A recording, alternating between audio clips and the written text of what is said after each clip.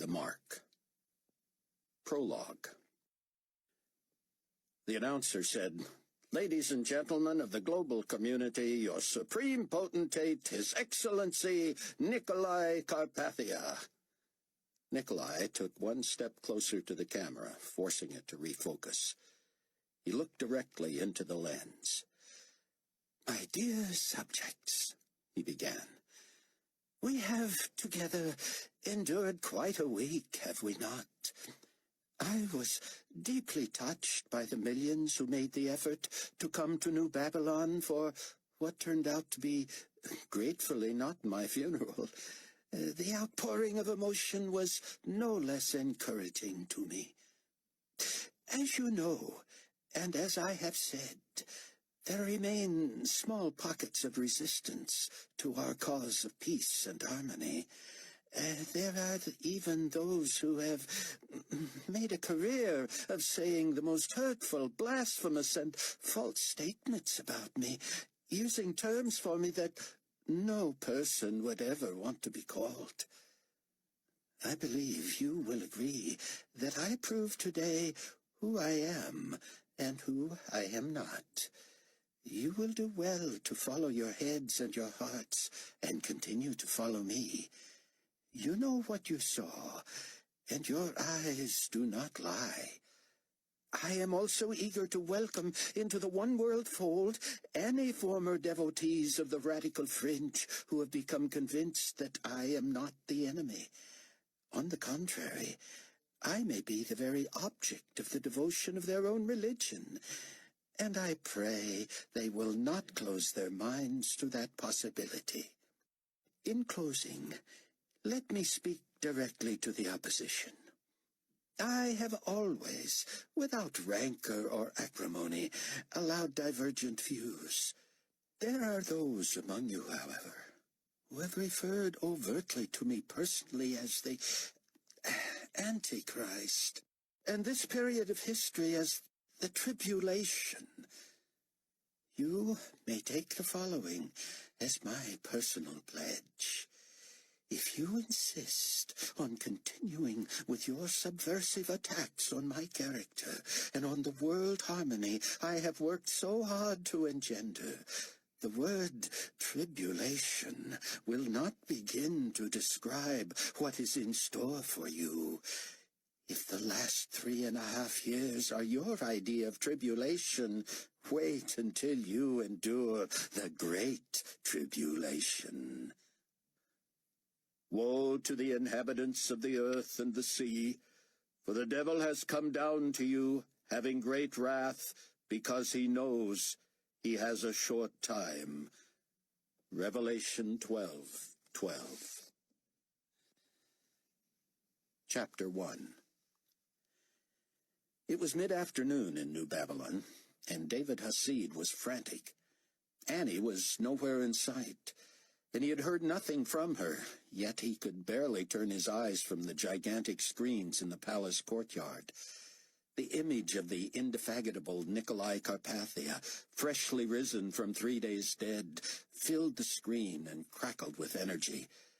David believed that if he was within reach of the man, he could be electrocuted by some demonic charge.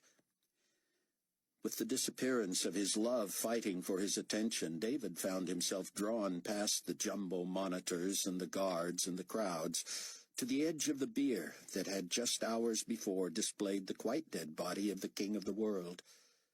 Should David be able to see evidence that the man was now indwelt by Satan himself?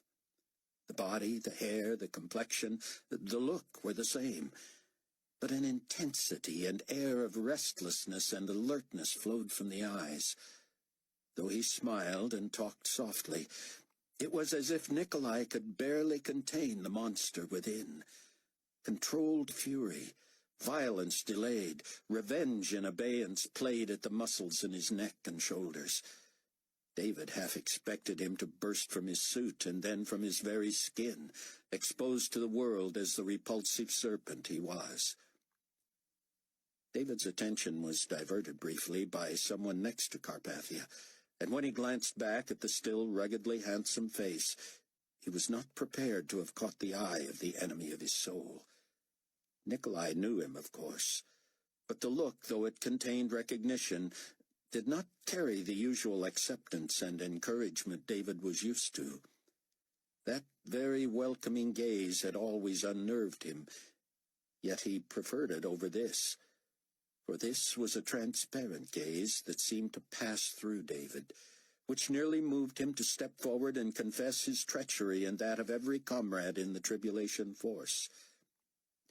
David reminded himself that not even Satan himself was omniscient, yet he found it difficult to accept that these eyes were not those of one who knew his every secret.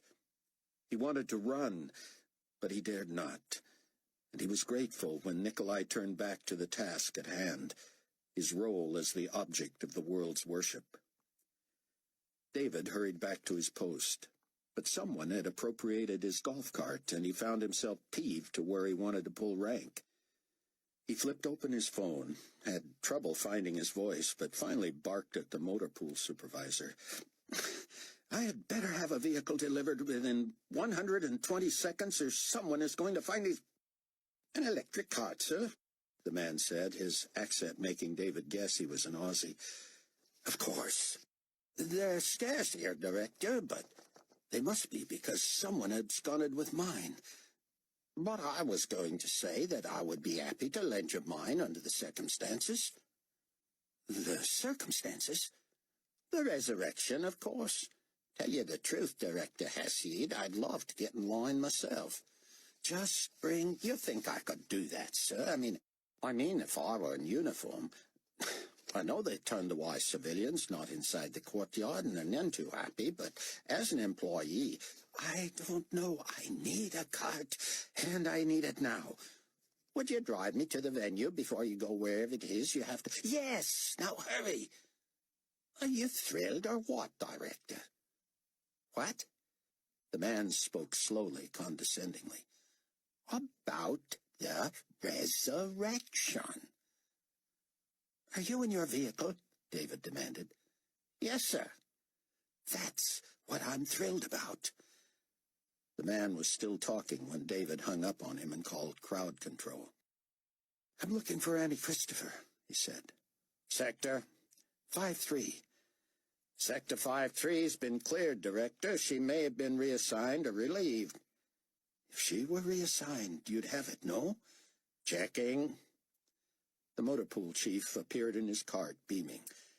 David boarded, phone still to his ear. "Gonna see God," the man said. "Yeah," David said. "Just a minute." "Can you believe it? He's got to be God. Who else can he be? Saw it with my own two eyes. Well, on TV, anyway. Raised from the dead.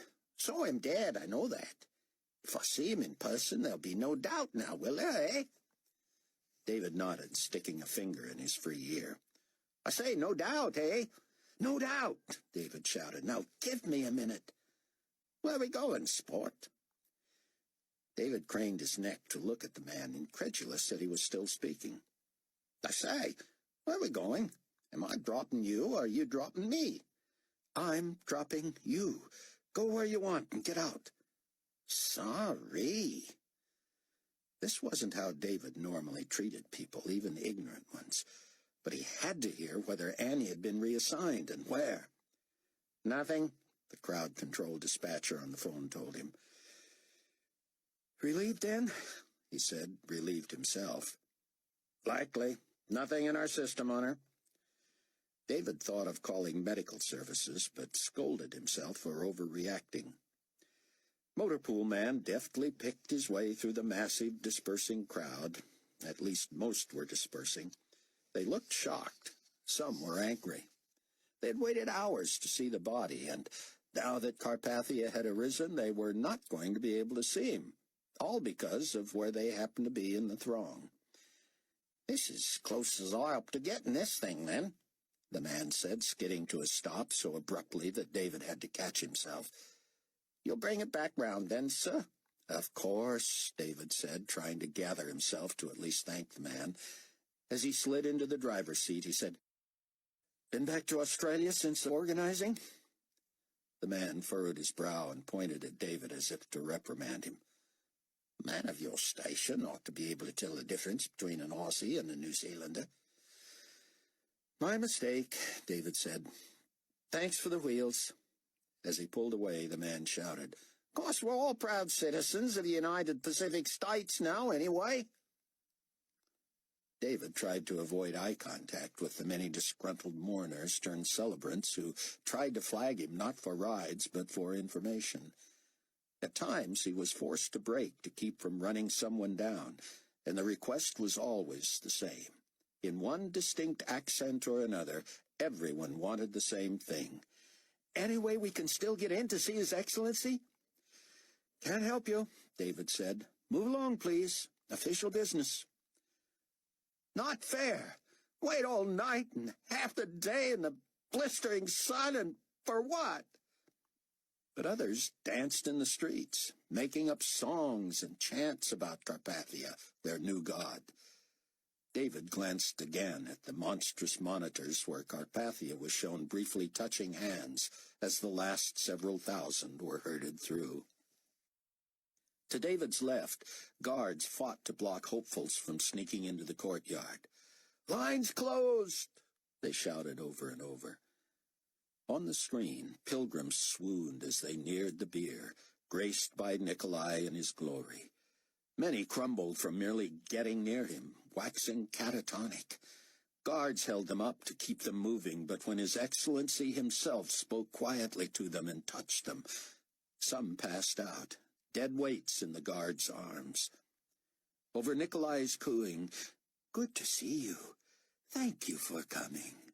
Bless you. Bless you." David heard Leon Fortunato. "Worship your king," he said soothingly. "Bow before His Majesty. Worship the Lord Nicolae, your god." Dissonance came from the guards, stuck with the responsibility of moving the mass of quivering, jellied humanity, catching them as they collapsed in ecstasy. "Ridiculous," they grumbled to each other, live mics sending the cacophony of Fortunato, Carpathia, and the complainers to the ends of the PA system. "Keep moving. Come on now. There you go. Stand up, move it along." David finally reached Sector 53, which was, as he had been told, deserted. The crowd control gates had toppled, and the giant number placard had been trampled. David sat there, forearms resting on the cart's steering wheel. He shoved his uniform cap back on his head and felt the sting of the sun's UV rays. His hands looked like lobsters, and he knew he'd pay for his hours in the sun. But he could not find shade again until he found Annie. As crowds shuffled through and then around what had been her sector, David squinted at the ground, the asphalt shimmering. Besides the ice cream and candy wrappers and drink cups that lay motionless in the windless heat, was what appeared to be residue of medical supplies. He was about to step from the cart for a closer look when an elderly couple climbed aboard and asked to be driven to the airport shuttle area. "This is not a people mover," he said absently, having enough presence to remove the keys before leaving the vehicle. "How rude," the woman said. David marched to Sector 53 and knelt, the heat sapping his energy. In the shadows of hundreds walking by, he examined the plastic empties of bandages, gauze, ointment, even tubing. Someone had been ministered to here. It didn't have to have been Annie. It could have been anyone. Still, he had to know. He made his way back to the cart, every seat but his now full. "Unless you need to go to medical services," he said, punching the number into his phone, "you're in the wrong cart." In Chicago, Rayford Steele found the Strong Building's 9th floor enough of a bonanza that he was able to push from his mind misgivings about Albie. The truth about his dark little Middle Eastern friend would be tested soon enough. Albie was to ferry a fighter jet from Palwaukee to Kankakee, where Rayford would later pick him up in a global community helicopter.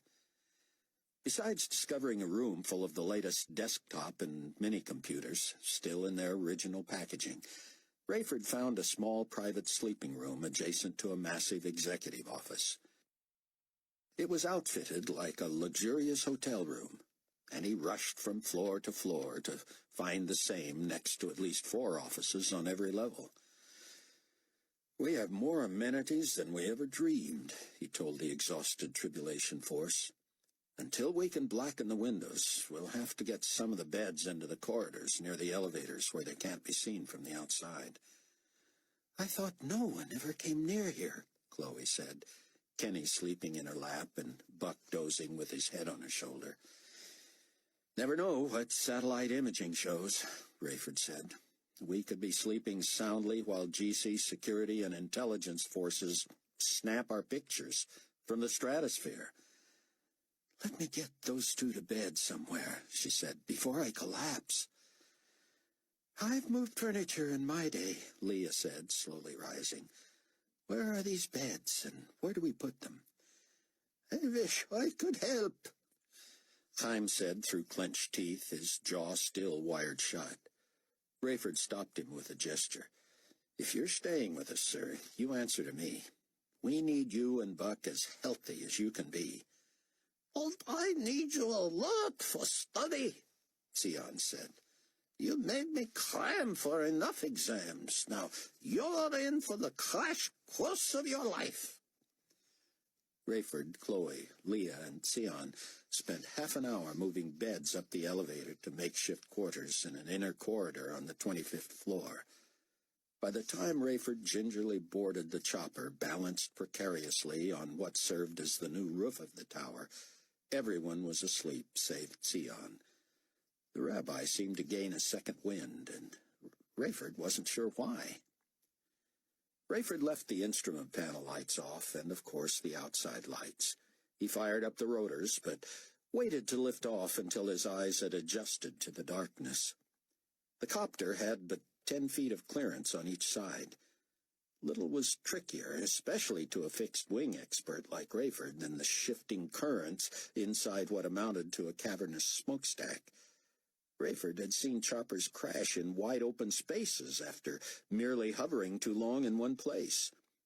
Mac McCullum had tried to explain the physics of it, but Rayford had not listened closely enough to grasp it. Something about the rotors sucking up air from beneath the craft, leaving it no buoyancy. By the time the pilot realized he was dropping through dead air of his own making, he had destroyed the equipment and often killed all on board. Rayford needed sleep as much as any of his charges, but he had to go get Albie. There was more to that, too, of course. He could have called his friend and told him to lie low till the following evening. But Albie was new to the country and would have to fend for himself outside or bluff his way into a hotel. With what had happened in New Babylon, who knew how long he could pull off his ruse? Anyway, Rayford had to know whether Albie was with him or agin him, as his father used to say. He had been thrilled to see the mark of the believer on Albie's forehead, but much of what the man had done in the pre-dawn hours confused Rayford and made him wonder. A wily, streetwise man like Albie, one who had provided so much at high risk to himself, would be the worst kind of opponent. Rayford worried that he had unwittingly led the Tribulation Force into the lair of the enemy. As the chopper rumbled through the shaft at the top of the tower, Rayford held his breath. He had carefully set the craft as close to the middle of the space as he could, allowing him to use one corner for his guide as he rose. If he kept the whirring blades equidistant from the walls in the one corner, he should be centered until free of the building. How vulnerable and conspicuous could a man feel? He imagined David Hasid having miscalculated, trusting old information, not realizing that the GC itself knew Chicago was safe, not off-limits due to radiation. Rayford himself had overheard Carpathia say he had not used radiation on the city, at least initially. He wondered if the GC had planted such information just to lure in the insurgents and have them where they wanted them, in one place for easy dispatch. With his helicopter free of the tower, Rayford still dared not engage the lights. He would stay low, hopefully beneath radar. He wanted to be invisible to satellite surveillance photography as well, but heat sensing had been so refined that the dark whirlybird would glow orange on a monitor. A chill ran up his back as he let his imagination run. Was he being followed by a half-dozen craft just like his own? He wouldn't hear or see them. They could have waited nearby, even on the ground. How would he know? Since when did he manufacture trouble? There was enough real danger without concocting more. Rayford set the instrument panel lights at their lowest level and quickly saw he was off course. It was an easy fix, but so much for trusting his brain, even in a ship like this. Mac had once told him that piloting a helicopter was to flying a 747 as riding a bike was to driving a sport utility vehicle. From that, Rayford assumed that he would do more work by the seat of his pants than by marrying himself to the instrument panel. But neither had he planned on flying blind over a deserted megalopolis in wee-hour blackness. He had to get to Kankakee, pick up Albie, and get back to the tower before sunup. He had not a minute to spare. The last thing he wanted was to be seen over a restricted area in broad daylight. Detected in the dead of night was one thing. He would take his chances, trust his instincts. But there would be no hiding under the sun, and he would die before he would lead anyone to the new safe house. In New Babylon, frustrated supplicants had formed a new line, several thousand long, outside the Global Community Palace. GC guards traversed the length of it, telling people that the resurrected potentate would have to leave the courtyard when he had finished greeting those who happened to be in the right place at the right time. David detoured from his route to medical services to hear the response of the crowd. They did not move, did not disperse.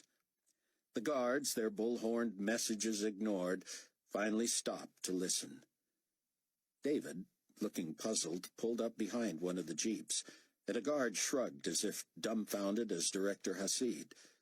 The guard with the loudspeaker said, "Suit yourselves, but this is an exercise in futility." "We have another idea," shouted a man with a Hispanic accent. "I'm listening," the guard said as the crowd near him quieted. We'll worship the statue," he said, and hundreds in line cheered. "What did he say? What did he say?" Question raced down the line in both directions. "Did not Supreme Commander Fortunato say we should do that?" the man said. "Where are you from, my friend?" the guard asked, admiration in his voice. "Mexico!" the man shouted in his native tongue, and many with him exulted. "You have the heart of the Toreador," the guard said. "Let me check on it." The news spread as the guard settled in his seat and talked into his phone. Suddenly he stood and gave the man a thumbs up. "You have been cleared to worship the image of His Excellency, the risen potentate." The crowd cheered. "In fact, your leaders consider it a capital idea." The crowd sang and chanted, edging closer and closer to the courtyard. "Please, maintain order," the guard urged. "It will be more than an hour before you'll be allowed in, but you will get your wish." David shook his head as he executed a huge U-turn and headed to the courtyard. People along the way called out to him, "Is it true? May we at least worship the statue?" David ignored most of them, but when clusters moved in front of his speeding cart, he was forced to brake before slipping around them. Occasionally he nodded, to their delight. They ran to get in a line that already stretched more than a quarter mile. Would this day ever end? Chapter 2. Rayford mentally kicked himself. He had vastly underestimated the time and his ability to pick up Albie, settle on the disposition of both the fighter jet and the Gulfstream, and get back to the new safe house before sunrise. The sun was already toying with the horizon. He patted his pants pocket for his phone. He felt for it in his flight bag, his jacket on the floor. He wanted to swear, but Since coming to his senses just days before, Rayford acknowledged that he needed a return to discipline. He had learned from an old friend in college something he had then rejected as too esoteric and way too touchy-feely. His broad-minded friend had called it his opposite trigger mode, and while in it, he forced himself to respond in ways diametrically opposed to how he felt. If he wanted to shout, he whispered. If he wanted to smack someone, he gently caressed his or her shoulder. Rayford hadn't thought about that old friend or his crazy idea until the lonely emotional flight from the Middle East to Greece and then to the United North American States. And now he decided to try it. He wanted to swear at himself for being short-sighted and for losing his phone. Instead, he surveyed his mind for an opposite response. One opposite of swearing was blessing. But whom would he bless? Another was praying. "Lord," he began, "once again I need some help. I'm mad at myself and have few options. I'm exhausted, but I need to know what to do." Almost instantly, Rayford remembered that Albie had his phone. Albie had a phone of his own, too, but in the bustle and grabbing of various items, Rayford had entrusted his to his friend. Sometime soon he would have to get someone to rig a radio base in the safe house with a secure channel to the copter so he could communicate directly. Meanwhile, he couldn't tell the rest of the Tribulation Force where he was or that he would not be returning until at least late that same evening. Neither could he determine whether Albie was all right. He would have to simply land, using his alias with the tower, and hope Albie was waiting for him. David left messages on Annie's phone and tried every other source he could think of that might know her whereabouts. Medical Services was too busy to look her up on their computers. "She wouldn't be in the system yet," he was told, "even if she were here." "You're not swiping barcodes on the badges of employees as they are admitted." "They're not actually being admitted, Director. Everybody goes to triage. The living are treated and the dead pronounced. Cataloging them is low on the priority list, but we'll eventually get everyone logged in." "How will I know if she's there?" "You may come look, but don't interfere. Keep out of the way." "Where's triage?" "As far east as you can go from our main tent. We try to start 'em in the shade of 3 tents, but we're out of space, and they're in and out of there as fast as we can move 'em." "Mostly sunstroke?" David said. "Mostly lightning, Director." "Tower to GC Chopper. Do you copy?"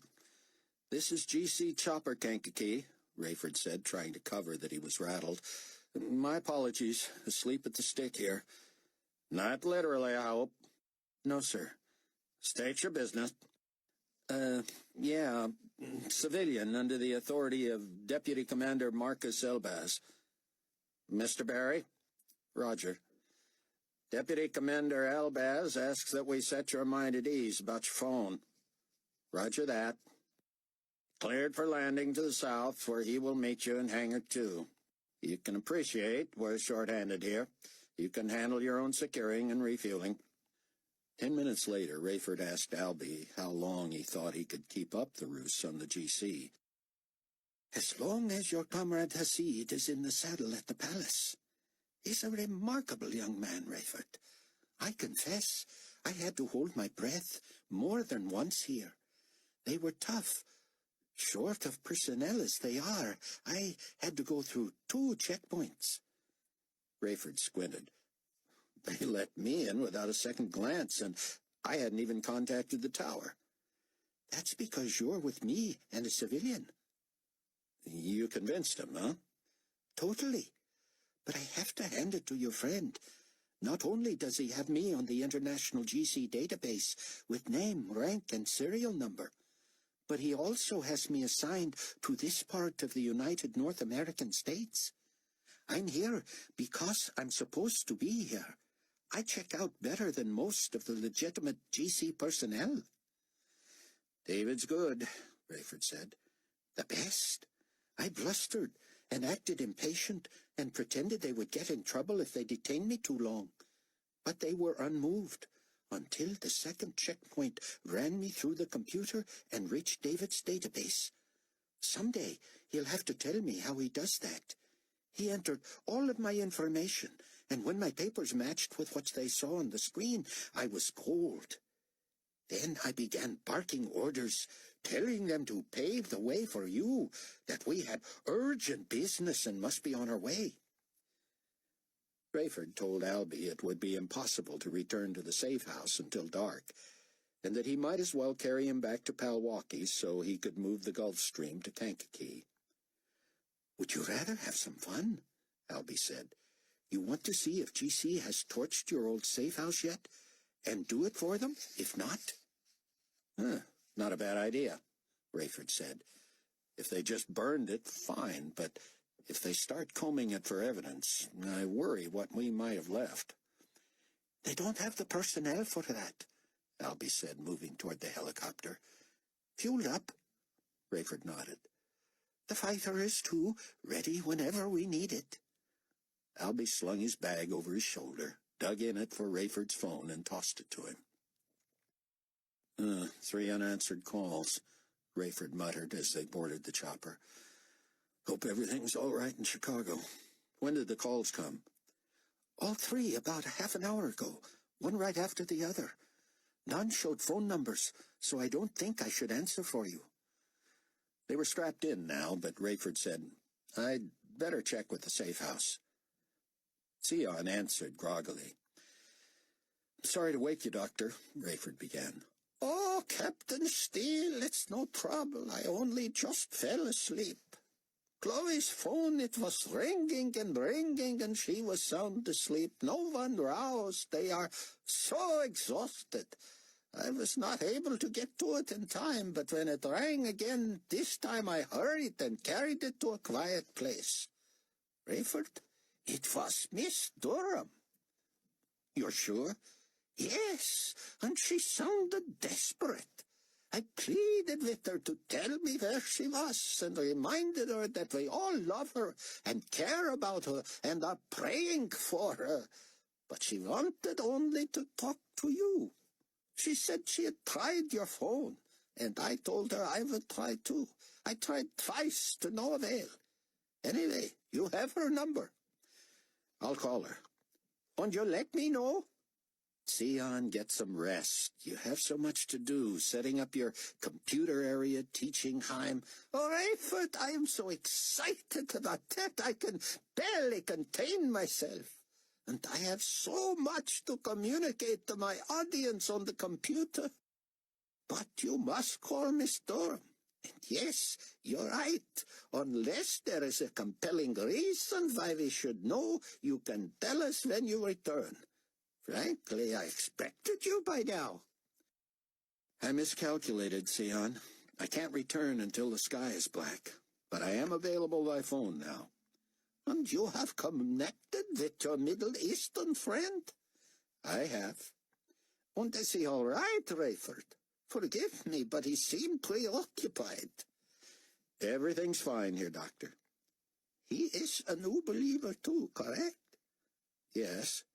"And he will be staying with us?" "That's likely." "Then I will look forward to training him as well." David was aghast at medical services. He had visited their indoor facility many times, which, despite their thinning ranks, was pristine and shipshape. What had begun as the main first aid station, which serviced dozens of others throughout the area during the Carpathia wake, now looked like a mobile Army surgical hospital. The rest of the first aid stations were being dismantled and leftover injured taken either to the courtyard triage center or into the indoor facility. Row upon row of makeshift cots snaked across the courtyard. "Why aren't you moving these people inside?" David said, tugging at his stiff collar. "Why don't you manage your area and let us manage ours?" a doctor said, turning briefly from an ashen victim of the heat. "I don't mean to criticize. It's just that we're all out here now," the doctor said. At least most of us. The majority of the treatable cases are heat stroke and dehydration. Most of the casualties are lightning victims. I'm sorry, Director, but whoever you're looking for, you're going to have to find on your own. We don't care about their names or their nationalities. We're just trying to keep them alive. We'll deal with the paperwork later. I had an employee stationed at... I'm sorry. It's not that I don't care, but I can't help you. Understand? She would have known how to avoid sun or heat stroke. Good. Now, goodbye. She was at Sector 53. Well, you don't want to hear about 5-3, the doctor said, turning back to his patient. What about it? Lots of lightning victims. Big bolt there. Where would the victims have been taken? The doctor was finished talking with David. He nodded to an assistant. Tell him. A young man in scrubs spoke with a French accent. No specific place. Some came in here. Some were treated in that sector. Some inside. David started on the cart, but soon abandoned it to jog down the line of victims. This would be impossible. How could he tell who was who? Annie was in uniform, and while he was sure he could recognize her with only shoes peeking out from sheets soaked to cool patients, he would have to check each face, and he would be interfering with the medical treatment. As he trotted along in the heat, David reached in his belt for his water bottle and found it empty. His throat was parched, and he knew his thirst trailed by several minutes his real need for water. When had he last taken a swig? When had he eaten? When had he slept? The huge screen showed Viv Ivans, Leon Fortunato, and Nicolae Carpathia moving the pilgrims along, cooing to them, blessing them, touching them. The waves of heat from the asphalt made David's uniform cling to him like a single damp weight. He stopped and bent to catch his breath, but his throat felt swollen, his mouth unable to produce saliva, his windpipe constricted. Dizzy. Annie. Lightheaded. Hot. Annie. Spinning. Thirst. Hands red. David pitched forward, his cap sliding off and tumbling before him. His mind told him to reach for it, but his hand stayed planted above his knees. Break your fall! Break your fall! But he could not. His arms would not move. His face would take the brunt of it. No, he could tuck his chin. The top of his head smacked the pavement, the jagged asphalt digging through his hair to his scalp. He shut his eyes in anticipation of the pain, and white streaks shot past his eyes. Hands still on his knees, his seat in the air, he slowly rolled sideways and crashed onto his hip. He opened his eyes and saw his own blood trickle past his face, quickly coagulating in a pool on the baked pavement. He tried to move, to speak. Unconsciousness pursued him, and all he could think of was that he was next in a long line of victims. You want me to fly while you make your call? Albie said. Maybe you'd better, Rayford said. They switched places as he punched in Hattie's number. She answered in a hoarse, panicked whisper on the first sound. Rayford, where are you? I don't want to say, Hattie. Talk to me. Where are you? Colorado. Specifically? Pueblo. North End, I think. GC has you? Yes. And they're going to send me back to Buffer. Rayford was silent. Don't leave me hanging, Rayford. We go back too far. Hattie, I don't know what to say. What? What do you want me to do? Come get me. I can't go back to Belgium. I'll die there. What do you expect me to do? The right thing, Ray. In other words, jeopardize my life and expose the Force to... Click. Rayford couldn't tell whether she hung up because he had insulted her or because she heard someone coming. He told Albie the conversation. What are you going to do, my friend? Rayford stared at Albie in the emerging light and shook his head. That woman has caused us no end of grief. But you care for her. You told me before. I have? Bits and pieces. Maybe Mac told me. Mac doesn't know her. But he knows you, and you talk, no? Rayford nodded. We know they let her out of Buffer thinking she... Buffer? Belgian Facility for Female Rehabilitation. Ah, I'd better remember that. Anyway, we know they were hoping she would lead them to us at the gala in Jerusalem, but she... Excuse me, Rayford, but do you want me to set a course over the old safe house, or just head directly for Palwaki? Depends on whether I decide to go to Colorado. Your choice.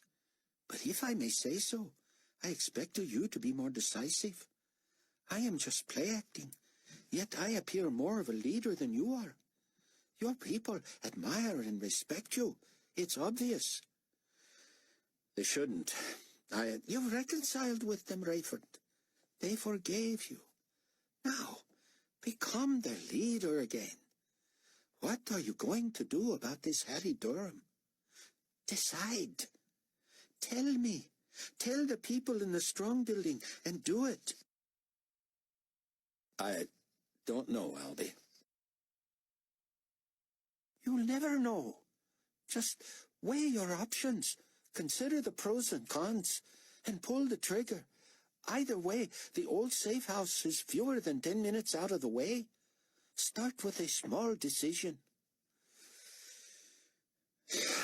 Let's have a look at it. Good for you, Rayford. Don't patronize me, Albie. We're in a GC chopper. We won't look suspicious anyway. But you've made a decision. Now, think aloud about the more important one. Are we going to Colorado? I was saying, rather than lead the GC to us, she went straight there. Her family's gone, but maybe she thought she could hook up with friends in Colorado. Who knows? I couldn't even tell you whether her confounding the GC was a stroke of genius or dumb luck, but I'd lean toward the latter. So, she may be leading you to them, rather than the other way around. Rayford turned away from Albie and looked out the window, praying silently. It hadn't been that many years since his lust for Hattie Durham had almost cost him his marriage. He took the blame for that, but since then she had been nothing but trouble. He and the others in the Tribulation Force had loved her and counseled her, provided for her, pled with her to receive Christ. But she would not be persuaded, and she pulled dangerous stunts that compromised the safety of the force. For all he knew, she was the reason the GC had finally discovered the safe house. Rayford's phone chirped. Hattie? I heard footsteps. They've got me in a small room in a bunker about an hour south of Colorado Springs. I'm a long way from there. Oh, thank you, Rayford. I knew I could... I haven't decided what I'm going to do, Hattie. Of course you have. You won't leave me here to be sent back to prison or worse. What do I have to do? Promise to be a believer? Not unless you mean it. Well, if you don't come for me, you can kiss that idea goodbye. Rayford slapped his phone shut and sighed. What an idiot. Her? Albie said. Or you, for considering what you're considering. Her. This is such a transparent attempt by the GC to lure one of us out there. Once they get me, they hold me ransom for information on the rest of the force. Who they really want, of course, is Zion. The rest of us are irritants. He's the enemy. So your choice is between this Miss Durham and Zion Ben Judah. You want my vote? It's not that easy. We want her for the kingdom, Albie. I mean, we all really do. And you think if you abandon her now, she'll never believe? She said as much. This may sound cold, and I admit I'm new to this. But it's her choice, isn't it? You're not making the decision for her. Going out there would be the dumbest thing I've ever done. They've caught her, detained her, threatened to take her back to prison, and yet they leave her with their phone. I mean, come on. Albie scanned the horizon. Then your decision is easy. I wish. It is. Either you don't go, or you consider all your resources. What does that mean? There's one it seems you've forgotten. Maybe two. I'll bite. Assign David Hasid to find out exactly where they have her, and have him send through an order from a bogus commander to keep her there until further notice. You call her back and tell her you're not coming. Make her and whoever is listening in believe it. You just show up, surprise attack, just when both she and the GC think you have abandoned her. Rayford pursed his lips. Maybe you ought to be in charge of the Trib Force. But surprising them doesn't guarantee success. I'll still likely be killed or detained myself. Because you've forgotten another resource. I'm still listening. Sir, Director, are you all right? He's out. His eyes are open, Doctor. He fell on his head, medicine woman. I've asked you not to call me. Sorry, I didn't know how you handled fallen braves on the reservation, but this one couldn't even break his fall. He couldn't shut his eyes if he wanted to. Help me get him on. There you go again, sweetie. I'm not an orderly. And there you go again, Doctor. We can let him lie here and bleed to death, or I can remind you that our patients way outnumber the help. David's tongue was swollen, and he could not maneuver it to form the word. All he wanted was water, but he knew his head required attention, too. Spray, the dark nurse called out, and someone tossed her a bottle. She sprayed 3 bursts of lukewarm water directly into David's face, and he couldn't even blink. Compared to the heat of the asphalt, which he estimated at 120 degrees, the water felt icy. A few drops reached his mouth, and he panted, trying to drink them in. The doctor and nurse gently rolled him to his back, and in his mind he was squinting against the harsh sun. Yet he knew his eyes were wide open and burning. He wanted to plead for another spray, but he felt paralyzed. The nurse mercifully laid his cap over his face, and when feeling returned, he tried not to move so as to keep the cap in place. If he could find his voice, he would plead for Annie. But he was helpless. She was probably somewhere looking for him. When David was lifted to a canvas cot, the hat slipped off his face, but he was able to blink and was soon under the shade of a crowded tent. He had been assigned the last sliver of shadow. "Critical?" someone asked. "No," the doctor said, "but sew that head up soon." The first syringe that plunged into his scalp made his whole body jerk and shudder, but still he could not call out. In seconds, the top of his head was numb. "You can do this?" the doctor said. The nurse said, "It's not exactly cosmetic, is it?" "Give him threads like a football. I don't care. He can always wear a hat." In truth, David didn't care what his head looked like, and it was a good thing, because the nurse quickly shaved an inch on each side of the laceration, splashed more liquid on him, and began opening a huge needle. "How bad?" David managed, his tongue lolling. "You live," she said. "Strictly superficial, tough skull, but you really yanked the flesh away from the bone, 5 inches at least, laterally at the top." "Wara." "Sorry. Little." She quickly removed the top of the spray bottle, which had an inch of water left in it. "Open up." Most of it ran down David's neck, but it loosened his tongue. "Looking for Chief Christopher," he said. "Don't know him," she said. "Now hold still." "Sure. Annie Christopher. Director, I've got about 5 minutes for you, and if you're lucky, I'll find an IV to rehydrate you. But while I'm sewing, you're going to have to shut up and hold still if you don't want to look worse. Do you see what I see? Albie squinted into the distance. Rayford followed his gaze and was surprised by a gush of emotion. A black tower of smoke billowed several 100 feet in the air. You think? He said. Albie nodded. Gotta be. Get as close as you can, Rayford said. That was my home for a long time. Will do. Now, you going to use every resource available? Or did I waste my money on this uniform and all the credentials?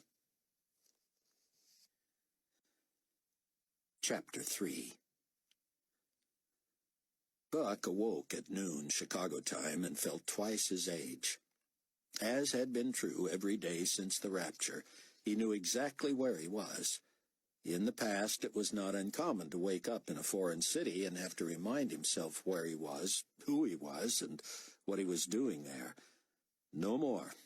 Even when exhausted and injured and barely able to function, somehow the self-preservation flywheel kept spinning in his otherwise unengaged mind. He had slept soundly, but at the first flutter of his eyelids and that initial glance at his watch, he knew. It all made sense in a ludicrous way. Buck stared at the wall next to an elevator in a bombed-out skyscraper in Chicago, heard muffled voices from around the corner, smelled coffee and a baby. Kenny had his own aroma, a fresh, powdery sweetness that Buck conjured when they were far apart. But Kenny was here, barricaded from the outer hallways exposed to the windows that let in the midday sun. Buck rolled to his back and propped himself up on his elbows. Kenny had apparently given up trying to climb the makeshift barrier and sat contentedly playing with one of his loose shoelaces. "Hey, Kenny Bruce," Buck whispered. "Come see Daddy." Kenny's head jerked up, and then he went to all fours before righting himself and toddling to the bed. "Dada." Buck reached for him, and the chubby bundle climbed atop him and stretched out on his stomach and chest. Buck let his head fall back again and wrapped his arms around Kenny. The boy seldom had the patience to simply rest in his father's arms, but now he seemed almost ready to nap himself. With the baby's tiny heart beating against his own, Buck wished he could lie there forever. "Dada, bye-bye," Kenny said, and Buck could not stop the tears. Rayford had made a decision. Several, in fact. After watching the old safe house burn to the ground, he instructed Albie to turn back to Kankakee, where they would fly the GC fighter to Colorado. "Now you're talking, Captain," Albie said. "Now I'm talking," Rayford groused. "Now I'm probably getting us all killed." "You are doing the right thing." Unable to reach David in New Babylon, Rayford left a message asking him to get back to them with Hattie's exact whereabouts. He also asked David to inform GC personnel holding her that, should their current operation fail, they should keep Hattie there until assigned personnel could come for her. David often overrode other GC systems to send such directives in a way that they could not be traced back to him. He was the one who assigned security codes to keep such transmissions from enemies of the global community, so he was also able to use the channels without detection. "As soon as you can," Rayford recorded on David's private machine, "get back to Albie and me to confirm you've paved the way for us."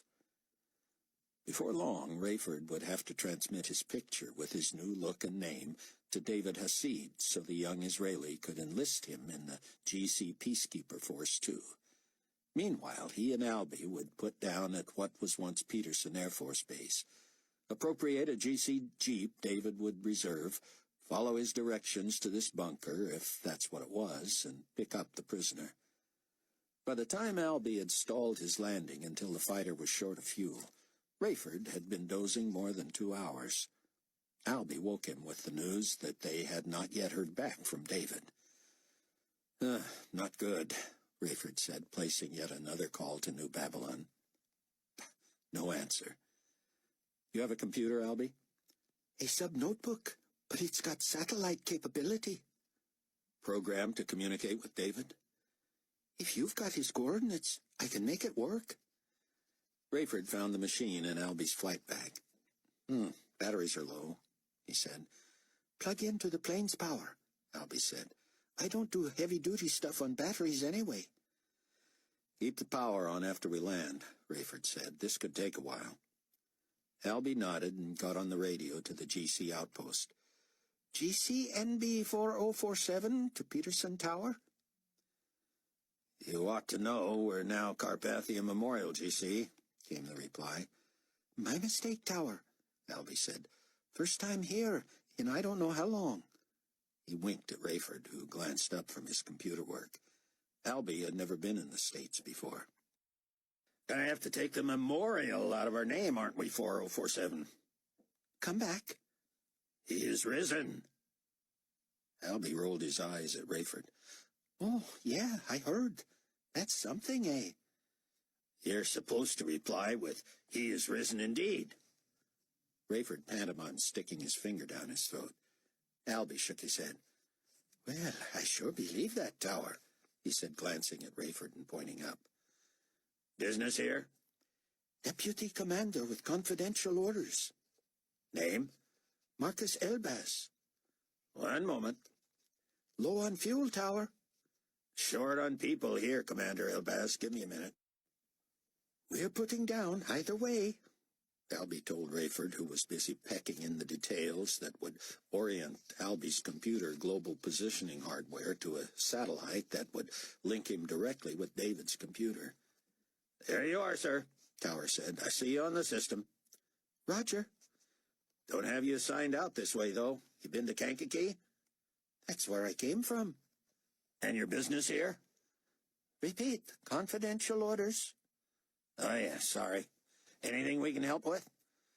Refueling and a ground vehicle should have been arranged. As I say, sir, we don't have your disposition here. We can refuel you, no problem, with the proper authorization code. Ground transportation is scarce. I'll trust you to figure something out. We're very short-handed. You mentioned that. And frankly, sir, there's no one here near your rank. Then I expect whoever's in command to obey my order for transportation. A long pause. I'll, pass that word along, sir. Thank you. And you're cleared to land. David awoke in the palace hospital, his head throbbing so he could barely open his eyes. He shared a room with 2 sleeping patients. His clothes had been removed, and he lay there in a flimsy gown, an IV in his hand, his watch on a stand next to him. Holding it before his bleary eyes was almost more than he could bear. 2,100 hours? It couldn't be. He tried to sit up and was aware of bandages around his head and over his ears. He heard his own pulse and felt pain with every beat. It was dark outside, but a silent TV monitor showed pilgrims still in the courtyard, passing by, kneeling, bowing, worshipping, praying to the gigantic statue of Nicolae. On David's other side was the remote control. He didn't want to wake the other patients, but the captioning system was in Arabic.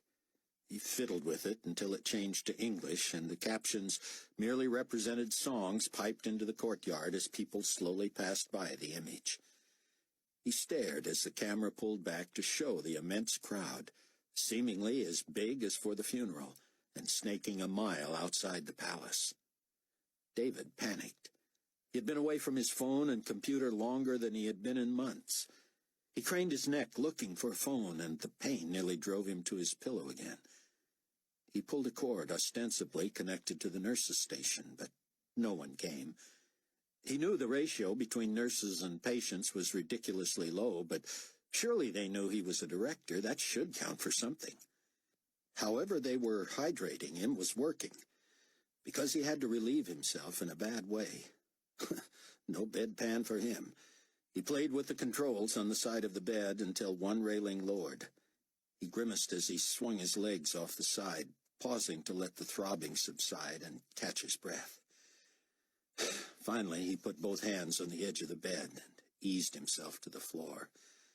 The marble was incongruously cold for such a hot part of the world, but it felt good. He stood, swaying, dizzy, waiting for his equilibrium to catch up. When he felt steadier, he stepped toward the bathroom, reminded by a tug at his wrist that he was still hooked to the IV. He stepped back and wiggled the metal stand on rollers away from the wall and the end of the bed, but as he dragged it with him, it caught. A monitor cord was plugged into the wall. He tried to remove it, but it wouldn't budge from the connection or the stand. David knew there had to be some simple trick to it. Maybe it was screwed opposite of normal, or you had to push to pull it, or something. All he knew was he had to go. Painful as it might be, he yanked at the tape, which pulled hairs on his hand, then pulled the needle out with one motion. The sting brought tears to his eyes, and as the solution dripped on the floor, he made one feeble attempt to turn the stopper, then just tied the cord and headed for the bathroom.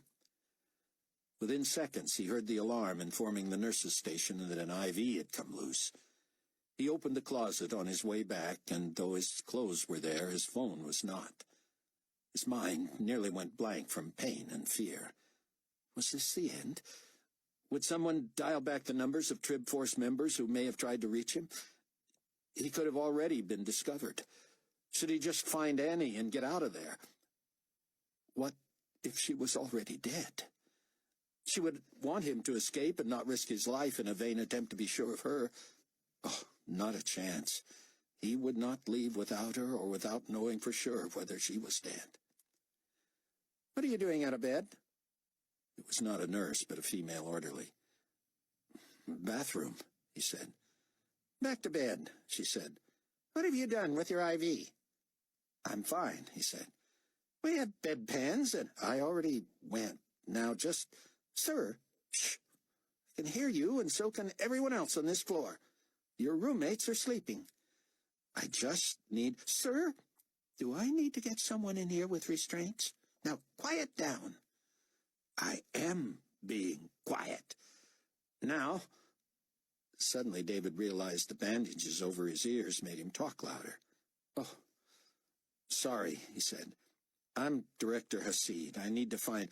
"Oh, you're the director. Are you a lightning victim?" "Yeah, I took a bolt right through the top of my head, but here I stand." "You don't have to..." "Sorry. No, I just fainted in the heat. I'm fine." "You had surgery." "Minor." "Now, sir, if you're the director, I'm supposed to tell someone when you're awake." "Why?" And why had she asked about the lightning? Was Annie a victim, and did they somehow connect him with her? He didn't want his mind to run away with him. "I just do what I'm told. 6 nurses and 2 aides are handling this whole floor, and some floors have fewer staff than that, so I need to know where my phone is. I carry it with me, and it's not in my uniform. I know you're going to tell me to stay away from my uniform anyway, but on the contrary, sir.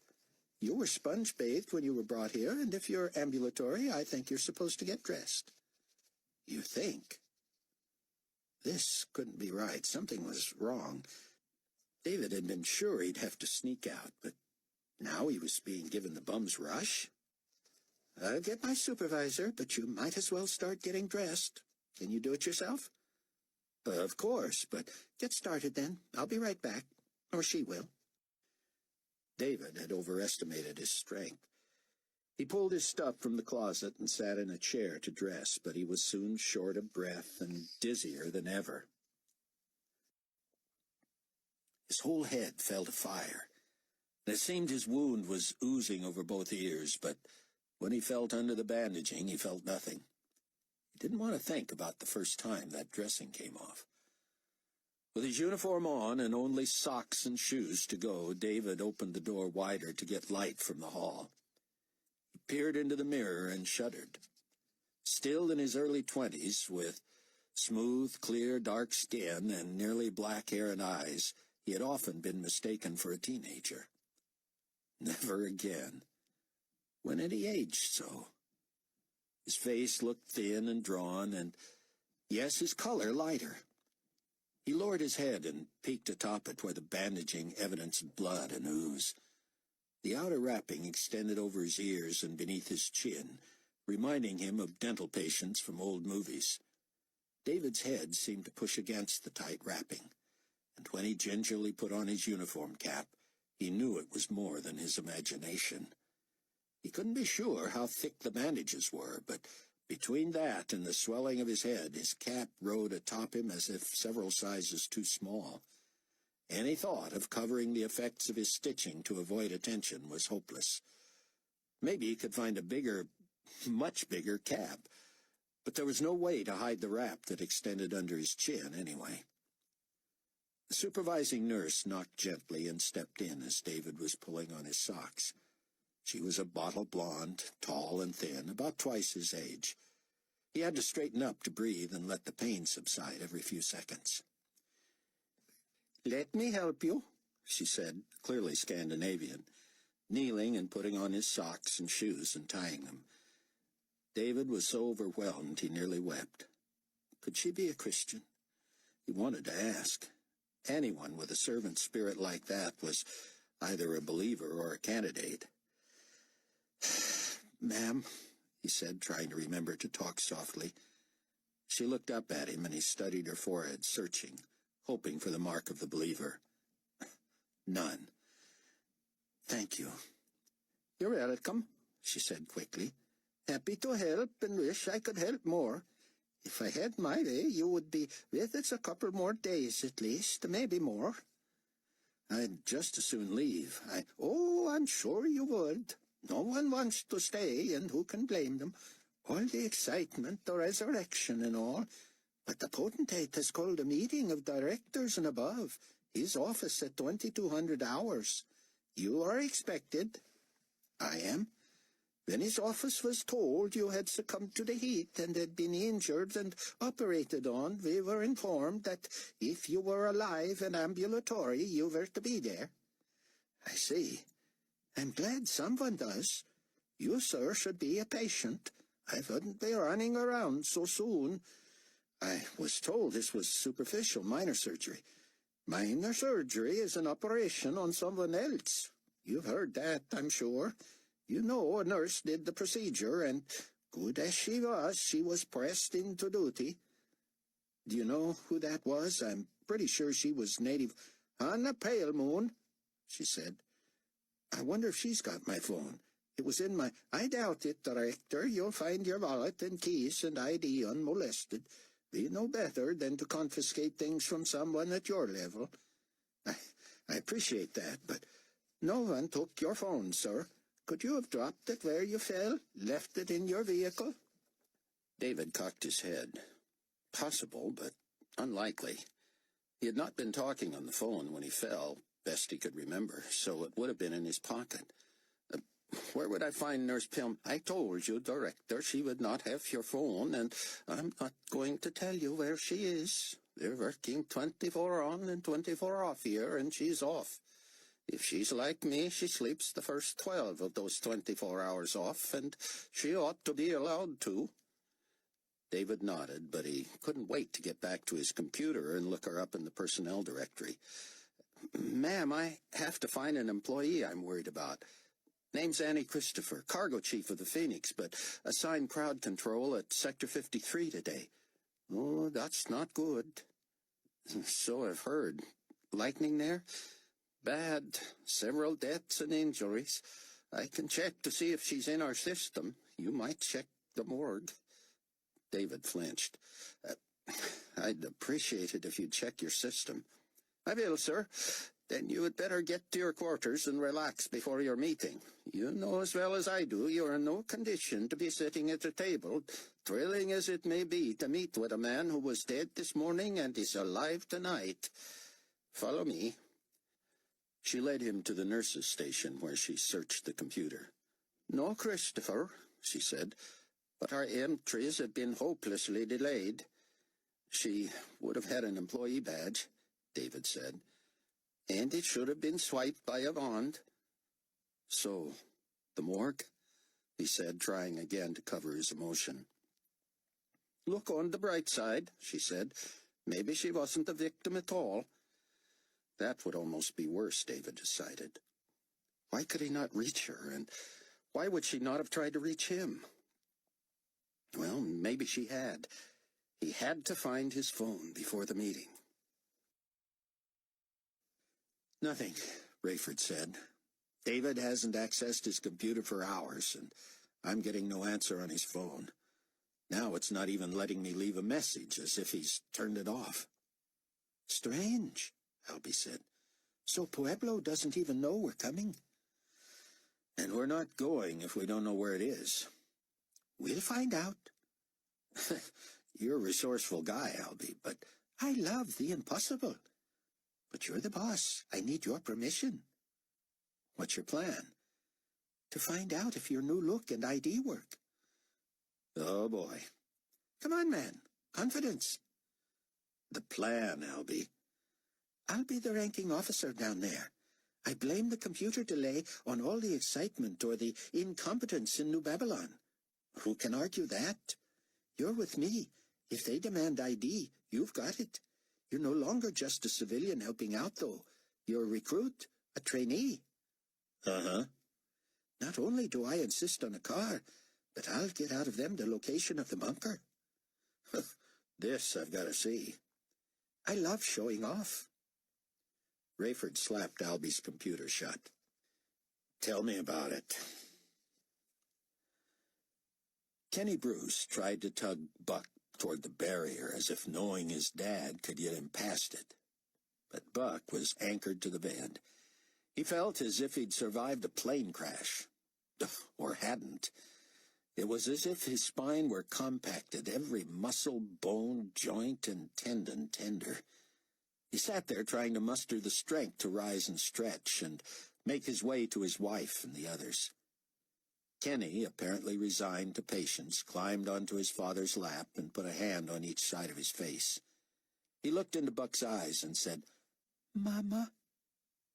"We'll see Mama in a minute, hon," Buck said. Kenny traced Buck's deep facial scars with his stubby fingers. "They don't bother you, do they, bud?" "Dada," Kenny said. "Mama." Presently Buck rose, lifting Kenny as he went. The boy spread his legs and settled in over Buck's hip, his arms around him, head on Buck's chest. "Wish I could take you with me everywhere I go," Buck said, limping, stiff-legged and gimpy. "Mama. Dada." "Yep, we're going, bud." Buck prepared himself for the always embarrassing welcome saved for the last person to rise. But when he came into view of everyone else in the safe house, he was virtually ignored. Leah sat bundled in a robe, her red hair wrapped in a towel, leaning back against a wall, dozing. Chaim stared at the tabletop before him, his head in his hands, a straw in his coffee cup. Sion stood beside a window, out of view from the outside, just in case, head bowed, softly praying. Chloe paced, phone pressed to her ear, tears streaming. She looked directly into Buck's eyes, as if to let him know she was aware he was there. And when Kenny tried to wriggle down to get to her, Buck whispered, "Stay with Daddy a minute, hmm?" Chloe was saying, "I understand, Zeke. I know, sweetie, I know. God knows. It'll be all right. We'll come get you, don't you worry. Zeke, God knows. It'll be after dark, but you stay strong, here?" She finally rang off, and everyone looked to her. "Big Zeke was busted," she said. "Zeke Sr.?" Sion asked. Zeke Jr. was much bigger than his father, but still they were known as Big Zeke and Little Zeke. She nodded. "GC goons got him this morning, cuffed him, charged him with subversion, took him away." "How'd they miss Zeke Jr.?" Buck asked, finally letting Kenny down. "Zeke," Kenny said, giggling. Chloe shrugged. "Their underground was better hidden than ours. And I don't think little Zeke ever showed his face outside. Zeke, Kenny said. Little Zeke coming here? Leah said. Where else would he go? He says GC is staking out the place, picking up people who stop for gas. How's he know? He's got some kind of a monitor rigged up that he used to keep track of his dad. That's how he knew Big Zeke had been arrested. He knows his dad won't give him up, but he also knows he can't stay there. He's packing. Yeah, Buck said. All he'd need is for the GC to find all his files and document-making paraphernalia. It will be good to have him here, Sion said. He will be safe and can do so much for so many. Buck, how are you feeling? Better than Chaim, apparently. The old man lifted his head and tried to smile.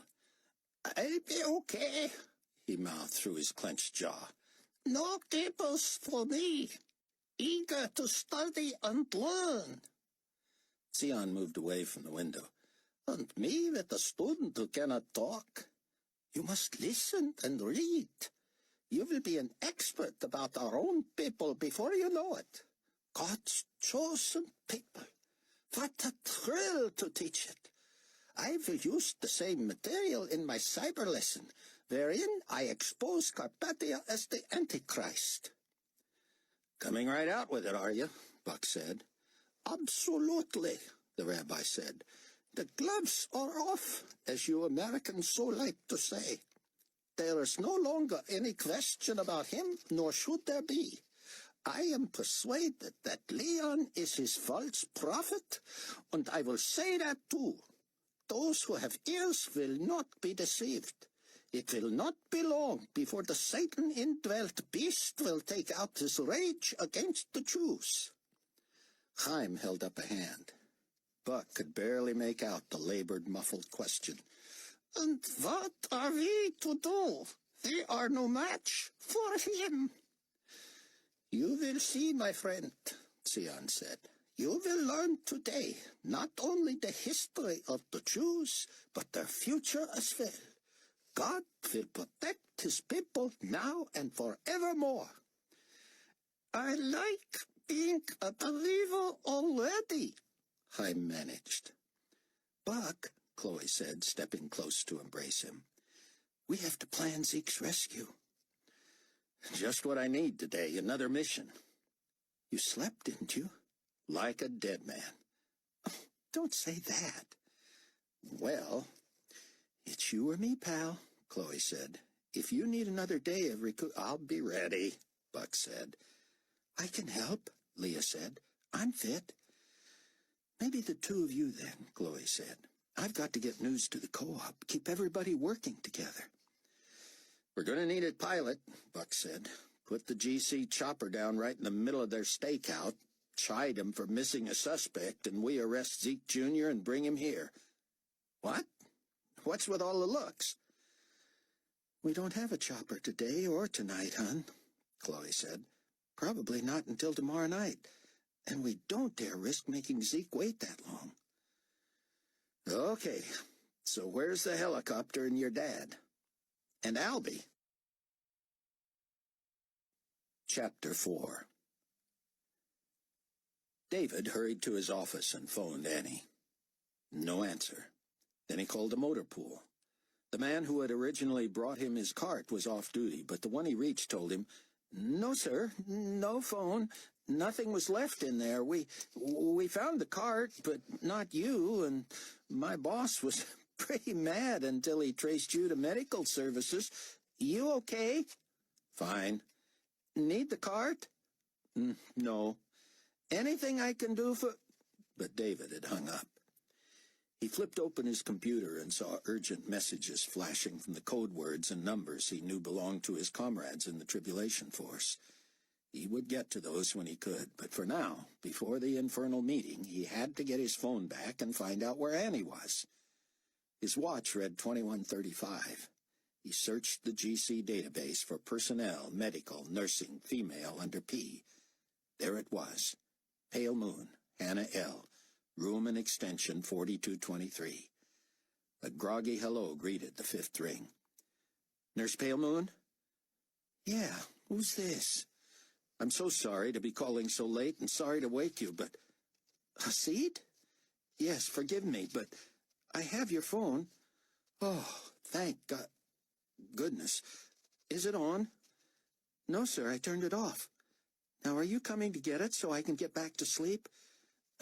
Could I? If you don't mind terribly, I gotta show you something anyway. What in the world? Was he being set up? Why would she be so willing to have him come and get it? And why did she take it in the first place? To be safe, he jumped back on the computer and fired up the bugging device that would record their conversation in the corridor outside her room. As he backed out of that program, he saw the blinking signals for his urgent messages again. Looked like Rayford and Albie had been desperately trying to reach him. He didn't have time to deal with them, but what if they'd heard from Annie? He had to peek. The request stunned him. He was way late for helping Albie and Rayford in Colorado, but his fingers flew over the keyboard anyway. His head ached, his wound oozed, and he blinked furiously. He entered the numbers to override the peacekeeping security codes. Under his phony name as a high-level GC unit commander in New Babylon, he assigned Marcus Elbaz to Carpathia Memorial Airstrip in Colorado Springs. He also authorized him to temporarily appropriate a vehicle with which to take custody of an escapee from the Belgium facility for female rehabilitation, currently incarcerated at a bunker on the north end of Pueblo. A few more keystrokes derived the exact coordinates of that facility and the name of the deputy director in charge, Pinkerton Stevens. Fortunately, Stevens was lower ranked than Deputy Commander Elbaz.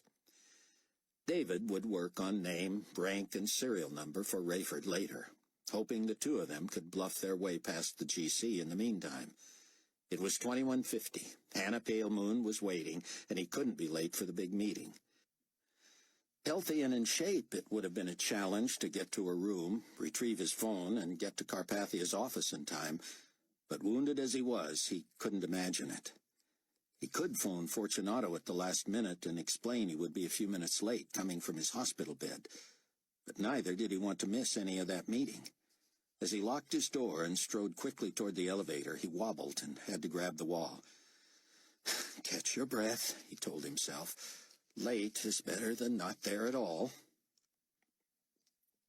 Give me my razor, Albie said. It's going to be hard to pull this off if I'm out of regulation. You'll be on the ground in less than a minute, Rayford said. I have a co-pilot, do I not? Rayford pulled Albie's electric razor from his bag and took over the landing, as Albie shaved and tightened his tie. When the tower confirmed the landing, Albie responded, then whipped off the headphones and put on his uniform cap. When they disembarked, Rayford was struck again how the diminutive Middle Easterner seemed taller, more commanding.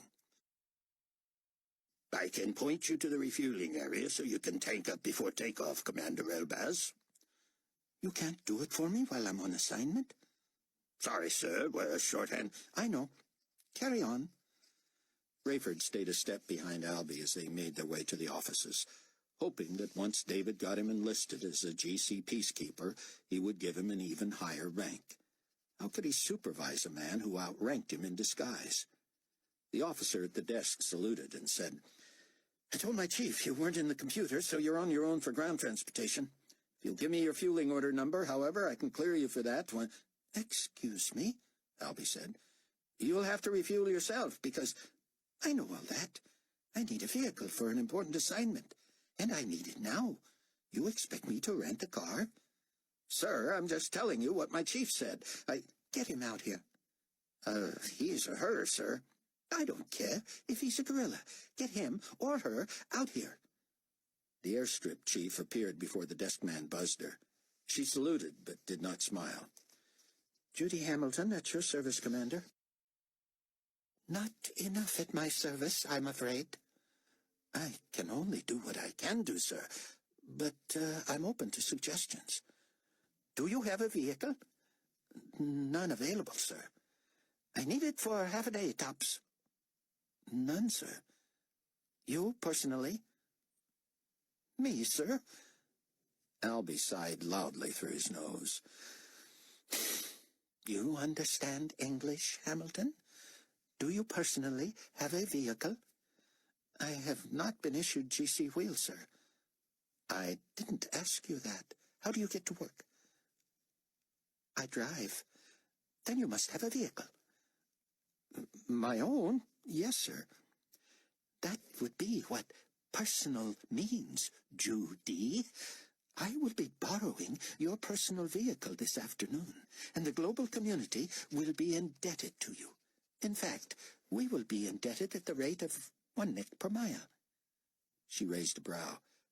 The manual says half that, sir. I'm aware of that, Albie said. I'll authorize it due to your cooperation. No demerits for stupidity, sir. Only for insubordination, Hamilton, which is one way I define sarcasm. So you'll pay me 1 nick a mile for the use of my car? You catch on quickly. No. No. No, you'll not be using my car. I beg your pardon, Hamilton. I have a meeting in Monument in 2 hours, and C-25 has been open only a week and not all lanes. I need to leave now. And you believe your meeting takes precedence over that of a deputy commander? It does today, sir, because of your attitude. You are denying me the use of your car. You catch on quickly. Albie squinted at her, reddening. You're going on report, Hamilton. You will be disciplined. But surely not this afternoon. And you will be disciplined as well. I, Albie said. How long has it been since the resurrection of the potentate, yet you greeted neither my desk man nor me with the new praise? I have been busy and up for hours. You don't know that we greet each other with He is risen, to be responded to by He is risen indeed? Of course, but, ma'am, I also need to know the exact location of the facility on the north end of Pueblo. You don't have full orders, sir? Unfortunately not. Corporal, check the computer again. Let me see what we do have on Deputy Commander Elbaz, and whether we can add bluster and bullying to his profile. Hamilton, She silenced him with a hand. Hey, the desk man said. This wasn't here before. Straight from the brass in New Babylon, look. Hamilton peered and blanched at the screen. Rayford let out a breath. The woman cleared her throat. It appears everything is in order, Commander. I would like to propose a truce. I'm listening. You're cleared for a vehicle, too, and we will find you one, though I will be happy to use the Jeep if you still care to use my car. You would let me? Will not only let you use the car, but I will also agree not to report your breach of protocol if you will keep between us your opinion of my insubordination. Buck and Chloe left the baby in Leah's care while Sion and Chaim studied. The couple made their way to the basement of the tower where Buck had parked the Land Rover among many other vehicles. We can be grateful this place had the ritzy clientele it did, Chloe said. Look at these rigs. Buck had to smile at the difference between the filthy, banged-up Rover, which wasn't so old. He smacked a palm atop it, and it echoed throughout the parking garage. Old Bessie saw us through a lot, didn't she? Chloe shook her head. She? You men and your penchant for attributing female characteristics to your cars. Buck leaned back against a pillar and beckoned Chloe to him. He enveloped her. Think about it, he said. I couldn't pay the car or women a higher compliment. Keep digging. You'll need a backhoe in a minute. Not if you think about it. She leaned back and cocked her head, pointing to her temple. Let's see if old Charlie and I can figure this out. Calling my brain by a man's name is the biggest compliment I can pay it in men. Come on, Buck said. Think what that car's been through with us. It got us through traffic when the war broke out, kept you alive when you sailed into a tree, no less. Rode with me into a crevice in the earth and back out again, not to mention up, over, and through every obstacle. You're right, she said. No man could have done that. You and Charlie figure that out all by yourselves? Yep. And want to know what else? I think a Humvee is the way to go this time. We got one? 2, down around the corner near the luxury cars. She pulled him to a darker area of the underground structure. All the spaces are numbered, and they coincide with the key pegboard in the attendance shack. There's hardly a car in here with less than half a tank of gas, and most of them are full. People must have been prepared. Some were listening to the rumors of war, apparently. Buck tapped her head. Thank you, Charlie. He surveyed the selection of vehicles, dozens of them, mostly new, and let out a low whistle. When God blesses, he blesses. But Chloe had grown quiet. What you thinking? He said. She pursed her lips and buried her hands in her jacket pockets. About what fun we would have had if we'd been lovers at any other time in history. He nodded. We wouldn't have been believers. Someone might have gotten to us. Look at us. This is the most fun I've had in ages. It's like we're in a free car dealership and it's our turn to pick. We've got a beautiful baby and a free sitter, and all we have to do is decide what model and color car we want. She rested against a white Hummer, and Buck joined her. She shook her head. We're older than our years, wounded, scarred, scared. It won't be long before our days will be spent looking for ways just to stay alive. I worry about you all the time. It's bad enough living now, but I couldn't go on without you. Yes, you could. I wouldn't want to. Would you, without me? Maybe I shouldn't ask. No, Chloe, I know what you mean. We have a cause, a mission, and everything seems crystal clear. But I wouldn't want to go on without you either. I would. I'd have to. For Kenny, for God, for the rest of the force. Like Sion says, for the kingdom. You would have been the best thing that ever happened to me, even if you weren't my whole life. But you are. Let's watch out for each other, keep each other alive. We've only got 3.5 years to go, but I want to make it. Don't you? Of course. She turned and held him tightly for a long minute, and they kissed fiercely. When David finally mince-stepped his way down the 4th floor of the employee residence tower, he found room 4223 open a crack, a sliver of light peeking out. He was about to knock when a dark hand poking out the end of a quilted robe thrust his phone out at him. Thanks, ma'am, he said. I've got to run. Ma'am, Nurse Pale Moon said, I can't be that much older than you, boy. How old are you? Why? She opened the door and leaned wearily against the jamb.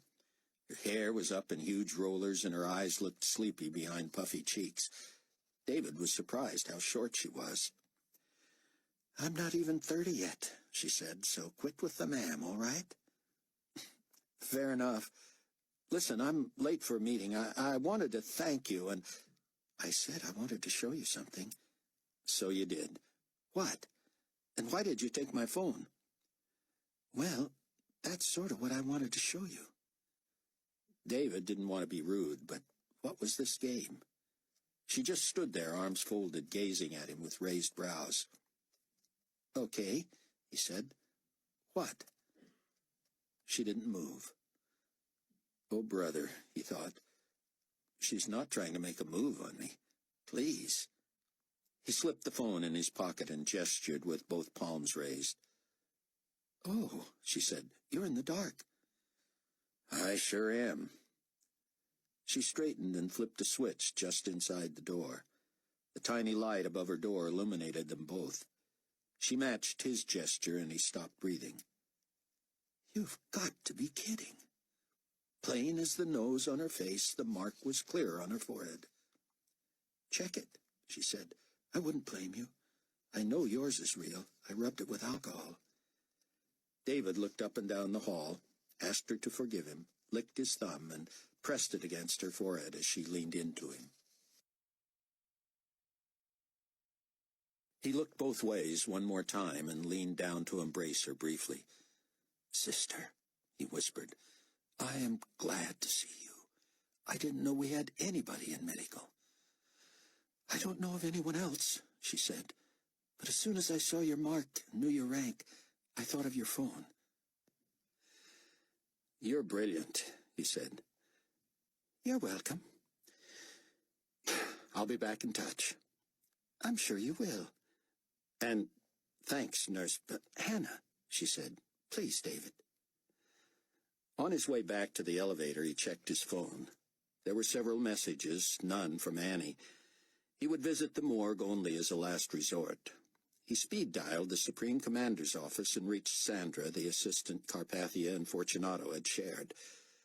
"Glad to hear you're up and about," she said. "They're expecting you. I'll tell them you'll be a few minutes." Assuming that because David had finally gotten Albie's clearance into the system, he might also have passed along the location of the Pueblo bunker, Rayford jogged to the fighter to grab Albie's computer on their way out. "This used to be an interstate," he said, driving Judy Hamilton's nondescript minivan south on C-25, "until everything got renamed for St. Nick." Albie was accessing data. "It's here," Albie said. "The interchanges and exits are still under construction, so watch for a hard left into Pueblo. I'll tell you from there." Pinkerton Stevens. There's a handle for you. The man we want to see there. "Heard of him?" Albie shook his head. "Ask me tomorrow." A few minutes later, they passed the Quonset hut-style building deep off a side road. Rayford said, "Question. Why not come in here with a GC Jeep, complete the image?" "Surprise. You told Miss Durham in no uncertain terms you were not coming, knowing they were listening. They're not expecting anyone. Let them wonder who's pulling in. I show up in uniform outranking everyone. They don't recognize the civilian. They'll worry more about impressing us than making up a story. Anyway, I don't want to transport this woman in an open Jeep, do you?" Rayford shook his head. "You really think we'll surprise them?" "Only briefly. The gate guard will let them know Brass is coming." Rayford popped a U-turn and headed for the entrance. The guard at the gate asked him to state his business. "Just chauffeuring the deputy commander here." The guard stooped to get a look at Albie, then saluted. "An appointment with whom, sir?" "Stevens, and I'm late, if you don't mind." "Sign here, please." Rayford signed Marvin Berry, and they were waved on. As they entered the front office, a woman at the desk was listening to a strange voice over the intercom. It was high-pitched and nasal, and Rayford couldn't tell if it came from a man or a woman. "The deputy commander to see me?" the voice said. "Yes, Mr. Stevens. I checked the name with the GC database, and the only Marvin Berry employed by us is not in peacekeeping. He's an elderly fisherman in Canada." "I smell a rat," the voice said. So it's a man. But what's the matter with him? Rayford wondered. "One moment, sir," the woman said, standing when she noticed the deputy commander behind Rayford. "Is your name Barry?" "Barry's my driver," Albie barked. "Look up Elbaz on your computer. None of my family knows how to fish." "Mystery solved, Mr. Stevens," the woman announced over the intercom. "The gate guard had the driver sign." "Incompetent," Stevens' weird voice sang into the squawk box. "Send him in." "The guard?" "The deputy commander." She pointed to the first door on the left down a short hallway, but when Rayford moved to follow, she said, "Only the deputy commander, please." "He's with me," Albie said. "I'll clear it with the boss." "Oh, I don't know." "I do," Albie said. He stopped at the door and knocked. "Come in," came the disembodied voice. "Come in?" Albie repeated in a whisper. Is he going to be embarrassed when he realizes he didn't open the door to a superior officer? Albie pushed the door open, stepped in, and hesitated, causing Rayford to bump into him. "Oh, sorry," Rayford mumbled. He could not see Stevens, but he heard the whine of an electric motor. "Forgive the lack of protocol," came the voice as Stevens' wheelchair rolled into view. Rayford was taken aback. The man had one leg, the other a stump just above the knee. His right hand had small protrusions in place of fingers, and the other hand, though whole, had clearly suffered severe burns. "I'd stand, but then I can't." "Understood," Albie said, hesitantly shaking the man's partial hand. Rayford did the same, and they followed Stevens' gesture to two chairs that filled the small office. What was it about the face? Stevens' neck was permanently red and scarred, as were his cheekbones and ears. He was clearly wearing a toupee. Except for the lips, the middle of his face, chin, nose, eye sockets, and the center of his forehead seemed all of one piece, the color of a plastic hearing aid. "Don't know you, Elbaz," Stevens said, almost like a man with no tongue or no nose. "You, Barry. You look familiar. You GC?" "No, sir." "I'm here on business," Albie said. "I don't have a hard copy of my orders, but—" "Excuse me, Deputy Commander, but I'll get to you. You got a minute?" "Well, sure, but—" "Just give me a minute. I mean, I know you outrank me and all, but unless you're in an unusual hurry, bear with me. Your story checks out. I'll give you all the help I can on whatever you need. Now, Barry, were you ever GC?" Rayford, disconcerted by the wasted body and the voice, hesitated. No, sir, not peacekeeping, anyway." "But something." "I didn't mean to say that." "But you did. You were GC connected some way, weren't you? You look familiar. I know you, or of you, or I'll bet I know a friend of yours." Albie gave Rayford a look, and Rayford quit talking. Regardless of the question, Rayford merely stared at the man, racking his brain. Where would he have run into a Pinkerton Stevens? And how could he forget him if he had? "I was a whole man then, Mr. Barry, if that's your real name." Rayford grew more uncomfortable by the second. Had they been set up? Would he ever get out of here? And what of Hattie? Albie seemed to have stiffened and was no more comfortable than he. Stevens cocked his head for one more lingering glance at Rayford, then turned to Albie. "Now then, Deputy Commander Elbaz, what might your business be with me?" "I've been assigned to take custody of your prisoner, sir." "And who told you I had a prisoner?" "Top brass, sir. Said the subject was uncooperative, that some plan or mission failed, and that we were to return her to Buffer." "Buffer? What's that?"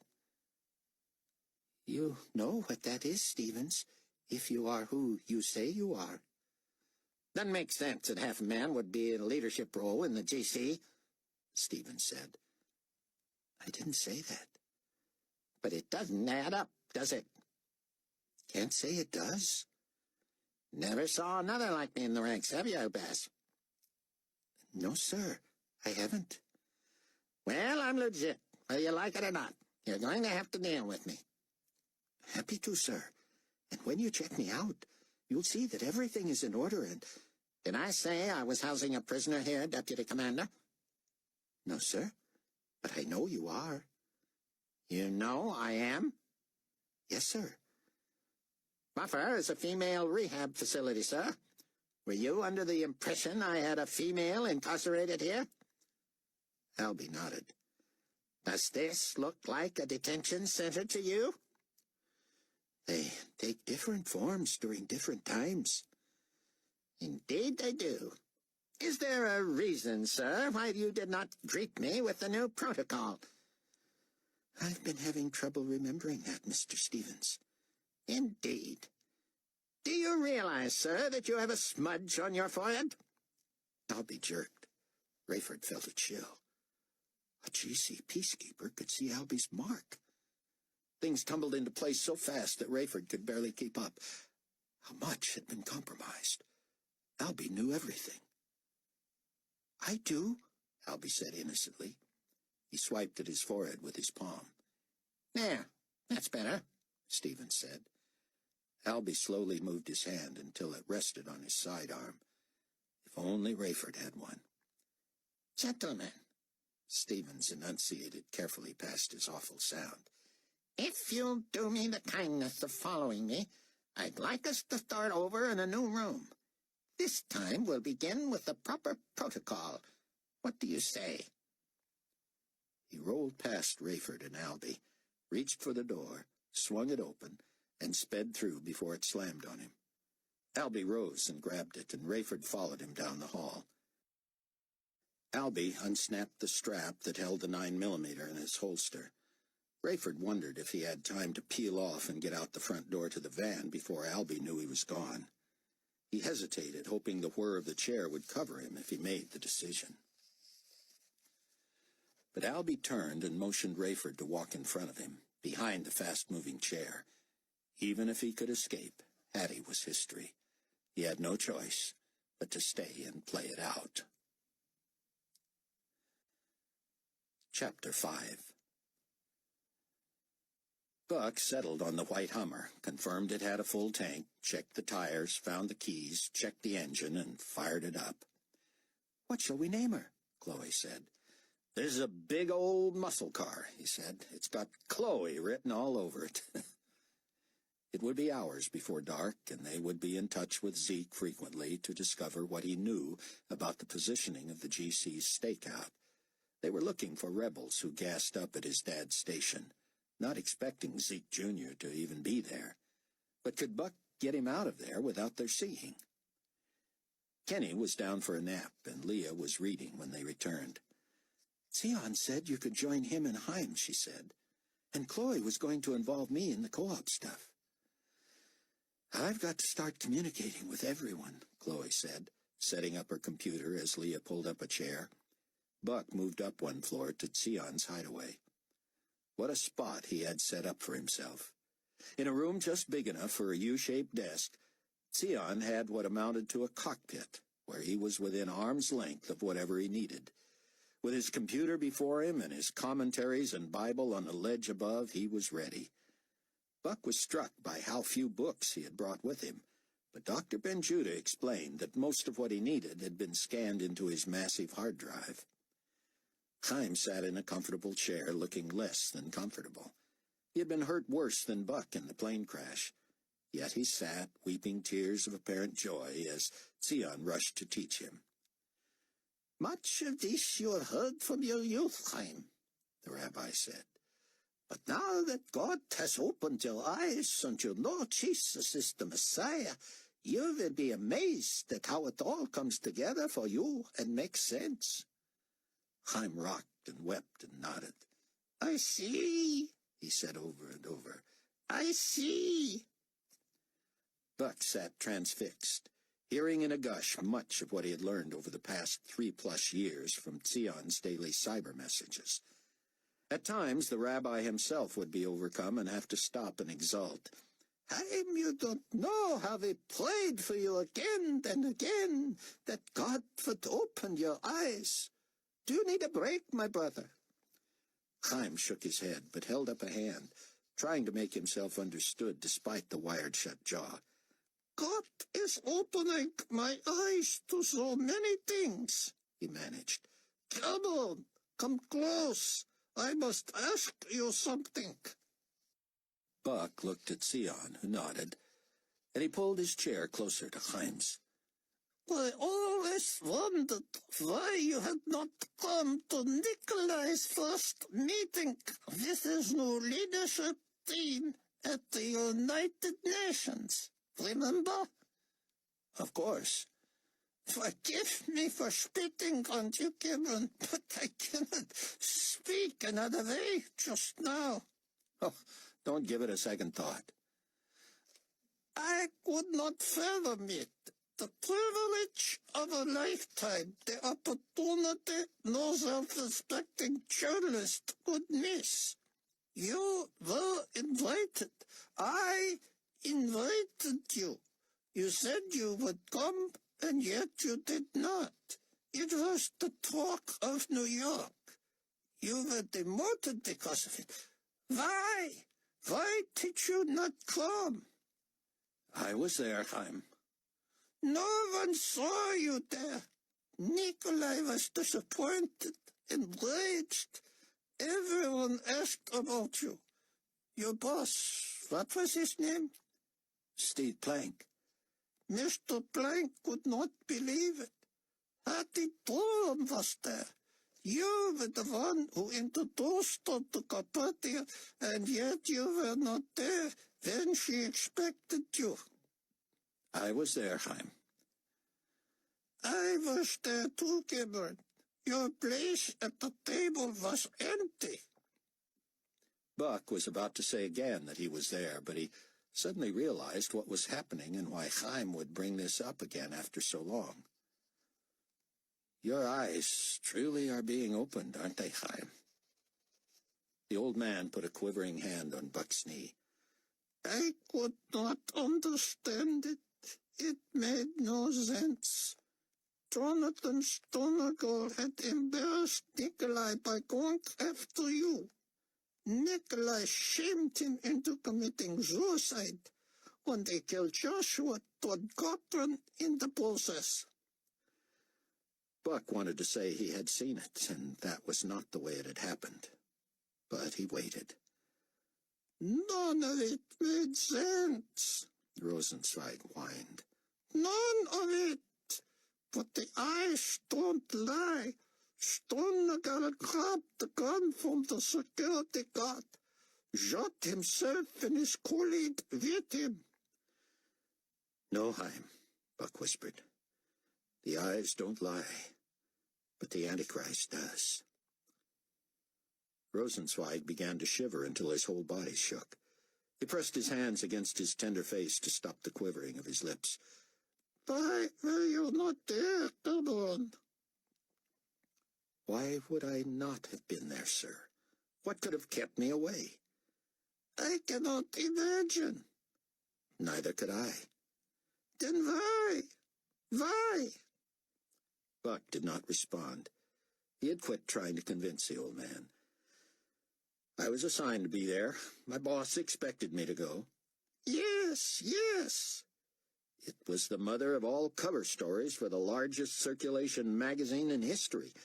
It was the apex of my career. Would I have thrown that away? Rosenzweig shook his head, tears falling, hands trembling. You would not. Of course I wouldn't. Who would?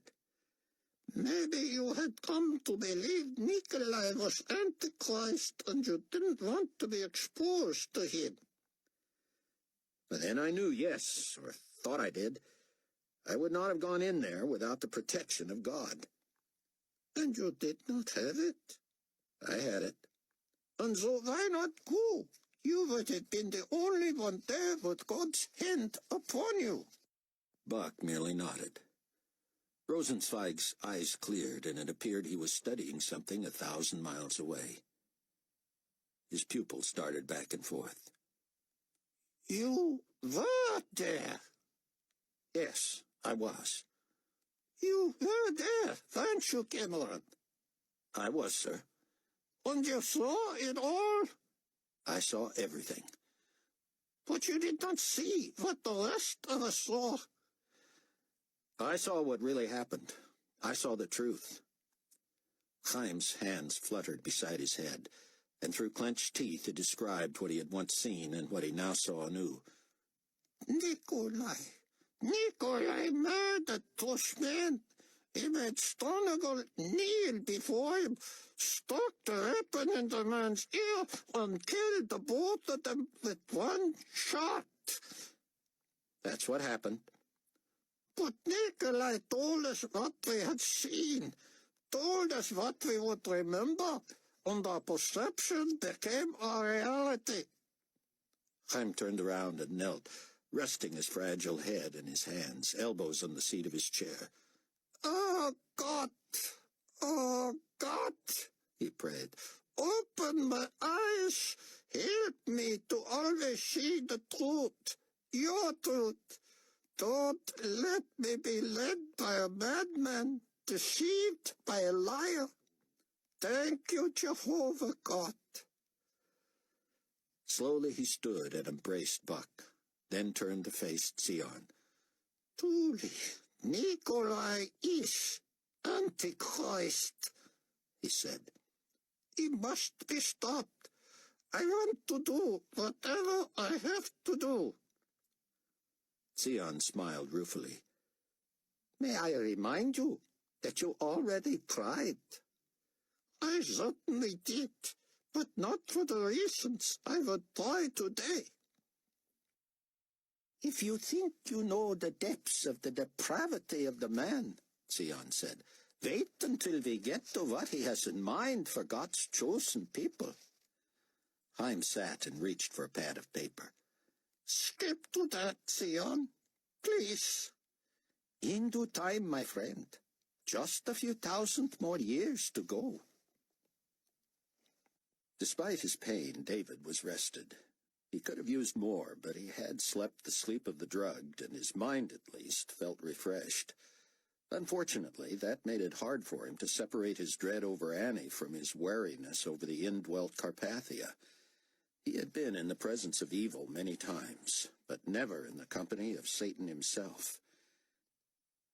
He breathed a prayer for Annie, thanks for Nurse Pale Moon, for Zion, who had taught him that Satan, though infinitely more powerful than any human, was no match for the Lord God.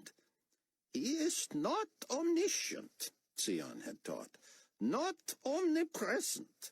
Deceiving, persuasive, controlling, beguiling, possessive, oppressive, yes. But greater is he that is in you than he that is in the world. They're waiting for you, Sandra told him. Apparently, the risen potentate did not want you to miss a thing. Well, good then.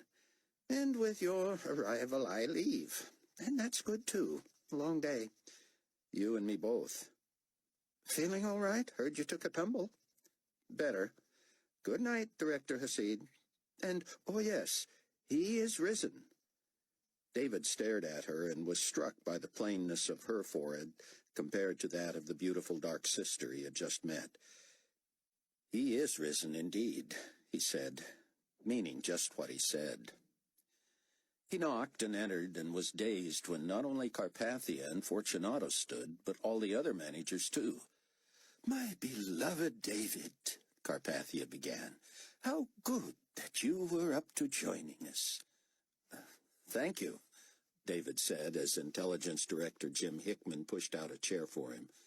Yes, Hickman said, how good it is. He beamed, peeking at Carpathia as if to see whether he had pleased the boss. The potentate pursed his lips and squinted, ignoring Hickman. To David it appeared purposeful. Hickman was Fortunato's choice, and Carpathia had scarcely hidden his opinion of the man as a buffoon. The team of 24, plus Nicolae and Leon, sat around a huge mahogany table in Nicolae's office. The first time David had been there for this size of a meeting. David felt a dark foreboding as he sat and was shaken to see a well-worn Bible on the table in front of Nicolae. Everyone else sat when David did, but Carpathia remained standing. The man seemed energized, his breath coming quickly in great gasps that whistled through his teeth. It was as if he were a football player caged in the locker room before kickoff of a championship game. Gentlemen and ladies, he began, I have a new lease on life. The room exploded with laughter, and when it waned, Nicolae was still laughing. Trust me, there is nothing like waking from the dead. The others nodded and smiled. David was aware of Security Chief Walter Moon's gaze, so he offered a cursory nod. Oh, I was dead, people, lest anyone wonder. They shook their heads. Mr. Fortunato, we should publish photographs from the autopsy. The coroner's report, the rising itself. There will always be skeptics, but anyone who was there knows the truth. We know, several said. David felt evil emanating so pervasively from Carpathia that he sat rigid and worried he might faint. Suddenly Nicolae faced him. "Director Hasid, you were there." "I was, sir." "You had a good view?" "Perfect, sir." "You saw me rise from the dead?" "I'll never deny it." Carpathia chuckled warmly. He strode to his desk and stood behind the huge, stuffed red leather chair. He caressed it, then massaged it deeply. "It is as if I am seeing this for the first time," he said to 24 pairs of admiring eyes. "Leon, what is directly above my office?" "Why, nothing, sir. We're on 18, the top floor." "No utility room? No elevator maintenance area?" "Nothing, sir."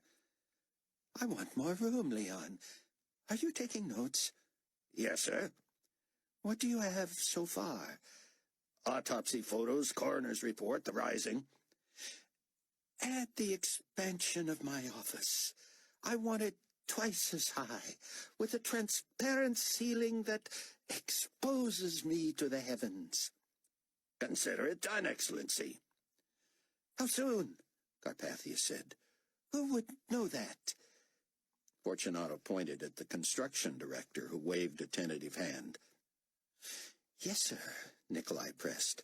"And may I assume this would be top priority?" "You bet your life," the man said, and Carpathia nearly collapsed in laughter. "Let me tell you something, Director. I know you must displace me for a few days because of the mess it will be to raise this ceiling, but I want this done as fast as humanly possible. And do you know why?" "I have an idea, sir." "Do you?" The man nodded. "By all means, let us hear it." "Because I don't believe you're human anymore. And you could do it faster than my team on its best day." "Only God bestows such wisdom, Director." I believe I am in his presence, potentate." Nicolae smiled. "I believe you are, too." He turned and gestured to all. "When I lay there dead for 3 days, my spirit was so strong and powerful that I knew my time would come. When death had enjoyed victory over me long enough, I willed myself to live again. I raised myself, people. I raised myself back to life." A murmur filled the room as the men and women approved aloud and pressed their hands together as if praying to him or worshipping him. Nicolae picked up the Bible in what seemed to David a loving manner. "You may wonder what this is doing here," he said. He opened it and let it plop spine first onto the table. "This is the playbook of those who oppose me. This is the holy book of those who do not recognize me and who will not, despite what they saw with their own eyes." He slammed a fist onto the book. "This holds the lies about the chosen people of God and the supreme lie that there is one above me." His team, save one, murmured disapproval. Carpathia stood back from the end of the table and folded his arms, legs spread. "We shall use their very blueprint to bring them to their knees. The Jews who worship their coming Messiah in their own holy land, in their beloved city where they deigned to slay me, I shall return there triumphant, and they will have one opportunity to repent and see the light. And the Judahites, who believe Messiah already came and went, who believe Jesus is their Savior, and whom I see nowhere. Do you also trace their heritage to Jerusalem? If they want to see the true and living God, let them journey there, for there is where I shall soon be. If the sacred temple is the residence of the Most High God, then the Most High God shall reside there, high on the throne. In the city where they slew me, they shall see me high and lifted up. Many directors raised fists of victory and encouragement. Now, some plans.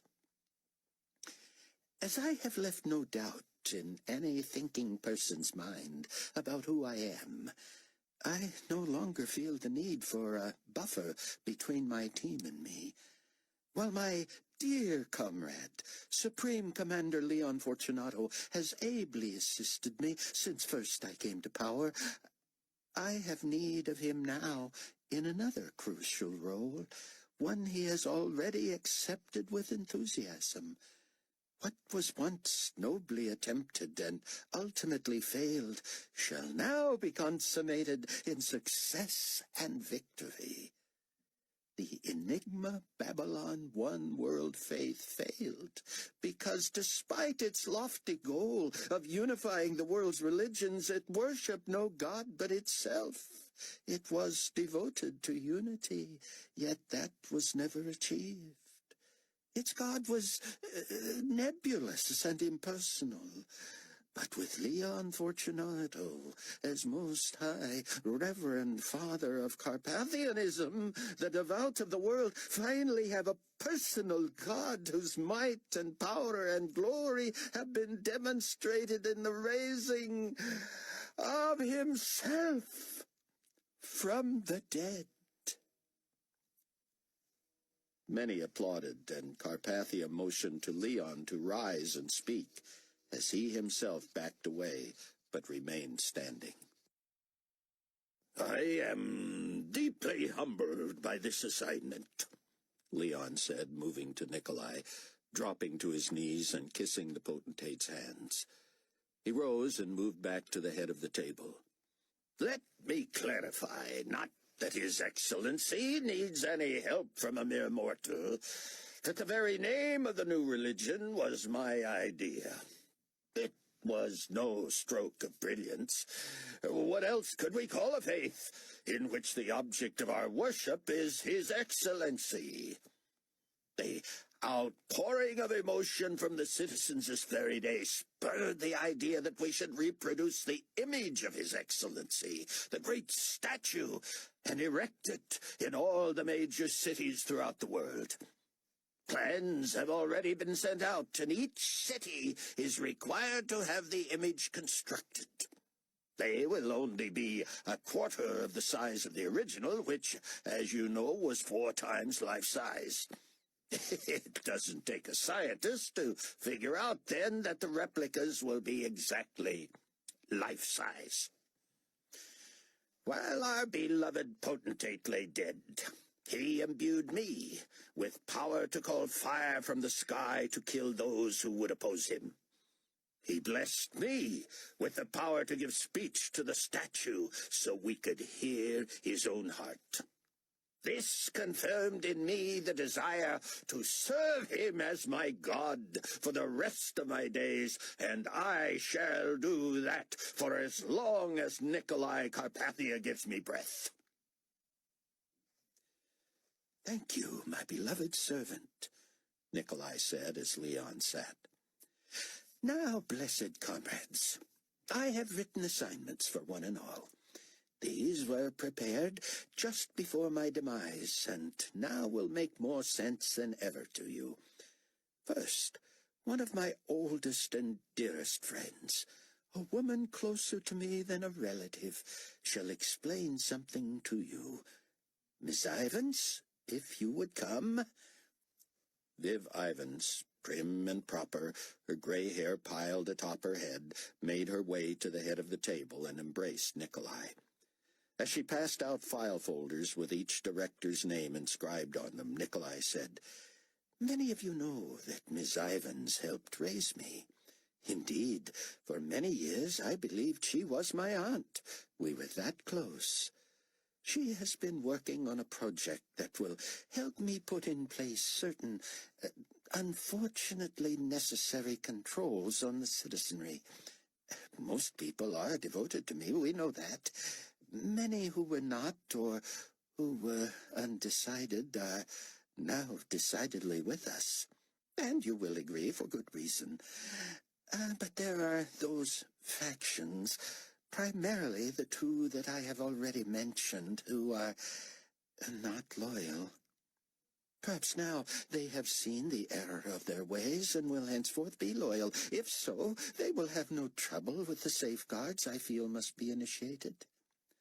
I am asking those loyal to the global community, specifically to me and to the unified faith, to willingly bear a mark of loyalty." Walter Moon stood. "Sir, I beg of you allow me to be the first to bear your mark." "Let us not get ahead of ourselves, brother," Nicolae said. "You may just get your wish, and while I am touched by your sentiment, how do you know that I will not brand you with an iron like a head of cattle?" Moon spread his hands on the table and bowed his head. "As you, my lord, are my witness, I would endure it and bear it with endless pride." My, Nicolae said. "If Director Moon's sentiment is shared by the populace, we shall need no enforcement measures, shall we?" David peeked at his packet and fanned the pages until his eye fell on a startling word. "Guillotines?" he said aloud before he could stop himself. "Oh, now we are ahead of ourselves," Nicolae said. "Needless to say, such would be a last resort, and I pray will never be needed." "I would gladly offer my head," Moon rhapsodized, "if I should be so foolish as to deny my lord." Nicolae turned to David. "You are responsible for technical purchasing, correct?" David nodded. "I do not imagine we have an adequate supply of immediate response mechanisms for the reluctant. We must study the expected need and be prepared. As I have said, my loftiest dream is that not one would refuse the loyalty mark. Miss Ivins, please."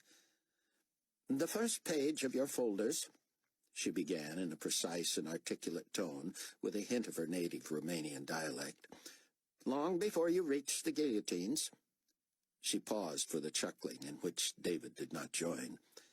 "Is a listing of the 10 world religions and a corresponding number. It is the product of a mathematical equation that identifies those regions and their relationships to His Excellency the Potentate. The loyalty mark, which I shall explain in detail, shall begin with these numbers, thus identifying the home region of every citizen. The subsequent numbers embedded on a biochip inserted under the skin will further identify the person to the point where everyone shall be unique."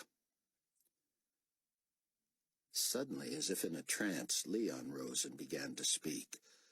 "Every man, woman, and child, regardless of their station in life, shall receive this mark on their right hands or on their foreheads. Those who neglect to get the mark when it is made available will not be allowed to buy or sell until such time as they receive it.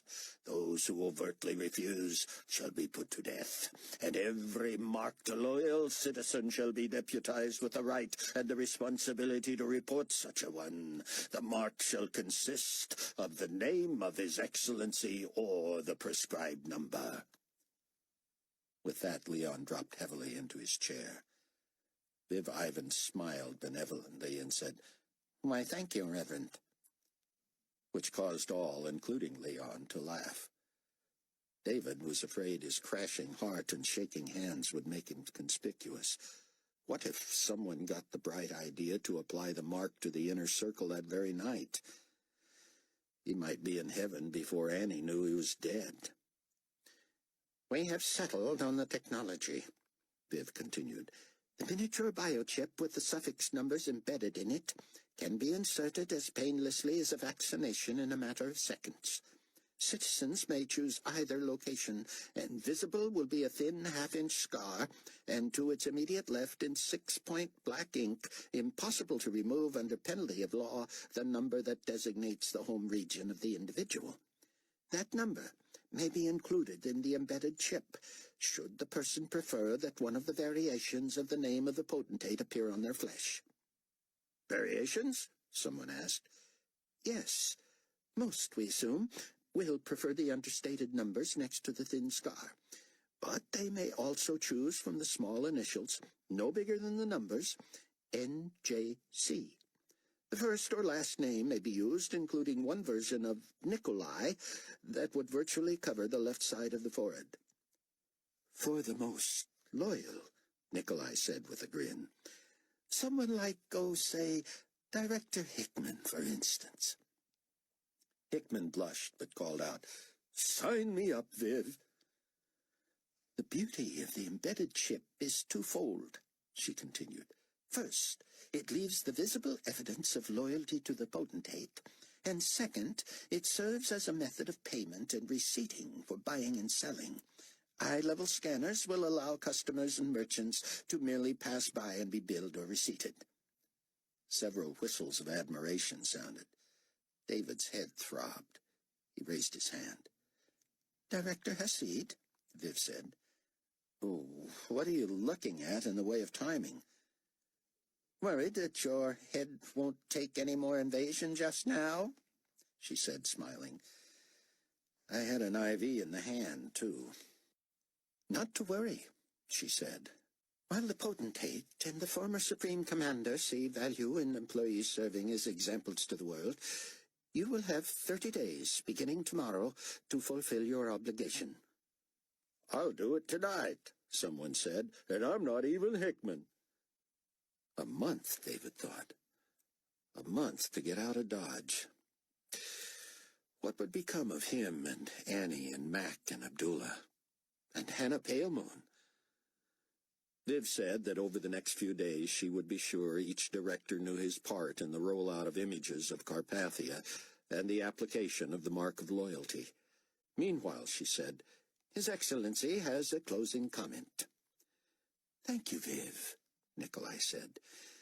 Allow me to tell you just one story of a family I met today, and you know I met thousands. We have such a nucleus of loyal citizenry. This was a beautifully loyal Asian family named Wong. David fought to maintain his composure. Their daughter already works for us at Buffer in Brussels. The parents are well-to-do and great supporters of the global community. The father was quite proud of his family and of his record of loyalty, but I was most impressed with the 17-year-old son, Chang. Here is a boy who, according to his father, loves me and everything about the world as we see it today. He wants nothing more than to work for me here at the palace, and though he has another year of high school, would rather bring his talents our way. And such talents! I will arrange for the completion of his schooling here, because he is a genius.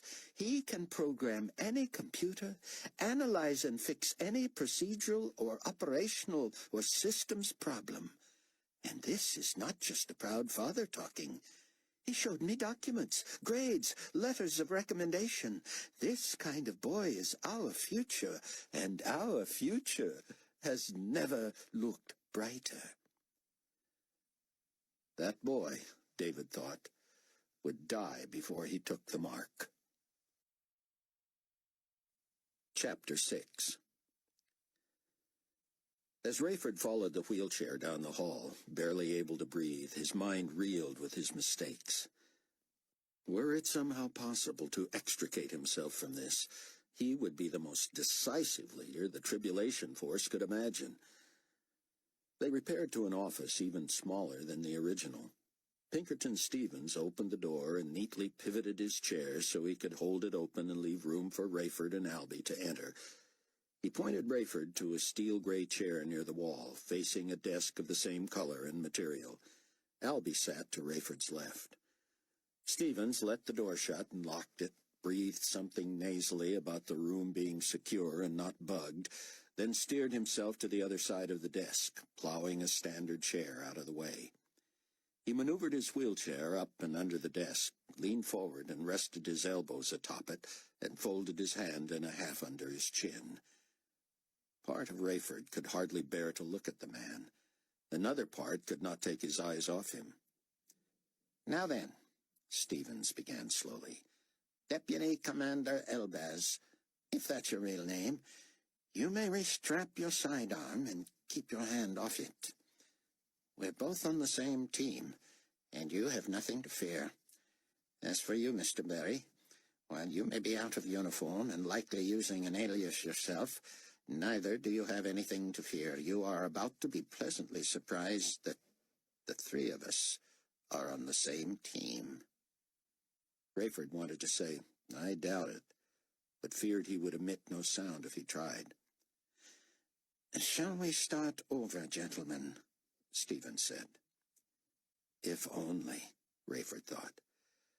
"Mr. Elbaz, as the superior officer, I believe it falls to you to begin our session with the proper protocol." "He is risen," Albie said, miserably in Rayford's opinion. "Who is risen indeed?" Stevens responded, and Rayford attributed the mispronunciation to the man's malady, whatever it was. Albie just stared at Stevens. Rayford noticed that while Albie had taken his hand off his gun, he had not fastened the strap. Rayford wondered if he could grab the gun, kill them both, and get away with Hattie. "Commander Elbaz, you have business here, and I will let you get to it after I satisfy the curiosity on both your parts. I realize that I am difficult to look at, that you both have to be wondering what happened to me, and that as hard as I have worked on my speech, I am difficult to understand. Have either of you ever seen someone with most of his face missing?" Both shook their heads, and Stevens placed his good thumb beneath his chin. "Once I remove my prosthetic, I will be unable to be understood at all, and so I will not attempt to speak." Snap. Rayford flinched as Stevens unsnapped the plastic covering under his chin. Snap. Snap. As he continued, it became clear that the prosthetic was all one piece that substituted for most of his chin, nose, eye sockets, and forehead. It was held in place by metal fasteners embedded in what was left of the original facial bones. Stevens kept it in place with his stub-fingered hand and said, "Prepare yourselves. I won't make you look long." Albie held up a hand. "Mr. Stevens, this is unnecessary. We have business here, yes, and I don't see the need to—" He stopped when Stevens pulled a piece away from his face, revealing a monstrous cavity. Only what was left of his lips hinted at anything human, and Rayford fought to keep from covering his own eyes. The man had no nose, and his entire eyeballs were exposed. Through gaps in his forehead, Rayford believed he could see through to the brain. Rayford could breathe again when Stevens refastened the appliance. "Forgive me, gentlemen," he said, "but just as I assumed, neither of you really saw what I wanted you to see." "And what was that?" Albie said, clearly shaken. "Something that explains what I see on your faces." "I'm lost," Rayford said. "Oh, but you're not," Stevens said with a twisted smile. "You once were lost, but now you're found. Would you like me to remove the prosthetic again and—" "No," Rayford and Albie said in unison, and Albie added, "Just get to the point."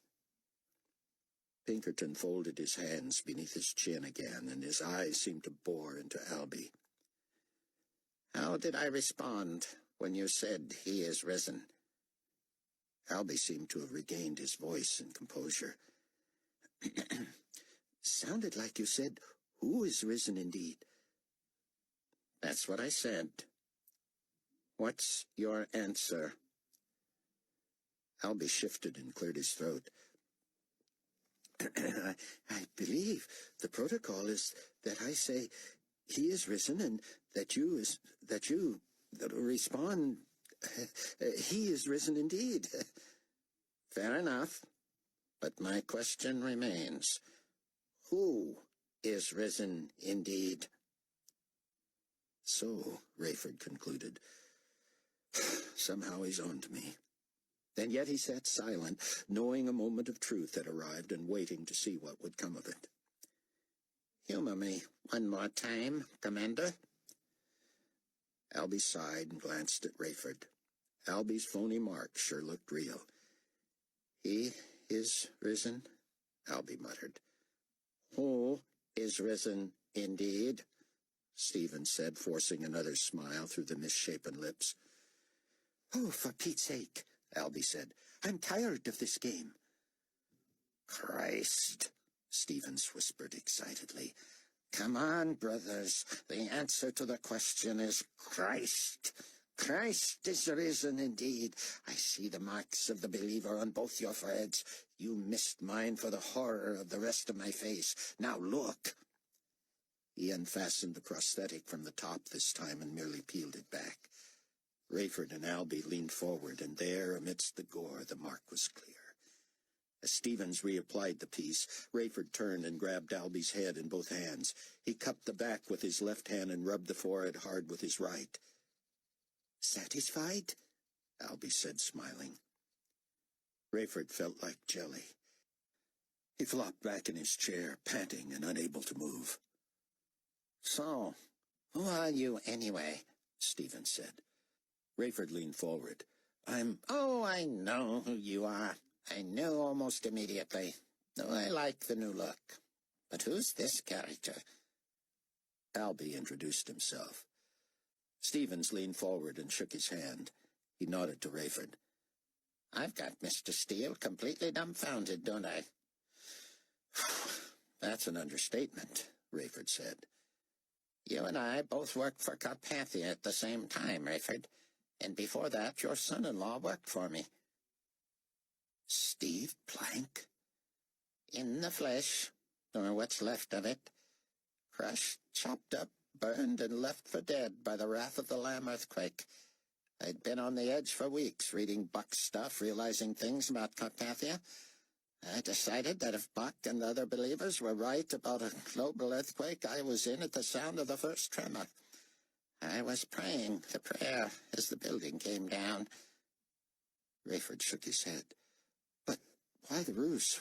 Why work for the GC again? It came to me in the hospital. No one, including me, knew who I was. When my memory returned, I made up a name and a history. That was 21 months ago, and all through a year of therapy and rehab, I had time to think about where I wanted to land. I wanted to take Carpathia down from the inside. But why not tell anyone? Everyone thought you were dead. The best secrets are kept between two people, providing one of them is dead. One of the most shameless stunts Carpathia pulled was how he treated Hattie Durham. I got myself into the peacekeeping force and kept my eye on her until I tracked her out here. I prayed this day would come. I'll follow orders, obey the rules, do my job, and you'll rescue her.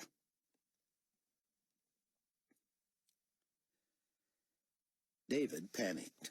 After sitting through the surreal performance by Carpathia, Fortunato, and Viv Ivans, he was in line to leave with the others.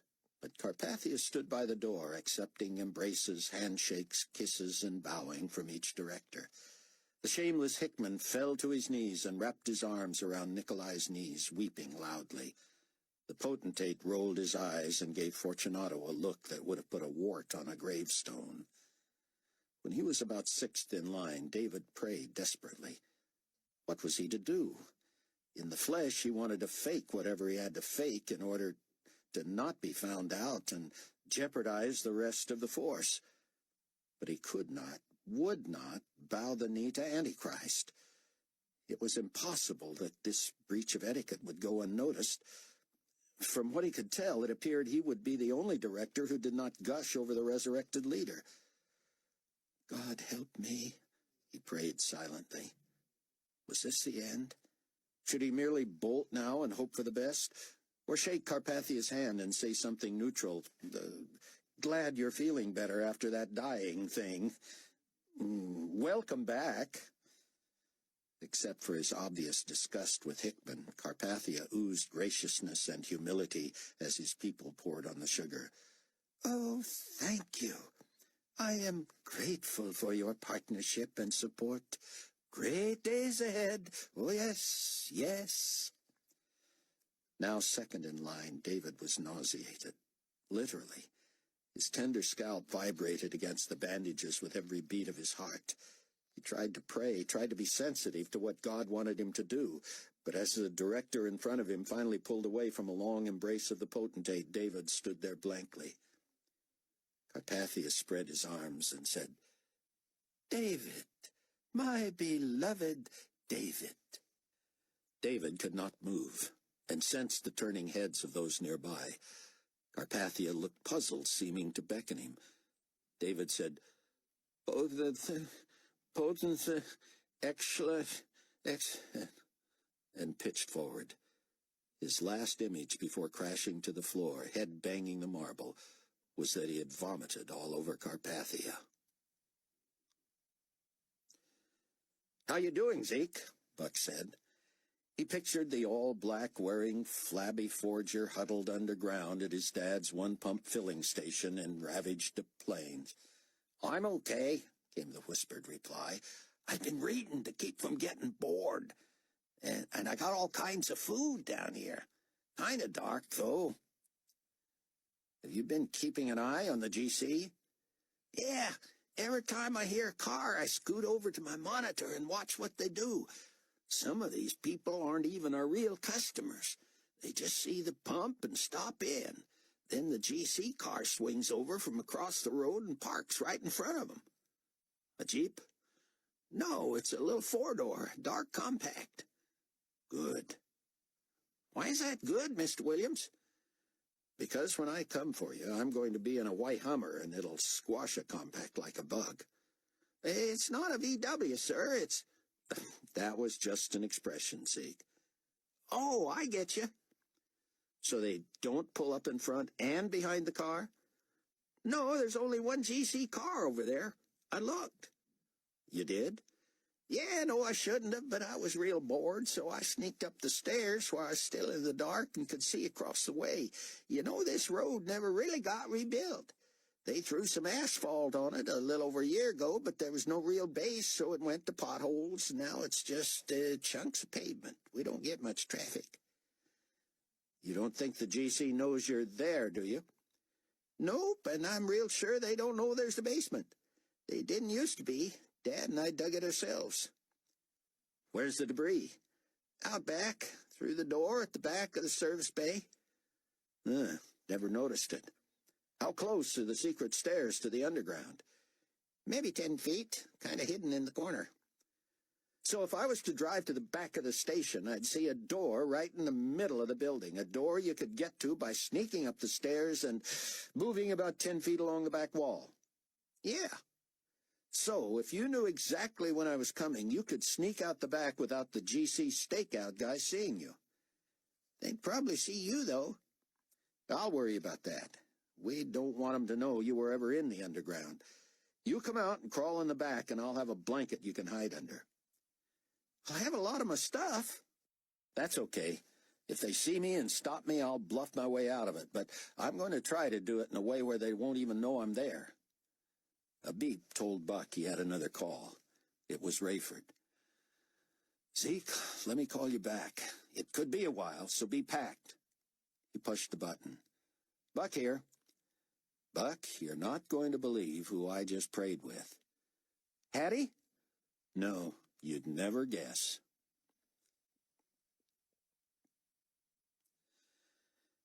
David awoke in the Palace Hospital during the wee hours to someone caressing his hand.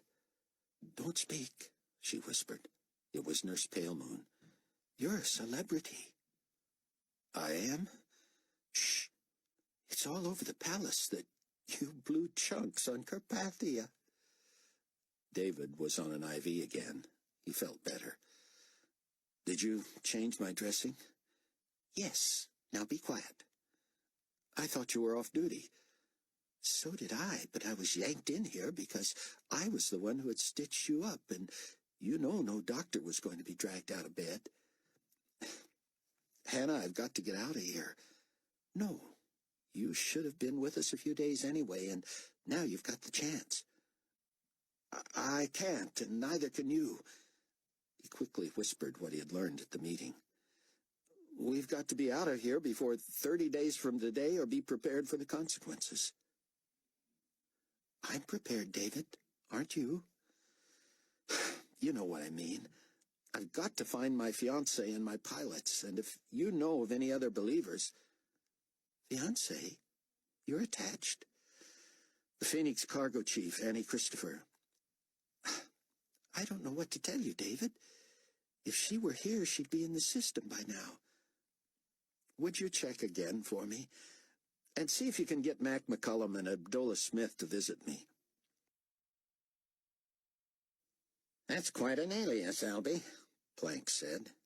You want me to report that a Deputy Commander Elbaz came in here with the proper credentials and that I followed the letter of the law? I'm so visible on the GC database, no one will even question it, Albie said. They'll probably wonder why they haven't met me yet. And soon enough, Rayford said. I'll be enlisted, and we'll make sure Albie reports to me.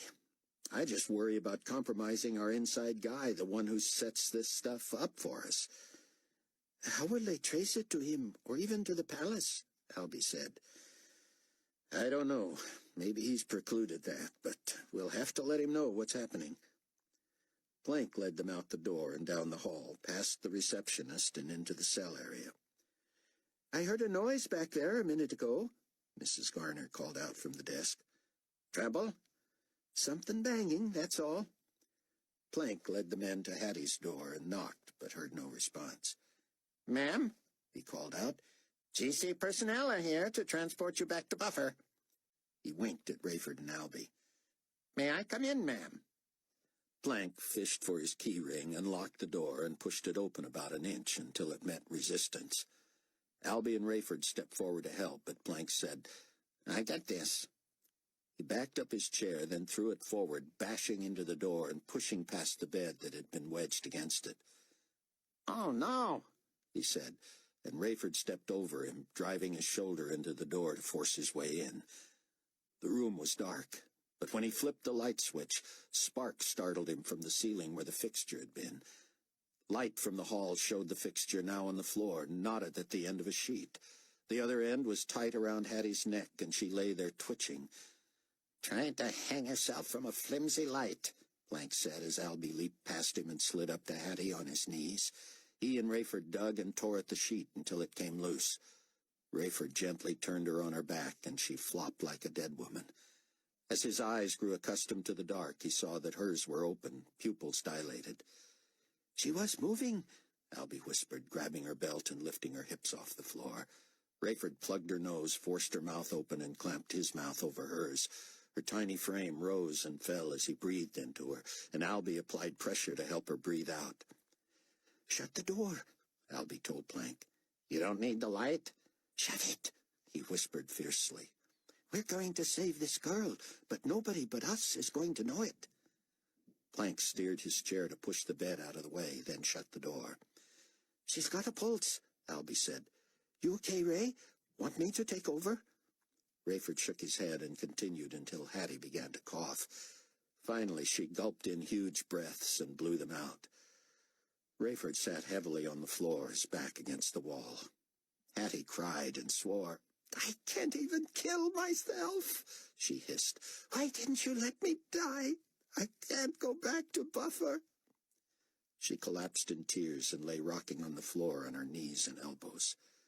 She doesn't recognize anybody, Albie said. Hattie looked up, squinting. Rayford leaned over and turned on a small lamp. No, I don't, she said, peering at Albie and glancing at Rayford. I know Commandant Pinkerton here, but who are you losers? Albie pointed to Rayford. "He saved your life? I'm just his loser friend." Hattie sat on the middle of the floor, her knees pulled up, hands clasped around them, and she swore again. "You're not going to Buffer, Hattie," Rayford said finally, and it was clear she recognized his voice. "What?" she said, wonder in her voice. "Yeah, it's me," Rayford said. "There are no secrets in this room." "You came?" she squealed, scrambling to him and trying to embrace him. He held her away. She looked at Plank.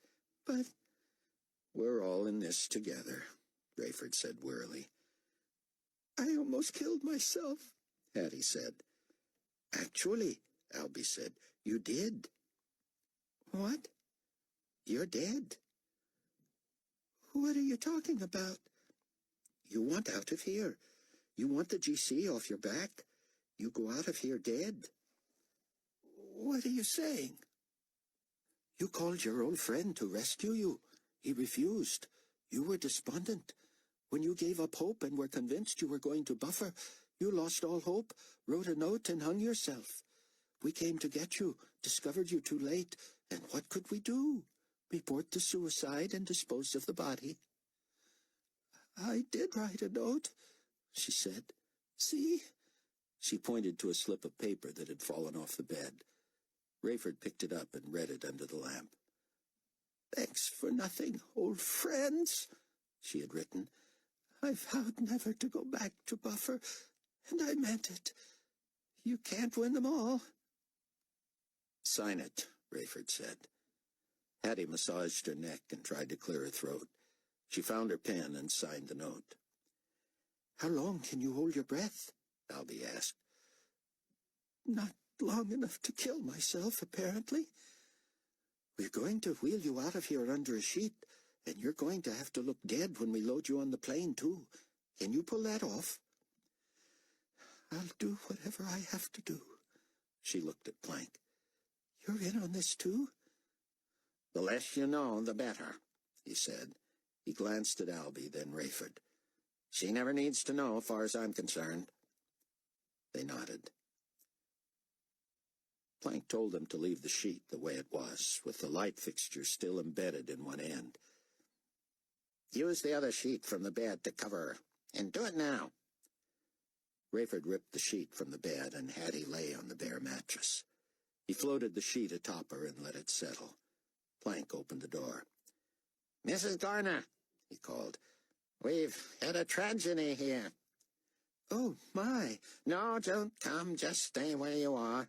The prisoner hanged herself, and the GC will dispose of the remains." "Oh, Commander, is that what I heard?" "Possibly." "Could I have done something? Should I have?" "There's nothing you could have done, ma'am. Let's let these men do their work. Bring the gurney from utility." I don't have to look, do I, sir?" "I'll handle it. Just get it for me. I'll dictate a report later." Despite her ashen countenance and protestations, Rayford noticed that Mrs. Garner watched the body until it was loaded into the minivan. He was amazed at Hattie's ability to look motionless under that sheet. Plank agreed to call ahead to the former Carpathia Memorial Airstrip to clear the way for Deputy Commander Elbaz and his driver to pull Judy Hamilton's vehicle right up to their fighter jet in order to load a body for transport. No, they would not need any assistance and would appreciate as little fuss as possible over it. Hattie slipped back under the sheet a few miles from the airstrip, and, though curious eyes peered through the windows, Rayford and Albie carried her aboard without arousing undue suspicion. Chapter 7. Buck pulled the Hummer out of the garage under the Strong building after dark, lights off.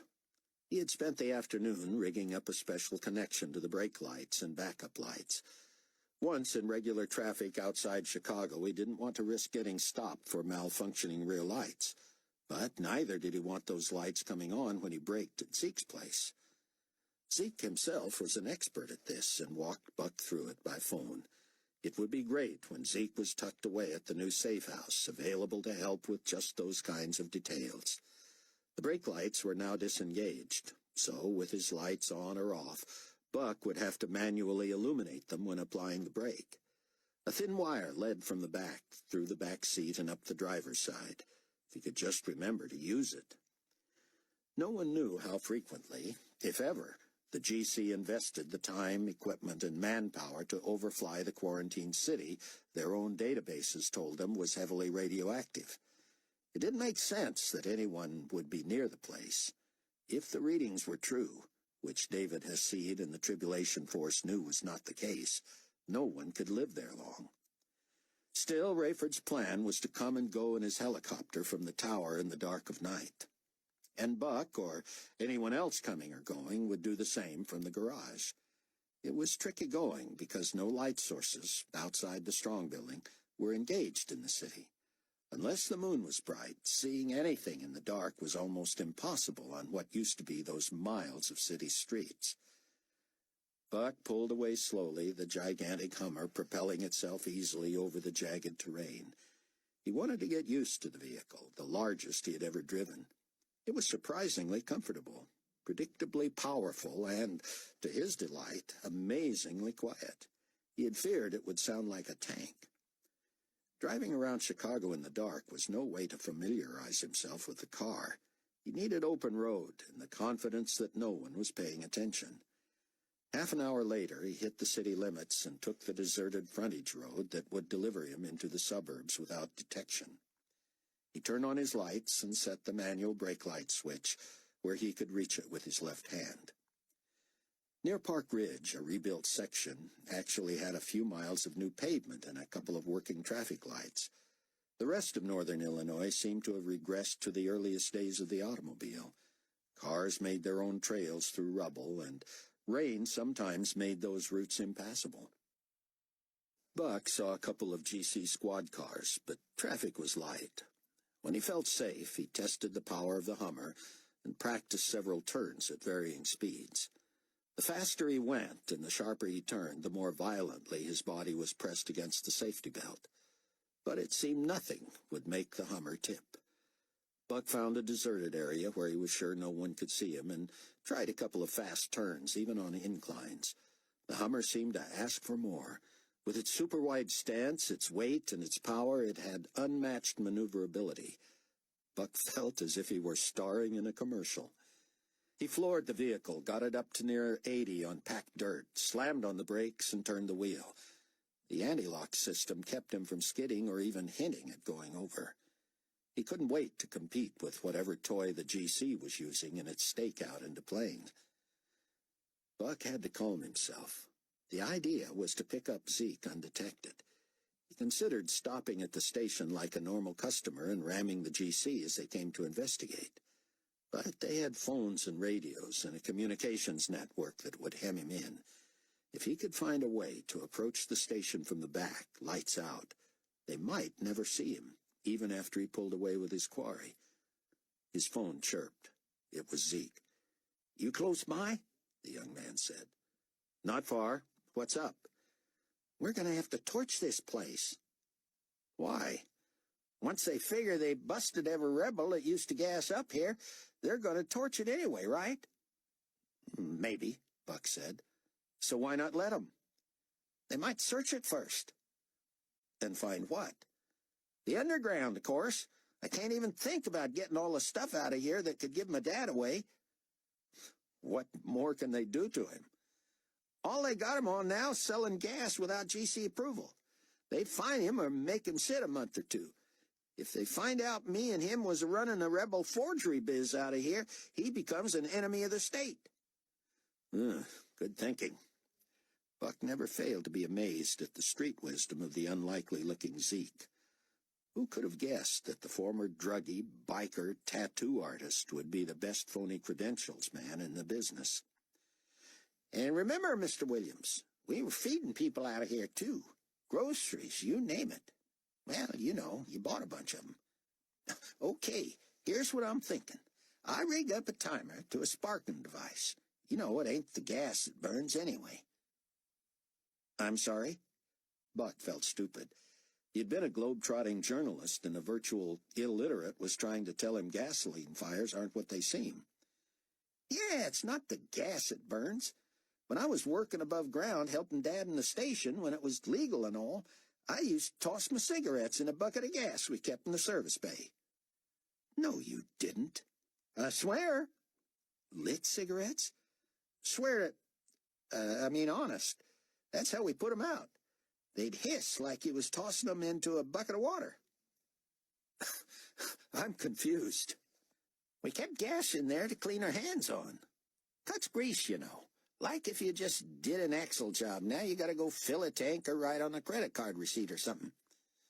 I'm confused about how you could throw a cigarette into a container of gasoline. Well, lots of people don't know that. Don't believe it. How'd you keep from blowing yourselves to kingdom come? Well, if the bucket of gas was fresh, you had to wait a while. If you saw any of that shimmering of the fumes over it, like when you first pour it in there or when you're filling your tank, well, you don't want any open flame of any kind near that. But once it sat and the shimmering fumes were gone, then we tossed our cigarette butts in there. So, it's the fumes. Yeah, it's the fumes what burns. I get it. So, your thoughts? See, Mr. Williams, it works the same in an engine. Like a fuel-injected engine shoots a fine spray gas into the cylinders and the spark plugs spark and burn it, but they're not burning the spray. The spray is emitting fumes, and that's what's, in essence, exploding in the cylinder, Buck said. Now you got it. Good. I'm heading your way, so cut to the chase. Okay. I moved 2 huge boxes of stuff out by the pile of dirt in the back, and I got 1 big canvas bag. All my files, my equipment, everything's in there. Even had room for some food. We have plenty of food, Zeke. Never have enough food. Anyway, the stuff's out there waiting. I figure, if you don't get seen coming, I can be waiting for you and load my stuff in there real quick before I jump in. Sounds like a plan. Back to the torching. Yeah, I've got auto parts down here. I cut a feed from the pipe that leads to the storage tank, which runs right by the wall we dug out here, and I hook a fuel injector to it. When I leave, I turn the spigot, the gas runs through the fuel injector and starts spraying gasoline. And pretty soon the underground is filled with gas. Fumes. Right. And you, toss a match down the stairs on your way out to the car? Zeke laughed. Shh. Yeah, they can't hear me. But no, tossing a flame down here then would blow me all the way to Chicago. Save you a trip, huh? So, how do you ignite it? Put a spark plug on a timer, give myself 5 minutes or so just in case. At the right time, kaboom. Kaboom. Bingo. Zeke, even if I agreed, you'd never have time to rig that all up. I'm not 10 minutes away. I figured you'd agree. And so, it's all done. You're kidding me. Nope. If you're 10 minutes away, I'll set the timer for 15. When I leave, I'll open the spigot. Ooh, boy, you're resourceful. I know how to do stuff. You sure do. But do me a favor. Name it. Set the timer for 5, but don't start it until after you've turned the spigot on your way out. Deal? Deal. Oh, and one more thing. Make sure I'm there before you open that spigot. Oh, yeah, right, that would be important. Kaboom, Zeke. Bingo. Call you when I get there. Her name is not in our system, David, Nurse Pale Moon said. He tried to sit up, and she shushed him. That doesn't have to mean the worst. How can you say that? The sun's coming up, and I haven't heard from her. She'd communicate with me if she could. David, you must calm down. This room is empty, but not secure. Your friends are on their way, but you can't trust anyone else. Tell me about it. Hannah, you've got to get me out of here. I can't stay here another few days. There's so much I have to do before leaving New Babylon. I can supply you with extra meds and dressings and try to make sure you're set, but you're going to be sore. I'm not worried about that. Will you... His throat caught and he couldn't say it. Would you... You want me to check the morgue? She said it with such compassion that he nearly broke down. He nodded. I'll be right back. If your friends get here while I'm gone, remind them there are ears everywhere.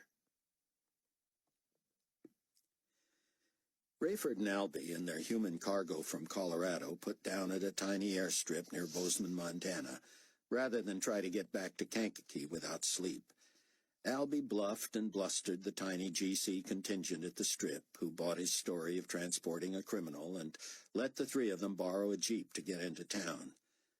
Such as it was, Bozeman had been left with few amenities, but one was a nearly deserted motel where they rented 2 rooms. I don't guess we have to worry about you bolting, Rayford told Hattie. Compared to Buffer, she said, the new safe house sounds like heaven. You'll be in for the pitches of your life, he said. There are more of us, and you're going to be our prime target. I might just listen for once, she said. Don't say that lightly. I don't say anything lightly anymore.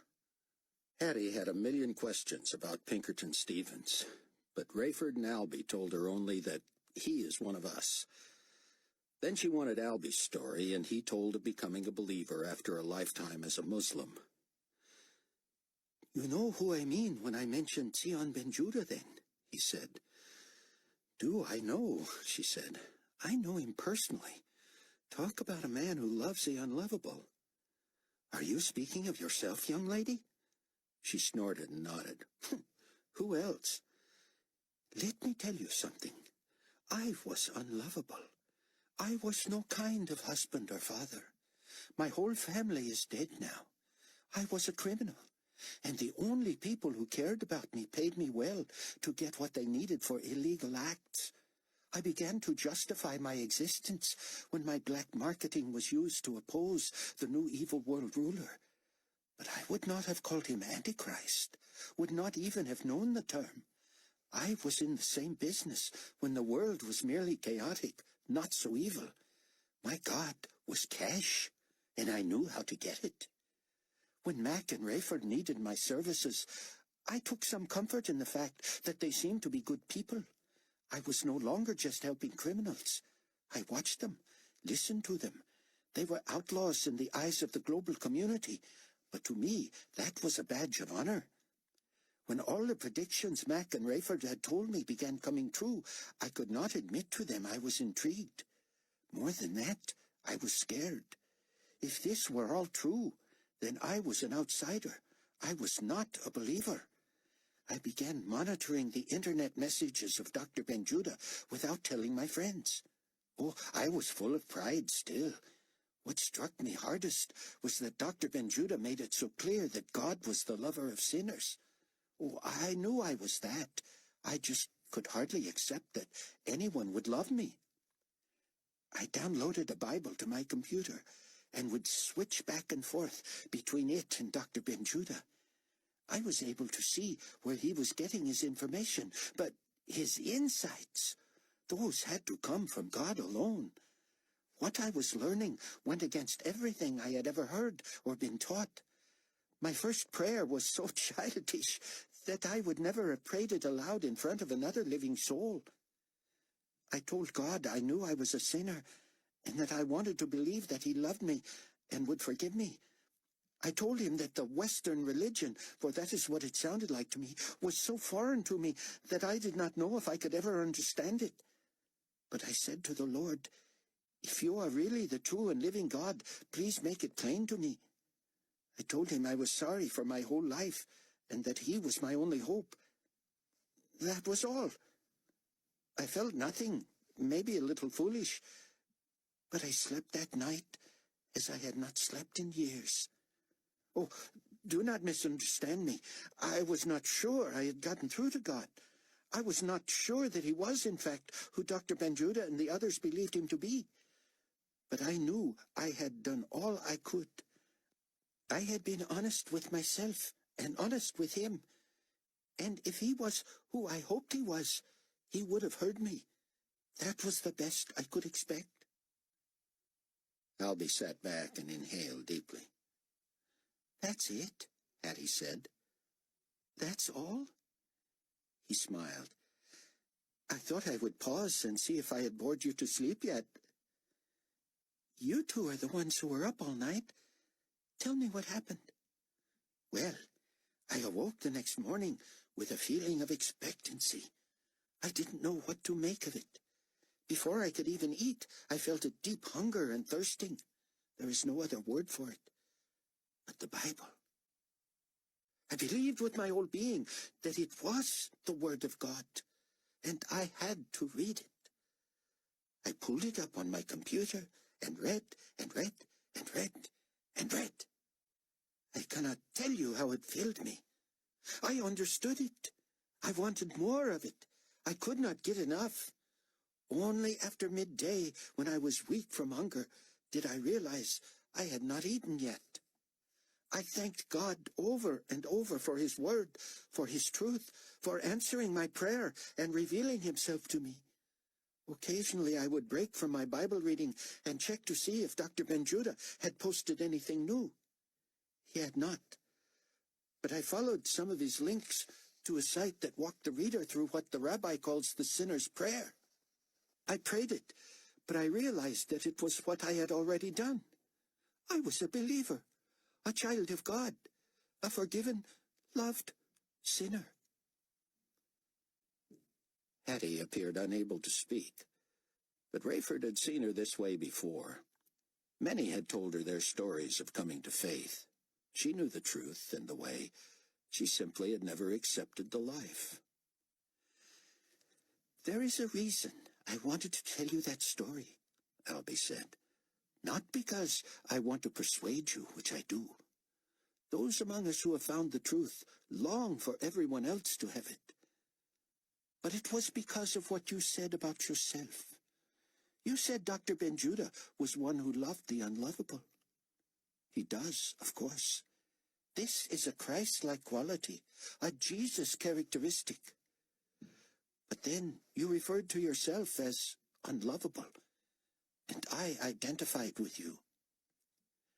But more than that, Miss Durham, if I may use a phrase of Dr. Ben-Judah's, often he will say that this or that truth gives the lie to certain false claims.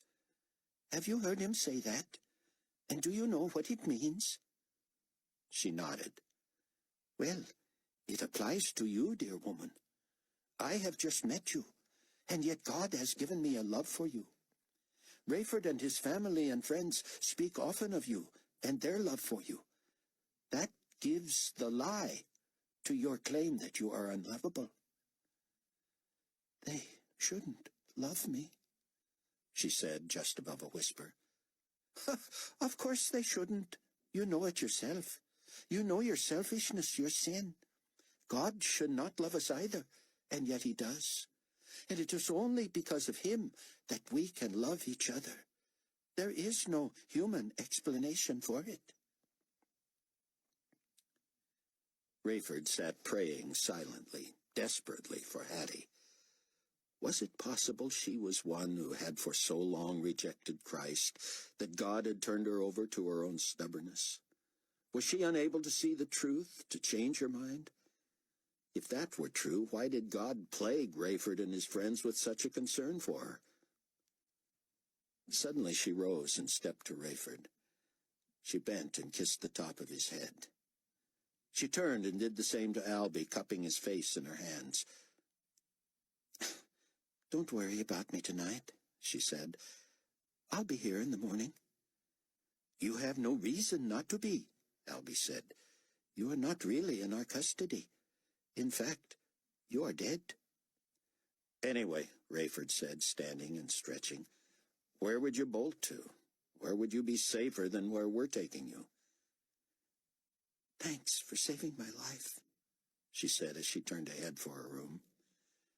When she shut the door, Rayford said, "I just hope this wasn't for nothing."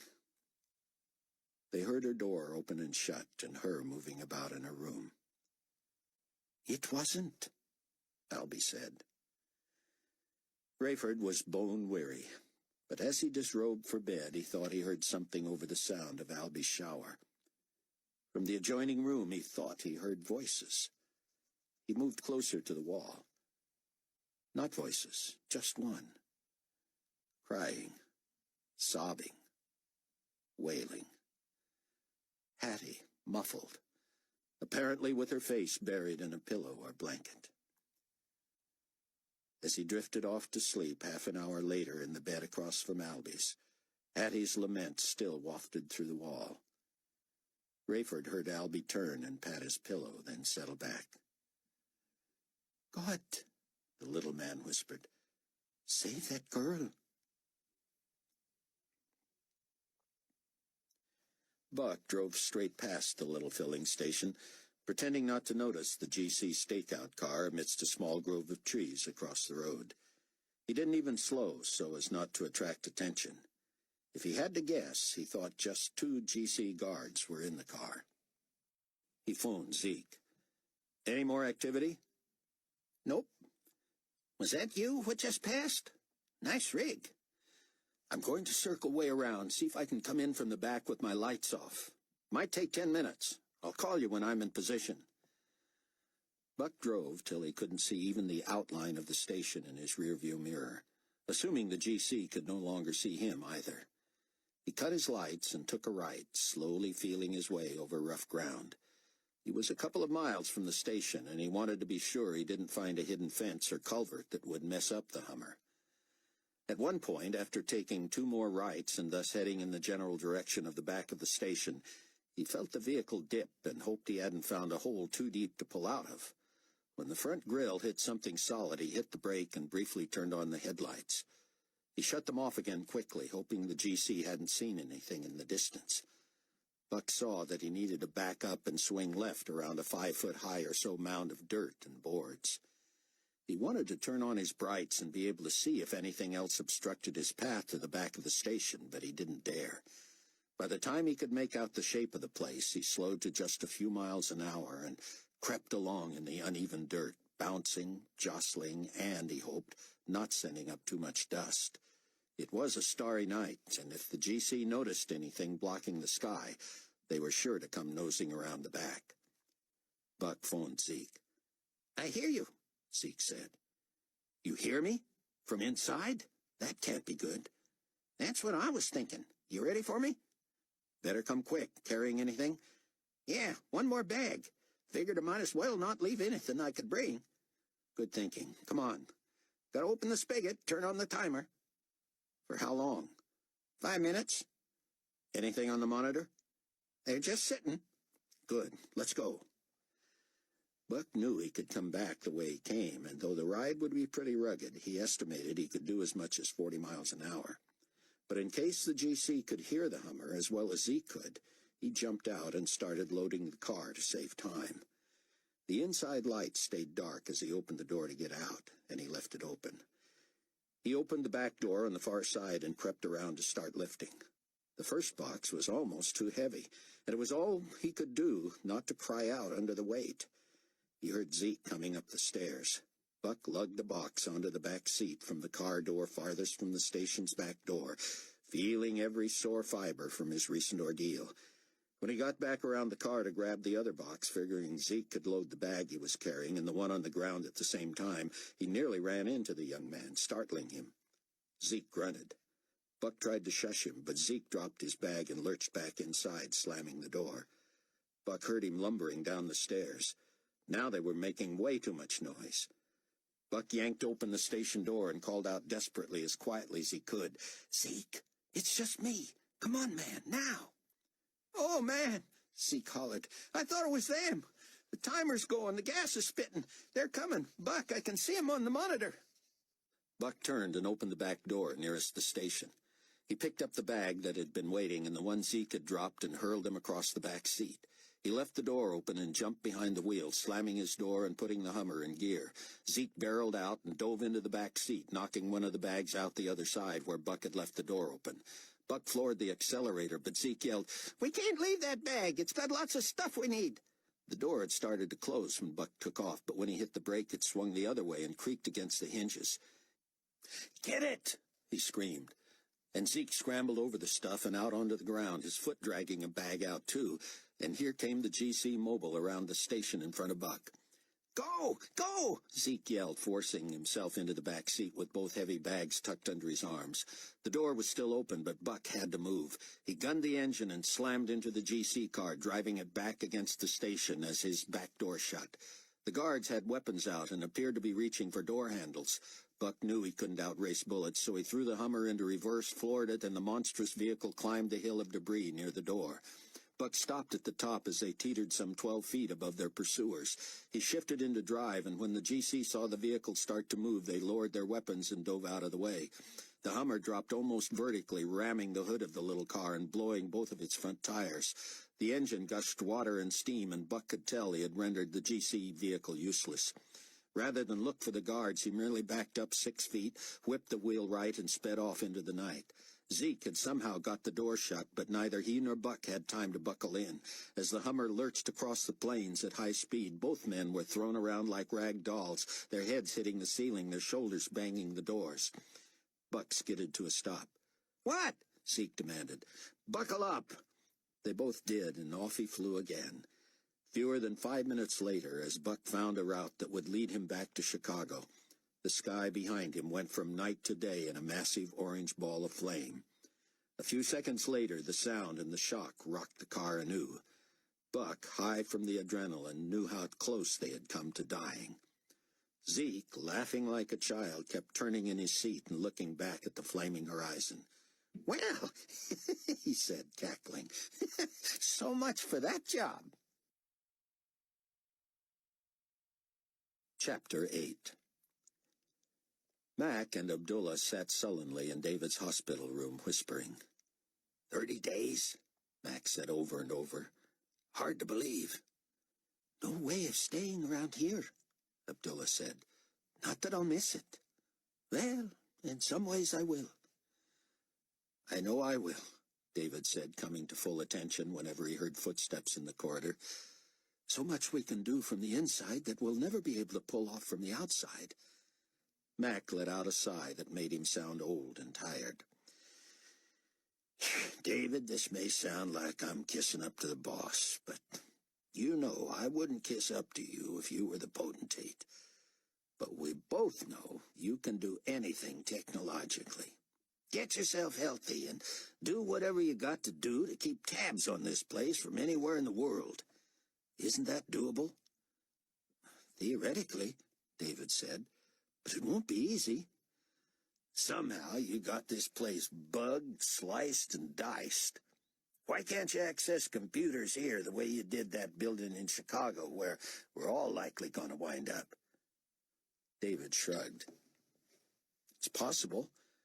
I can't imagine psyching myself up to get it done. Not without Annie. David caught the glance between Mac and Abdullah. What? He said. You know something you're not telling me?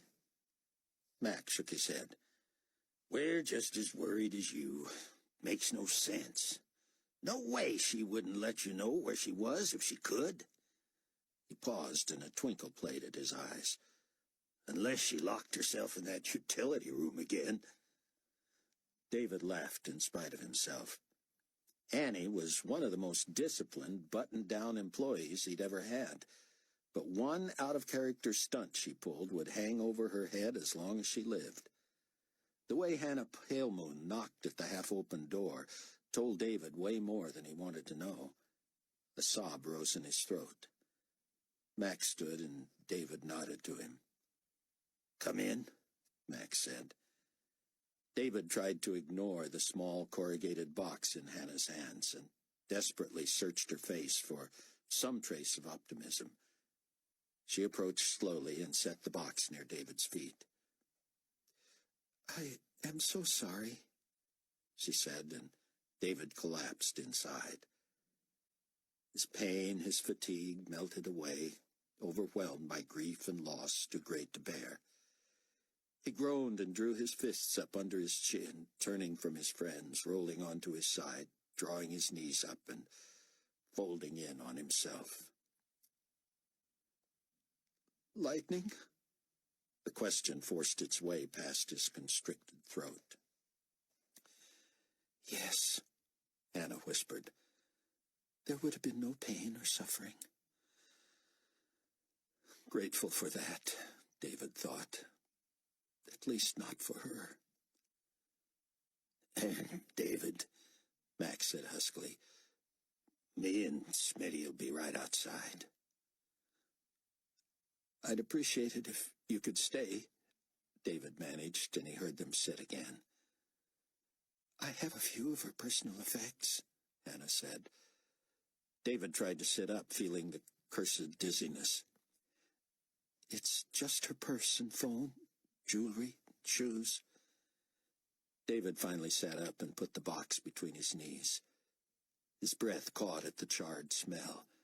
The phone had melted in spots. One shoe had scorched holes in the heel and toe.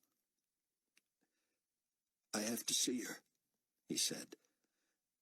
"I wouldn't recommend it," Hannah said. "David, no," Mac urged. "I have to.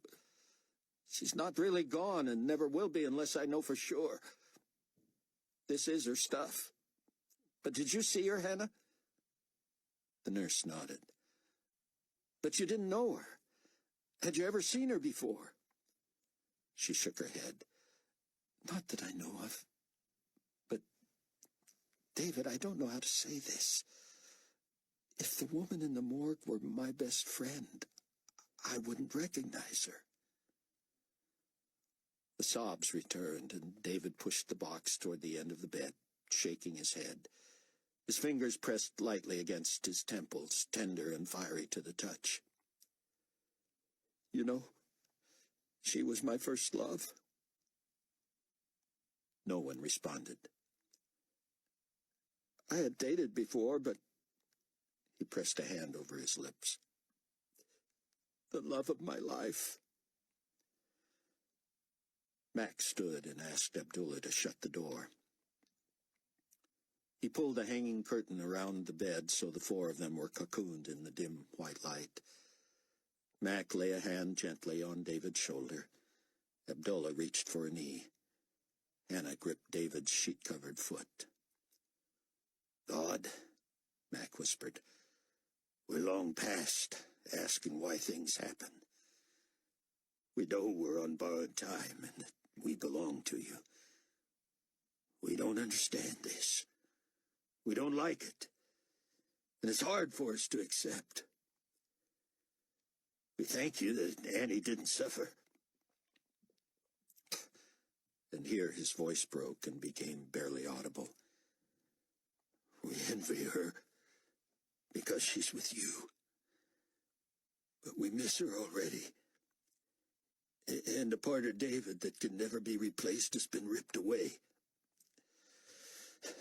We still trust you, still believe in you, and want to serve you for as long as you let us. We just ask that you'll come alongside David now, unlike you ever have before, and help him to heal, to carry on, and to do your work." Mac could not continue. Abdullah said, "We pray in the name of Jesus." "Thank you," David said, and he turned away from them again. "Please don't go yet." As he lay there, his friends still by the bed inside the curtain, he realized that there would be no formal funeral for Annie, and that even if there was, because she was an employee, he would have to conduct himself as a somber superior, not as a grieving lover. When he was forced to separate himself from this place, he didn't want it to reflect upon her and call into suspicion everyone she knew or spent time with. He heard the drape being opened again. Hannah put the box under the head of the bed, and Mac and Abdullah returned to their chairs. "You need sleep," Hannah said. "You want me to get you something?" He shook his head. "I'm sorry, Hannah, but I really have to see her. Can you unhook me and help me down there?" She looked as if about to refuse him, but he saw the light of an idea come to her eyes. "You're sure?" she said. "Absolutely. It won't be easy." "And this is?" "I'll get a wheelchair and I'll pull the IV along with us." Zeke was wearing his trademark get-up when Buck presented him to the Tribulation Force at the new safe house and introduced him to Sion. "When the bus gets back, we'll make you a full-fledged member," Buck said. "But meanwhile, find yourself some privacy and appropriate whatever you need to settle in. Make yourself at home and become part of the family." "By all means," Sion said, embracing the fleshy young man. In thick-soled, square-toed black motorcycle boots, black jeans, black T-shirt under black leather vest, Zeke was a stark contrast to the sweatered, corduroyed, hush-puppied rabbi. "Welcome, and God bless you." Zeke was awkward and shy, and while he shook hands all around and lightly returned hugs, he stared at the ground and mumbled replies. Soon enough, however, he was exploring, unpacking, moving a bed, setting up his stuff. An hour later, he returned to the central meeting place near the elevators. "This place is really uptown," he said. "Literally," Leah said, clearly bemused by the man who had once changed her entire look and given her a new identity. Zeke stared at her, and Buck got the impression he didn't know what she meant, but was afraid to admit it. As if to cover his embarrassment and change the subject, Zeke dug in both back pockets and one vest pocket for huge rolls of 20-nick bills, which he slapped noisily on the table. "I intend to earn my keep," he said. "Put this here in the pot." "You might want to wait till it's official," Buck said. "Rayford will be here tomorrow night, and—" "That's all right. Consider it a donation, even if I get voted out or blackballed or whatever." "I don't see that happening," Chloe said, burping the sleeping Kenny Bruce on her shoulder. "Oh, man," Zeke said quietly, noticing the baby. He approached slowly and reached carefully toward Kenny's back. "Can I?" "You may," Chloe said. "Your hands clean?" Zeke stopped and turned his hands before his eyes. "They have to be for my kind of work. Can't smudge the new IDs, you know. They look dirty 'cause I work on engines and stuff, but they're just stained." He bent at the knees before Chloe and gently put his meaty hand on Kenny's back. His fingers nearly stretched from shoulder to tiny shoulder. Zeke lightly touched the boy's feathery hair. "Sit, and you can hold him," Chloe said as the others watched. Buck was especially amused by Chaim, whose eyes filled. "Want a turn?" Buck whispered. "It's been so long," Chaim whispered, trying to make himself understood. "It would be a privilege." Somehow Kenny slept through everyone's turn, even Sion's. He was last and quickly passed Kenny back to Chloe as he was overcome. "My children, they're teenagers, and they, but the memories." "We need to identify a body," Hannah Palemoon said, pushing David's wheelchair and pulling his IV to the desk just inside the morgue. "Sign in," a bored older woman said. "Forget it," Hannah said. "The system is behind by several days. Nobody'll ever check anyway." The woman made a face. "Less work for me," she said. "I'm just filling in." David's heart raced as Hannah pushed him past rows and rows of bodies as far as the eye could see, on gurneys and lateral refrigerators and sheet-wrapped head to toe, shoulder to shoulder on the floor. "She's not one of these, is she?" "Next room, around the corner." Hannah steered him to the foot end of a covered body on a bed. He took a deep, quavery breath. Hannah lifted the sheet from one foot and peered at the toe tag to make sure she had the right corpse. "You're sure you want to do this?" He nodded, though now not so sure. She showed him the tag thin-wired to the big toe. It bore Annie's name and rank and serial number all right, plus date of birth and date of death. The foot was swollen and discolored, but no doubt hers. David reached to envelop it with both hands and was struck by the cold stiffness. It was the other foot whose shoe had showed lightning damage. David began pulling the sheet from it, ignoring Hannah when she cleared her throat and said, David. He recoiled at the damage. The heel was split wide and the big toe mangled. He covered her feet and dropped his head. You're sure she never felt that? Positive. Fortunato was given the power to call down fire from heaven on those who didn't worship the image. I know. I could have easily been struck. Me too. Why her? Hannah did not answer. David tried to wheel himself between beds to the other end of the body. His IV stretched. Let me, Hannah said, and she pushed him slowly. When he reached for the sheet, Hannah reached over his shoulder and put a hand on his arm. You may want to look only at her face, she said. There was severe cranial trauma. He hesitated. And David? For some reason, no one closed her eyes. I tried, but with time and rigor mortis, well, a mortician will have to do that. He nodded, panting. His head throbbed, and when he was able to control his breathing again, David lifted the sheet and brought it down to her neck, careful not to look. With another deep breath, his eyes traveled to hers. For an instant, it didn't look like Annie. Her eyes were fixed on something a million miles away, her face bloated and purple. Burns on her ears and neck evidenced where her necklace and earrings had been. He sat staring at her for so long that Hannah finally said, Okay. David shook his head. I want to stand. You shouldn't. Help me. She pushed the IV stand around the chair so it was next to him. Use that to brace yourself. If the room starts to spin, sit again. Starts? She locked the wheels and put a hand on his back, guiding as he rose. He pushed with his left hand on the arm of the chair and pulled with his right on the stand. Finally, up and wobbly, Hannah's hand still on his back, David cupped Annie's cheek with his free hand. Despite the cool rigidity, he imagined she could feel his caress. In spite of himself, he leaned over her until he could see past where a tuft of hair had been pushed up in front. Behind that was a silver dollar-sized hole that exposed her brain. David shook his head and carefully sat again. He didn't want to think what a lightning bolt through her body would have done to vital organs.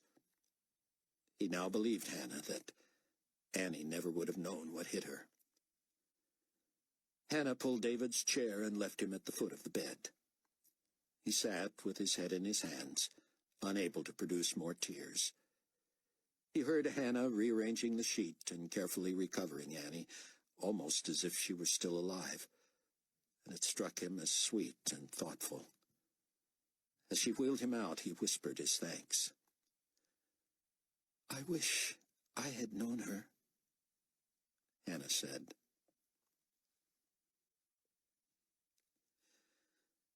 Rayford had debriefed Buck and Chloe and Sion the night before, so when a phone woke him at dawn in Montana, he assumed it was one of them. As he reached to answer, however, it was not his cell, but the room phone. He had not given out that number, so who would be calling? The desk? Was someone on to them? Should he identify himself as Rayford Steele or Marvin Berry? Neither, he decided. Hello? Ray, Hattie said. It's me. I'm awake. I'm up. I'm starved. And I want to get going. You? He groaned and glanced at the other bed. Albie was sound asleep. You're a little too chipper for me, he said. I'm asleep, I'm in bed, I'm not hungry, and there's no sense leaving so early that we get to Kankakee before dark. We can't go to the safe house until after that anyway. Oh, Rayford, come on, I'm bored. And I'm dead, remember? I need a new identity. But I'm as free as I've been in years, thanks to you. How about some breakfast? We can't be too obvious or public. Are you going to go back to sleep, really? Back? I never woke up. Seriously? No, I probably won't. Someone in the next room is up banging around anyway. She knocked on the wall. And I'll keep banging till I get company for breakfast. All right, dead girl. Give me 20 minutes.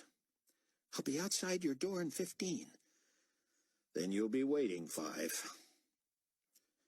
Rayford was glad his showering and dressing hadn't wakened Albie. He peeked out the window and saw nothing and no one. Out the peephole in the door, he saw Hattie stretching in the sun just beyond the shadow caused by the second-floor walkway. He peeked through the curtain. The place was otherwise deserted. Rayford stepped out, and Hattie nearly lunged at him. Let me see, she said, staring at him. I can see yours, she said. That means you can see mine, can you? His eyes were still adjusting to the sun, but as she pulled him out of the shadows by the door, it hit him. His knees buckled, and he almost fell. Oh, Hattie, he said, reaching for her. She leaped into his arms and squeezed him around the neck so hard he finally had to push her away so he could breathe. Does mine look like yours? She said. He laughed. How would I know? We can't see our own. But yours looks like every other one I've seen. This is worth waking Albie for. Is he decent? Sure, why? Let me. Rayford unlocked the door and Hattie burst in. Albie, wake up, sleepyhead. He didn't stir. She sat on the bed next to him and bounced. He groaned. Come on, Albie, the day is young. What? He said, sitting up. What's wrong? Nothing will ever be wrong again, she said, taking his face in her hands and pointing his bleary eyes toward her. I'm just showing off my mark. Chapter 9. Buck awoke at dawn and made the rounds, checking on everyone. He smiled at Zeke's domain and was grateful it was private. Zeke had worked until after midnight arranging his area, getting his computer and other equipment set up. Zeke snored loudly, but when Buck peeked in, he found Zeke on the floor next to his bed. Each to his own. Leah's door was shut and locked. She had been up late on a call from Ming Toy, who had returned to Buffer, frantic about her parents staying in New Babylon until her brother could find a position with the GC. Chloe had been on her computer until after Kenny was in bed, coordinating the international co-op. She urged the tens of thousands of members to watch for Sion's next missive, wherein he planned to discuss the importance of their readiness when the buying-selling edict would go into effect. He would also be asking volunteer pilots and drivers to bring small planes and vehicles into Israel for a secret mission. The only other 2 Trib Force members were awake and working. Chaim was hunched over a stack of books, several of them open, assigned by Sion. He looked up with twinkling eyes when Buck poked his head in. Buck seemed to understand his constricted speech better than the others. Miss Rose, the redhead, Chaim said. Leah. Yes, she's a trained nurse, you know. Buck nodded. She tells me she can remove the virus when I am ready. I am more than ready. A man my age cannot lose this much weight this fast, and I want to be able to speak clearly. How's everything else? On my body, you mean? I am an old man. I survived a plane crash. I should complain. Timon, this building is a gift from God. What a luxury. If we have to live in exile, this is where to live. And what young Sion has given me to read, well, I call him young because he was once my student. But you know that. There are times coming when the scriptures are like an ugly mirror to me, showing me again and again my bankrupt soul. But then I rejoice at the redemption, my redemption. The story of God, the history of his people, it is all coming alive to me before my eyes. Did you remember to eat? I don't eat. I drink. Ugh. But yes, thank you for asking. I am now drinking in the truth of God. Carry on. Oh, I will. Sion was looking for you, by the way. Did he find you? No, I'm on my way to him now. Buck moved up a floor and found Dr. Ben-Judah with his fingers flying over the computer keyboard. He didn't want to disturb him, but the rabbi must have heard him. Without looking up or slowing, he said, Cameron, is that you? So much to do. I shall be busy all the day, I fear. Dark as the days are, my joy is complete. Prophecy comes alive by the minute. Did you see what Master Zeke did for me? A precious lad. Buck looked again. Sion had not only a main computer, but also 2 laptops networked to it on either side. No more switching back and forth between programs, Sion sang out. Bibles on one, commentaries on the other, and I am writing to my people in the middle. Glad to get back to it? Oh, you cannot imagine. Don't let me slow you. No. Come in, Cameron. I need you. He finally stopped and hit the print command. Pages began piling in the printer output tray. Sion swiveled in his chair. Sit, please. You must be my first reader today. I'd be honored, but first, tell me, what news from our brothers and sisters in the field? We know little. We haven't heard from David Hasid, except second-hand through Rayford since the Carpathia resurrection. And what did you hear then? Only that Ray and Albie had trouble raising him. They needed him to pave the way for a scheme they were pulling, trying to get Hattie Durham back from the GC. At the last minute, he must have got their messages, because the stuff came through and the mission was accomplished. Sion nodded, pursing his lips. Praise the Lord, he said quietly. She is coming back to us then. Tonight, we expect Ray and Albie and Hattie after dark. I will pray for their safety. And we must continue to pray for her, of course. God has given me such a weight of care for that woman. Buck shook his head. Me too, Sion. But if ever there seemed a lost cause... Lost cause? Cameron! You and I were lost causes. All of us were. Who was a less likely candidate than Chaim? We pleaded and pleaded with him. But who would have believed he would eventually come into the kingdom? Certainly not I. Don't give up on Miss Durham. Oh, I haven't. With God, all things are possible.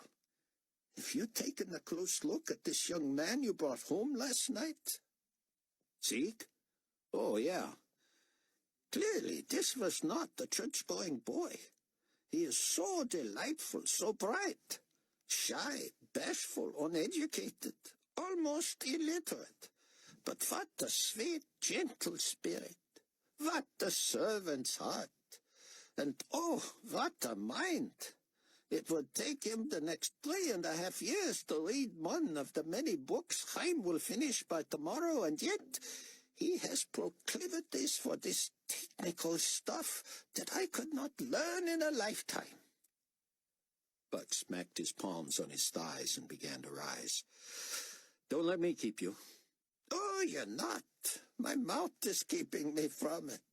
If you are not too busy today, I could use your help. Buck sat back down, and Sion handed him a sheaf of papers from the printer. I have many pages to go, but I need a first impression. I will not transmit these until I know they are right. They're always right, Sion, but I'd love to get the first look at them. Then begin. I will try to stay ahead of you, and if I start talking again, feel free to become parental with me. That'll be the day, Buck thought. He tapped the papers even and settled back to read. Ever so often, Sion printed out the next several pages, and Buck idly pulled them from the printer as he read, sitting, standing, pacing. All the while he thanked God for the gift of Sion ben Judah in his incredible mind. To the beloved tribulation saints scattered to the four corners of the earth, believers in the one true Jehovah God and his matchless Son, Jesus the Christ, our Savior and Lord. From your servant Sion ben Judah, blessed by the Lord with the responsibility and unspeakable privilege of teaching you, under the authority of his Holy Spirit, from the Bible, the very Word of God. 3. The dawn of the great tribulation. My dear brothers and sisters in Christ, as is so often true when I sit to write to you, I come in both joy and sorrow, with delight but also soberness of spirit. Forgive me for the delay since last I communicated with you, and thank you each and every one for the expressions of concern for my welfare. My comrades and I are safe and sound and praising the Lord for a new base of operations. And I always want to remember to also thank God for the miracle of technology that allows me to write to you all over the world.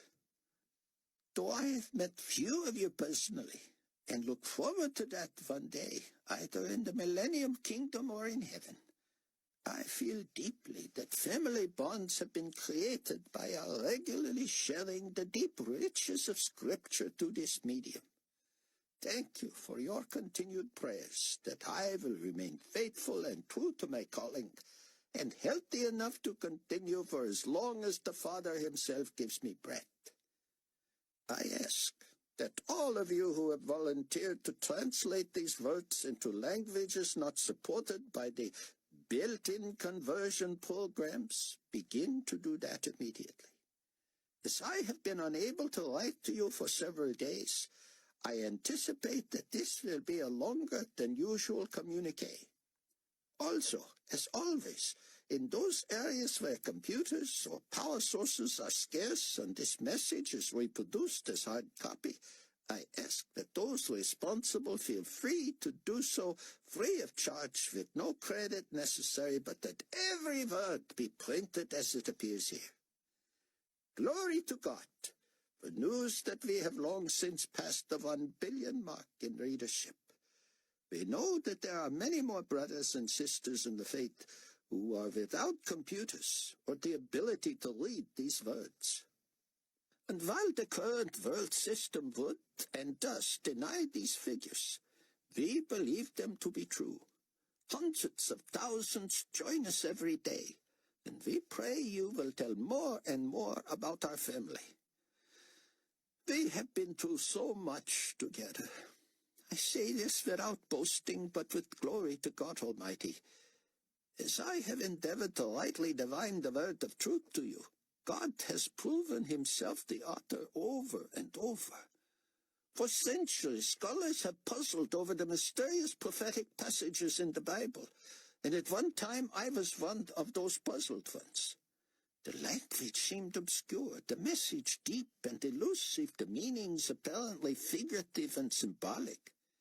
Yet, when I began an incisive and thorough examination of these passages with an open mind and heart, it was as if God revealed something to me that freed my intellect. I had discovered, strictly from an academic approach, that nearly 30% of the Bible, Old and New Testaments together, consisted of prophetic passages. I could not understand why God would include these if he intended them to be other than understandable to his children.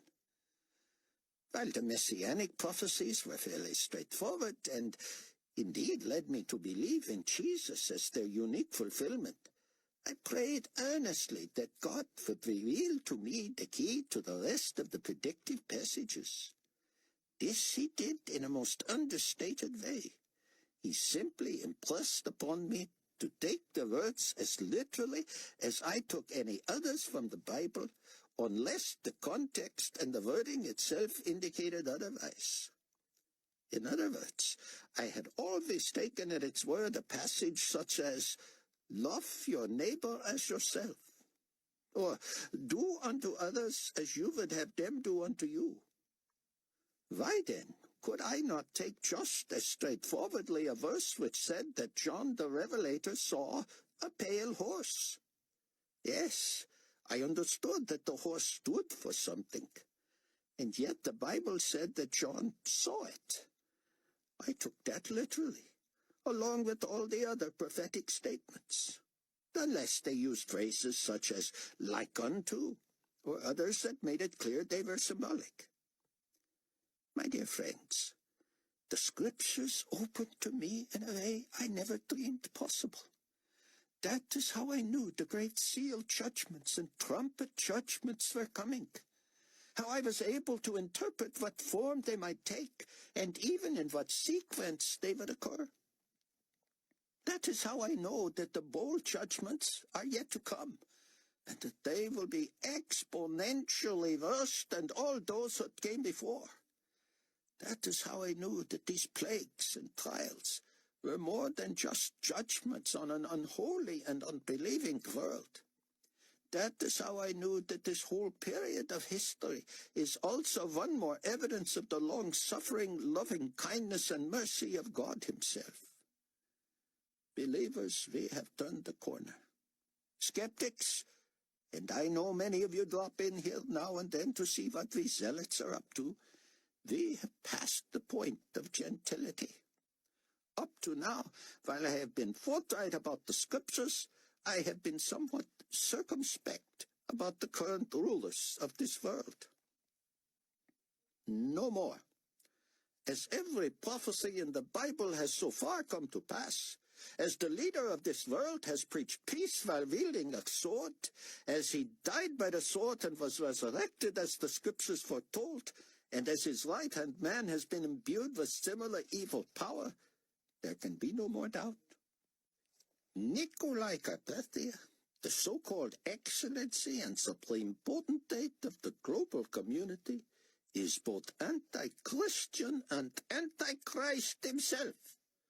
And the Bible says the resurrected Antichrist is literally indwelt by Satan himself. Leon Fortunato, who had an image of Antichrist erected, and now forces one and all to worship it or face their own peril, is Antichrist's false prophet. As the Bible predicted, he has power to give utterance to the image, and to call down fire from heaven to destroy those who refuse to worship it. What's next? Consider this clear prophetic passage in Revelation 13:11-18. Then I saw another beast coming up out of the earth, and he had 2 horns like a lamb, and spoke like a dragon. And he exercises all the authority of the first beast in his presence, and causes the earth and those who dwell in it to worship the first beast, whose deadly wound was healed. He performs great signs, so that he even makes fire come down from heaven on the earth in the sight of men. And he deceives those who dwell on the earth by those signs which he was granted to do in the sight of the beast, telling those who dwell on the earth to make an image to the beast who was wounded by the sword and lived. He was granted power to give breath to the image of the beast, that the image of the beast should both speak and cause as many as would not worship the image of the beast to be killed. He causes all, both small and great, rich and poor, free and slave, to receive a mark on the right hand or on their foreheads, and that no one may buy or sell except one who has the mark or the name of the beast or the number of his name. Here is wisdom. Let him who has understanding calculate the number of the beast, for it is the number of a man. His number is 666. It won't be long before everyone will be forced to bow the knee to Carpathia or his image, to bear his name or number on their forehead or right hand, or face the consequences. Those consequences? Those of us without what the Bible calls the mark of the beast will not be allowed to legally buy or sell. If we publicly refuse to accept the mark of the beast, we will be beheaded. While it is the greatest desire of my life to live to see the glorious appearing of my Lord and Savior Jesus the Christ at the end of the Great Tribulation, a few days short of 3.5 years from now, what greater cause could there ever be for which to give one's life? Many, millions of us will be required to do just that. While it conjures in us age-old self-preservation instincts, and we worry that at that hour we will be found lacking courage, loyalty, and faithfulness, let me reassure you, the God who called you to the ultimate sacrifice will also give you the power to endure it. No one can receive the mark of the beast by accident. It is a once-for-all decision that will forever condemn you to eternity without God. Well, many will be called to live in secret, to support one another through private markets. Some will find themselves caught, singled out, dragged into a public beheading, to which the only antidote is a rejection of Christ and a taking of the mark of the beast. If you are already a believer, you will not be able to turn your back on Christ, praise God. If you are undecided and don't want to follow the crowd, what will you do when faced with the mark or the loss of your head? I plead with you today to believe, to receive Christ, to envelop yourself with protection from on high. We are entering into the bloodiest season in the history of the world. Those who take the mark of the beast will suffer affliction at the hand of God. Those who refuse it will be martyred for his blessed cause. Never has the choice been so stark, so plain. God himself gave name to this 3.5-year period. Matthew 24, 21, 22 records Jesus saying, "For then there will be great tribulation, such as has not been from the beginning of the world until this time, no, nor shall ever be. And unless those days were shortened, no flesh would be saved. But for the elect," that's you and me, believer, "the elect's sake, those days will be shortened." In all God's dealings with mankind, this is the shortest period on record, and yet more scripture is devoted to it than any other period except the life of Christ. While the Hebrew prophets referred to this as a time of vengeance of our God for the slaughter of the prophets and saints over the centuries, it is also a time of mercy. God goes to extreme measures to compress the decision-making time for men and women before the coming of Christ to set up his earthly kingdom. Despite that this is clearly the most awful time in history, I still say it is also a merciful act of God to give as many souls as possible an opportunity to put their faith in Christ. Oh, people, we are the army of God, with a massive job to do in a short time. May we do it with willingness and eagerness and the courage that comes only from him. There are countless lost souls in need of saving, and we have the truth. It may be hard to recognize God's mercy, for his wrath is also intensifying. Woe to those who believe the lie that God is only love. Yes, he is love, and his gift of Jesus as the sacrifice for our sin is the greatest evidence of this. But the Bible also says God is holy, holy, holy. He is righteous and the God of justice, and it is not in his nature to allow sin to go unpunished or unpaid for. We are engaged in a great worldwide battle with Satan himself for the souls of men and women. Do not think that I lightly advance to the front lines with its truth, not understanding the power of the evil one. But I have placed my faith and trust in the God who sits high above the heavens, in the God who is above all other gods, and among whom there is none like him. Scripture is clear that you can test both prophet and prophecy. I make no claim of being a prophet, but I believe the prophecies. If they are not true and don't come to pass, then I am a liar and the Bible is bogus and we are all utterly without hope. But if the Bible is true, next on the agenda is the ceremonial desecration of the temple in Jerusalem by Antichrist himself. This is a prediction made by Daniel, Jesus, Paul, and John.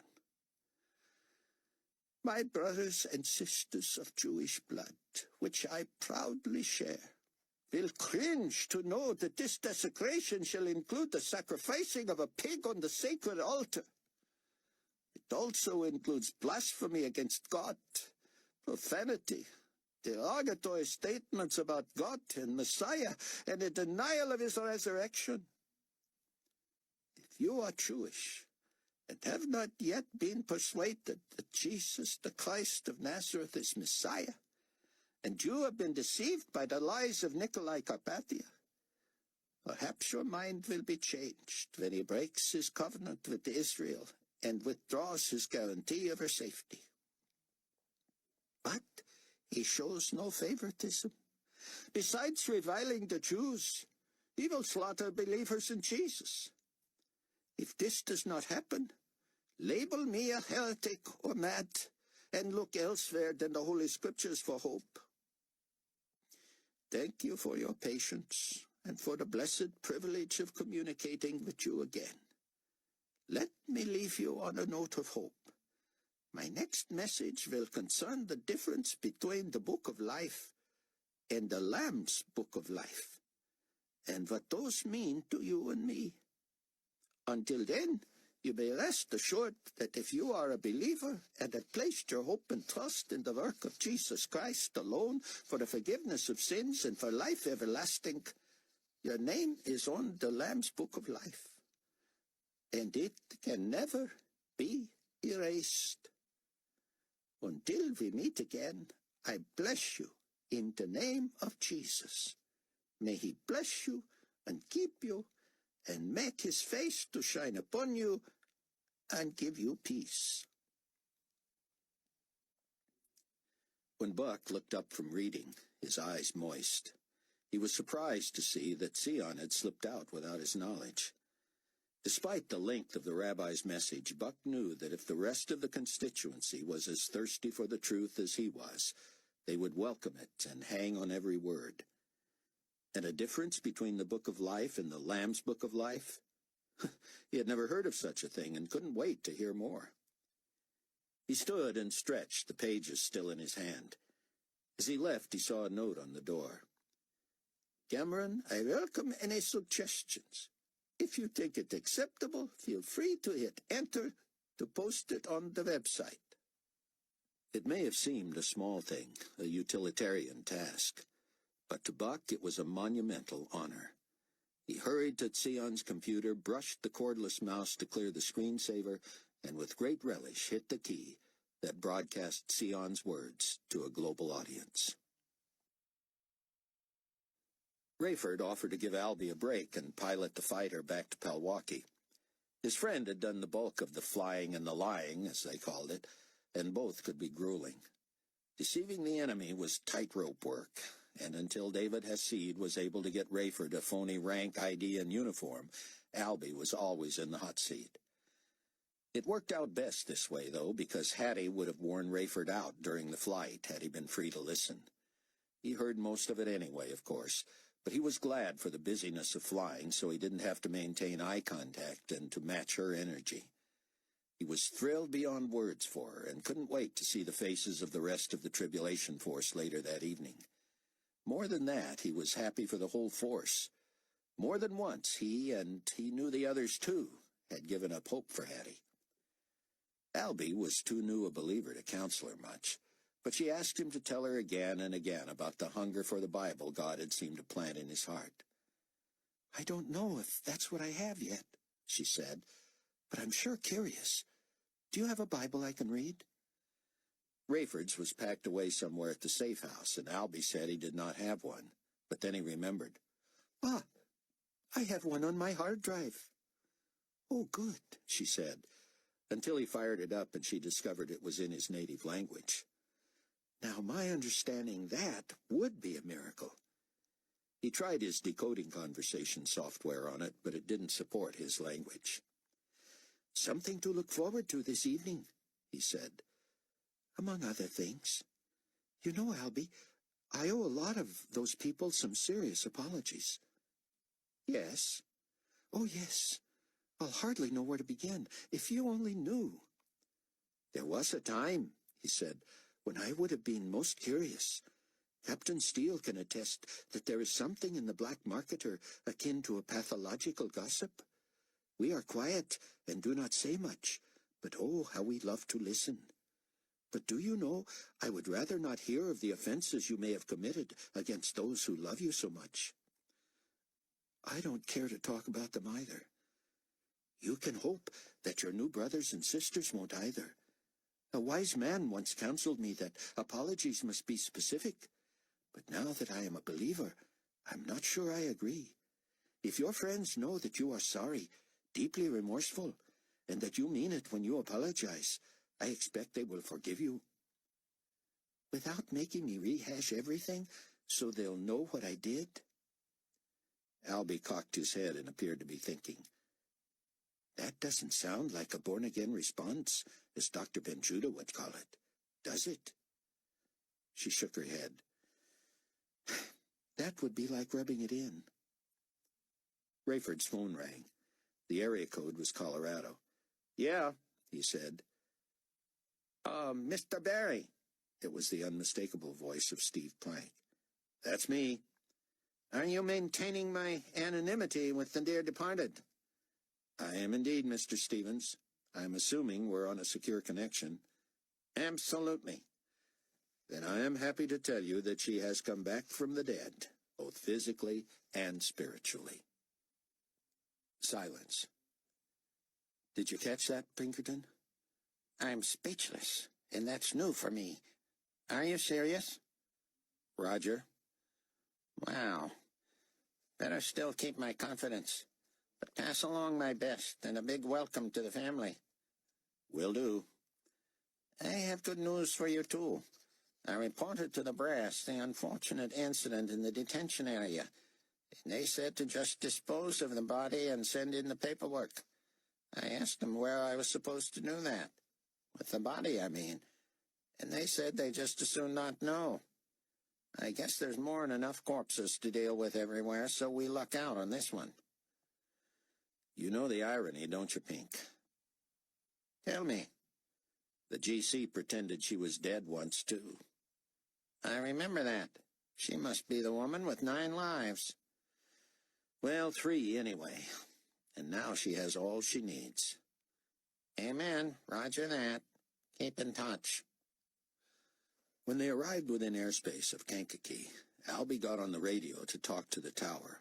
He identified himself as Commander Elbaz and asked permission to load a body into his chopper for proper disposition. "We have no extra personnel to help with that, Commander." "Just as well. We're not totally sure of the cause of death or any potential contagions." "It's you and Mr. Barry and the deceased?" "Roger, and the paperwork has been filed with International." "Consider yourself processed. Oh, stand by, Commander. I've been reminded that a shipment has arrived for you from New Babylon." "A shipment?" "It's stamped confidential and top secret. About half a skid. I'd say 200 pounds. "Can it be delivered to the chopper?" We'll see what we can do.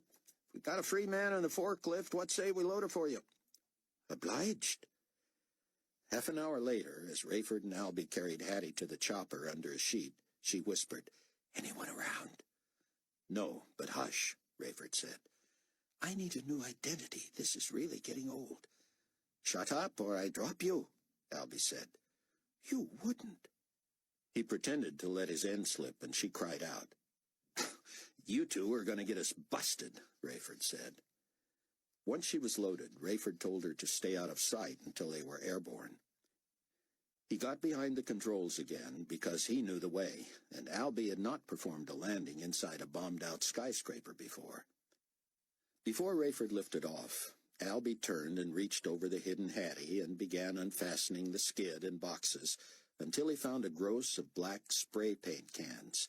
The snapping of plastic fasteners and wrap made Hattie ask, "What in the world are you doing?" "Just clearing the trap door, so Rayford can eject you if you don't behave." A full day had passed in New Babylon, and David felt well enough to leave the hospital. Hannah came to change his dressing. "How are we doing?" she asked, peering into his eyes. "Nurses all use the collective we, don't they?" "We're trained in it." "Now, physically, I feel 100% better." "You'll still have to take it easy." "I've got a desk job, Hannah." "You also have a ton of stuff to do fast. Pace yourself." "I don't feel like doing it anyway." "Do it for Annie." Touché. With his new bandage in place, she put her hands gently over his covered ears. "I wasn't trying to be mean, David. I mean it. I know your heart is broken. But if you wait for that pain to go away before doing what you have to do, it'll be time to get out of here." He nodded miserably. "You're going to be okay, David," she said. "That sounds trite now, but just knowing you a little makes me certain." He wasn't so sure, but she was trying to help. "I've been thinking," she added. "Uh-oh.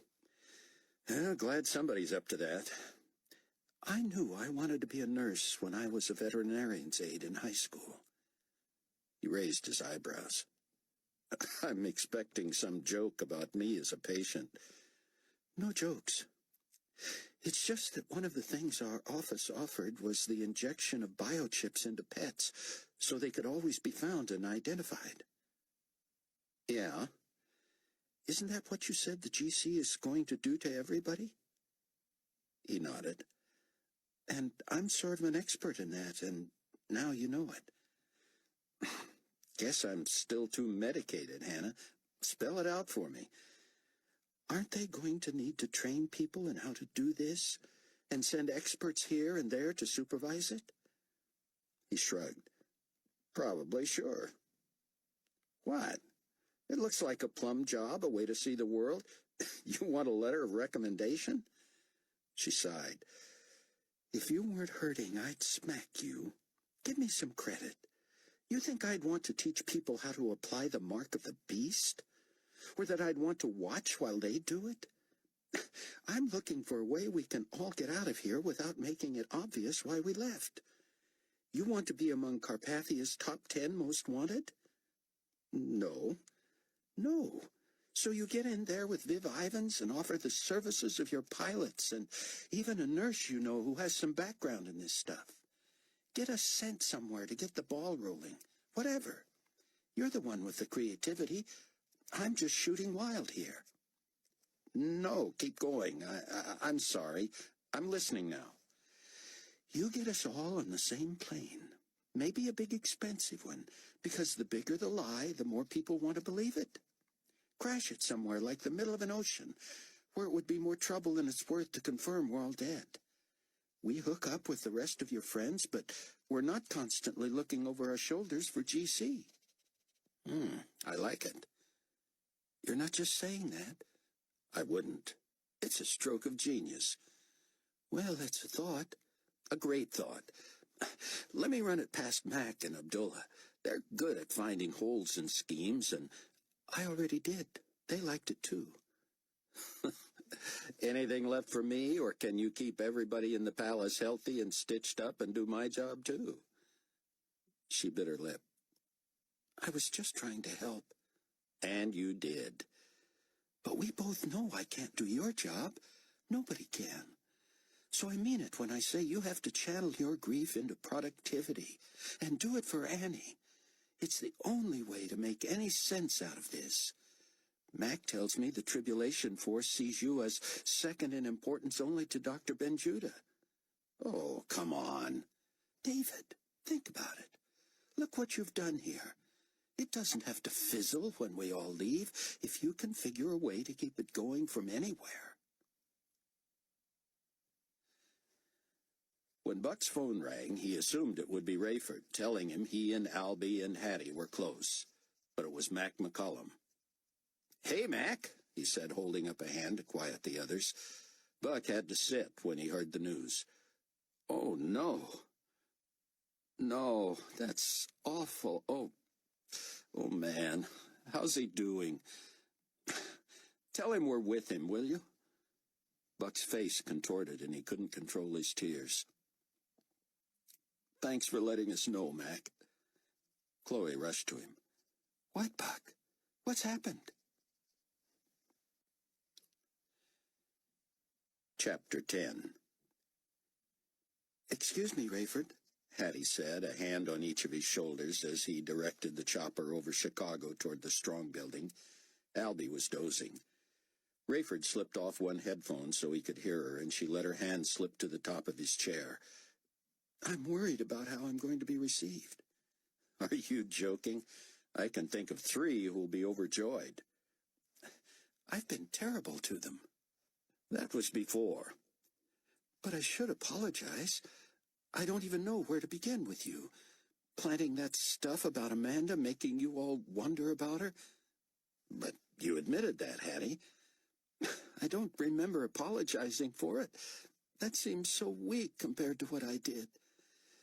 "I won't say it wasn't an awful time for me," he said. "But let's put it behind us." "You can do that?" "Not by myself." "Chloe really lost patience with me." "With me too, Hattie. And I deserved it." "She forgave you?" "Of course. Love forgives all." Hattie fell silent, but Rayford felt the pressure of her hands on the back of his chair.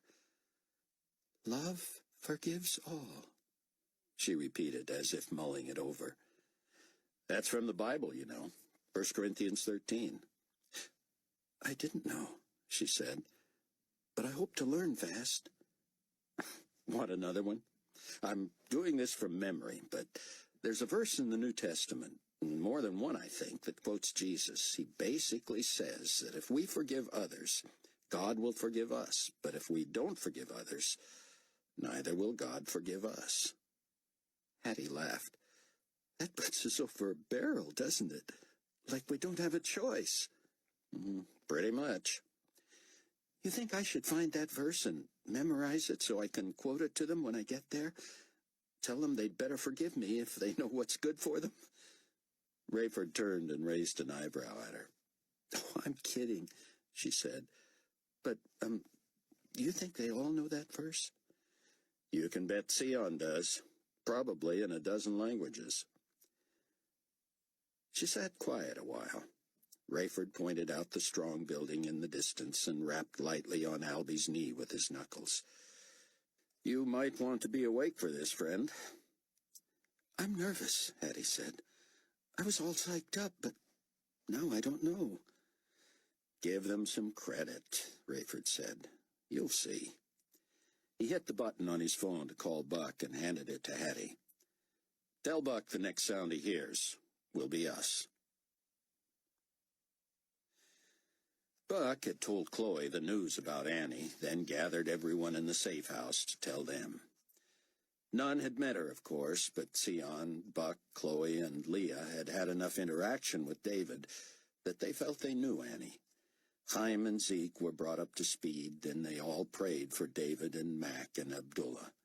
Zeke asked if they would mind praying for his father, too. "I don't know exactly where they took him, but I know Dad, and he ain't going to be cooperative."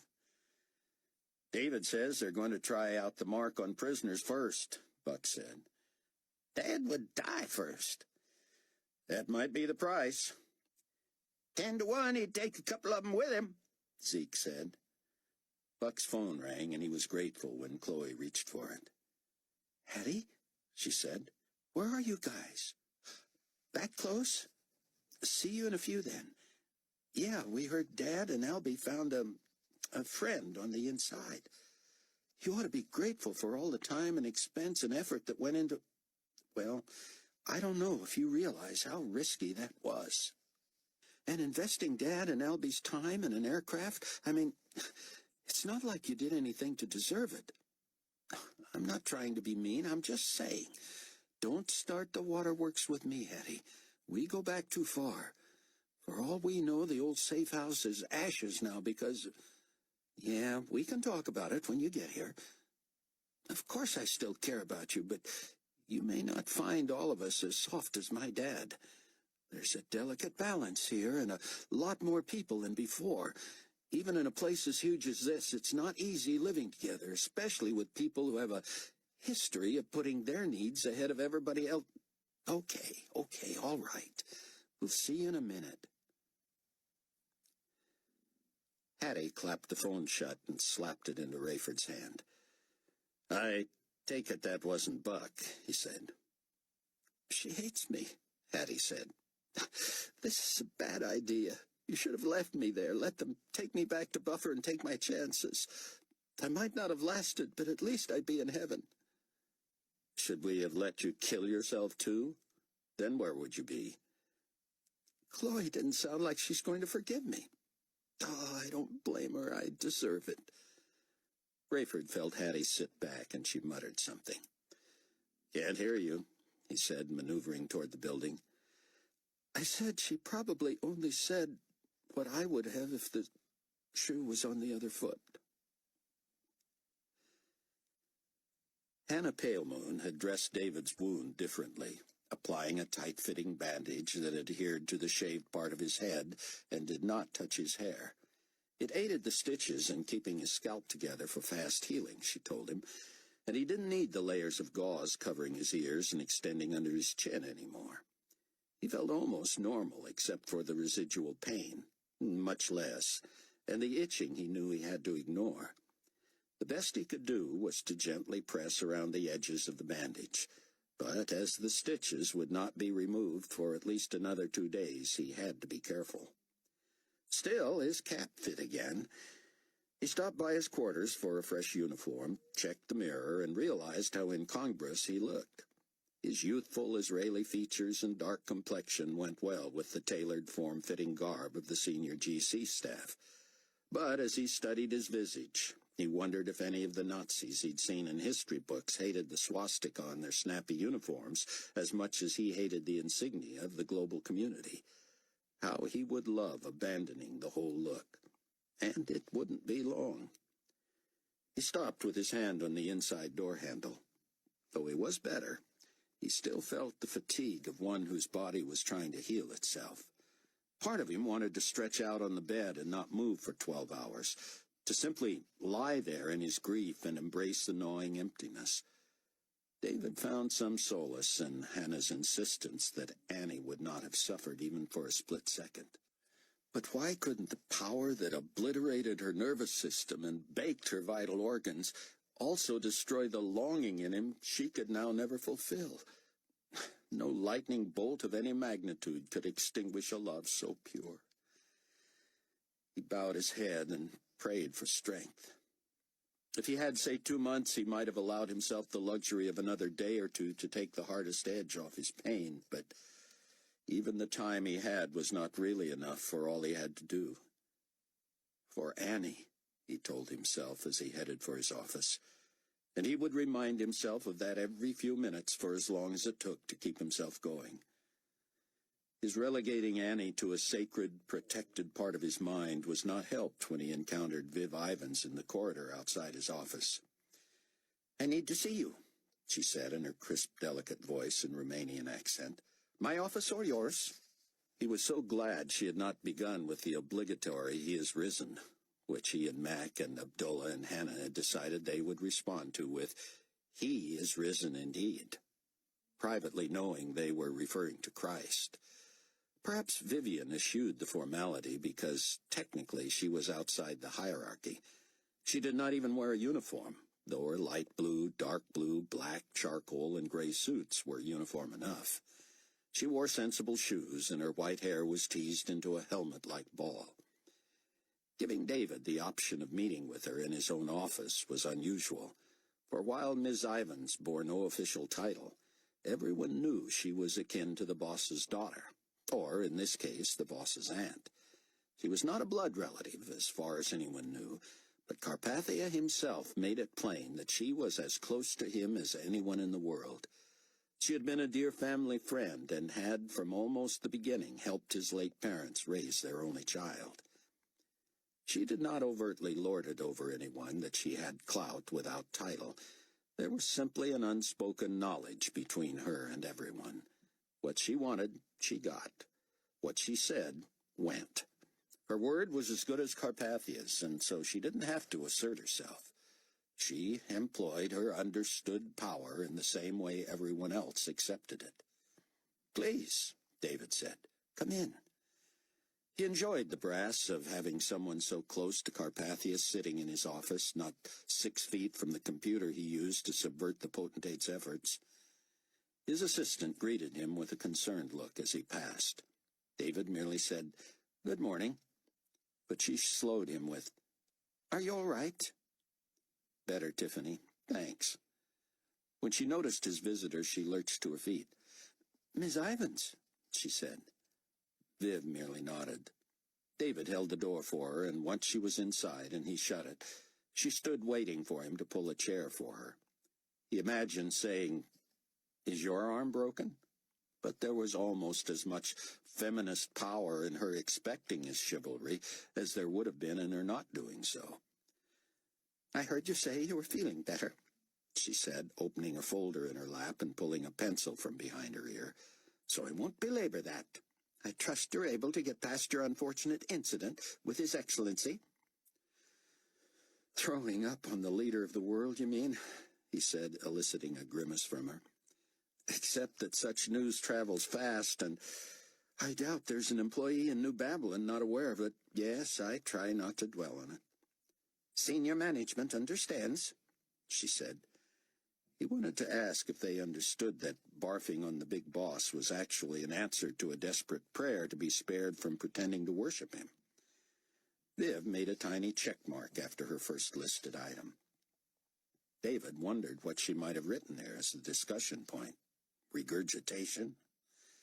"Now then," she said, "a few more items. First, your new immediate superior will be James Hickman." "My area will report to intelligence?" "No, Jim has been promoted to Supreme Commander to replace Reverend Fortunato." David mused that having had intelligence in Hickman's previous title was similar to Fortunato now having Reverend in his. Surely this was Commander Fortunato's choice, not the potentate's. David detected the hint of a smile, but Viv wouldn't take the bait. "So, Jim will be relocating to Leon's old office?" he said. "Please, don't get ahead of me, Mr. Hasid. And I would urge you to use titles, or at the very least, Mr., when you refer to personnel at such levels. You shall be expected to refer to Mr. Hickman as Supreme Commander, and Mr. Fortunato as Reverend, or Most High Reverend." "Do I get a vote?" David wondered. He might rather have vomited on Leon than call him Most High anything. He bit his tongue to keep from asking Miss Ivins, whether it had been Hickman's groveling that had won him his promotion. Or perhaps that performance was in gratitude for a move that had already been put in place. "And no," Viv continued, "the new Supreme Commander will not be moving into Reverend Fortunato's old office. Mr. Hickman will be sharing space with His Excellency's assistant." "Really?" David said. "Seems Sandra's kind of cramped as it is." "How shall I put this? Though Mr. Hickman will have the same title Mr. Fortunato had, the job may not have quite the same range of influence." "Meaning?" Viv appeared frustrated, as if she were seldom asked to be more precise. Mr. Hasid, it should be obvious to everyone that a leader whose deity has been publicly affirmed would not have need for the same level of assistance he may have in the past. Mr. Fortunato was, in essence, the chief operating officer to His Excellency's chief executive officer. Mr. Hickman's role will be more that of facilitator. Like sergeant-at-arms or town crier, David wanted to say. And, of course, you are aware of Reverend Fortunato's new duties. More than you are. But false prophet may not look right on the business card. Refresh me. He will be the spiritual head of the global community, directing homage to the object of our worship. David nodded. To cover any unconscious look that might have given him away, he said, "And what is to become of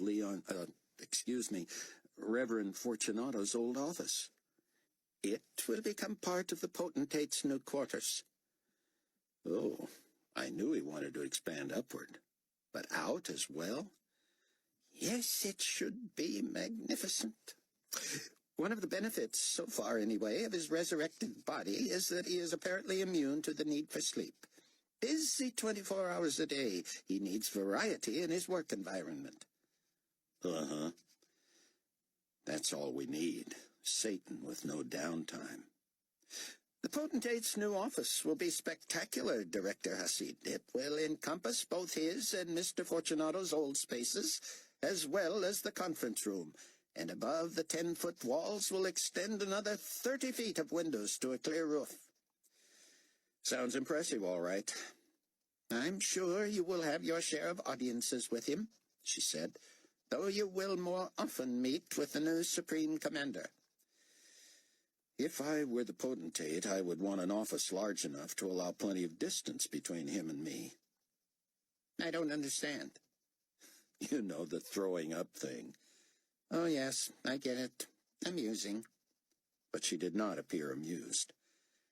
"Will Mr. Hickman have a meeting area, or will we have to keep our voices down so as not to disturb the potentate's assistant?" "I'm sure between the two of you, you'll be able to work something out. For instance, meeting here. Oh, my, look at the time. I have several other appointments, so you'll forgive me if I plunge ahead." "No, time's up. Get out." "Certainly, Miss Ivins. I understand." "During your incapacity, we were unable to wait on several important issues. We needed to get orders placed for several technical purchases that involve international shipping and manufacture." David had to concentrate to keep from making a face. He knew exactly what she was talking about, and he had hoped he could stall such requisitions and frustrate the potentate's efforts. "Technical purchases," he said. "Biochip injectors. And, of course, loyalty enforcement facilitators." Loyalty enforcement facilitators. Why not just call them cranium and trunk separators? "Guillotines, you mean?" That made her wince. "Director, please. That has such an 18th century sound to it. And you can understand why we want to avoid any language that bespeaks violence or conjures images of beheading and the like." "And the like?"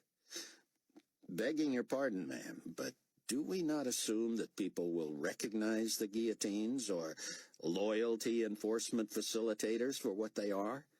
What else might they be used for? Halving cabbages?" "I don't find that in the least amusing."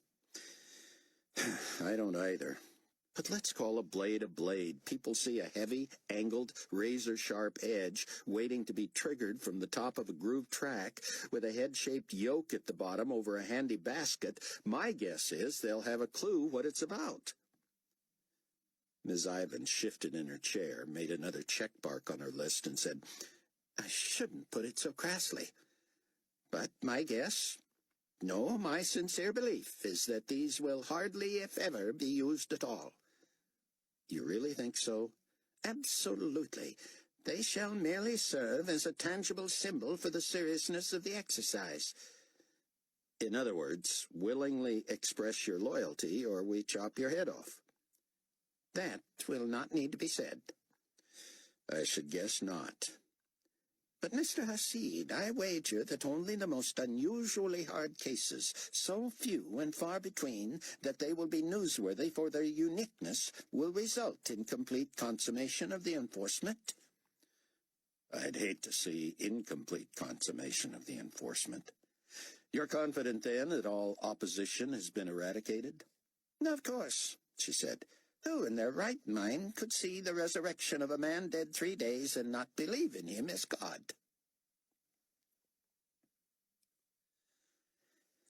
Rayford did not get the reception he expected, and Chloe hurried to him to explain it.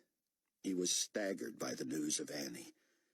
The three sat, stunned as the rest, and most, it appeared, avoided eye contact with Hattie. "What do we hear from David?" Rayford said. "Is he all right?" "We heard from Mac," Buck said. "Worse is that David collapsed from heat exhaustion or sunstroke or something, and that just delayed his finding out about Annie." Rayford sat shaking his head. He knew more and more of this would be their lot, but it never seemed to get easier. "Not everybody knows everyone else here," he said finally, and made cursory, subdued introductions. "Excuse me," Zeke said, "but is it okay if I ask a dumb question?" "Anything," Rayford said. "No offense, lady," he said to Hattie, "but I didn't expect to see a mark on you." Sion stood, lips trembling, and approached her. "Is it true, dear one?" he said, putting his hands on her shoulders. "Let me look at you." Hattie nodded, her eyes darting to Buck and Chloe, who stared wide-eyed.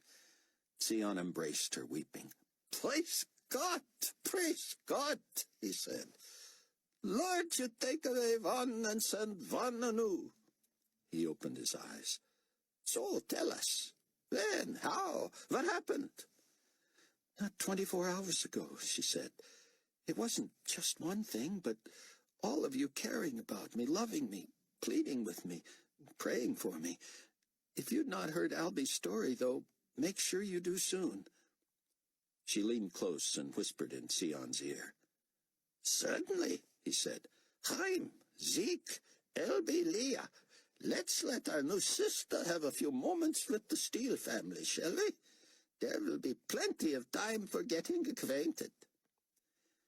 The others rose and followed Sion as if they understood, though Zeke looked puzzled. When it was just the four of them, Hattie stood as Rayford, Buck, and Chloe sat. "I'm so happy for you," Chloe said, "and I mean it even if I sound stunned. I am. I wish you'd told me on the phone before I went off on you." "No, Chloe, I deserved that, and I don't blame any of you for being shocked. I'm a little shocked myself, but I have so much to explain. Well, not to explain, because who can explain rottenness, but to apologize for it. I was so awful to you, all of you, at different times. I don't know how you could ever forgive me." "Hattie," Chloe said, "it's all right. You don't have to." "Yes, I do. And, Chloe, one thing you need to know is that something you said to me a long time ago never left me. I couldn't get it out of my mind, though I tried over and over. It was when I visited you at Loretta's house, and I accused you all of just trying to change my mind about an abortion and of only loving me if I bought into the whole package and agreed with everything you said. Remember?" Chloe nodded. Hattie continued. "Even though you were so much younger than me, you told me that you all wanted to love me the way God loved me. And that was whether I agreed with you or not. No matter what I did or what I decided, you would love me because that was the way God loved you, even when you were dead in your sins." "I don't remember being that articulate," Chloe said, her eyes filling. "Well," Hattie said, "you were right. God loved me at my lowest, and to think I almost killed myself before he finally got to me." "They don't know that story," Rayford reminded her. And she told him everything, from the time the GC in Colorado apprehended her to that very moment. "I was so worried that you would never forgive me," she concluded. Chloe stood to embrace her. Then Buck did. "You've never forgiven me for something that was worse than anything you ever pulled, Hattie." "What?" "I introduced you to Nicolae Carpathia." She nodded, smiling through tears. "That was pretty bad," she said. "But how could you know? He fooled almost everybody at first. I wish I'd never laid eyes on him. But I also wouldn't trade a thing about my life now. It all pointed to today." David was antsy. He wanted Viv Ivans to leave so he could get started on his real chores. She rattled on about Fortunato. "He'll move into Peter Matthews' old office, but nothing will be the same there. There's no Enigma Babylon One World Faith anymore because there's no Enigma. We know whom to worship now, don't we, Mr. Hasid?" "We sure do," he said. "Now," she said, "there is one more item. You're aware that you lost an employee the other day?" She flipped a page in her notebook and read, "Single, white, female, 22, almost 23, Angel Rich Christopher. Rich is apparently a family name." David held his breath and nodded. "Lightning victim," Viv added. "One of several." "I was aware of that, yes." "I just wanted to tell you that if you were planning any sort of memorial, I'd advised against it." "I'm sorry?" "We have simply lost too many employees to make it practical to give them all their moments, if you will." David was offended, especially for Annie. "I have attended other such ceremonies. They have been short, but appropriate."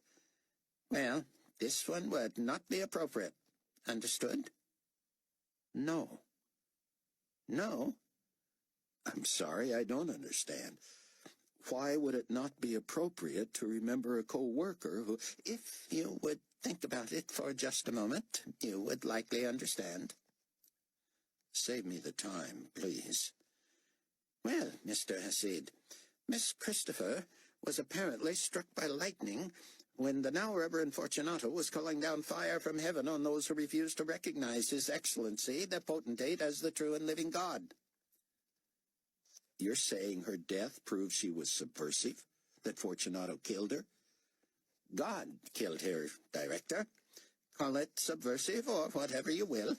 It is obvious to all who were present, and I know you were, that only skeptics suffered for their unbelief that day."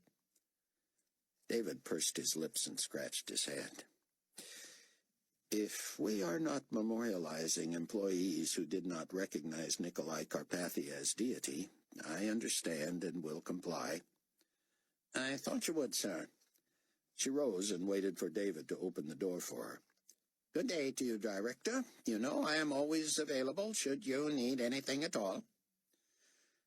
"Well, there is one more thing." "Name it." "The biochip injectors you mentioned. Are they similar to the type used for inserting the same into household pets?" "I believe they are, with certain modifications." One of the nurses who attended me happened to mention that she got her start in medicine as a veterinarian assistant. I wonder if she has any experience with that kind of technology that might be helpful to us." "Good thinking. Give me her name, and I'll check it out." "I don't recall offhand," he said, "but it should be easy enough to find out. I'll call you with it." As soon as Viv was gone, David phoned Hannah. "I'll be giving your name to Viv Ivans. Expect a call." "Got it." He told her of the prohibition against even a moment of silence in his department for Annie. "That's perfect," she said. "David, she would wear that like a badge of honor. If being honored made it appear she was a Carpathia loyalist, you'd have to answer to her in heaven someday." Chapter 11. For the next several days in the safe house, Rayford quietly observed the group dynamics and took notes. Sion and Haim spent most of their time studying. Leah seemed bored with helping Chloe with the international co-op, and While she got acquainted with Hattie, Hattie was getting on everyone's nerves. Everyone's except Zeke's. He mostly kept to himself and didn't appear affected by personal idiosyncrasies. Rayford asked Sion to lead the group in a brief Bible study each day, and they prayed together. Everyone was also expected to log on to Sion's daily cyber message. Each took a turn spray-painting the insides of exposed windows until all the floors they were using were invisible to the outside, even with lights on. A week after Rayford had brought Hattie into the safe house, he called a meeting to officially insert Chaim, Zeke, Albie, and Hattie into the Tribulation Force.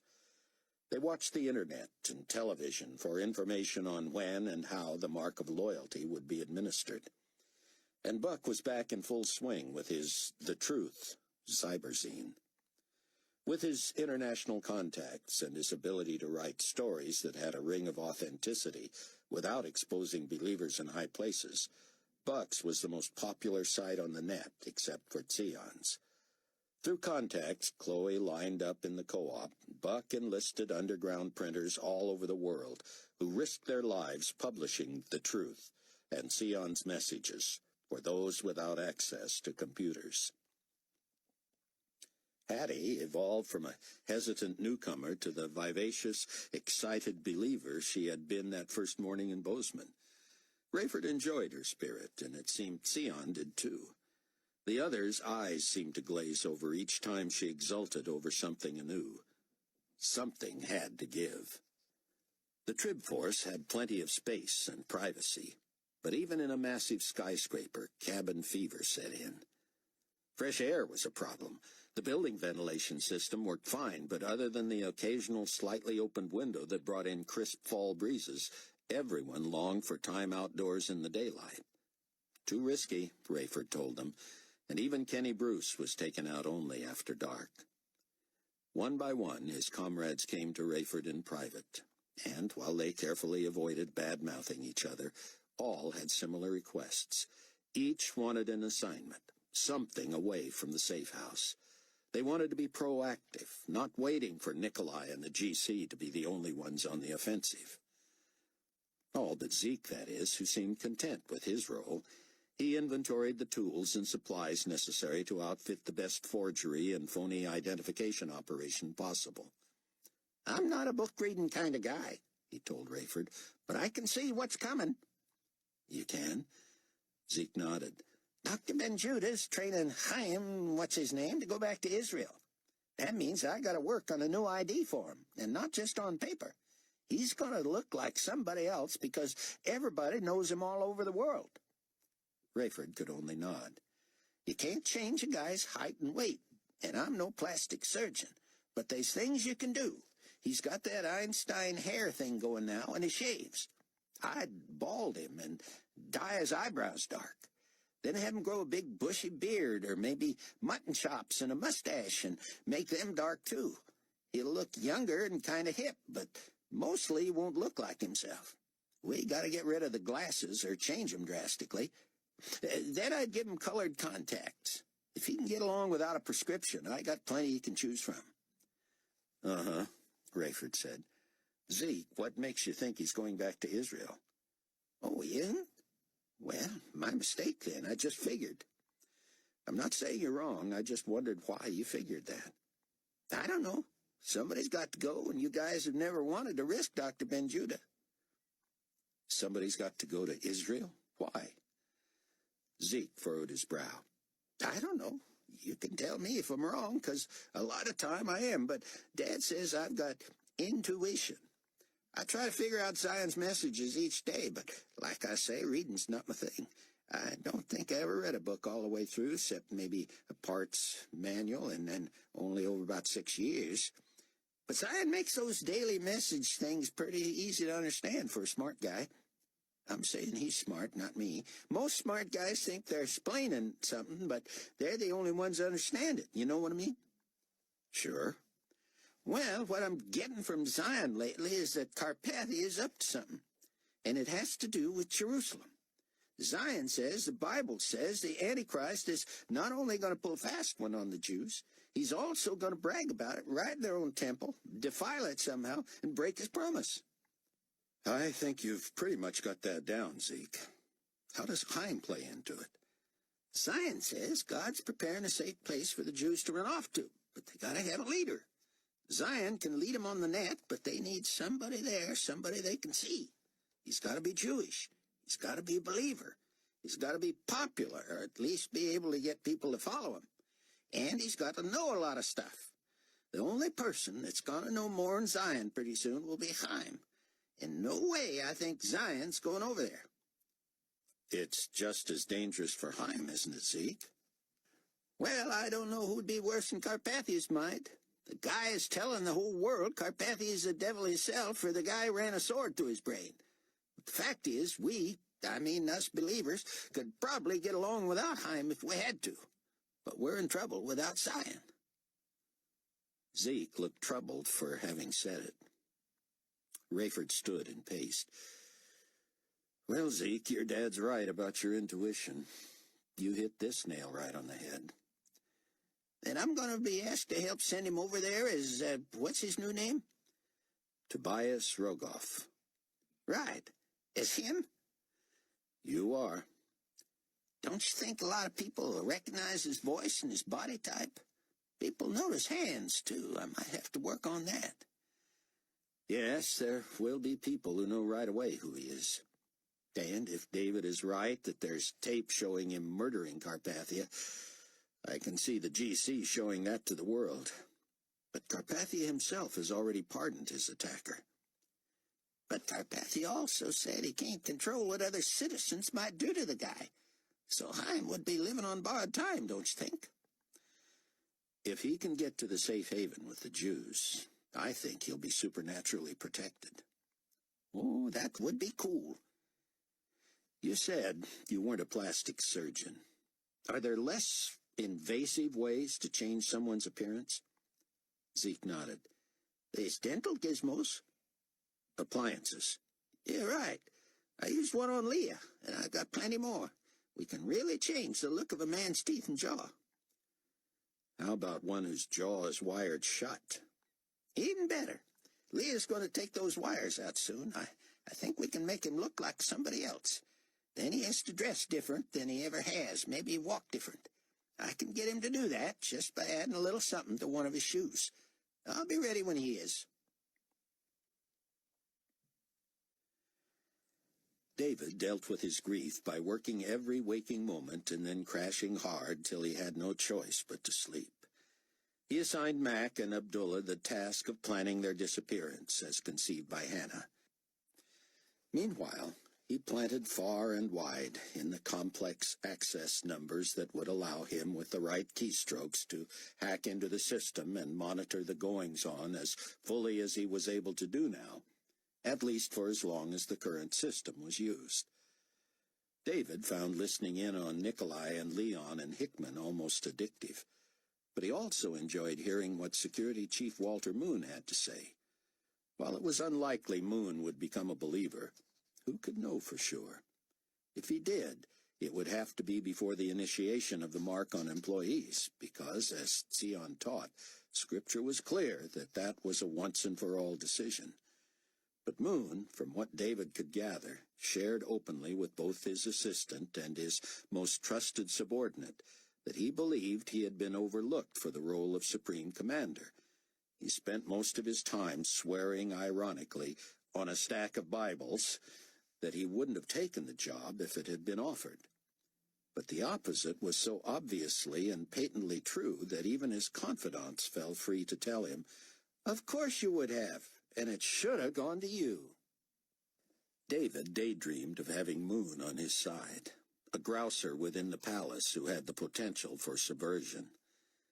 The new intelligence director replacing Jim Hickman was a Pakistani named Suhail Akbar. A devout Carpathia supporter, he was a behind-the-scenes kind of guy, quiet and slow to voice an opinion, but with a resume that far outstripped his former superiors for experience and training. David feared he was bright enough to be a problem. Bright was not an adjective ever applied to Hickman.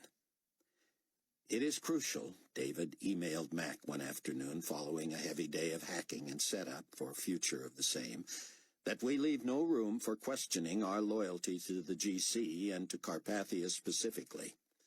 I challenge the brass occasionally for the very purpose of keeping them from suspecting me, and I believe they do suspect those who seem blindly loyal.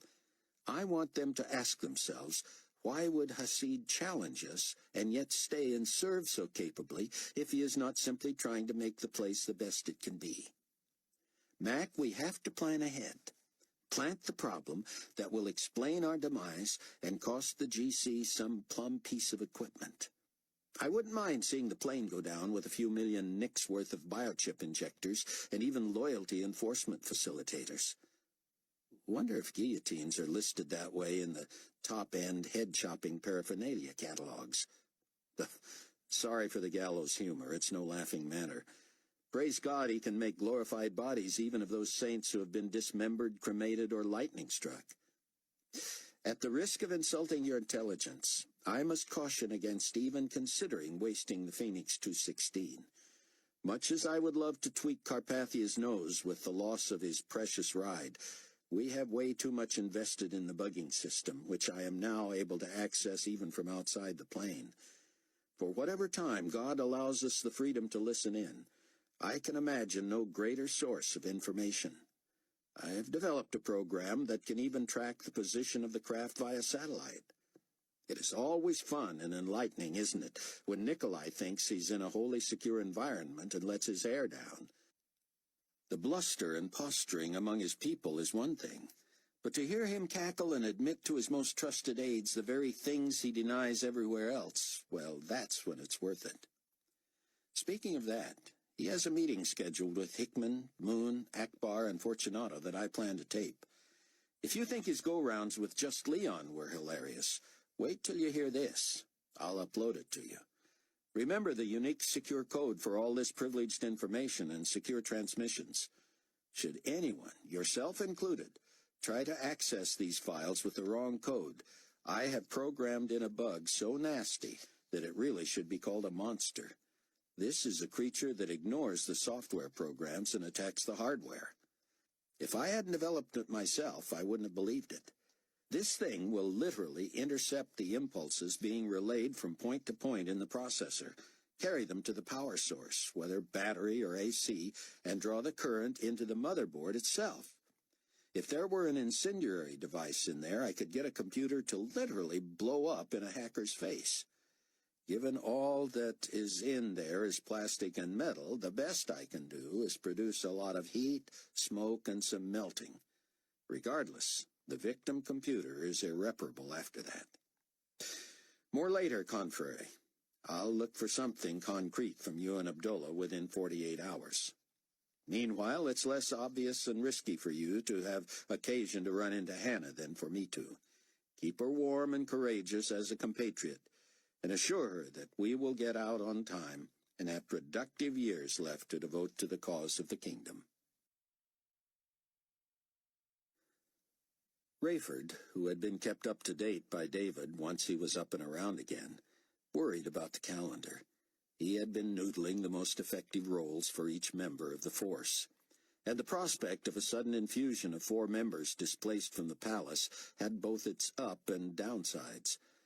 Were he to bring them all to Chicago, he would add to the base of operations 2 pilots, a nurse, and one of the world's greatest computer geniuses. Clearly he had the room, but he wondered if having virtually everybody in one place was the most efficient use of resources. Not just for their own psyches, but also for the sake of the 2-pronged overall mission, stymieing Carpathia where possible, and winning as many people to the kingdom as they could. It might make more sense to spread the talent around the globe. Hattie and Leah were restless and eager for assignments. Chloe was resigned to staying because of Kenny and the work of the co-op. But Buck needed live exposure to what was going on to make his cyberzine as effective as it could be. Rayford and Albie needed all the pilots they could get, but planes weren't plentiful either.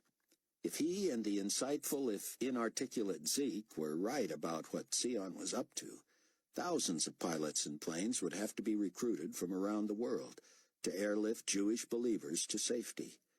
Veteran pilots like Mac and Abdullah could help make that happen. But in an instant, in the middle of the night, Rayford went from thinking he had more than 2 more weeks to think and plan how to best make use of the new Babylon contingent to realizing he had to act quickly. Time was a luxury he never had enough of, but an emergency threw everything into turmoil. Rayford's phone rang, but no one was there. He checked the readout. A message from Lucas, Laszlo, Miklos. "Have been found out," it read. "Pastor and my wife detained, among others. Pray, please. Help, please." The underground church in Ptolemais was the largest in Greece, and likely the largest in the United Carpathian States. Up to now, the local GC presence had not been a problem. The Greek believers had been careful, Rayford knew from personal experience, but even they feared GC security and intelligence sources could not look the other way much longer. Part of the reason they felt they had been ignored was that local GC leadership believed Carpathia wanted the region that bore his name to have the lowest reported incidence of insurgents of the 10 global supercommunities. Whatever public relations sensitivities Carpathia had exhibited before his assassination, since his resurrection his emphasis had been on enforcement. Apparently, Rayford deduced, the new Carpathia would rather eradicate the opposition within his own duchy than pretend it didn't exist. Rayford would ask David to check into the situation and see what would be served by a Trib Force party showing its face over there. Rayford had known Mrs. Miklos to be a quiet, deeply spiritual woman, but Laszlos had told him she was also opinionated, stubborn, and brave. She was not the type to back down if confronted over the exercise of her beliefs by those in authority. Rayford imagined the GC storming a meeting and Mrs. Miklos resisting and even putting up a fuss rather than allowing her pastor, Demetrius Demeter, to be taken into custody. But Rayford didn't want his imagination to run away with him. He would find out what he could from David and perhaps take a run over there with Albie, or perhaps with Buck. He hated the idea of leaving the Trib Force without so much as a helicopter pilot. David was keying in his coordinates to listen to Carpathia's meeting with Hickman and the others when he got a call from Rayford regarding a GC versus underground church skirmish in Greece. "I'll let you know what I find out," he told Rayford. David phoned Walter Moon, but before Walter answered, David was surprised to be paged to Hickman's office. His office? Hickman shared space with Carpathia's assistant. And didn't Hickman have a meeting with Carpathia soon? David hung up and called Hickman. The assistant, Sandra, answered. "Hasid here. Was I just paged?" "Yes, sir. The Supreme Commander would like you to meet with him in the conference room, 18th floor. David found a mess. Though the workday was moments from being over and Sandra was packing up to leave, workmen still jammed the area. Drills, saws, hammers, dust, scaffolds, ladders, materials everywhere. "They're not going to relocate you while they're working," David said. "Apparently not," Sandra said, and she marched off. Hickman opened the door to a conference room that was not long for this world and waved David in. "Hurry and let me get this door closed, Hasid. Less sawdust." The new Supreme Commander, a Western version of Fortunato with even less class, offered a fleshy hand and shook David's enthusiastically. "Hey, yeah, how you doing? He is risen, huh?" "Huh," David said, and when Hickman shot him a double take, he added, "Indeed." Hickman appeared nervous and in a hurry. David thought he could pry information from him by playing dumb. "So, just about the end of your day, hmm? How's it been sharing space with, "Never mind that," Hickman said, sitting and letting his generous belly push past his unbuttoned uniform jacket. "Got a meeting coming up with the big guys.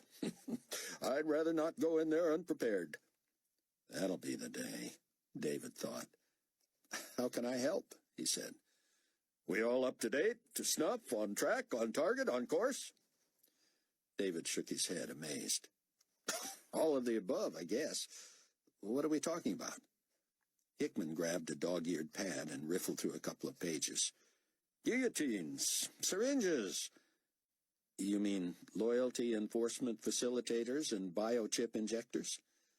Yeah, thanks, Hickman said, scribbling. I knew Viv had some special names for those. You know, Hasid, basically I was a cop. I'm honored and everything, but I gotta prove to His Excellency, that I can handle this, that I'm not in over my head. You feel you are?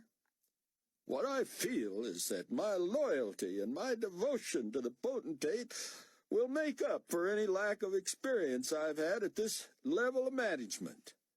Now, where are we on those things? What can I tell him? That we're on track, on pace. Good. I can count on you then. Oh, can you ever, Supreme Commander? Oh, you can call me Commander when it's just you and me. Keep it formal in public, of course. Of course. By the way, do you purchase livestock, too? You mean foodstuffs? No, that would be food services. No, this is live. I don't need food. I need a live animal. Still not my area, I'm afraid. Rolling stocks, avionics, computers, communications, hardware, that's my game. Who's going to help me procure a pig? A pig, sir? Huge and live, Hasid. I have no idea. Hickman stared at him, apparently not accepting the dodge. I could look into it, David said, but I knew I could count on you, David. Good man.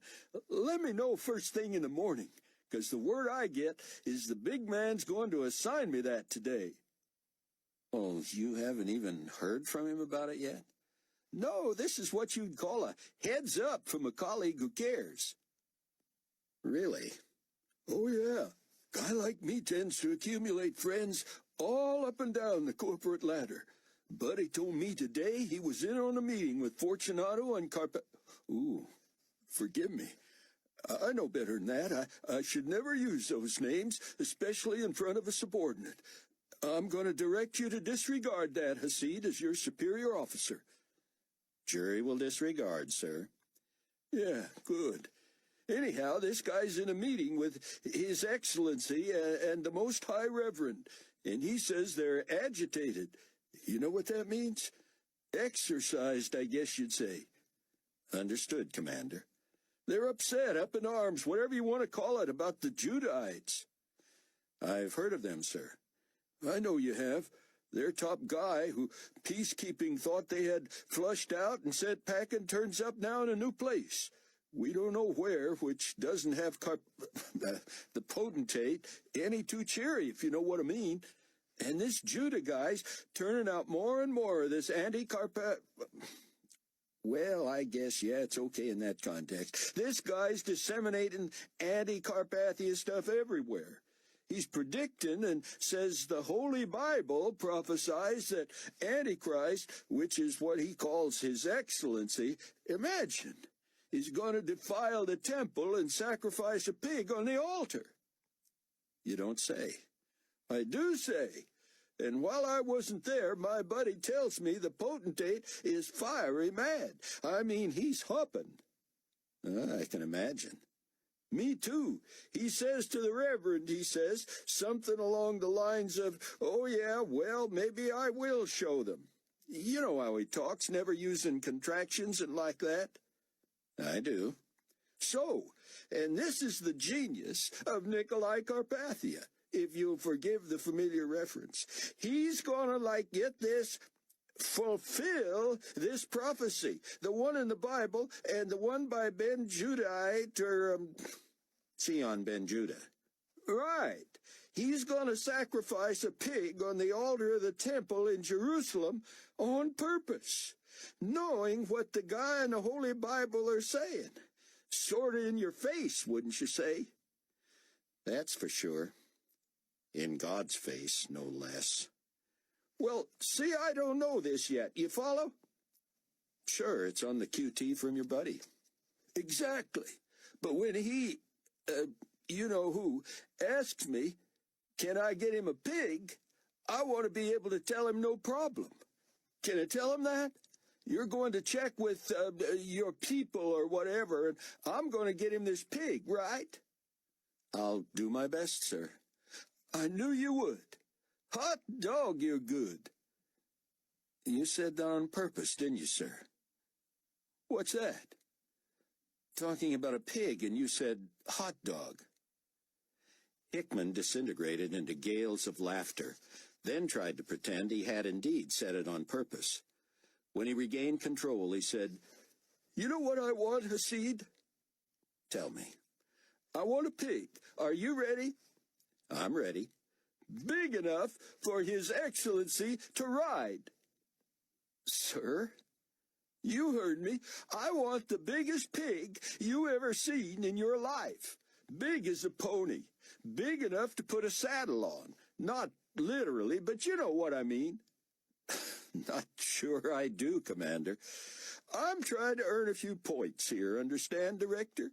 Just like you're doing without trying, because you're just that good. But I want to be able to suggest to His Excellency that if he's going to take the gloves off and go toe-to-toe with his worst enemies, he ought to go on one better." Take the gloves off to go toe-to-toe? Annie would have loved that mixed metaphor. "One better?" "He ought to ride that pig into the temple." Oh, my. David could not imagine Carpathia, even as his basest, lowering himself to such a spectacle. "Oh, my is right, Hasid. You read the Bible?" "Ever?" "Yeah." "Some."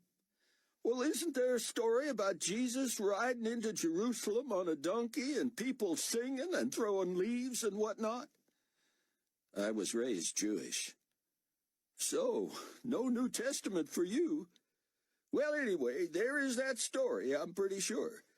Picture His Excellency having fun with that, riding a pig with people paid to sing and throw stuff." "Lord, please. I can't imagine." "I can come up with them, can't I, Hasid?" "You can, sir." "Hey, I'd better get in there. Get on that pig for me, will you? I'm going to tell him it's as good as got." "I'll let you know." David was on his way out the door when Hickman called after him. "Oh, I forgot to tell you," he said, turning pages on his pad again. "There's a gal in medical services, a nurse. Here it is. She used to be a vet or something, and she shot biochips into dogs and cats." "You don't say," David said. "You might want to check her out, see if we can take advantage of her expertise. You know, in training people how to do this." "I'll check her out. What's her name?" "I don't think I have it right, Hasid. Some kind of a funny name. You'll be able to track her down." "I'll ask for the nurse with the funny name, sir." Chapter 12. Rayford couldn't sleep. Pacing various floors in the cavernous strong building, he happened by Chaim's room. The door was wide open, and in the darkness he noticed the old man's silhouette. Chaim sat motionless on the bed, though Rayford knew he had to hear and see him in the corridor. Rayford poked his head in. "You all right, Dr. Rosenzweig?" A loud sigh through the wire-bound clenched teeth. "I don't know, my friend." "Want to talk?" A low chuckle. "You know my culture. Talk is what we do. If you have time, come in. I welcome you." Rayford pulled up a chair and sat facing Chaim in the darkness. The botanist seemed in no hurry. Finally he said, "The young woman takes my wire out tomorrow." "Leah, yes. You can't tell me you're worried about that." "I can hardly contain myself waiting." "But something else is on your mind." Chaim felt silent again, but soon he began panting, then leaned to his pillow where he was racked by great sobs. Rayford pulled his chair closer and lay a hand on the man's shoulder. "Talk to me." "I have lost so much." Chaim wailed, and Rayford strained to understand him. My family, my staff, and it is all my fault. Little is our fault anymore, sir. Carpathia is in charge of everything now. But I was so proud, so skeptical. Cian and Cameron and Corey and you and everyone who cared about me warned me, tried to persuade me. But oh no, I was too intellectual. I knew better. But you came to the Lord, Chaim. We must not live in the past when all things have become new. But look where I was not that long ago.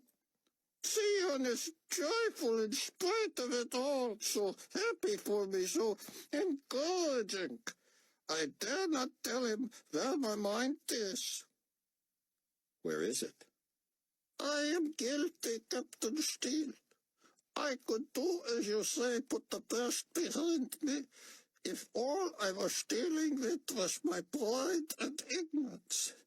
But it led me down paths I never believed I would walk. My dearest, most trusted friends are dead because of me, slaughtered in my house. Rayford resisted platitudes. We've all lost much, he whispered. 2 wives and a son for me, many friends. Too many to think about, or I'd go mad. Chaim sat up again, wiping his face with both hands.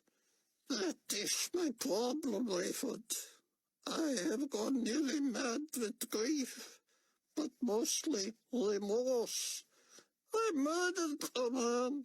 I know he is Antichrist, and that he was destined to die and come back to life, but I didn't know that when I committed the act, I murdered a man who had betrayed my homeland and me. Murder!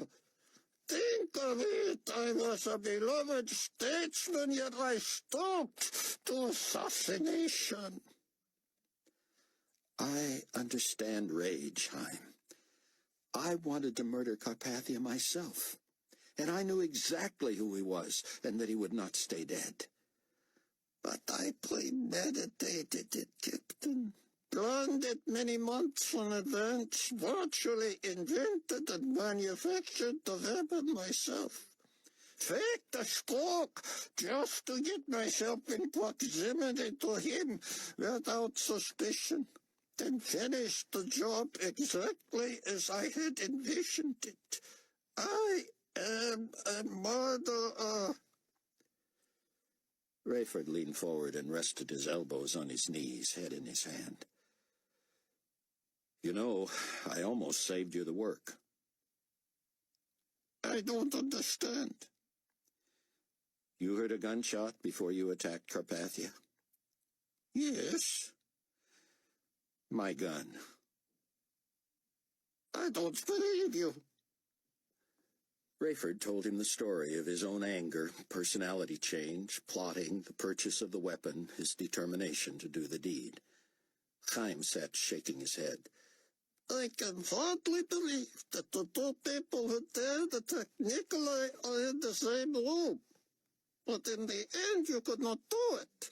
I did it with enthusiasm, and even up to the time I finally saw my need for God, I was glad I did it.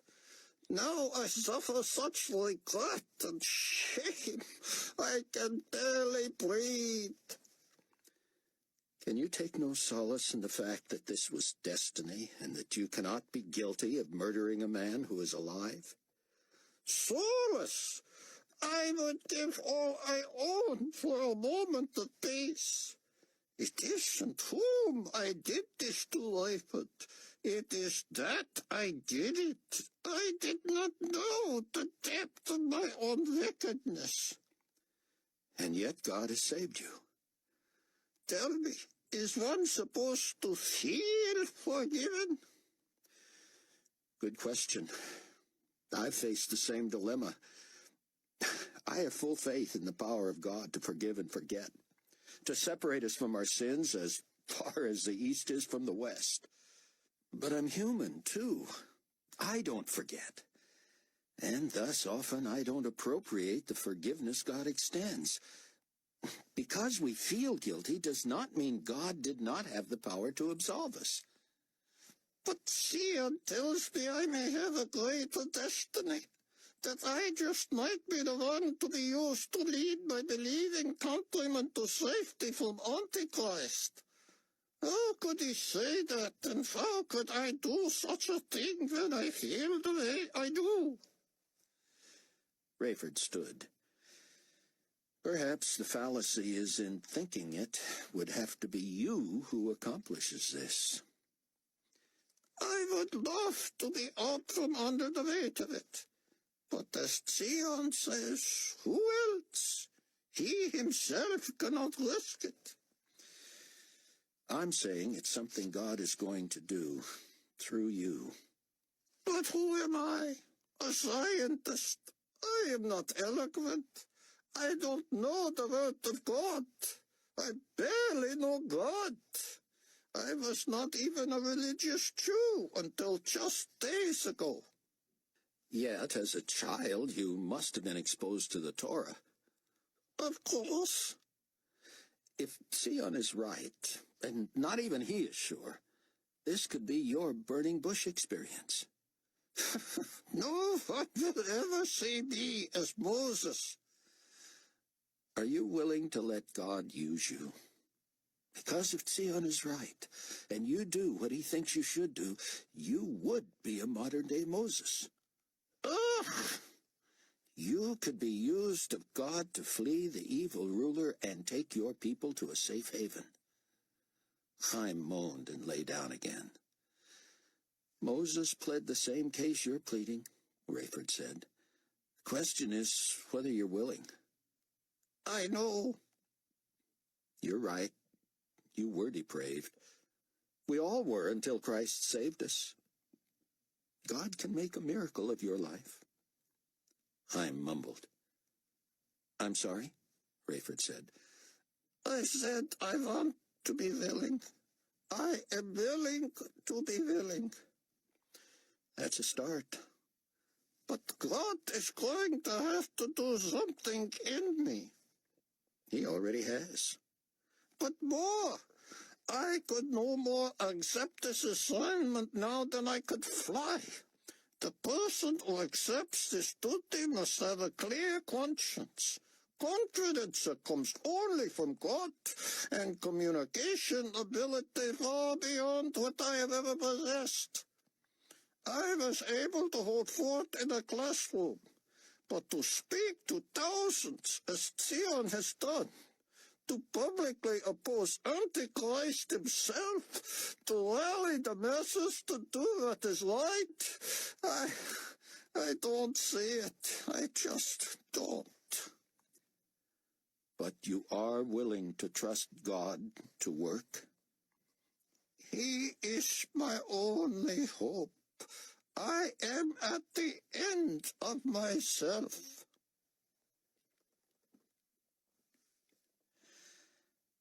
At high noon, Carpathia time in New Babylon, David left the palace and went outside for the first time in days.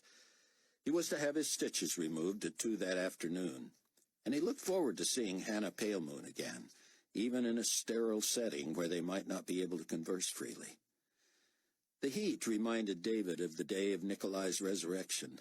It didn't seem right to stroll the grounds of the spectacular palace without Annie. His pain was so raw, and the ache was so deep, that it made his scalp wound fade to insignificance. Hannah had told him that the removal of the bandage would be worse than the removal of the stitches. His uniform cap protected the wound from the sun, but David's body began to heat up in his dress uniform, and the memories of his trauma floated back. The decimation of the world's population was reflected in the workforce at GC headquarters. What had once been its own bustling metropolis was now a shell of itself. The crowds that used to consist of enthusiastic employees were now made up of tourists and pilgrims, necks craned to catch a glimpse of someone famous. In the distance, David saw visitors crowded round one of the outdoor TV monitors that broadcast GC News 24 hours a day. He moseyed over and stood unnoticed at the back.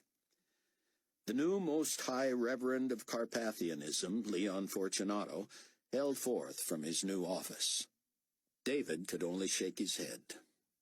Leon stood before a pulpit-type lectern, but his height had seemed to change. A husky, swarthy man, a tick under 6 feet tall, Leon wore a long burgundy and navy robe that flattered his physique. But when the late Peter Matthews, in a gaudy, silly-looking robe, had stood at the same podium, he had looked shorter than Leon, despite that he was several inches over 6 feet. Leon had to be standing on some sort of box or platform. He reported on the worldwide competition to see which locales and regions led in the race to complete their replicas of the Carpathia statue. Of course, the United Carpathian States had an insurmountable lead, but the rest of the world competed for second place. The report was dotted with feeds from all over the globe showing how many communities had tried to make unique their version of the statue. Regulations stipulated that the replicas had to be at least life-size and monochromatic, but none could be as large as the original. Past that, local committees were free to exercise creativity. Most of the statues were black, but many were gold, some crystal, some fiberglass, one green, one orange, and several were twice life-size, or half the size of the original.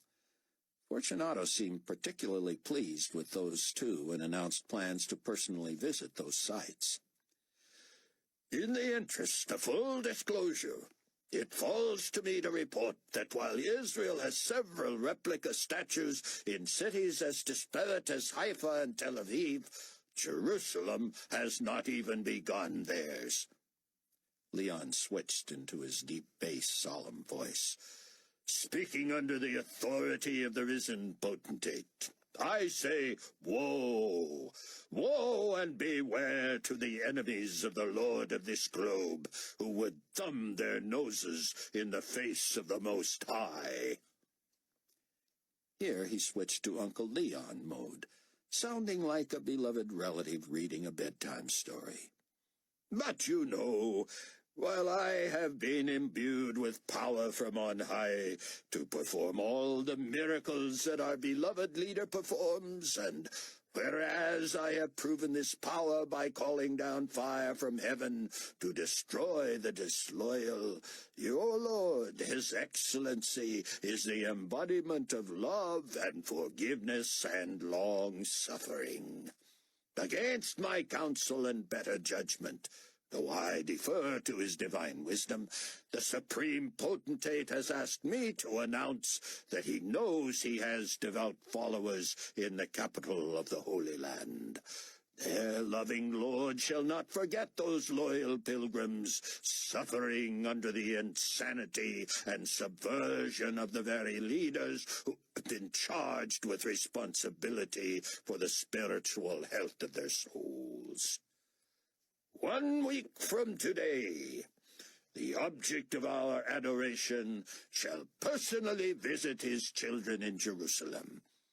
He will be there not only to deal forthrightly with those who oppose him, for he is, besides being a loving God, a just God, but also to bless and accept worship and praise from the citizens otherwise without voice.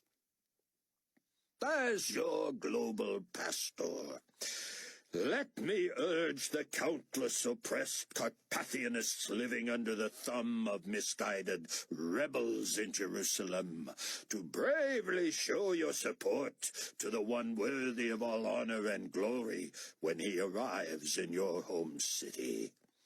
May it be a triumphal entry like none before it. Let me, on his behalf, personally guarantee your safety and protection against any form of retribution you might otherwise have suffered for your doing the right thing in the face of powerful opposition. We know that the leadership there has a thin majority of Judahites and Orthodox Jews, who risk the vengeance of their God by continuing with their suicidal lunacy. Unless they see the error of their ways, and come on bent knee to beg forgiveness of their Lord, new leadership will be in place before His Excellency leaves that great city.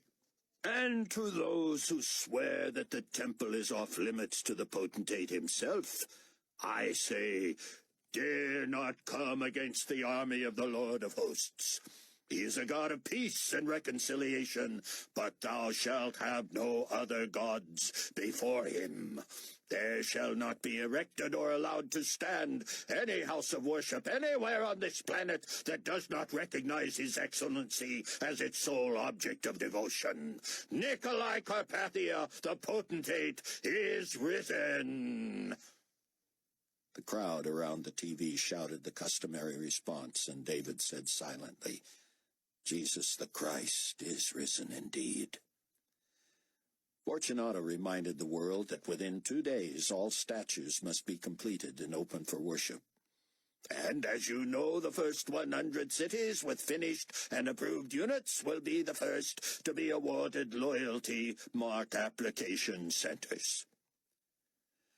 Leon had aides bring into view a flip chart he could reach from whatever he was standing on, and David noticed that as they came into view, his proximity made him look 7 feet tall.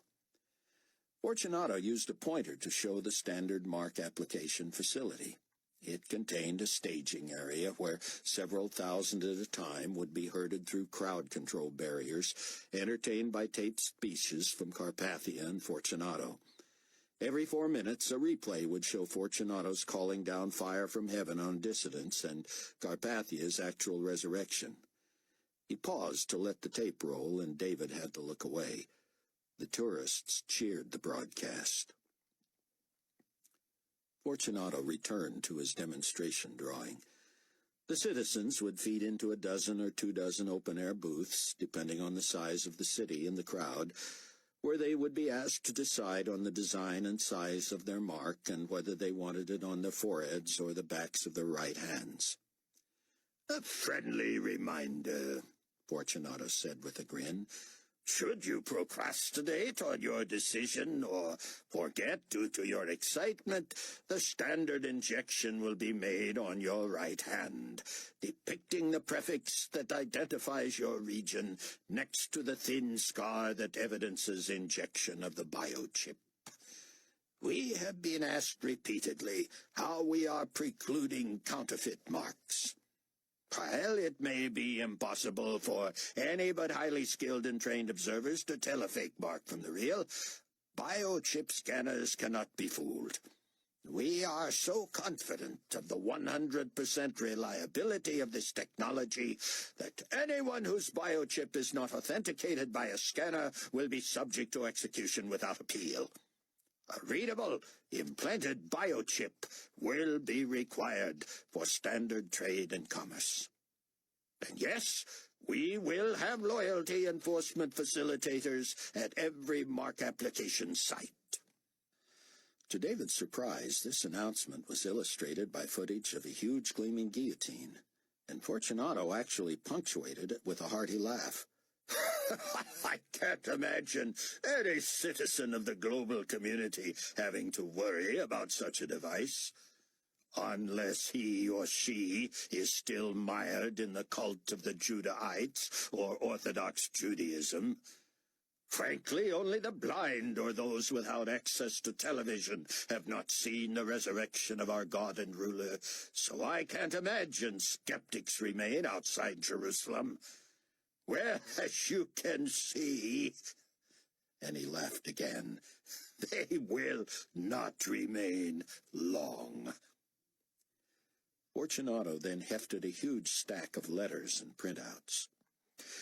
"These, my friends, are applications from those who want to be first to show their loyalty to His Excellency by proudly having their marks applied right here in New Babylon. Any citizen from any region may have his or her mark applied here, though the code number will coincide with your home region.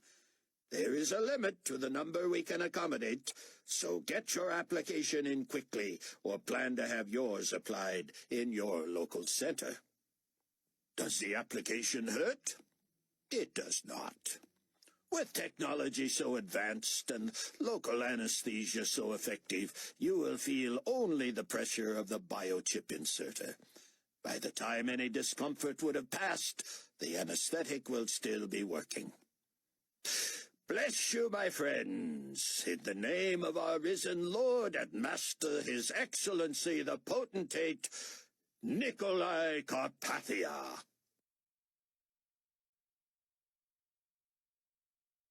Rayford returned to his bed, drowsier but still unable to sleep. He spent an hour noodling assignments for the force, and finally concluded that Albie and Buck ought to go to Greece. He needed to stay for the sake of morale, and Buck needed to be able to expose the closed-mindedness of the Carpathia regime. With that settled, Rayford drifted off, planning to get Buck yet another new ID from Zeke in the morning, and assign David a little more way paving from his perch in New Babylon.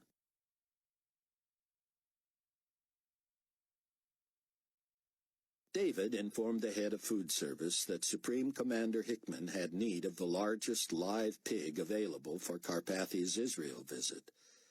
Then he stopped in his office to check his computer before his appointment with Hannah. He found an urgent email from Ming Toy. "I did not know whom else to write to," she said. "I was distraught to hear of your loss and can only pray God's strength for you. I cannot imagine your pain. Mr. Hasid, have you seen my family since I left there? Last I heard they had not seen you. I am most troubled. They have been awarded free accommodations until Chang has been processed for employment, and my father is thrilled beyond words. Mother is silent as usual, but I have heard directly from Chang, and he is desperate. He says the last thing he wants is to work for the GC, yet my father insists. Having his son serve Carpathia is the highest honor he can imagine. Chang has heard that all employees will receive the mark within a few weeks, but there is a rumor that new employees hired during this time may be the first to have it applied. Have you heard that? Could it be true? It makes sense in its own way. Why hire someone without knowing up front that they are loyal? And it saves their losing work time later just to stand in line for their marks. Father is insistent that Chang initiate his paperwork through personnel immediately, and is eager to see him among the very first to take the mark, especially if Father can witness this himself. Chang is ready to admit to my father that he is a believer in Jesus, and yes, could accurately be called a Judahite, but he is afraid of two things. One, that Father would report him, and two, that he would demand to know the truth about me. Trust me, Mr. Hasid, I know my father. He would sell us both out to prove his loyalty to Carpathia and the GC. I am urging my brother not to admit anything to Father, and yet I do not know how long he can avoid being tested to the ultimate. The only way to keep from officially applying for work there is to run away or tell my father the truth. Can you help in any way? I am sorry to trouble you with this during such a terrible time for you. Rest assured that I am praying for you, and while I assume you know this, Leah reports that your compatriots in the safe house are also upholding you daily. With utmost respect and honor, your sister in Christ, Ming Toy. David called personnel. Can you give me the status on a Chang Wang? Yes, sir. Impressive resume. Mentioned publicly, at least among the brass, by Carpathia. A no-brainer. He's going to work here as soon as we can get him processed. Only question is where. I suppose you want him. Everybody else does. Can't say for sure. Just wondering. Your area makes the most sense. You wouldn't turn him down, would you? Too early to tell, but I'm not a follower. Just because everybody wants him doesn't mean I should be desperate to snag him. True enough, but he'd be an asset. What's next? Don't know. We expected him yesterday. It's in his court. He completes the paperwork, makes his app official. We make an offer. And if he accepts, he's in. He's not graduated high school. We have tutors. He could teach high school. When would he start? Few days. Delay would be because of the new freeze. You saw that, right? No. Should have it in your email. David didn't want to appear too eager. I'll find it. Thanks. You want this kid if we can get him? David had to think fast. If he got him, and then David and the others disappeared, the kid could be found out as an enemy of the state. But if their disappearance looked like an accident, there would be no suspicion of them or anyone they associated with. On the other hand, if taking Mark was prerequisite to hiring, the issue was moot. The kid would refuse, the father would turn him in, end of story. David would not be under suspicion for wanting him or spending time with him. Would I be able to do a preliminary with him? Interview? Not protocol, but I don't see the harm. Where's he staying? 4054. That close to Hannah. Wonder if she knows. Thanks. David hurried to the hospital. Hannah greeted him professionally and asked the typical questions about bleeding, discomfort, and pain. Then she asked him to follow her to a private room for removal of the stitches. You look okay, but distracted, she said, dousing his head with disinfectant and soaking the bandage. Can't imagine why, he groused. Sarcasm? Remember, I'm on your side. Did you know the Wongs are staying on your floor? Who are the Wongs? David smacked himself in the forehead. Terrific, she said. So much for sterility. Close your eyes. He obeyed, and she doused him again. So, who are the Wongs? He told her the story. What are you going to do? She said. Bug their room. You can do that? I can do anything. I'm gathering that. But how? I'd tell you, but then... Yeah, I know you'd have to kill me. She looked embarrassed to have said that with him having just lost his fiancée. I'm sorry, she whispered. My fault, he said. I started it. She lightly tugged at the bandage, making his eyes water. Bear with me, she said, squirting more liquid. That stuff's supposed to make it easier? We tell ourselves that, she said. Fortunately, you had a good surgeon. Oh, yeah, it was me. I cut enough hair that all we're dealing with is scalp and wound and stitches. Imagine if there was hair, too. I don't want to think about it. Think about something else, and I'll hurry. You can't just yank it. Not with stitches. Those have to come out the right way. If I pull one out with the bandage, you're on the ceiling. Now try to get your mind on something else. Like what? She stopped and put her wrists on her hips, careful to keep her gloved hands from touching anything. David, I hardly know you. How would I know what you have to think about? He shrugged. Think about freedom, she said, about being away from here forever. You call that freedom? It's just another form of prison. I've been wondering about that, she said. It has to be less tension, don't you think? Different kind, I guess. Oh, sorry. Be brave. Tell me more. Well, we won't have to worry about who's watching and listening and whether my secure email and phone connections have been compromised. We won't have to worry that we've already been found out and they're just letting us hang ourselves and expose others before they arrest us. That's what I was thinking, she said. But we'll never be free again. We'll be fugitives. So you've already ash-canned my idea. No, why? I assigned it to Mac and Abdullah. Because if it works, no one's even looking for us. We get new IDs, change our looks, and start over. But without the loyalty mark. She hesitated. Well, yes, there is that. Hold on. There we go. She held before his eyes the long bandage and a pair of surgical scissors. Besides disinfectant, it showed his blood and the imprint of his wound, 2 staples and several stitches. "Can I ask you something?" he said, totally off the subject. "You mean, may I?" "Oh, one of those. Showing off your education?" "Sorry, incurable." "I guess we'll need a grammar cop at the safe house in case Sion and Buck are out. Anyway, why do you people think we want to see that stuff? The yucky bandage, I mean." "Yucky?" She morphed into baby talk.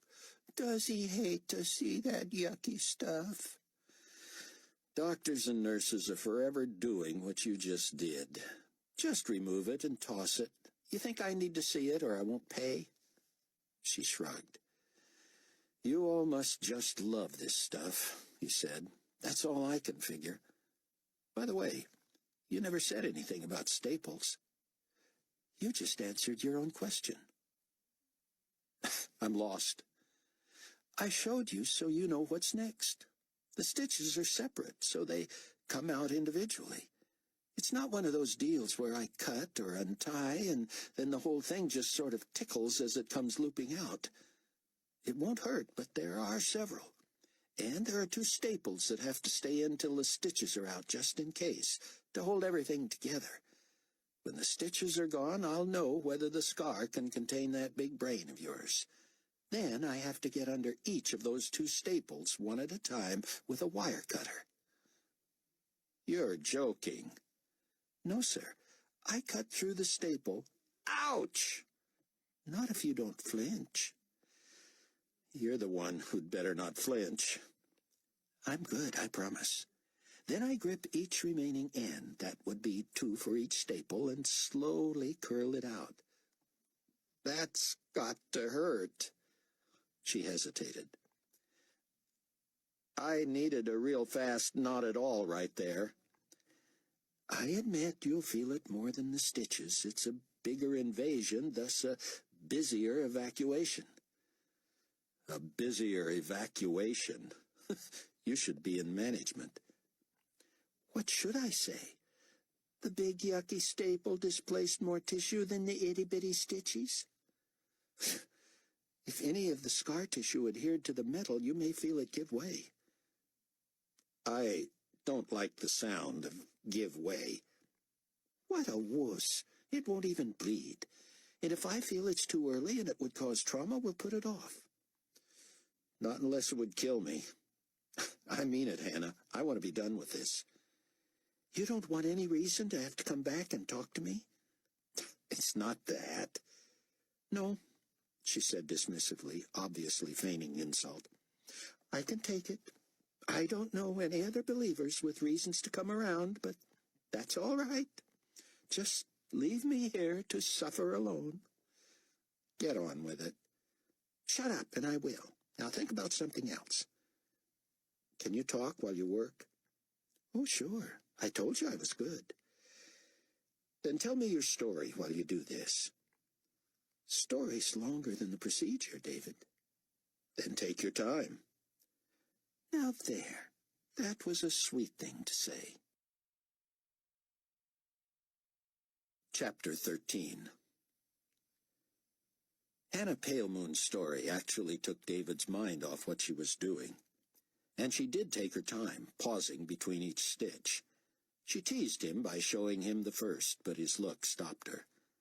She had been raised on a Cherokee reservation in what was now known as the United North American States. "You wouldn't believe the misconceptions about Native Americans," she said. "Never been to the States, even when it was just the United States of America. But I read about it. They called you Indians because of Columbus's mistake." "Exactly. He thinks he's in the West Indies, so we must be Indians. Now it's Indian this, Indian that, Indian tribes, cowboys and Indians, Indian nation, Indian reservation, the Indian problem, American Indians. That was my favorite.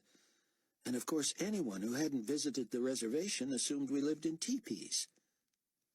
"That's what I would have guessed," David said, "from pictures." The pictures are from tourist sites. They want to see old Native American culture. We're happy to show it. Dress in the old garb, dance the old dances, sell them anything they want made from colorful beads. They didn't want to see our real homes. Not teepees, I take it. Just like any other depressed economy. Multifamily units, tiny houses, house trailers. And the tourists didn't want to know my dad was a mechanic and my mom worked in the office of a plumbing company.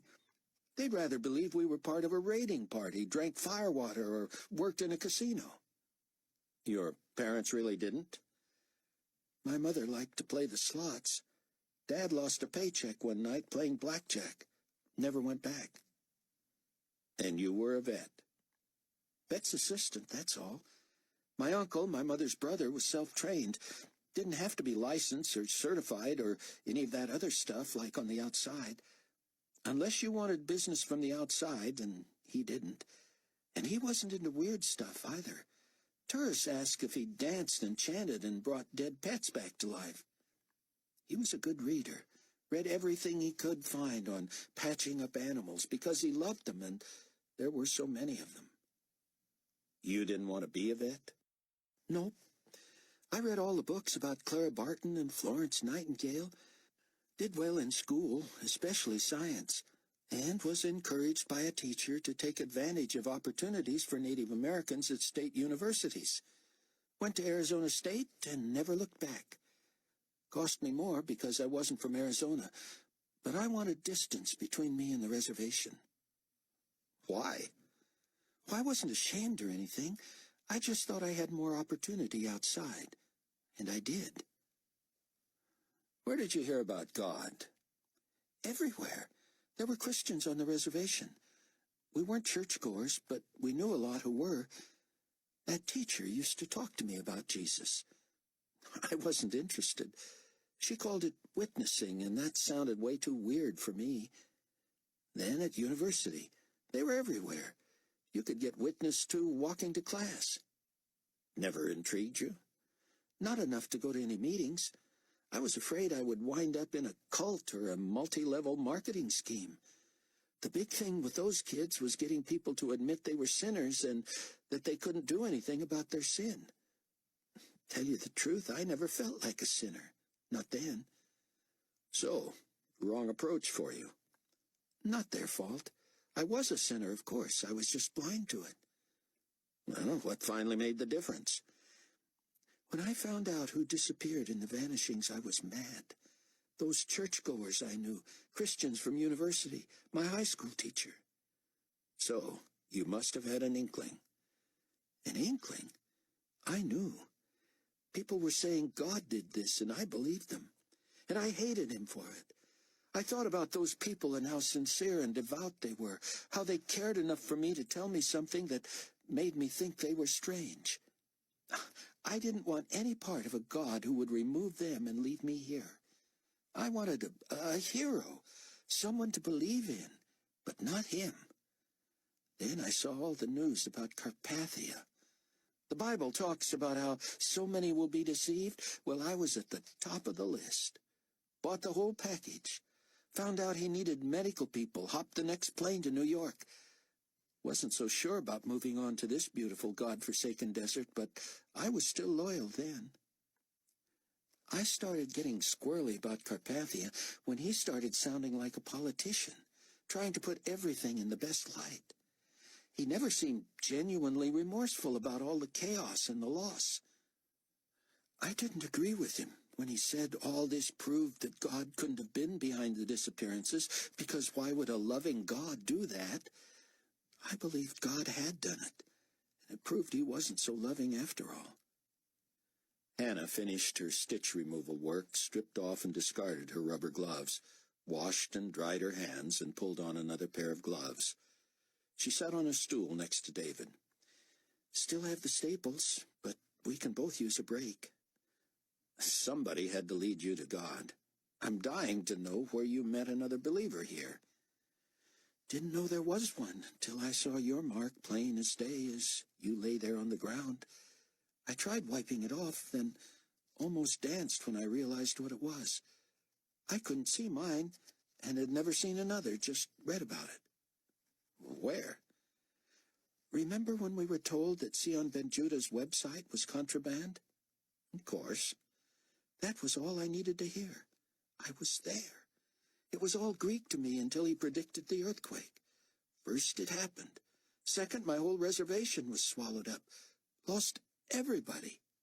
Mom, Dad, 2 little brothers, extended family. I'll bet we were one of the only places in the world that had no survivors. 0. Wow. You can imagine how I felt. Grief-stricken, alone, angry, amazed that the weird guy on the net got it right. Can't imagine that convincing you, though. Seems you would have been madder than ever at God. In a way, I was. But I really began to see the light about Nicolae. You were here then, right? You heard the rumors. David nodded. People said he bullied his way onto a chopper on the roof of the old headquarters building, which I have no problem with. I probably would have done the same. Self-preservation instinct and all that. But no calls for help. No orders for more rescue craft. People hanging on the struts of his chopper, screaming, pleading for their lives. He orders the pilot off the roof. Probably couldn't have saved anybody anyway, the way the thing went down, but you've got to try, don't you? Isn't that true leadership? Then he was phony again. The remorse didn't ring true. I just started doing my job and forgetting my idealism, but I couldn't tear myself away from the Ben Judah side. Then millions and millions joined in, and so many of them became believers. I read about the mark of the sealed believer, and I was envious. I wasn't sure I wanted in yet, but I wanted to be part of some family. But you know what got to me about Sion? Listen to me, calling a man like that by his first name. But that's it. He's clearly one of the most brilliant scholars ever born. But he had a way of putting the cookies on the lower shelf for people like me. I understood what he was saying. He made it plain and clear. And he was transparent. He lost his whole family in a worse way than I did. Oh, he was so loving. You could sense it, feel it right through the computer. He prayed for people, ministered to them the way the best doctors do. And that was what finally persuaded you? Actually, no. I believed he was sincere, and I came to believe he was right. But all of a sudden I went scientific on him. I was going to take this slow, not rush into anything, study it carefully. Well, he starts predicting these plagues, and here they come. Didn't take me long after that. People suffered. These were real, and he knew they were coming. Did you ever see yourself as a sinner? She stood and found the small wire cutters. Uh-oh, David said. Just relax.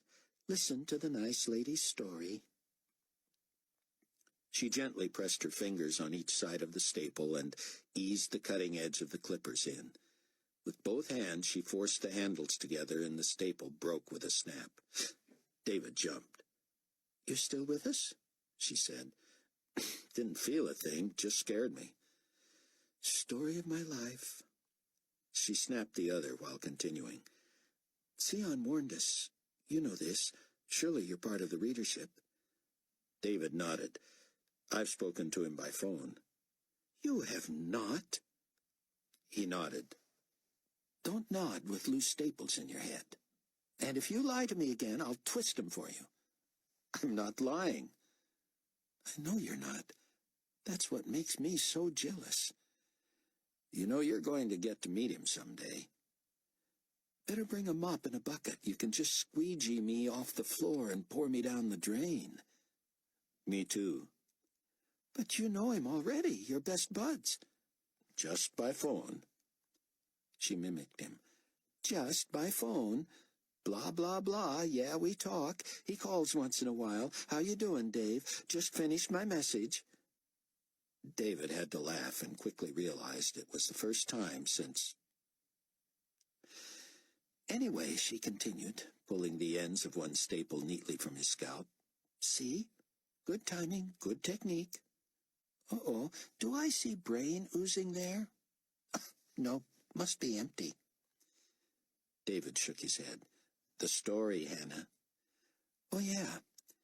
Zion promises us that if we start reading the Bible, it'll be like a mirror to us, and we might not like what we see. Remember that? Do I? The other staple came out just as easily. She made a show of presenting it to him, and he waved it away. I didn't have a Bible, and you don't exactly see them lying around here anywhere. But Zion had that site where you could call up the whole Bible in your language. Well, not Cherokee, but you know. So I'm reading the Bible on the net in the wee hours. And couldn't get enough of it? No. I did it wrong. I didn't read his little guide on where to start and what to look for. I just started in at the beginning, and I loved all those stories in Genesis, but when I got into Exodus and then... What's the next one? Leviticus. Yeah. I'm wondering, where's the mirror? I don't like what I'm seeing, all right, but it's no mirror. Finally, I go into his site where you can ask questions. Only 1 million people a day do that. I didn't expect him to answer personally, of course, and he didn't. Probably was on the phone with his pal Dave. But somebody pointed me to that guide place. I start with John, and then Romans, and then Matthew. Talk about desperate for more and seeing yourself. My besetting sin, the way Sion described it, was pride. I was my own God, captain of my own destiny. I got to the Romans road thing, taking you down the path of being born in sin, separated from God, his gift is eternal life. Man, I was there. Stayed up all night and didn't even feel the effects working a full shift the next day. Wanted to tell everybody, but wanted to stay alive, too. Hannah doused David's head with disinfectant and dabbed it dry with a clean towel. I'm going to cover you with betadine now, friend, so you don't look like a skunk with a lateral stripe. You'll still look funny, but not from so far away. And we'd better get out of here before they send in a search party. Just a minute. She was dabbing at his head again. Just wanted to thank you. I needed to hear that. Those stories never get old. Thanks, David. Can you imagine how long I've wanted to tell someone that? Oh, and one more thing. Yeah? Say hey to Sion for me. You don't either, Buck said. I do too, Zeke said. Come here, look. Buck followed Zeke to his room, turning to give Rayford and Chloe a "do you believe this" look. Sure enough, just as Zeke had claimed, hanging in his closet were 4 soiled, wrinkled GC uniforms. Where in the world? After that horseman deal, Zeke said. Remember? Buck nodded. Dead GC all over the place. Dad cruised me around in the middle of the night, trying to stay ahead of the recovery teams. I didn't like yanking clothes off dead bodies, but Dad and me both thought they was gifts from God. Got their IDs and everything, but you can't use the same name as goes with the uniform. I can't? Zeke sighed. These guys turned up missing. Unless somebody identified their naked bodies, they're listed as AWOL or unaccounted for. You show up with their name, rank, and serial number, and who do you think they're going to pin the murder on? Or the swiping of the uni? I get it. Yeah, huh? So, what do? Put a new name patch on, make a new ID? Yeah, only I mix and match. Well, here, first see if this one fits. It's the biggest I got. I can already see it's going to be short. But look at the cuffs in the shirt, the pants, and the jacket. They leave lots of hem in them, so they don't have to make custom-made duds for everybody. You do tailoring work too, Zeke? Not in front of everybody, and I don't brag on it, but yeah, I do everything. Full-service shop. Buck found the trousers about 2 inches short and the waist snug. The shirt was close, but needed another inch in the sleeves. Same with the jacket. The cap was way too small. Buck shook his head when Zeke rummaged around and found his sewing kit. It was all he could do to keep from bursting out laughing when the big kid popped a half-dozen straight pins in his mouth and knelt to do his work.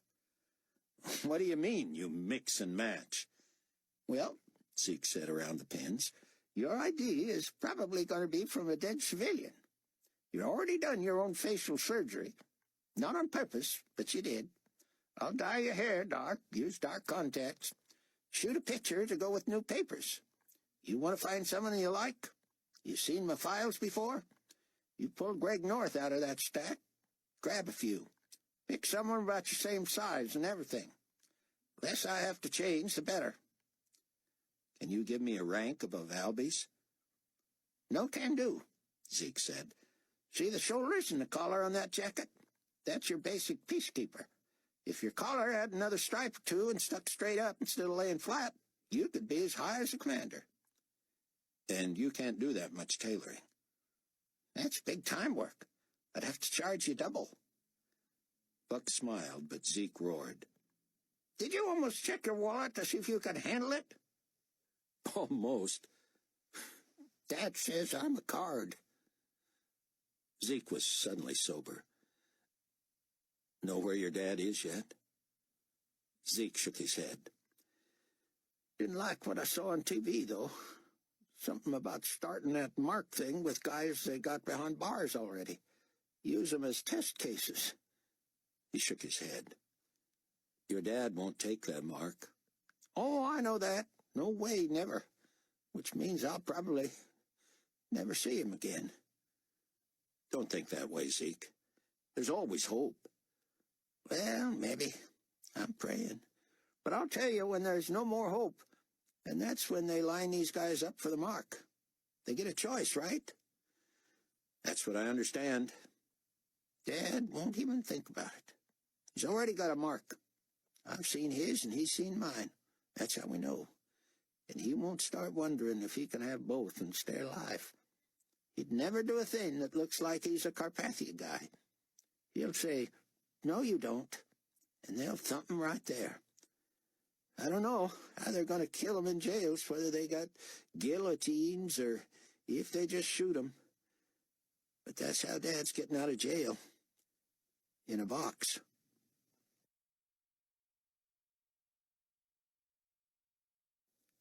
On the way back to his office, David felt strangely warmed and encouraged. He loved Hannah's personality and way of expressing herself. She would be a good friend. She was older than he, but didn't act like it. He'd begun to wonder if there was an oasis of good feeling anywhere. David worked his magic on the computer, patching in to the bug in room 4054. He slipped on earphones and found himself in the middle of a heated argument. He heard the television and Mrs. Wong pleading, "Shh, TV! Shh, TV!" Her husband shouted back in Chinese. David knew there were many dialects, but he didn't understand even one. It soon became clear that father and son were arguing, and that the mother wanted to watch television. The only words David could make out from the males were an occasional "GC" and "Carpathia." The son was soon in tears, the father berating him. David recorded the conversation in the unlikely event he could download voice-activated software that would not only recognize the language in the dialect, but that would also convert it to English or Hebrew, his two languages. Suddenly he heard the father speak more harshly than ever, the son pleading, and it sounded like collapsing in tears. The mother pleaded for quiet again. The father barked at her, and then it sounded to David as if someone picked up a phone and punched buttons. Finally, English.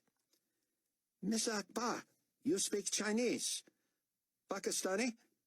Me no. English okay, okay? Yes. Wong. Question for you.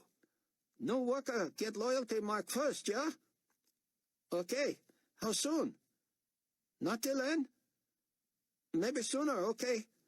Mrs. Wong and me get two? Okay. Son, Cheng Won, want to be first to get mark." The boy cried out in Chinese, and it sounded as if Mr. Wong covered the phone before screaming at him. Someone left the room. David assumed Chang and slammed the door. Miss Akbar, you do mark on boy, mother, father? Oh, you know do? Who? Moon? Walter Moon? Not Moon himself? Oh, Moon people, okay. Son first. Picture. Take picture, son.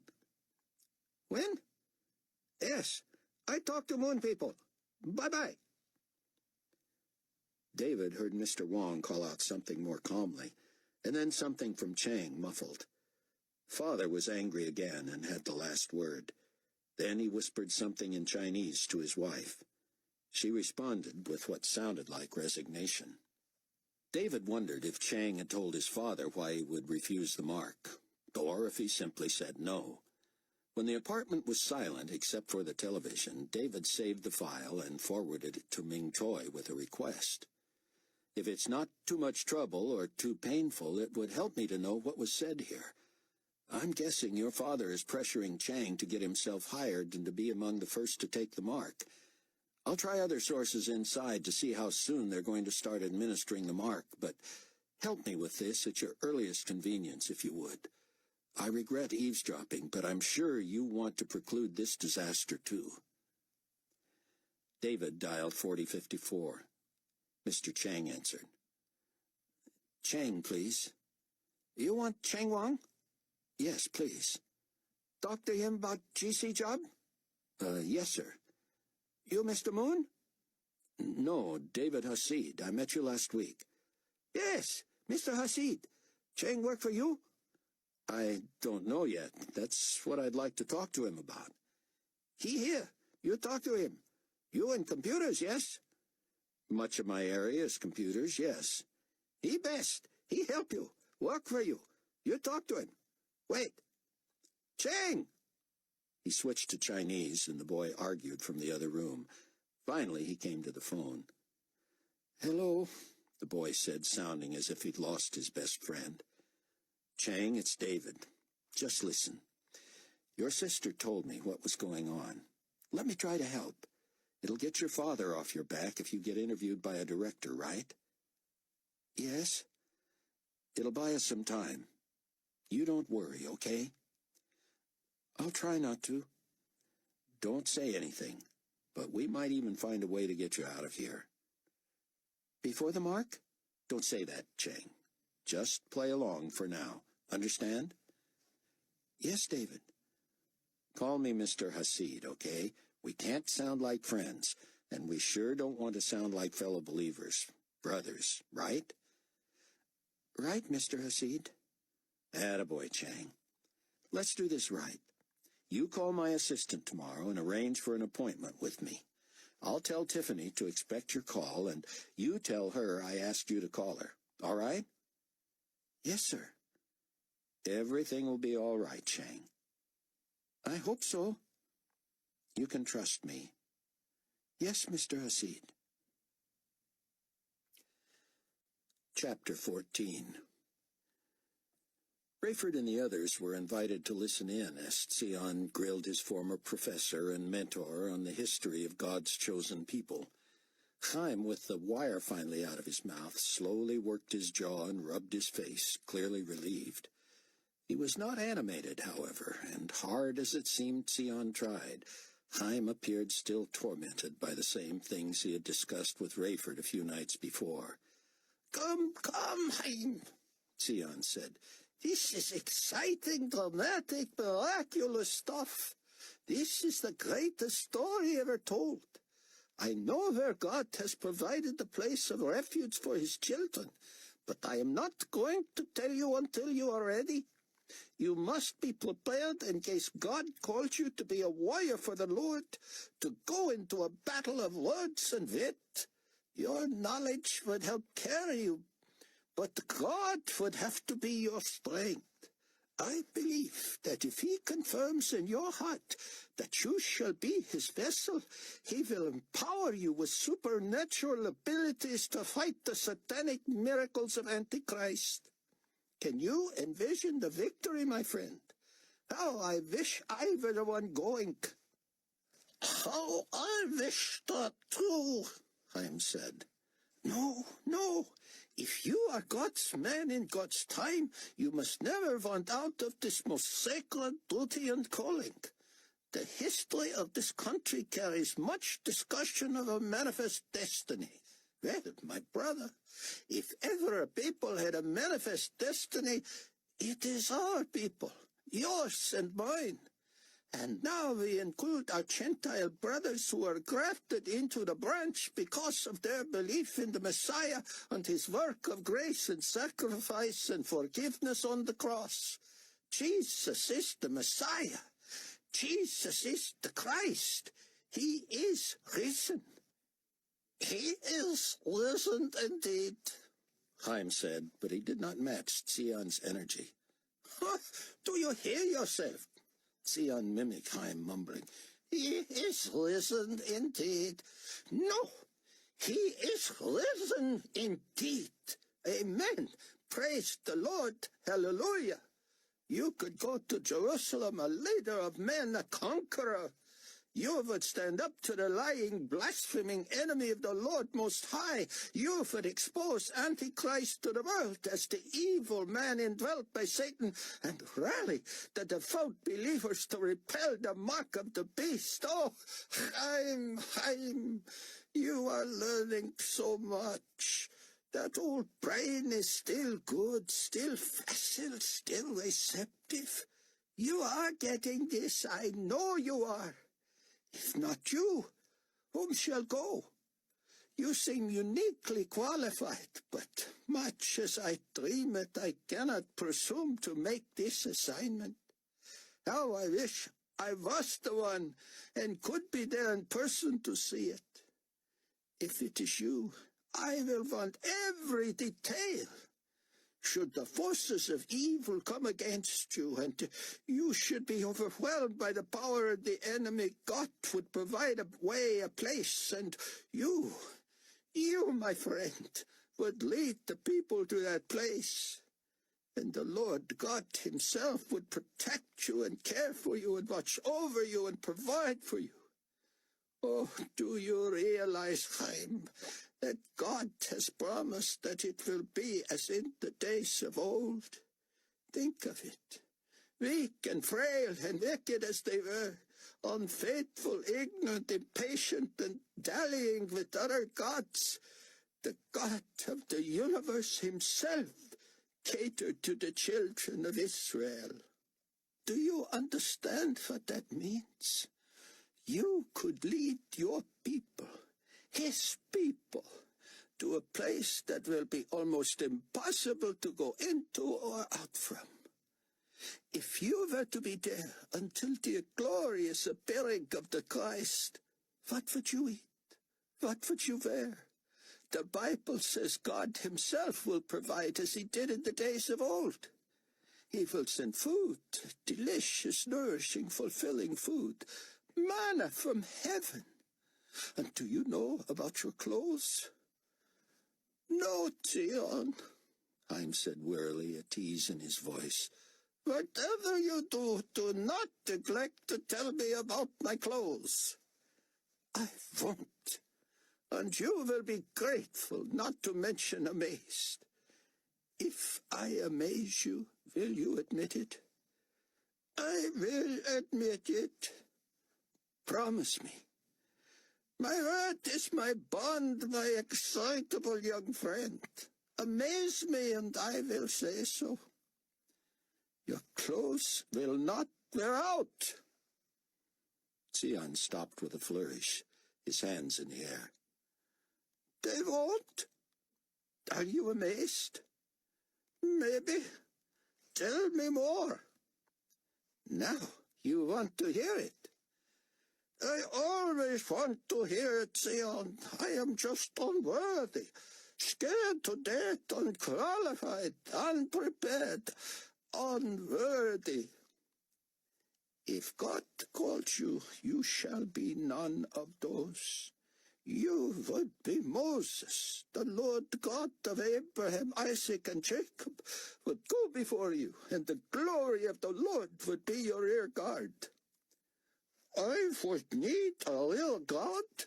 Who would be chasing me? Not Pharaoh's army, I assure you. But if it were, God would make a way for you to escape. Carpathia's hordes would be pursuing you, and for all his talk of peace and disarmament, who has access to the residue of the world's weapons, surrendered willingly to the lying purveyor of peace. But if you needed the Red Sea parted yet again, God would do it. For what have we learned, my little Hebrew school child? Don't me, Chaim.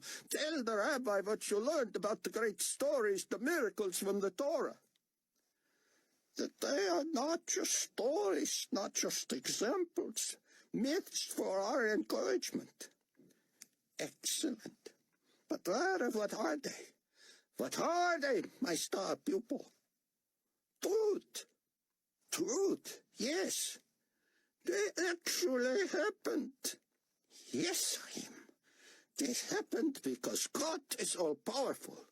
He says they happened. They happened.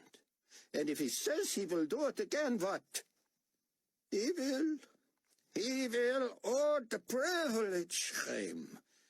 Deal with your fears. Deal with your doubts. Give them to God.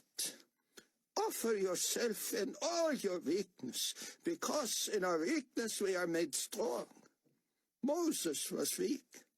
Moses was nobody. Moses had the speech impediment. Chaim, Moses, the hero of our faith, had less to offer than you do. He was not a murderer. Yes, he was. You forget. Did he not kill a man? Chaim, think. Your mind, your conscience, your heart tells you God cannot forgive you. I know the guilt is fresh. I know it is grievous. But you know, down deep, that God's grace is greater than our sin. It has to be. Otherwise we all live in vain. Is anything too hard for God? Anything too big for him?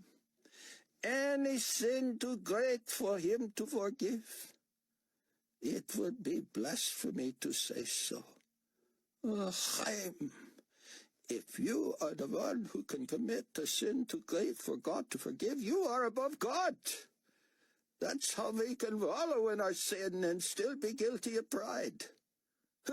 Who do you think we are? The only ones God cannot reach with his gift of love? He found you, Chaim. He pulled you from the miry clay. Humble yourself in the sight of the Lord, and he will lift you up. Back to my clothes, Chaim said. I can wear clothes from now until Jesus comes again, and they wouldn't wear out. Sion sat back and waved dismissively. Chaim, if he can save you and me of all people, forgive us our sins, bring us back from spiritual death, this clothes thing is one of his lesser miracles. Forget the extra buttons, the patches, the thread. Go there with something you like, because you'll still be wearing it. And this is all over. David had pushed the limits of his ability to virtually set up the entire GC compound for his own remote computer monitoring. He breathed a prayer of thanks to God for allowing him to focus and work in spite of his grief. Mac and Abdullah were set to visit him in an hour to finalize the escape plan that included David and Hannah, and all four had agreed to carefully watch for believers they had been unaware of. It was already apparent that the brilliant teenager, Cheng Wang, might be tagging along. David just had to figure out how to pull it off. While waiting word from Ming Toi, David checked his archives for meetings he had recorded but never listened to. In his Carpathia file was the one with Suhail Akbar, Walter Moon, Leon Fortunato, and Jim Hickman, the day he himself had chatted with Hickman. David felt a chill as he prepared to eavesdrop, and he did a quick walkthrough of his area to make sure everyone was gone for the day. He could close a program and shut down with a single keystroke, but still, he didn't want to be surprised by the wrong person. Something Hannah had asked a few days before haunted him too. She had said, "How do you know there isn't someone just as technically astute as you are who is doing exactly what you're doing?" "Such as," he had said, "monitoring you, maybe." He had brushed it off. He had developed anti-hacking programs, anti-bugging devices. He had electronic ears everywhere and believed he could hear if someone breathed the word of something like that. It was impossible, wasn't it? Surely the brass wouldn't be so free to speak if they thought he was listening in. And if they were onto him, it seems they would have shut him down long before this. David believed the security chips he inserted in his phone and email programs were impenetrable, and he had tried to explain it to Hannah. "I don't pretend to have a clue, David. Maybe you are the top computer genius alive, but ought you not be very careful?" "Oh, I am." "You are?" "Oh, you bet." "But you tell me of phone calls and emails between you and your compatriots in the States." "Not traceable, not hackable." "But you trace others, you hack others." "I'm good." "You're living on the edge." "There's no other way to live." Hannah had dropped it with a shrug. He believed the only reason she raised the issue was because she cared, and she was, after all, a civilian when it came to technology. But he almost wished she hadn't planted the seed of curiosity in his mind. With every message, every transmission, every phone call, he got the niggling feeling that someone, somewhere, could be looking over his shoulder. Everything he knew told him it couldn't be, but there was no accounting for intuition.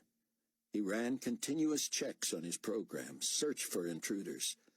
So far, so good, but Hannah had spooked him. If nothing else, it would keep him on his toes. David had begun the Carpathia meeting recording before he went to see Hickman, so he discovered several minutes of Carpathia alone in his office.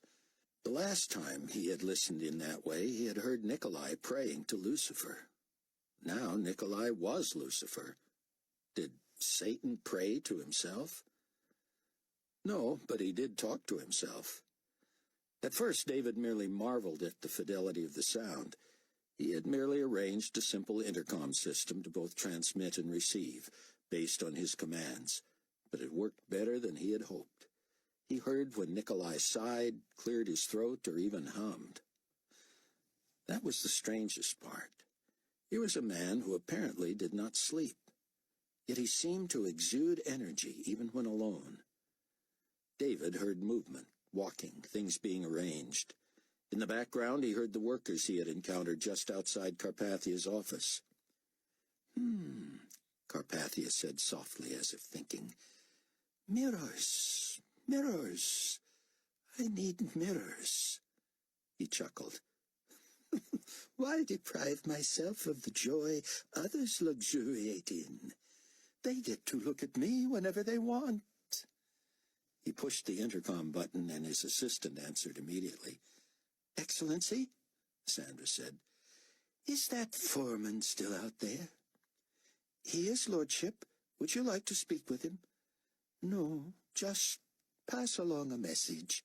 Better yet, step in a moment." "My pleasure," she said, as if she meant it with all of her being. Sandra had always seemed so cold and bored to David that he wondered how she interacted with Carpathia. She was more than 20 years his senior. David heard the squeak of a chair as if Carpathia had sat. Simultaneous with a soft knock, the door opened and closed. "Your Excellency," she said to the sound of rustling.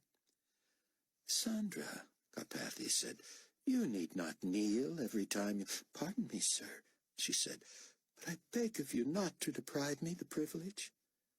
"Well, of course not, if you wish, but—" "I know you don't require it, sir, but to me It is a privilege to worship you. He sighed without a trace of impatience, David thought. What a beautiful sentiment, he said at last. I accept your devotion with deep satisfaction. What may I do for you, my lord? She said. Do me the honor of asking anything of me. Merely that I want several full-length mirrors in the remodeled office. I will leave it to those in charge of such matters to position them, but I believe it would add a nice touch. Oh, I couldn't agree more, sir. I shiver at the thought of multiple images of you in here. Oh, well, I thank you. Run along and deliver that message now. Right away, sir. And then you may go for the day. But your meeting?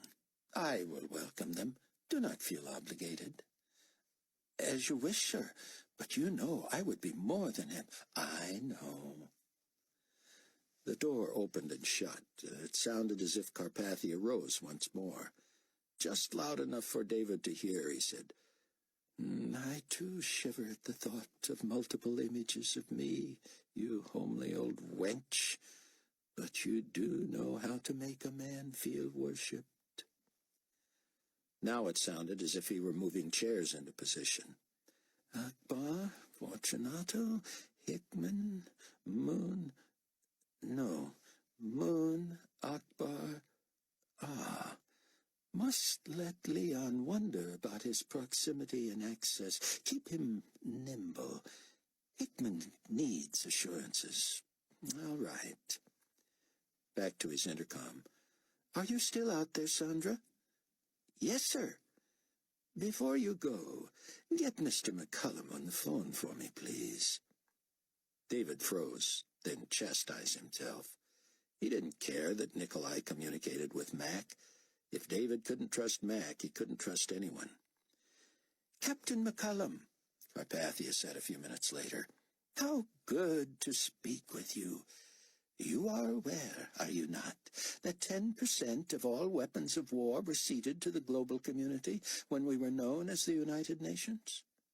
The rest were destroyed, and I am satisfied that our monitoring has confirmed that this was largely carried out. If any munitions remain, they are few and are likely in the hands of factions so small as to pose little threat.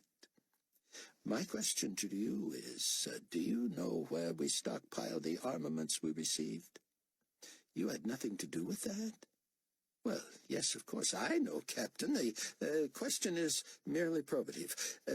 You are former military. You are a pilot, and you get around. I want to know if the word has leaked out where we inventory our weapons. Good. That is all, Captain. Clearly, Mac had told Nicolae he had no idea where the weapons were. As far as David knew, that was the truth. But what a massive operation that had to have been. And how was it pulled off without word getting out? And what might Carpathia be planning now? Gentlemen, Carpathia said a few minutes later, welcoming the four visitors, please, come in. Allow me to be the first to kneel before you, Leon said, and kiss your hands. Oh, thank you, Reverend, but you are hardly the first. I meant at this meeting, Fortunato whined. And he won't be the last, Hickman said, and David actually heard the smack of his lips.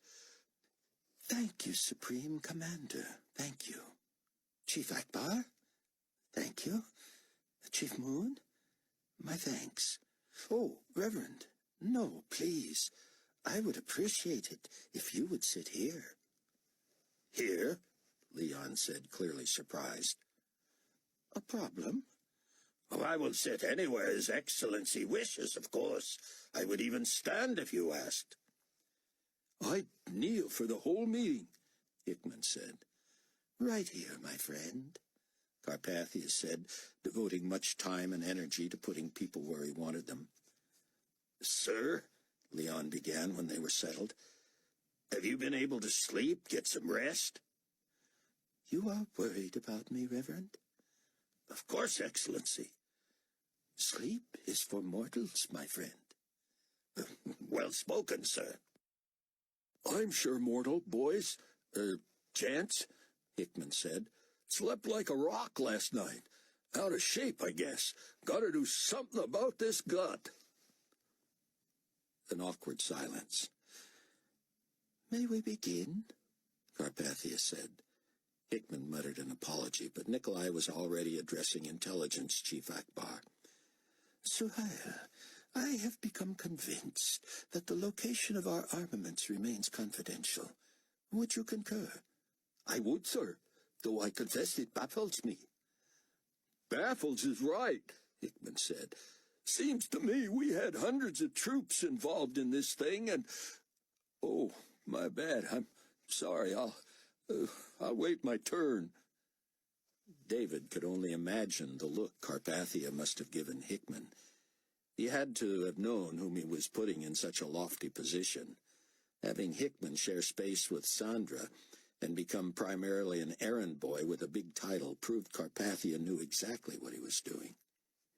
Peacekeeping forces prepared to go on the offensive, Chief Moon? Yes, sir. Ready to deploy anywhere and everywhere. We can crush any resistance. An update, Reverend? On loyalty, Mark? Jerusalem? Religion? Jerusalem, of course, Carpathia said, dripping sarcasm. Leon was clearly hurt. On top of it all, Excellency, he said, program is prepared, loyalists ready, should be a triumphal entry in every sense of the word. Commander Hickman, Carpathia said condescendingly, you may put down your hand. You need not ask for the floor here. I can just jump in, then? No, you cannot just jump in.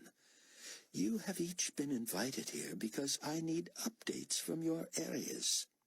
Well, I'm ready. I have that. And when I want your input, I shall call upon you. Understood? Yes, sir. Sorry, sir. No need to apologize. Sorry. Suhail or Walter, what kind of resistance may we expect in Jerusalem? There was a pause, during which David assumed the two were looking at each other to avoid interrupting. Come, gentlemen, Carpathia said. I have a planet to rule. He chuckled as if joking, but it wasn't funny to David. Akbar began, slowly and articulately. David thought that in another setting, Suhail would have been an effective intelligence chief. Frankly, Potentate, I do not believe the Judahites will show their faces.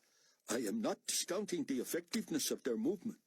Their numbers still seem large, but they are an underground cause networked by computers. You will not likely see the mass public rally, similar to the one at College Stadium when Sion... I recall it well, Akbar. Tell me, is part of the reason they are not likely to make a fuss in Jerusalem because many of their ranks have been dissuaded by seeing a real resurrection, one that does not require blind faith? Silence, except for the clearing of a throat. David assumed it was Suhail's. No. Surprisingly not, sir. That would certainly have persuaded me of your deity, except that I was already convinced of it. Me too, Hickman said. Sorry. Of course, Fortunato said. I had personal experience that proved it. And now, well, it's not my turn, is it? The truth is, Excellency, Akbar continued carefully, our monitoring of the Judahite website reveals that they are even more entrenched. They believe that your resurrection proves the opposite of what is so patently obvious to thinking people. David flinched when he heard a loud bang on the table, the rolling back of a chair and string of expletives from Carpathia. That was something new. The Nicolae before always kept his composure. Forgive me, Holiness, Akbar said. You understand that I am merely reporting what my best analysts... Yes, I know that, Carpathia spat. I just do not understand what it is going to take to prove to these people who is worthy of their devotion." He swore again, and the others seemed to feel obligated to grumble loudly about the lunacy of the skeptics. "All right," Carpathia said finally. "You think they will just snipe at us from the comfort of their hiding places?" "Correct." "That is unfortunate. I was so hopeful of gloating in their faces. Any confirmation that they are harboring Rosenzweig?" David held his breath through another pause. I admit we're stumped," Walter Moon said. "We traced a few leads from people who thought they saw him running, taking a taxi, that kind of thing. We know for sure that stroke was phony." "You can say that again," Nicolae said. "Dang straight," Hickman offered. "Ooh, sorry." "He deceived me," Nicolae added. "I have to give him that."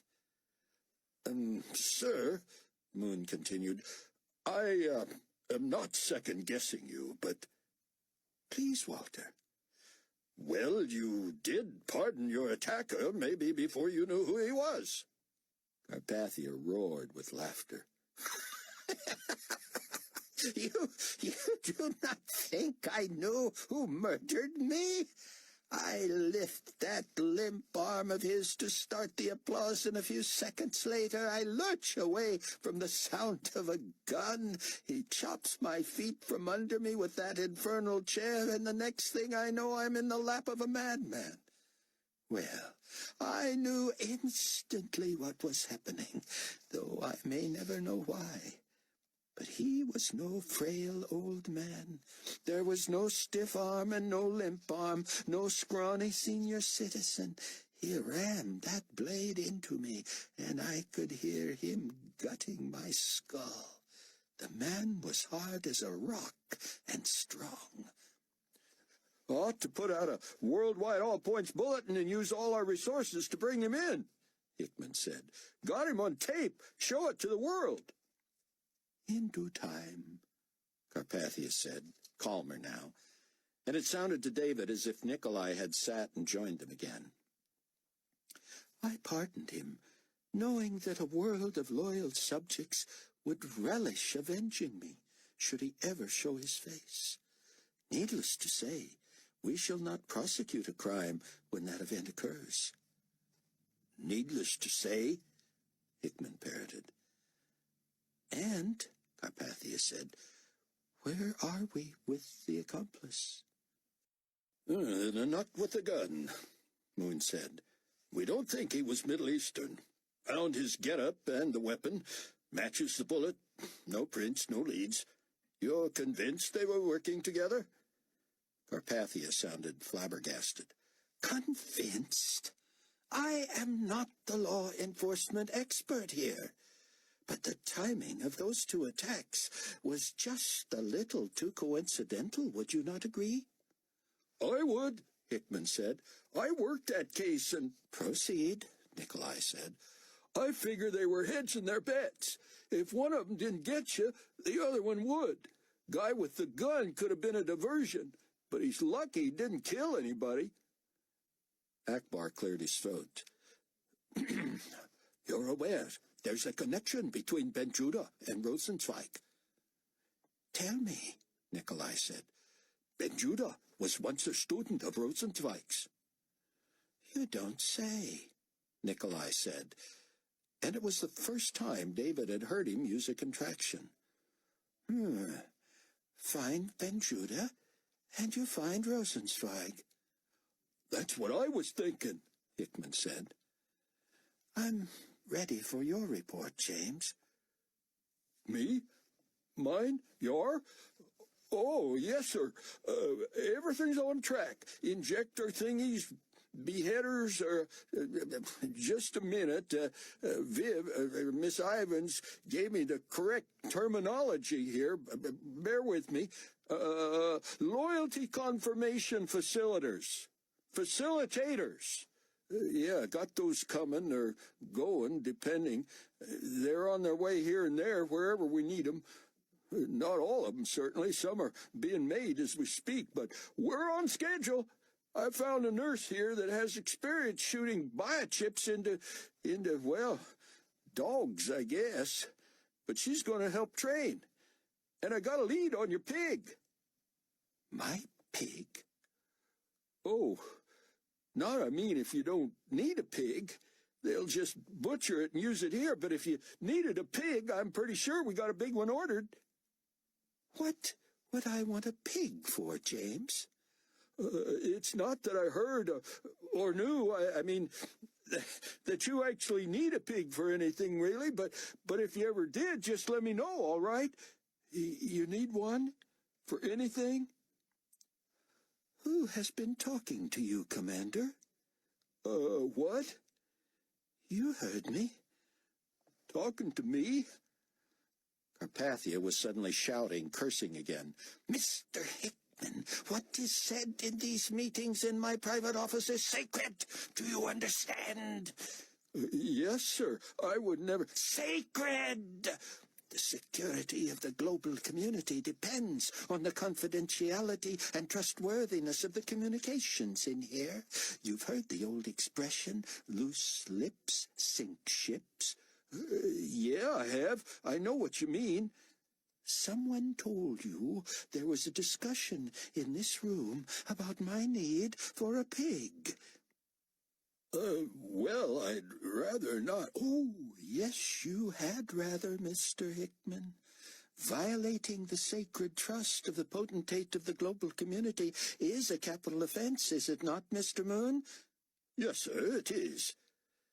So, James, the next thing out of your mouth had better be the guilty party, or you will pay the ultimate price for the transgression. I'm waiting. David could hear Hickman whimpering. The name, Commander, if I hear that he is your friend, or that you'd rather not say, or anything other than who he is, you are a dead man. Still Hickman struggled. You have 10 seconds, sir. Hickman took a labored breath and coughed. And now, 5. He's, Mr. Moon, are you prepared to take Mr. Hickman into custody for the purpose of Ramon Santiago, Hickman blurted. But I beg of you, sir, don't... Mr. Moon? Please, no. David heard Moon on his cell phone. Moon here. Listen, take Santiago into custody. Right, the one from peacekeeping. Right now. Yes. Till I get there. You'll let me handle it personally, Walter? As you wish. No, please. James, when it is announced tomorrow that a peacekeeping deputy commander has been put to death, you at least will understand the gravity of the rules, won't you? David heard assent through Hickman's sobs. Apparently that wasn't good enough for Carpathia. Won't you, Supreme Commander? Yes. I thought so. And yes, I have need of a pig. A big, fat, juicy, huge nostriled beast, so overfed that it will be too lethargic to throw me should I choose to ride it through the Via Dolorosa in the Holy City. Tell me, Hickman, tell me about my pig. I haven't actually seen it yet, Hickman said miserably. But you understand my order. Yes. His voice was shaky. Big, fat, and ugly? Yeah. I didn't hear you, James. Stinky? May I have him smelly? Yeah. Whatever I want? Yes. Are you angry with me, my loyal servant? Oh. Well, thank you for your honesty. Do you understand that I want an animal that could accommodate my fist in either nostril? David jumped at the knock on his door. Mac and Abdullah had arrived. Chapter 15. Buck felt his age and was embarrassed to disembark in Kozani, Greece, with a severe case of jet lag that didn't seem to bother the older Albie. And Albie, of course, had done all the flying. "Use it to your advantage," Albie said. "How so?" "It should make you cranky." "I'm pretty even." "Well, quit that. You're just being polite. Your natural instinct, when you'd rather be in bed, is to be testy, short, irritable. Go with it. GC peacekeepers are macho, in charge. They have an attitude." "Yeah, so I've noticed." "Don't ask. Don't apologize. You're a busy man, on assignment, with things to do." "Got it." "Do you?" "Yeah, I think so." "That didn't sound so macho." "I've got to be that way with you, too?" "At least practice, Buck. You Americans, I swear, I had to shame your father-in-law into being the leader he was born to be. You're an international journalist, and you can't play act to get things done." "I think I can." "Well, show me. How did you get the big stories, get access to the best interview subjects?" "I used the power of my position." "Exactly." "But I was working for Global Weekly." "More than that. You were Buck Williams, the Buck Williams of Global Weekly. It may have been your talent in your writing that made you the Buck Williams, but once you were him, you walked with confidence, didn't you?"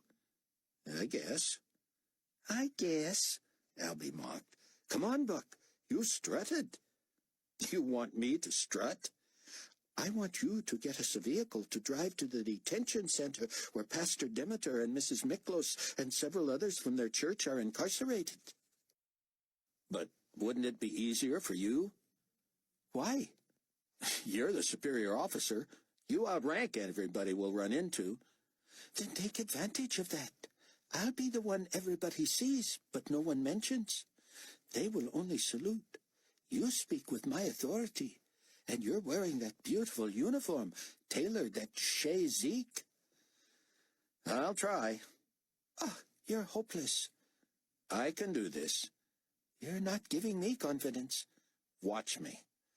"That's what I'm afraid of. I'll be watching you get found out. Prove me wrong, Buck."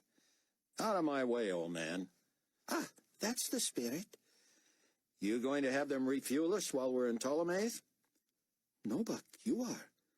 "Come on, I don't know all that plane stuff." "Just do it. From this point on, I am an angry, jet-lagged, ill-tempered deputy commander, and I don't want to speak." "So it's all on me?" "Don't ask me. I'm mute." "Are you serious?" But Albie wouldn't answer. The twinkle faded from his eyes, and he set his jaw, scowling, as they marched from the jet to the terminal, about 25 miles south of their destination. Buck accosted the first corporal he saw. "English?" he asked the young man. "Course. Sup?"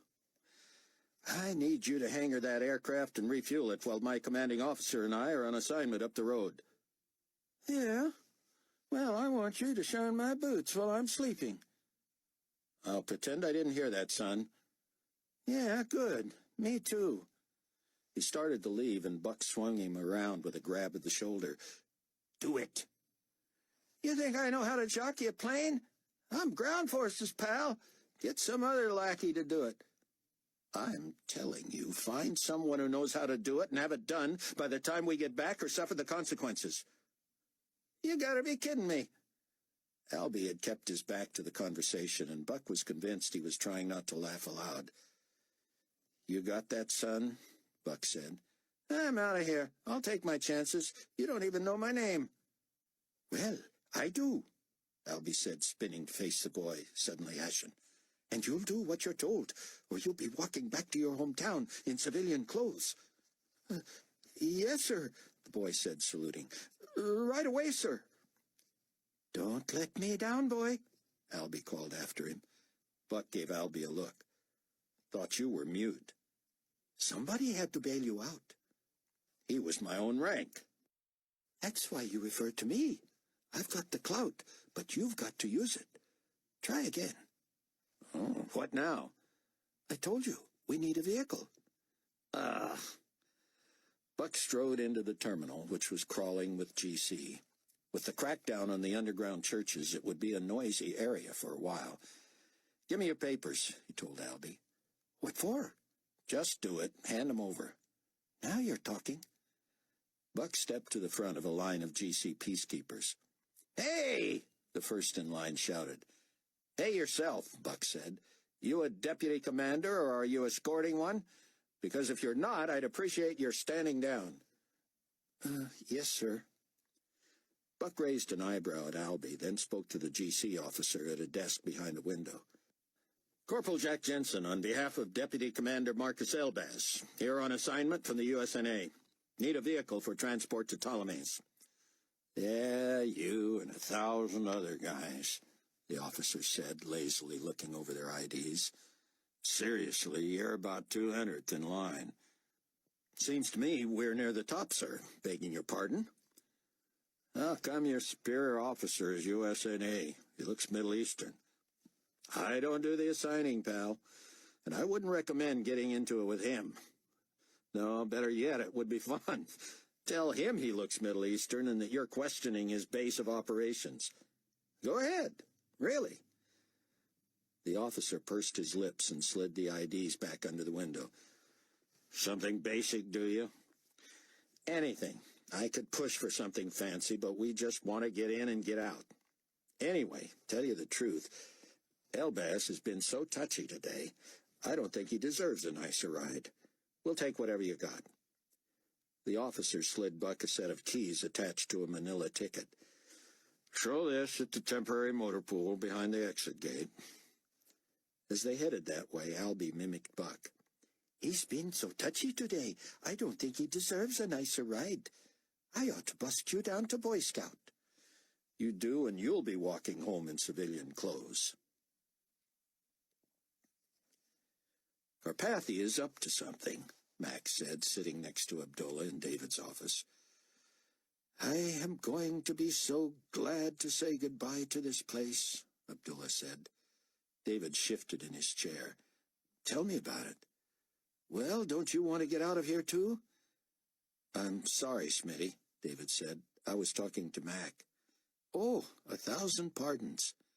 "Watch him now," Mac said. "He'll be Pout in the New Babylon second." "I am not Pout. Now stop teasing."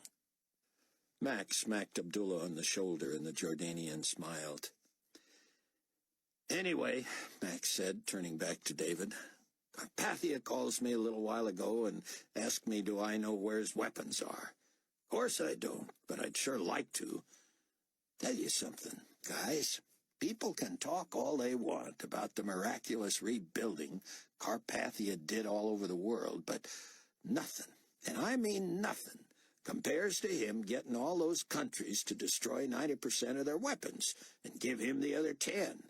And then him storing them somewhere that nobody ever talks about." "Loose lips sink ships," David repeated. "You think people know but won't say?" "Obviously." "How does he keep a secret that big among so many people?" "I think I just heard how," David said, and he debriefed Mac and Abdullah on it. Abdullah sat shaking his head. "Nicolae Carpathia is a bad man." Mac looked at Abdullah and then at David. "Well, yeah. I mean, come on, Smitty. You just come to that conclusion, or have you known all along and just been keeping it from us?" "I know you're teasing me," Abdullah said. "Just wait until I know your language good." "You'll be dangerous, that's a fact." David's cell phone rang. He flipped it open and held up an apologetic finger. "It's Ming," he said. "Should we go?" Max said. David shook his head. "They were fighting over what you assumed they were fighting over," she said. "My father wants Chang to take a job right away with the GC and be among the first to take the mark. Chang swears he will never take the mark." "Did he tell your father why?" "No, but I am coming to see that he never can, unless my father himself somehow becomes a believer. I have not lost faith, and I keep praying. But until that happens, Chang cannot tell him. He would expose us. Does your mother know? No, she would eventually tell him. I'm afraid she is so intimidated that she would not be able to stand up to him in the end. David, you cannot let Chang get a job there, especially if new employees are the first to get the mark. It appears that prisoners are going to be first, but yes, new employees soon, as they are hired, apparently, and even the rest of us within a couple of weeks. What are you going to do, David, you and your friends? We're talking about that now. Obviously, we run or we die. Can you take Chang with you? Kidnap him? Ming was silent. Then, did you hear yourself, David? You want to leave him to take the mark or be beheaded for refusing so you won't run the risk of kidnapping him? Please, kidnap him. For one thing, he will go willingly. I'm supposed to interview him for a job tomorrow. Then either find a way to eliminate him, discredit him as a potential employee, or tell him where to meet you when you escape. The latter is more likely. What could possibly disqualify him? He looks like a gold mine to any department, especially mine. Make something up. Say he has AIDS. Then let your father kill him himself? Well, how about a genetic defect? Does he have one? No, but work with me. I'm not a doctor, Ming. It would just stall things. That's better than nothing. Not if it makes me look suspicious. We're hoping to get out of here without their suspecting we were subversives. Great idea. Tell them you want to take Chang with you to check him out before hiring. Then whatever happens to you happens to him. He's free, and he can help you wherever you go. Maybe. It has to work, David. What choice is there? What if they don't go for it? What if they say, no, just hire him, give him the mark, and then take him on assignment? You have to try. He's brilliant, but he's a child. He can't fend for himself. He can't even defend himself against my father. I'll do the best I can, Ming. That sounds like an excuse after everything fails. I'm sorry, but I can't do better than the best I can do. David, he's my brother. I know he's not your flesh, but can you pretend? If it was Annie, would you do your best? Or would you do whatever you had to do to save her? David couldn't speak. Oh, David, forgive me. That was so wrong of me. Please, that was cruel. No, David, please blame that on my fear and my situation. It's all right, Ming. Please tell me you forgive me. I didn't mean that. Ming, it's all right. You're right, I understand. You put it in perspective for me. Count on me. I'll do whatever I have to do to protect Chang, all right? David, do you accept my apology? Of course. Thank you. I'll be praying for you and loving you in the Lord. When David rang off, Max said, What in the world did she say, man? You looked more like me than like an Israeli there for a second. David told him. Tell you what, Max said, and Smitty, you speak for yourself on this, but if that boy's a believer and he's got the mark to prove it, he's with us, and anybody else we can find before we get out of here. Right, Smitty? Right, I think. If I understand, other believers here all go with us, yes? Of course, right? That's what we're saying. Mac, a question. Who else would speak for me? On the drive north, Buck used a secure phone to call Lucas Laszlo's Miklas. The man was distraught. Thank you for coming, but there is nothing you can do. Surely you did not bring weapons. No. You would be so hopelessly outnumbered anyway that you would never get out alive. So, why the trip? What can you do? I wanted to see it firsthand, Laszlos. Expose it to the world through the truth. Well, forgive me, Brother Williams. I love your magazine, and I read it almost as religiously as Dr. Ben Judah's messages. But you go to all the time and trouble and expense and danger to come all the way here, and it is for a magazine article. Did you not know that the guillotines have arrived? What? It's true.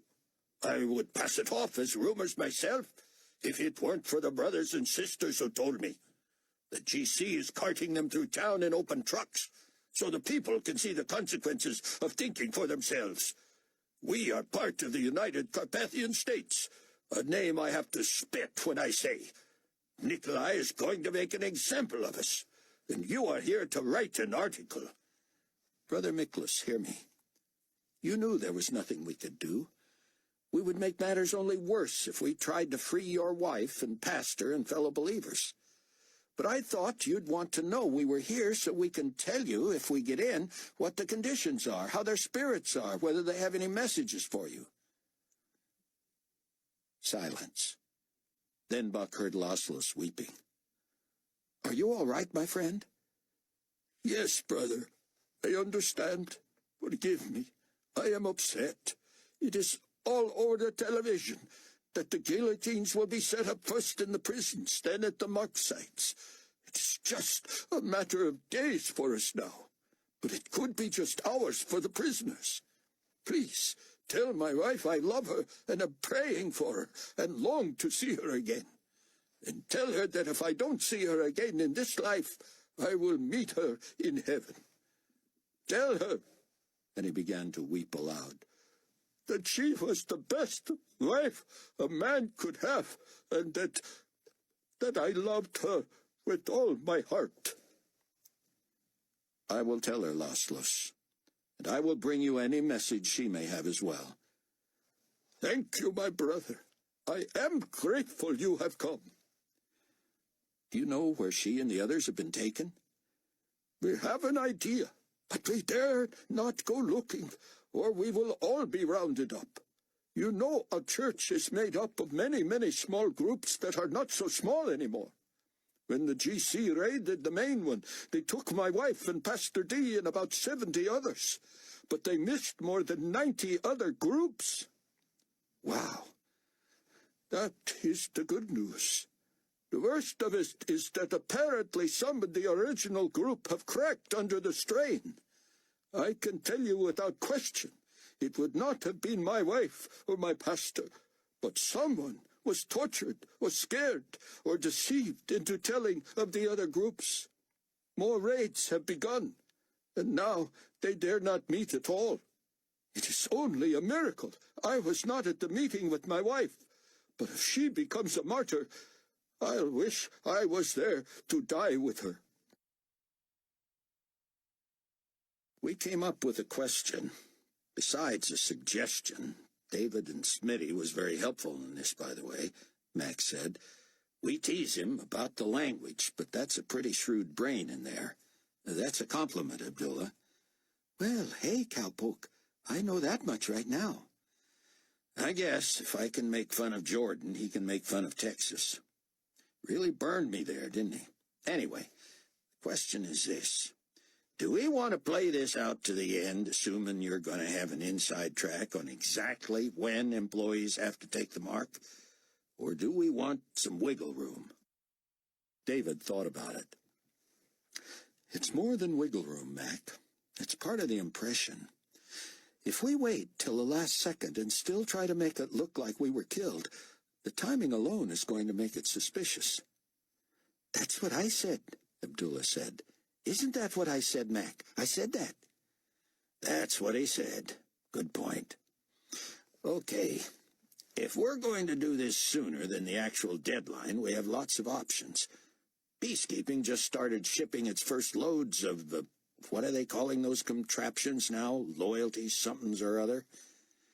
Call them what they are, David said. Okay. They shipped guillotines into Greece last night. Not from here, David said. I would have known that. No, these were actually manufactured in Istanbul and driven down. Pretty soon they'll be flying them here and there, and you know we'll be pressed into service. You ought to pick a particularly strategic place you want to see, or a shipment you want to monitor. Find a reason to bring Hannah and Chang, what's his name, and I'll have to requisition a Quasi too. A 2? How will you justify that? We want to avoid suspicion. You can fit 2 pilots and 3 passengers in something cheaper than a 15 million Nick aircraft. Yeah, but let's say we want to take a huge load of guillotines and skids of biochips and injectors. I'm listening. Still need more ammo to justify a 2. Well, let's say it's somewhere that St. Nick himself is going to be. Ooh, tell him who thought of that, Abdullah said. I think you just did, Big Mouth. Big Mouth? Teasing, Smitty. Slow your camel down now. David cocked his head. Are you thinking what I think you're thinking? Is this a game? Abdullah said. We are, Max said. Jerusalem. David sat considering the possibilities. I passed the word up the line that we want to be there. Bring the injection expert and my best new computer prospect. We want to carry the maximum cargo load in an impressive craft that will look good for the potentate, play to his ego. You think he's egotistical? Max said as seriously as if he meant it. David smiled. Is he joking again?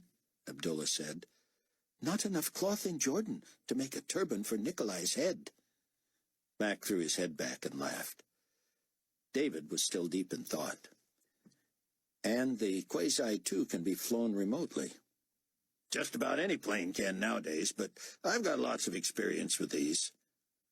So we land somewhere out of sight on our way there. Then from the safety of the ground, you fly that very expensive jet with all that precious cargo, except us, in it, nose down right into the middle of one of the deepest bodies of water we can find. With people watching. Come again? Let them see it. You wanted us to think about logical explanation for the accident.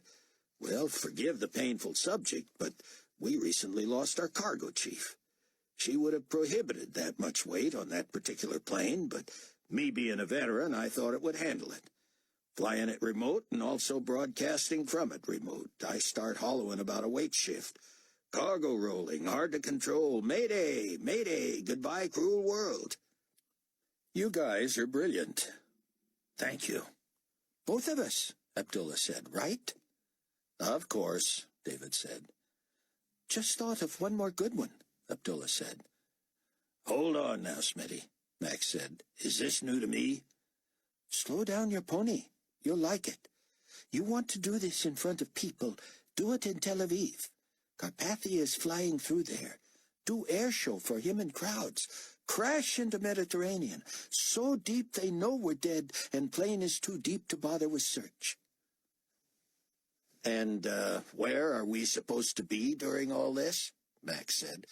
It's going to be awfully hard to hide in Tel Aviv with Carpathia and all his crowds. We don't take off from Tel Aviv. We come straight from here to show, only they don't know we stopped in Jordan. I know that place. We can land where no one sees. Send plane to Tel Aviv, do show, crash. From how far away do you think I can remotely fly that plane, Smitty? Sort of not remote. Take off remote. But flight plan, tricks, everything programmed into computer. Mac looked from Abdullah to David. He may just have something there. Really? David said. You can program the thing that specifically? It would take some time. Get on it. Surprise, surprise, Abdullah said. Camel jockey come up with one. David's cell phone rang. Readout says urgent from Hannah. Take it, Max said. Hey, what's up? David said. You're 100% certain this connection is secure? Absolutely. You all right? I'm in a utility closet. Did you know Carpathia had a peacekeeper executed today? Actually, I did. Santiago. Thanks for telling me. I just had to go get the body from security lockup. There wasn't time to tell you, Hannah. Anyway, who knew you'd get assigned? It was awful. I deal with death all the time, but he was shot between the eyes at point-blank range. And they aren't even pretending it's anything but what it was. He was executed by Carpathia himself. You know what for? Well, of course you do. You know everything. I heard he talked too much. Doesn't sound very technical to me, David, but that's what I heard too. Apparently he told someone something that Carpathia said in a private meeting. I'm sorry you got in the middle of it, Hannah. Yeah, well, I think I know who ratted him out. You do? Do you? She said. Actually, I do. David, how can you live with this stuff? Don't think it's easy. So who told? Who got Santiago executed? You said you knew, Hannah. You'll confirm it if I'm right? Sure. Hickman. How'd you know? I'm right, David? You're right. He was just delivered to the morgue. Someone found him in his office with a self-inflicted gunshot wound to the temple. Chapter 16. Buck and Albie joined and separated from and joined again a caravan of GC vehicles picking its way through what was left of Ptolemais. Would you look at that? Albie said, nodding toward open trucks carrying guillotines. They're ugly, but there's not really much to 'em, is there? Buck shook his head. That's one of my sidebar stories, how easily they can be assembled. They're simple machines with basic pattern-cut parts. Each is basically wood, screws, blade, spring, and rope. That's why it was so easy for the GC to send out the specs and let anybody who wanted work and had the materials to have at it. You've got huge manufacturing plants reopening to mass-produce these, competing with amateur craftsmen in their backyards. All for something the GC says will serve as a... What did they call it officially? Visual deterrent. They put just one at each mark application site, and everyone is supposed to fall in line. Albie stopped where a GC peacekeeper was directing traffic. He signaled the young woman over. "I'm working here," she said testily until she recognized the uniform. She saluted. "Oh, at your service, Commander. We've been assigned the main detention facility, but I left the manifest in my bag. Are we close?" "The main facility, sir?" "I think that's what it said." "Well, they're all together about 3 clicks west. Take a left at your next intersection and follow the unpaved road around a curve until it joins the rebuilt highway again. The center will be on your right, just inside the city. Can't miss it. Massive, surrounded by barbed wire and more of us. Better hurry, though, if you want to see the fun. They're going to do some chopping tonight if the rebels don't soil themselves and change their minds." "Yeah? Word I get is they're lining them up and sorting them out now. The ones who go back to their cells with their heads attached will have a new tattoo tomorrow." David was exhausted. It was nearly 2300 hours Carpathia time as he trudged from his office toward his quarters. He was stunned to hear energetic steps behind him and turned to see Viv Ivins looking as fresh and gung-ho as she did every morning. She carried a leather portfolio and smiled brightly at David. "Evening, Director Hasid," she called out as she drew alongside. "Ma'am?" "Great days, He didn't know how long he could maintain the charade. "Interesting days, anyway," he said. She stopped. "I love when things fall into place." He thought that an unfortunate choice of words, given her personal coordination of guillotine production and distribution. "Things humming along, are they?" he said. "I've persuaded top brass not to display loyalty enforcement facilitators here at the palace." "Oh?" "Not the best image." "They're showing up all over the world." "And that's fine. I can live with that. In fact, I'm all for it. Outside the capital city, and the headquarters in particular, you will have certain elements who need the visual aid, a reminder of the seriousness of this test of loyalty. One would have to be pathologically committed to one's cause to really decide against the mark. Seeing the consequence standing right before you as you make your decision will persuade those who merely want a little attention for stalling with their choice."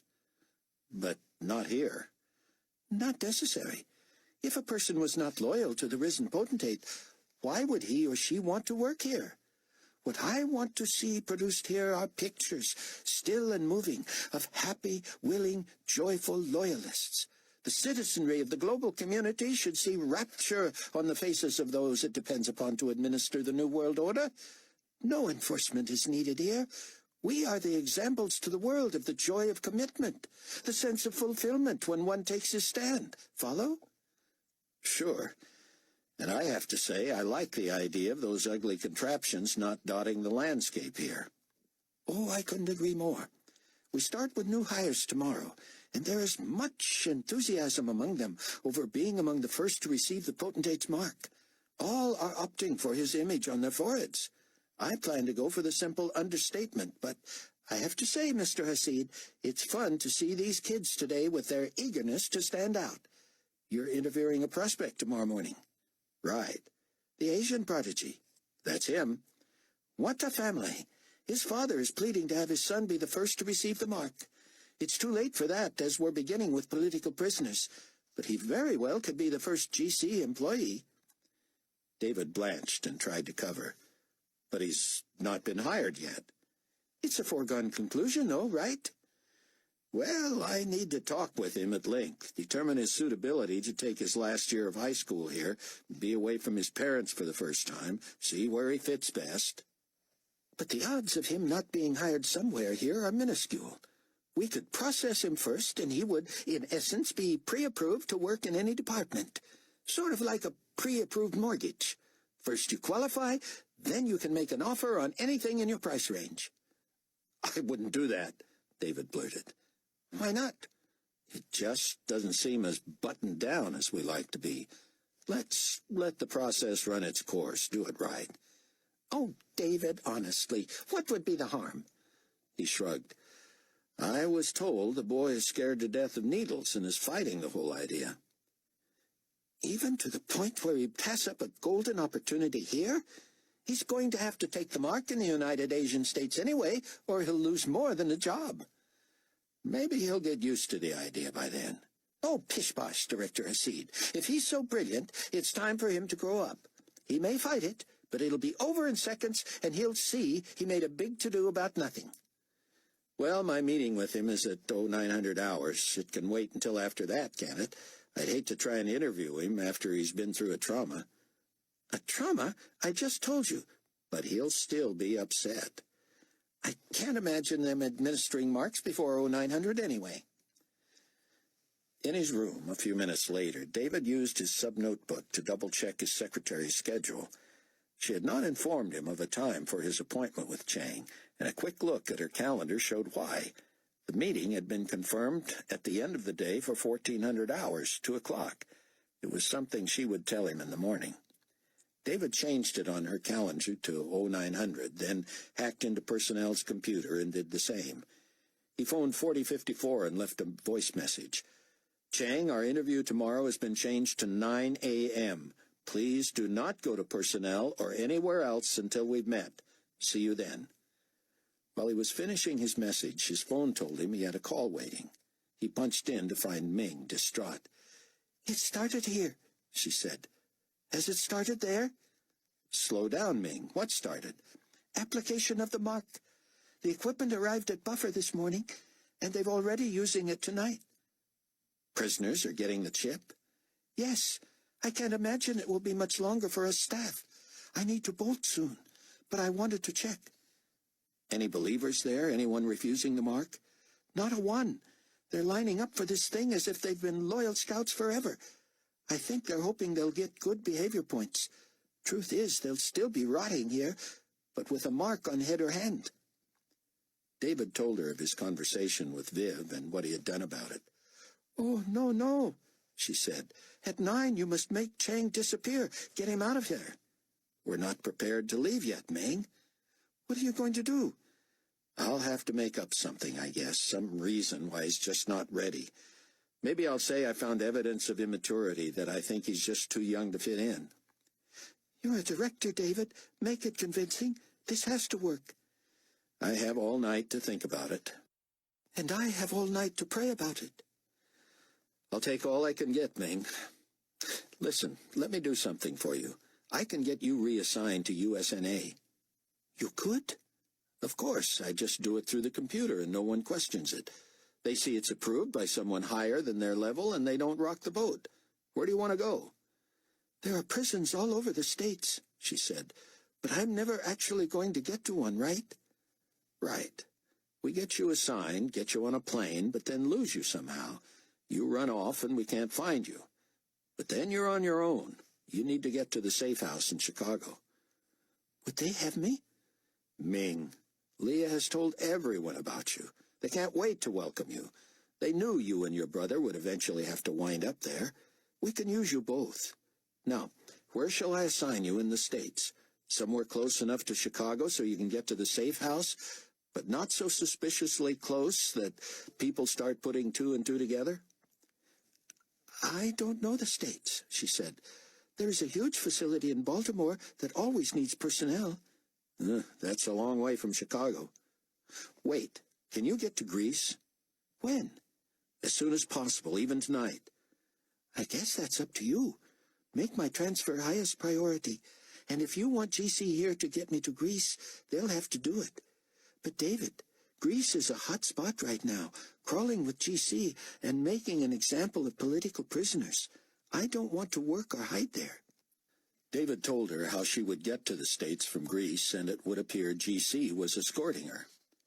There is a God, she said. Where do I meet these men? Get to the airport at Kazani. They'll find you. Can you get Chang there too? Please, David, do it. Get him out of my parents' quarters. Get him assigned somewhere. And have one of your pilots get him to Greece. We can go to the safe house together. Ming, please. It has to make sense. I pull a stunt like that, your parents lose track of Chang, and it all comes back to me. Not to mention you.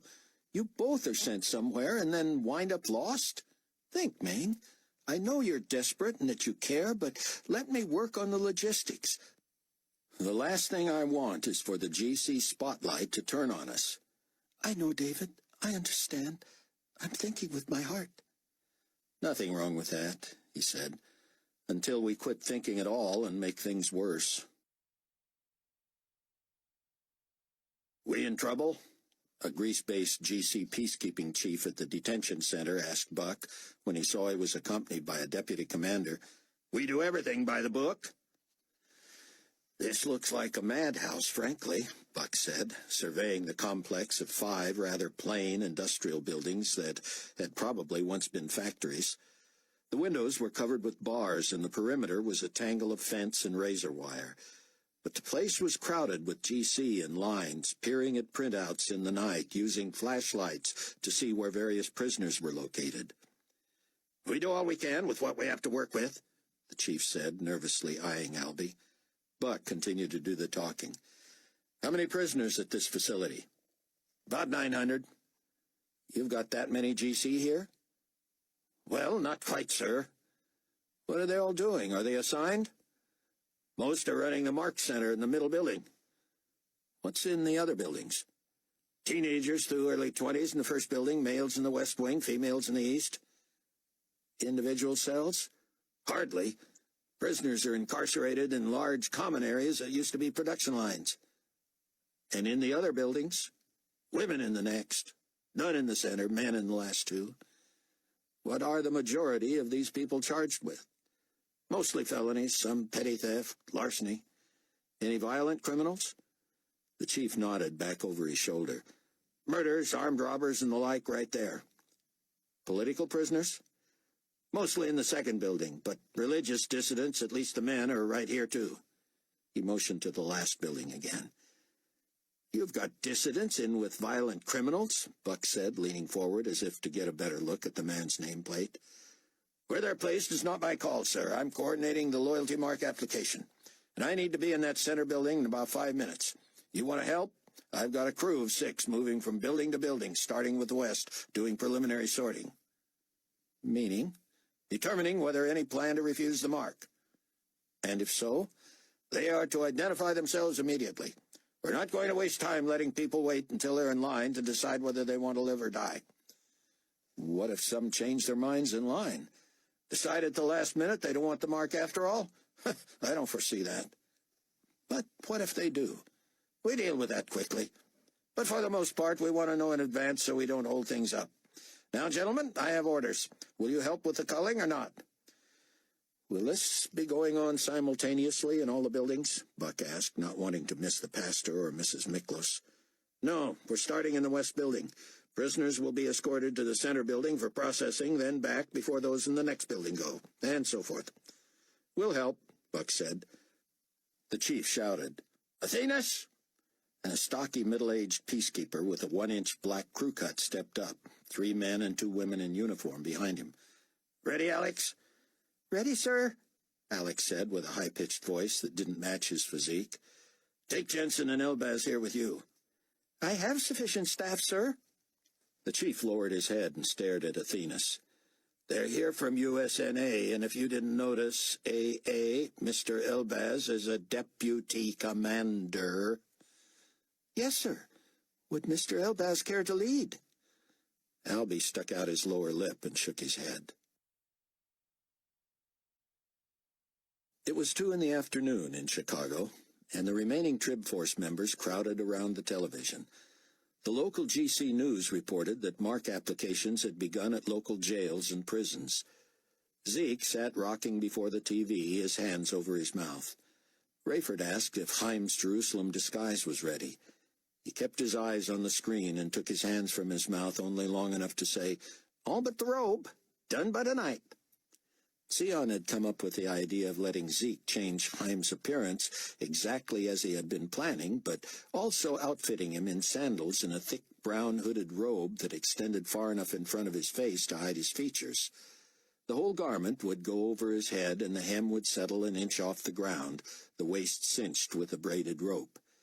Everyone agreed it sounded humble and nondescript, and yet ominous enough once Chaim was seen by crowds as in charge with something to say.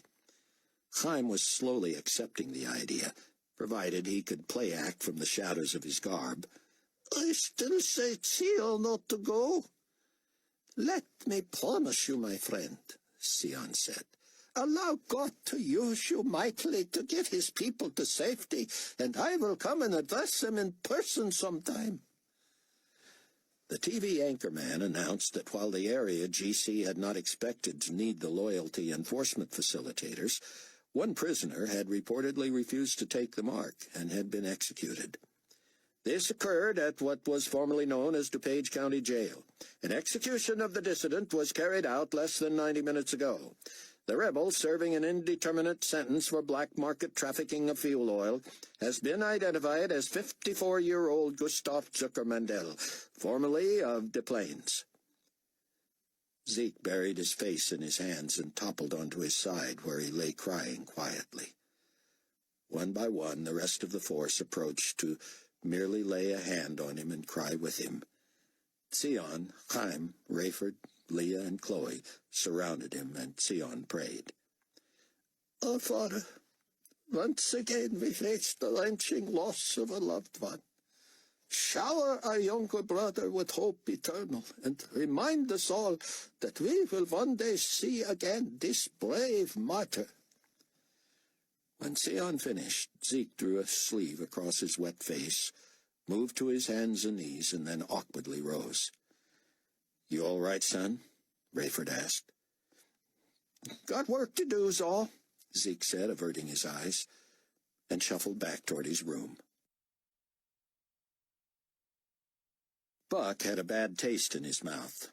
He had been in these situations before, had seen enough depravity and mayhem to last several lifetimes.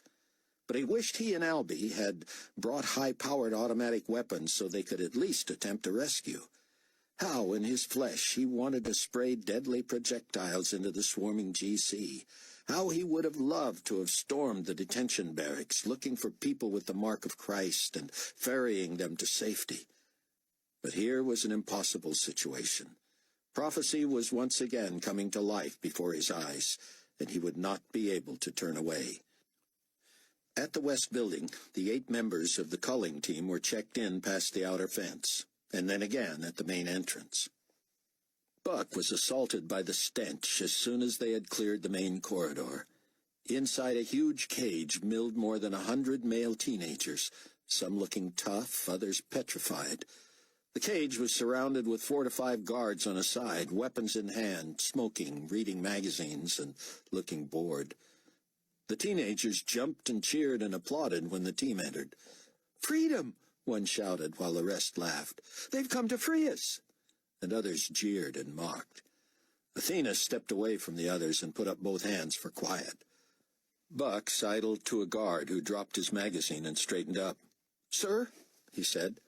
"What's the smell, soldier?" "The can, sir. In the corners, see?" Buck looked to the 4 corners of the cage where 55-gallon drums stood. Each had a makeshift wooden set of steps next to it and was covered by an ill-fitting toilet seat. "This building has no facilities?" "Only for us," the guard said. "Just down that hall." Buck shook his head. "They can't be led there periodically?" "Not enough of us to risk that." Alex Athenas had finally commanded the prisoner's attention. "You are privileged to be among the first to display your loyalty and devotion to His Excellency, the risen potentate of the global community, Nicolae Carpathia." To Buck's amazement, this was met with enthusiastic cheering and applause that went on for almost a minute. Some teens broke into chants and songs lauding Carpathia. Athenas finally quieted them again. "In a few moments you will be led to the central building, where you will tell the staff whether you want your loyalty mark on your forehead or your right hand. The area you choose will then be disinfected with an alcohol solution. When it is your turn, you will enter a cubicle where you will sit and be injected with a biochip, while simultaneously tattooed with the prefix 216, which identifies you as a citizen of the United Carpathian States. The application takes just seconds. The disinfectant also contains a local anesthetic, and you should experience no discomfort. Any acts of disorderly conduct will be met with immediate justice. For you illiterates, that means you will be dead before you hit the floor." This was met with more hooting and hollering, but Buck found himself staring at a boy in the middle of the crowd. He had black curly hair, was thin and pasty, and wore tilting glasses that appeared to have one lens missing. The boy looked barely old enough to be in this crowd, but what caught Buck's eye was the shadow on his forehead. Or was it a smudge? Or was it the seal of God? "Excuse me, officer," Buck said, striding past Athenas and peering into the cage. The hooting stopped, and the prisoner stared. "You there? Yes, you. Step forward." The young man made his way through the crowd to the front of the cage, where he stood quaking. "Someone open this door," Buck barked. No one moved. He whirled to look at the guard he had spoken to, who shuffled nervously and looked at Athenas. "The rest of you back off," Athenas said, and he nodded to the guard, who unlocked the cage. Buck marched in and grabbed the boy by the arm, his ratty gray sweater bunching under Buck's fingers. He dragged him out of the cage, past Athenas and the other guards, scolding him the whole way. "You mock global community peacekeepers, young man. You'll earn respect." "No, sir, please. Shut up and keep moving." Buck dragged him past the guards at the entrance, who called after him. "Wait! Who is that? We have to process him out." "Later," Buck said. "Where are we going?" the boy pleaded with a Greek accent. "Home," Buck whispered. "But my parents are here." "Give me their names," Buck said, and he wrote them down. "I can't guarantee they'll get out, but you're not going to die tonight." "You're a believer?" Buck nodded and shushed him. They blew past the guards at the outer gate, and Buck marched him to the GC Jeep across the road, past the lights and into the shadows. Few heads had even turned to watch. "Front passenger side," Buck said. "Any other believers in the cage?" The boy shook his head. "Never saw anyone." "Give me the name of one of the guys in the cage, just one." "Who?" "Anyone, just give me a name." Paulo Ganter." "Got it. Now listen. You are to sit here, right here in this Jeep, until I get back.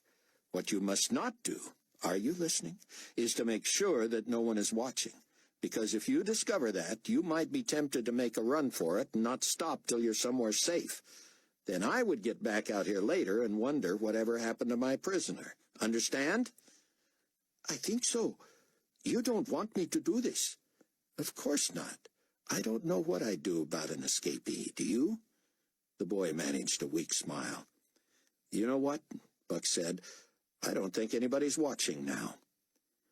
Feeling like Anus, the mysterious border guard who had discovered Sion under the seat of the bus so long ago, Buck put one hand on the boy's shoulder and another on his head, and he said, "And now may the Lord bless you.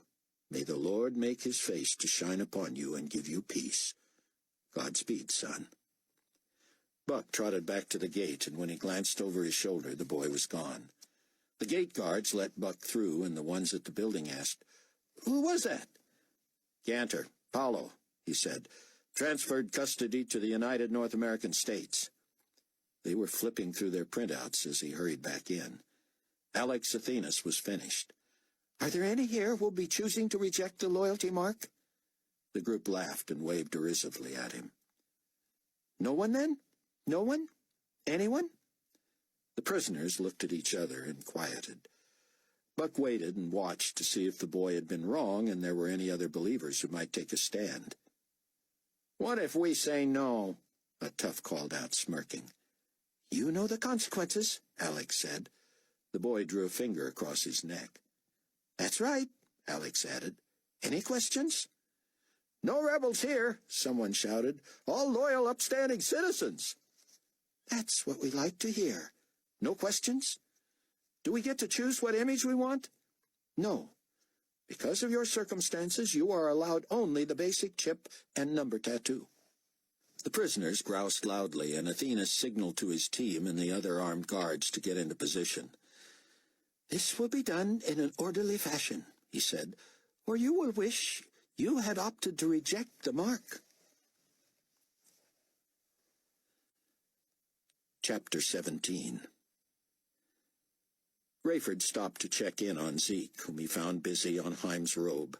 Zeke said, "Got enough material. Thinking about making him two." "You heard what Sion said about clothes in the safe haven." Zeke nodded. "He might want the variety, though, and I didn't hear Sion say whether the clothes get dirty." Rayford shrugged. "I admired your dad, Zeke. You know that?" Zeke nodded, still working. "He was courageous right to the end." "Didn't surprise me," Zeke said. "I told you he'd do that, didn't I?" "You had him pegged. I pray we'll all show that kind of courage." Zeke looked up and shook his head, his eyes distant. "I wish he hadn't got caught. Bad timing. He could have done a lot more for the believers, like I'm going to do." "I admire you too, Zeke. We all do." Zeke nodded again. "Don't forget to mourn and grieve too, you know. There's nothing wrong with that." "I can't help it. I miss him already." "I'm just saying, don't pretend. You don't have to look strong to us. We've all suffered terrible losses. And even if the Lord helps us through it, we don't have to like it. The Bible doesn't say we're not to mourn. It just says we're not to mourn the way people do who have no hope. Mourn with all your might, Zeke, because we do have hope. We know we're going to see our loved ones again." Zeke suddenly stood and thrust out his hand. Rayford shook it. "I don't suppose I'd dare go try to get his body." Rayford shook his head. "The first thing they're going to want is to know your connection, and you know the second thing. Whether I want the mark. We're crippled with the loss of your dad, Zeke. I don't know what we'd do if we lost you too." "I just hate to think what they're going to do with him. I try not to think about, his head being, "I know. But no matter what they do with your dad's body, God knows. He has his eye on your father. His soul is in heaven now, and his body will eventually be there too, new and improved. If God can resurrect a cremated body, you know what that means. Burned up, yeah. Then he can resurrect anybody. Remember, he created us from the dust of the earth." "Thanks, Captain Steele. Bad as this is, there's no other place I'd rather have been when I heard about it. I sure love all you guys." "And we love you, Zeke." Rayford walked out and shut the door, noticing Sion just out of sight of the doorway, leaning against the wall, arms folded. Excuse me, Dr. Ben-Judas said. I didn't intend to listen in. I didn't know you were there. You must have had the same idea I did. It's all right. I'm glad I heard that, Rayford. God has restored you to leadership. You did just what I know the Lord would have wanted you to do, and you did it well. Thanks, Sion. God's been more patient with me than I deserve. Isn't that true with all of us? They walked back toward the commons. I spoke with Chloe a few moments ago, Sion said. I hope I wasn't out of line. You can't be out of line, Doc. You know that. What was it about? I was just checking to see how she was doing with the assignment you gave her. I have a vested interest, you know. In the call for planes and pilots? I should say you do. So, save me a conversation. How's it going? She was amused and eager to tell me, actually. She put out the request for brave commodity co-op members willing to lend their planes and cars and fuel in time to the cause of Messiah in Jerusalem. And she told them it will be soon. She reports that the response has been overwhelming. The element of danger must make these men and women rally. She says they are more willing to throw caution to the wind for this scheme than they are to make the routine flights that keep the co-op running. Around the corner, Kenny Bruce came chugging, chased by Leah. He appeared lost in the fantasy that he had to elude her, though he loved her hugs and tickles. Grandpa, he squealed, reaching for Rayford. But at the last instant he changed course, leaping into the rabbi's arms. Uncle Zone. Leah laughed and grabbed for him. That old man can't save you, she said, and he buried his head in Sion's chest. Old man, Sion said, Miss Leah, you have wounded me. Sion carried Kenny back to his mother, and Leah lingered. Rayford, I feel useful here, helping Chloe. It was incredible, by the way. That girl could run any size corporation, and I love helping with that precious child. But you know what's coming. He nodded. I'm still finalizing assignments, he said, but yours includes getting out of here a while. Oh, thank you, Ray. I don't want to be selfish, and I know Chloe's as antsy as I am. She has responsibilities here, more than you do. It doesn't seem fair to her. But she takes her role seriously, and I think she's resigned to it. Well, Leah said, I can't speak for her, but I would feel trapped. Trapped by motherhood? Leah smiled. Spoken like a man. As someone who has been there, let me tell you, at times you need a break. It doesn't have to be long, and you can't wait to get back, but, well, it's not my business, but if you find a place for her outside, even a short assignment, I'll be happy to spell her. You can do what she does, both the co-op and looking after the baby? Sure. It's only the men around here who are incapable of that. Rayford shot her a double take. I'm kidding, Ray. But tell me, am I going to get to go to Israel? You want to be there? I was stuck in Belgium last time. All the good stuff happens in Jerusalem. The dangerous stuff. And your point? He cocked his head. Oh, yeah, you live for that stuff. I live to serve, Ray. I'm not bragging. It's what I do. It was even before I became a believer. I want to be valuable to the cause. I'm not even suspicious. No one's out trying to hunt me down. And with that wacky dental appliance in, and if I let Zeke touch up the hair, I'm invisible. It would take more than that to make you Middle Eastern. Maybe this David character can make me GC then. Give me a reason to be over there. Rayford raised his eyebrows. Maybe, he said. You never know. Buck and Albie stood with the culling squad in the female teens area. Buck found it hard to believe the conditions were the same as for the men.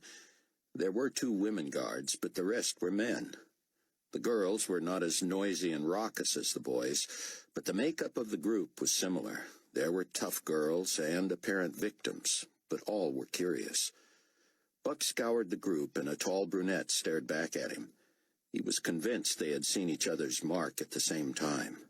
Her eyes grew wide, and he tried to communicate with his that she must not give him away. As Alex Athenas ran through his explanation, Buck casually moved close to Albie. "I'd better not push my luck. Think you can get one out of here?" "Maybe," Albie said. "You're not thinking of trying this in every building, are you?" "I hate doing nothing." "Me too, but we're going to get ourselves killed. And what about when there's a bunch of them?" "I can worry about them only one at a time." Albie sighed.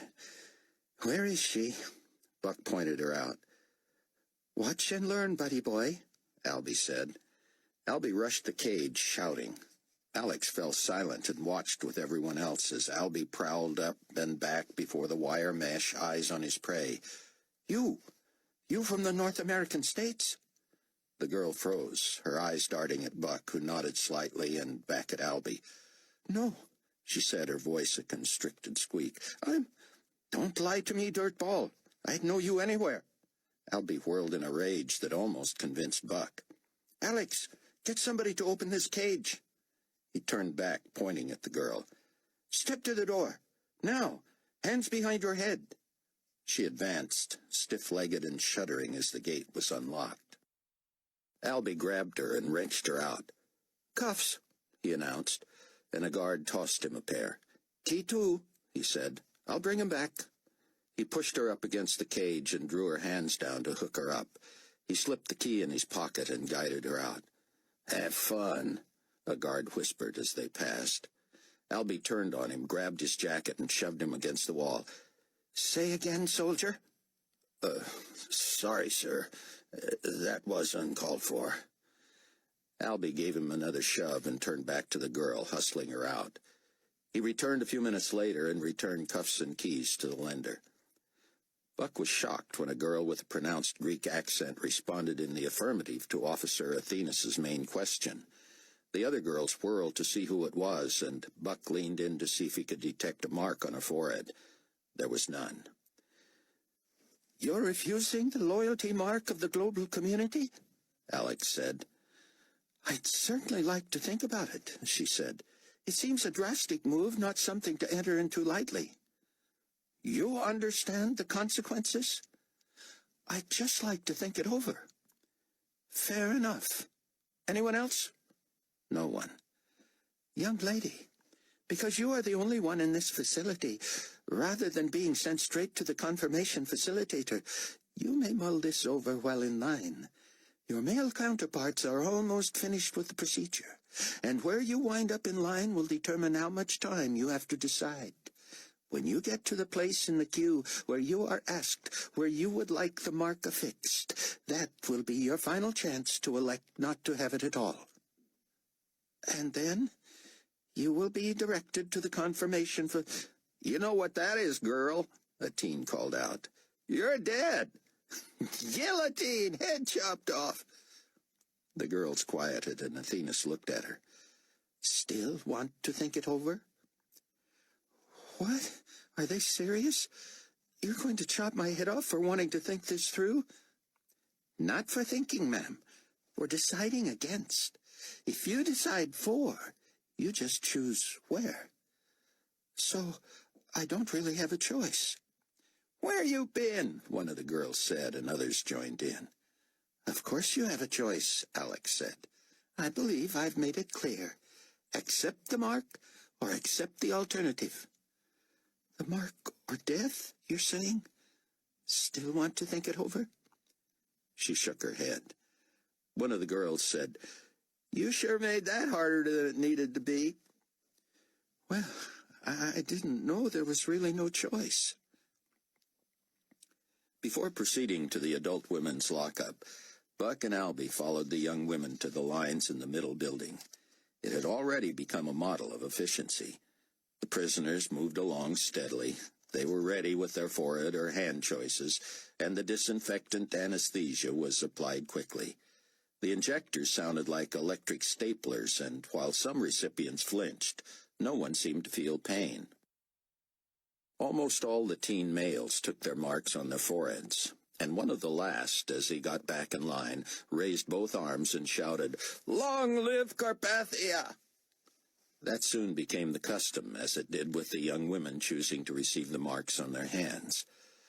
Buck stood staring, wishing he could preach. They had made their choices, yes, but did they really know what they were choosing? It wasn't between loyalty and death. It was between heaven or hell, eternal life or eternal damnation. His heart raced as the line of young women neared its end, and they were herded back. In the next building, he expected to see Mrs. Miklos. How many of her friends would be there with her? The women's facility was surreal in that there was no cage. The guards, again, were mostly men, and they apparently didn't expect trouble. The women sat, mostly passive, chatting quietly, but their curious eyes also took in the Athena squad. Buck strolled around the outside of the group of women looking for Laszlo's wife. Finally, he noticed a group of about 20 women in a back corner on their knees. In the middle of the group, praying, was Mrs. Miklos. "Shut up and listen up," a guard bellowed, and most of the women came to attention. "This here's Officer Athenas, and he's got announcements and instructions." Alex began, but the women in the back, whom Buck assumed were Mrs. Miklos' believing friends, paid no attention and continued praying. Some gazed toward heaven, and Buck saw the marks on their foreheads. Others peered up and around the crowd at Alex, and Buck noticed that some of them had no mark. Laszlo's wife had apparently been trying to recruit new believers. Athenas grew impatient with those kneeling in the back. "Ladies, please," he said, but they ignored him. He nodded to one of his female assistants, who handed her high-powered rifle and sidearm to a compatriot, pulled out her baton, and moved directly into the tough-looking women in the front, heading toward the rear. A young, thick, healthy woman, she stared down the menacing ones, clearly knowing that her comrades had her back. "As I was saying," Alex took up again, but he stopped when the attention of the women diverted to where his guard was headed. "Ladies," the guard bellowed, "you will cease and desist, face the front, and give Officer Athenas your full attention." Many did just that. Some stood and moved away from the group. Others remained kneeling, but looked up. Still others kept their heads bowed and eyes closed, lips moving in prayer. Mrs. Miklos, kneeling with her back to the guard, kept her hands folded, head bowed, eyes closed, praying softly. The guard poked her with a baton, and she nearly lost her balance. When Mrs. Miklos turned to look up at her, the guard bent close and shouted, "Do you understand me, ma'am?" Mrs. Miklos smiled shyly, reset herself, and returned to prayer. The guard, clearly incensed, put both hands around the end of the stick, set herself, pulled the baton back, and stepped into her swing. Buck was barely able to hold his voice, and Albie had to grab him and hold him back as the hardwood baton cracked loudly off the back of Mrs. Miklos' head. Blood spattered several of the women as Laszlo's wife pitched forward, arms and legs twitching. Several women screamed. Many of the kneelers, even those with marks on their foreheads, stood and rushed to join the main group. One woman dropped to her knees to check on her injured friend, and the guard caught her just below her nose with a second vicious swing. Buck heard teeth shatter, and she cried out as the back of her head hit the floor, and her hands came up to cover her face. The guard marched back to the front, the sea of women parting for her. Miraculously, Mrs. Miklos drew herself up to her hands and knees and slowly, majestically returned to her kneeling position, hands folded before her. With her back to the rest, a gaping wound emitting great back issues of blood that ran down her hair and onto her sweater was exposed to everyone. Most averted their eyes, but Buck stared at the white of her skull at the top of the laceration. Her skull had shattered, and surely bone had been driven into her brain, and yet there she knelt, silently continuing to pray. The other woman, rolling onto her stomach, also slowly drew herself up, spitting teeth, blood gushing down her chin, and returned to prayer. Buck felt a tingle at the base of his spine, imagining the blinding pain. The guard retrieved her weapons with a look of satisfaction and exhilaration. The crowd behaved with a who-wants-to-be-next attitude, and Alex said, "We'll see who's strong enough to stand in the enforcement facilitator line." Buck, his pulse racing and his breath coming in gasps, stood stock still as Alex finally reached the pivotal question.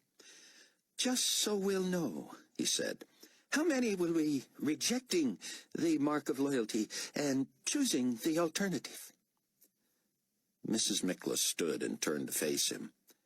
Her face was drained of color, eyelids fluttering. Her chest heaved with the effort of merely breathing.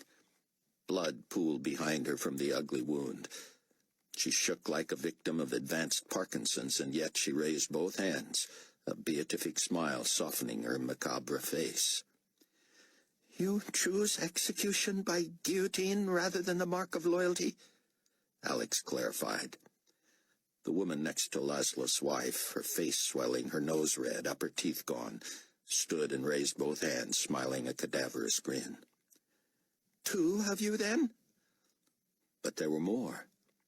And now the rest of the women stood just to see who was making the choice. From the original group of the kneeling devout stood a half-dozen, smiling, hands lifted. "You all want to die tonight?" Alex shouted as if it was the most ridiculous thing he had ever heard. "I'm counting 8. You 8 will... now 9. We'll go to the extreme right. When you... all right, now 10. When you are led to the processing center. Okay, you can lower your hands now. 2 more. Okay, 12 of you. No need to keep your hands up." A couple of women in front looked at each other and started toward the back, marks of the believer appearing on their foreheads as they lifted their hands. "All right," Alex said. "Those taking the mark, stay left as we enter the center. Suicides, stay to the right." And as he said it, 3 more lined up behind the bleeding women. Buck fought tears. He could give in to emotion and wind up a martyr this very night, and in the heat of the moment that didn't sound so bad. But he had a wife and a child and compatriots who counted on him.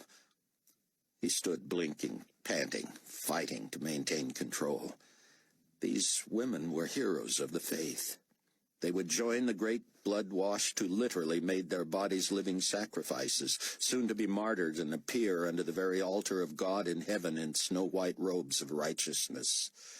He couldn't help but envy them. As the women were led out, Alex shouted over the din, "You can change your mind. If you have chosen this ridiculous option and wish you hadn't, simply step out of one line and into the other."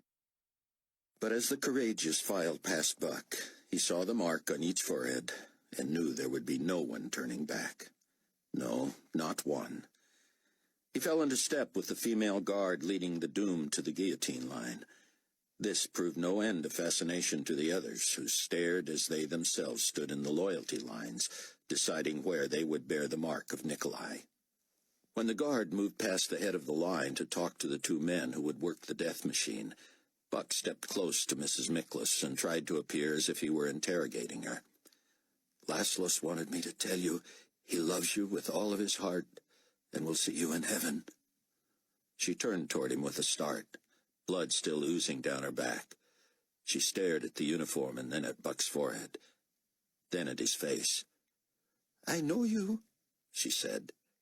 He nodded. "I don't believe you have met Mrs. Demeter," she said. Buck was startled. The pastor's wife had taken the blow to the face. "I'd shake your hand," she whispered through her ruined mouth, "but then you'd be in line with us." Mrs. Micklaus bent close to Buck. "Tell Laszlo thank you for leading me to Jesus. I see him. I see him. I see my Savior, and can't wait to be with him." With that, her knees buckled, and Buck caught her. The guard reappeared and grabbed her. "No, you don't, lady," she said. "You chose this. You're going to take it standing up." It was all Buck could do not to punch the woman in the face. She turned to him and said, "What are we going to do with all these bodies? We weren't prepared for anything like this." Buck headed to the back, where the guards were lined along the wall. This was the first they would see of any executions, and it was clear they weren't about to miss it. Albie joined him, clearly overcome. That was Pastor D's wife with Mrs. Micklaus. Albie shook his head. "They're champions, Buck. I don't know if I can watch this." Let's get out of here. Maybe we should be here with them. We shall start with enforcement, Alex Athenas announced. Any who wish to switch lines may do so at any time. Ladies, once you have been secured in position in the apparatus, no change of mind will be honored. Inform someone before that, or suffer the consequences. Buck stood paralyzed as Mrs. Mickless was led to the ugly machine. Has that been tested? Alex shouted. I want no malfunctions. Affirmative, answered the assistant, who would trade roles with the executioner with each victim. Carry on. From 30 feet away, Buck read the lips of the executioner. Last chance, ma'am. Lossel's wife knelt, and the assistant positioned her. Turn her around, someone yelled. We want to see it happen. Albie turned on the man. Shut up. This is not for your amusement. The room fell tomb silent. In the stillness, Buck heard Mrs. Mickless' delicate voice. My Jesus, I love thee. I know thou art mine. A sob attacked his throat. Seemingly all in one motion, the assistant fastened the clamp and stood quickly with both hands raised to indicate he was clear of the blade path, while the other yanked the short cord. The heavy blade raced to the bottom of the shaft. Buck pushed past the others and out into the night air, disgusted at the cheer that met the sickening thud. He was glad for the vomit that gushed from him, allowing him to sob openly. Tears cascaded as he thought of the cold, workmanlike crews that would remove heads and bodies and make room for the next, and the next, and the next. As he stood in the cool grass, convulsing now in dry heaves, he covered his ears in a vain attempt to muffle the thuds and cheers. Thuds and cheers. Albie emerged and rested a hand on his back. His voice was thick as he bent and gently pulled Buck's hands away from his ears. When I get to heaven, he whispered, after Jesus, those women are the first people I want to see. Chapter 18. Chaim took to pacing around in the strong building, repeating lines over and over. He usually carried a Bible, Rayford noticed, but sometimes a commentary or his own notes. He didn't sound eloquent or forceful or confident to Rayford. It was as if all he was trying to accomplish was getting the basics down and having some idea of what he was talking about.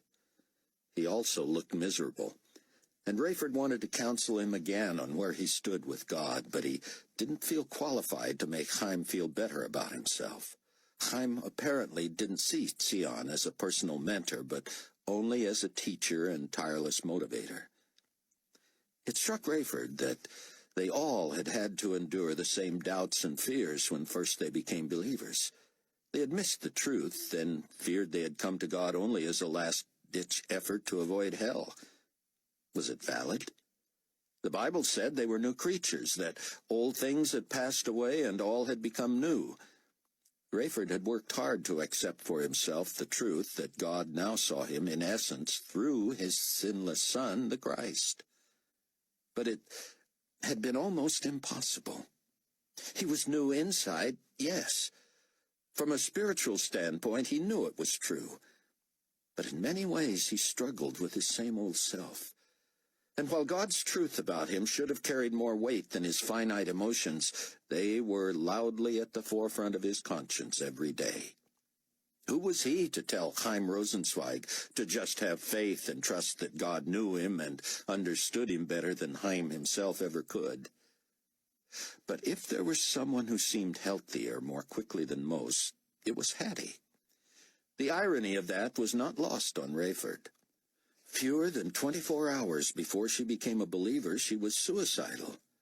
Months before, she had admitted to any Trib Force member who had the endurance to debate her that she understood and believed the whole truth about the salvation gospel of Christ. She simply had decided on her own to willfully reject it, because even if God didn't seem to care that she didn't deserve it, she did care. She was saying, in effect, that God could offer her the forgiveness of her sins without qualification, but she didn't have to accept it. But once she finally received the gift, Her mere persistence was wearing. In many ways, she was the same forthright woman she had been before, clearly as obnoxious as a new believer as she had been as a holdout.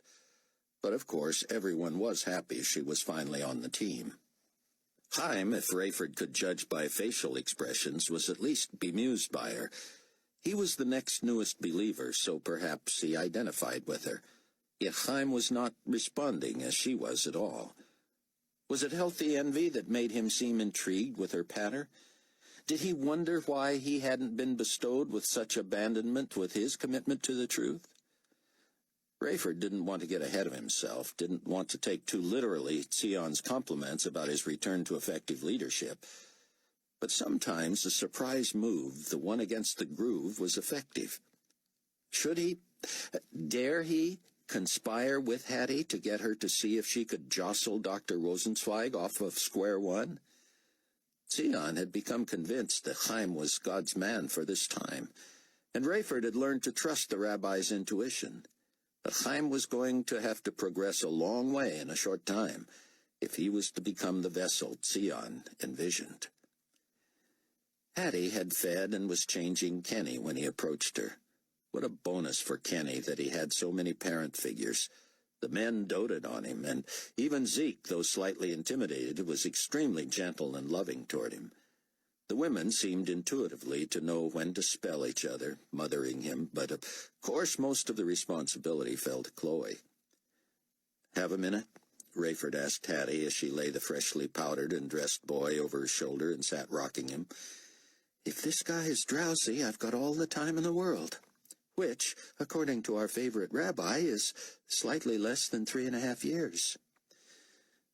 Hattie isn't as funny as she sees herself, Rayford thought, but there is something to be said for consistency.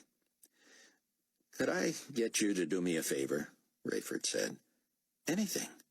"Don't be too quick to say that, Hattie." "I mean it. Anything. If it helps you, I'll do it." "Well, if you succeed, it helps the cause." "Say no more. I'm there." "It has to do with Chaim." "Isn't he the best?" "He's great, Hattie. But he needs something Sion and I don't seem to be able to give him." "Rayford, he's twice my age." So as not to draw suspicion, Buck suggested he and Albie get a head start on the next group by heading directly to the building immediately east of the processing center. This housed the lesser criminals, according to the organizing officer. Yet he had also said that the religious dissidents were in with the worst felons in the easternmost facility. The two approached the guards at Building 4. "Ready for us?" one said with a Cockney lilt. "Soon," Buck said. "You're next." "There's whooping and hollering. Somebody choose the blind." Buck nodded, but tried to make it clear he didn't want to talk about it. "Morn one," the man added. Buck nodded again. It wasn't pretty. Wish I'd seen it. Never saw somebody buy it before. You watched, eh?" "Told you it wasn't pretty. How would I know otherwise?" "Sorry. Just asking. How many did you see then?" "Just the one." "But there were more. How about you, Commander? You stay for the old show?" "Leave it alone, Corporal," Albie snapped. "Several women chose it and showed more bravery than any man I ever saw." "That right, is it? But they wasn't loyal to the potentate now then, was they?" "They stood by their convictions," Albie said.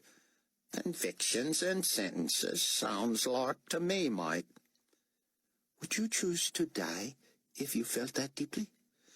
"I do feel that deeply, gents. Only I'm on the other side of it now, ain't I? I choose what makes sense. Man rises from the dead, he's got my vote." The armed guards led the somber survivors back to the women's building, while Athena's crew caught up to Buck and Albie. Buck noticed that Alex's people seemed as subdued as the women prisoners, but their guards seemed energized. "Let's get this done," Athena said, leading the way in. These were clearly white-collar criminals or small-timers. No bravado, no threats, little noise at all.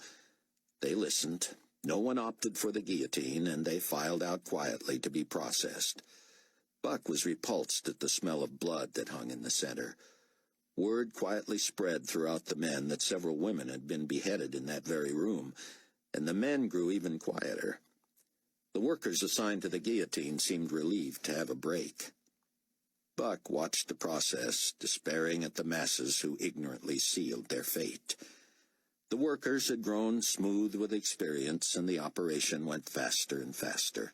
Line up, decide, swab, sit, inject, back in line, file out. Ironically, real life bloomed at the point of bloody death. Men receiving what looked like an innocuous mark they thought kept them alive sealed their real death sentences. From death, life. From life, death. Buck was eager to meet Pastor Demeter, about whom Rayford had said so much.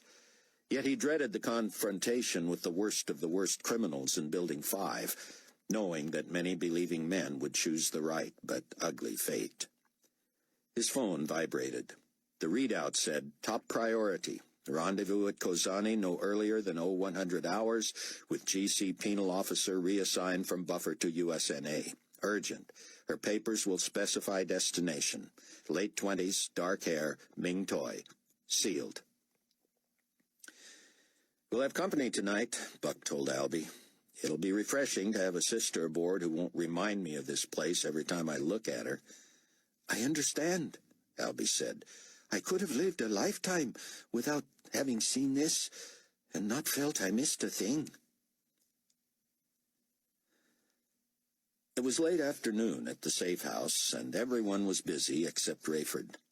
Zeke was sewing, Sion writing, Chloe working on the computer, Leah copying, Chaim cramming, Kenny sleeping, and Hattie, with a wink to Rayford, approached Chaim.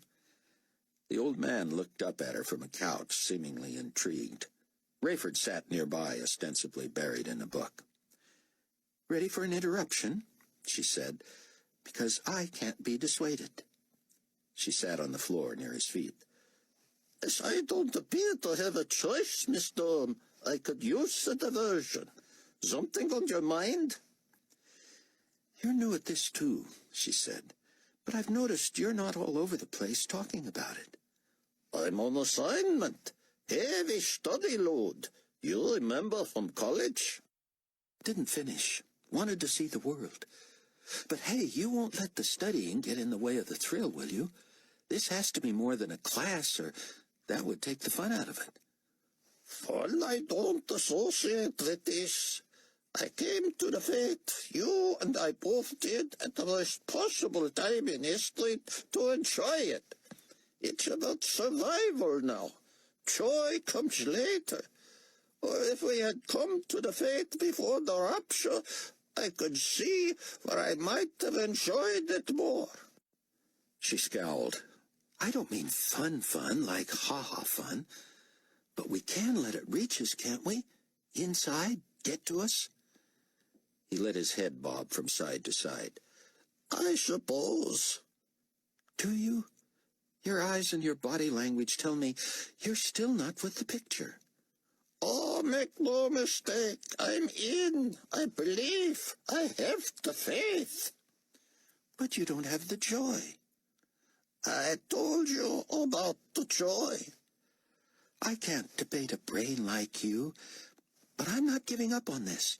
I don't care if you are 10 times more educated. I want you to understand this." "I'll try," he said. "What do you want me to agree with?" "Just that we have so much to be thankful for." "Oh, I agree with that." "But it has to thrill you." In its own way, it does. Or I should say, in my own way." Hattie slumped and sighed. "This is beyond me. I can't convince you. But I'm so thrilled that you are my brother, and I'm on fire about what God is calling you to do." "Now, see, Miss Durham, that is where I suppose we differ or disagree. I have come to see that Sion is right. that I am in a unique position to be involved in something strategic. I have resigned myself to the fact that it is inevitable and that I must do it. But I do not warm to it, long for it, look forward to it. I do. Listen to me now, Mr. Sorry. I accept this mantle with great gravity and heaviness of heart. I am working not to be a coward or even reluctant or resistant. This is not something one should eagerly embrace as some sort of honor or achievement. Do you understand? She nodded. You're right, I'm sure you are. But does it also humble you that God would choose you for something like this? Oh, I'm humbled, all right. But there are times when I can identify with the Lord Messiah himself, when he prayed and asked that if possible his Father would let this cup pass from him. Hattie nodded. But he also added, not my will, but yours be done. He did indeed, Chaim said.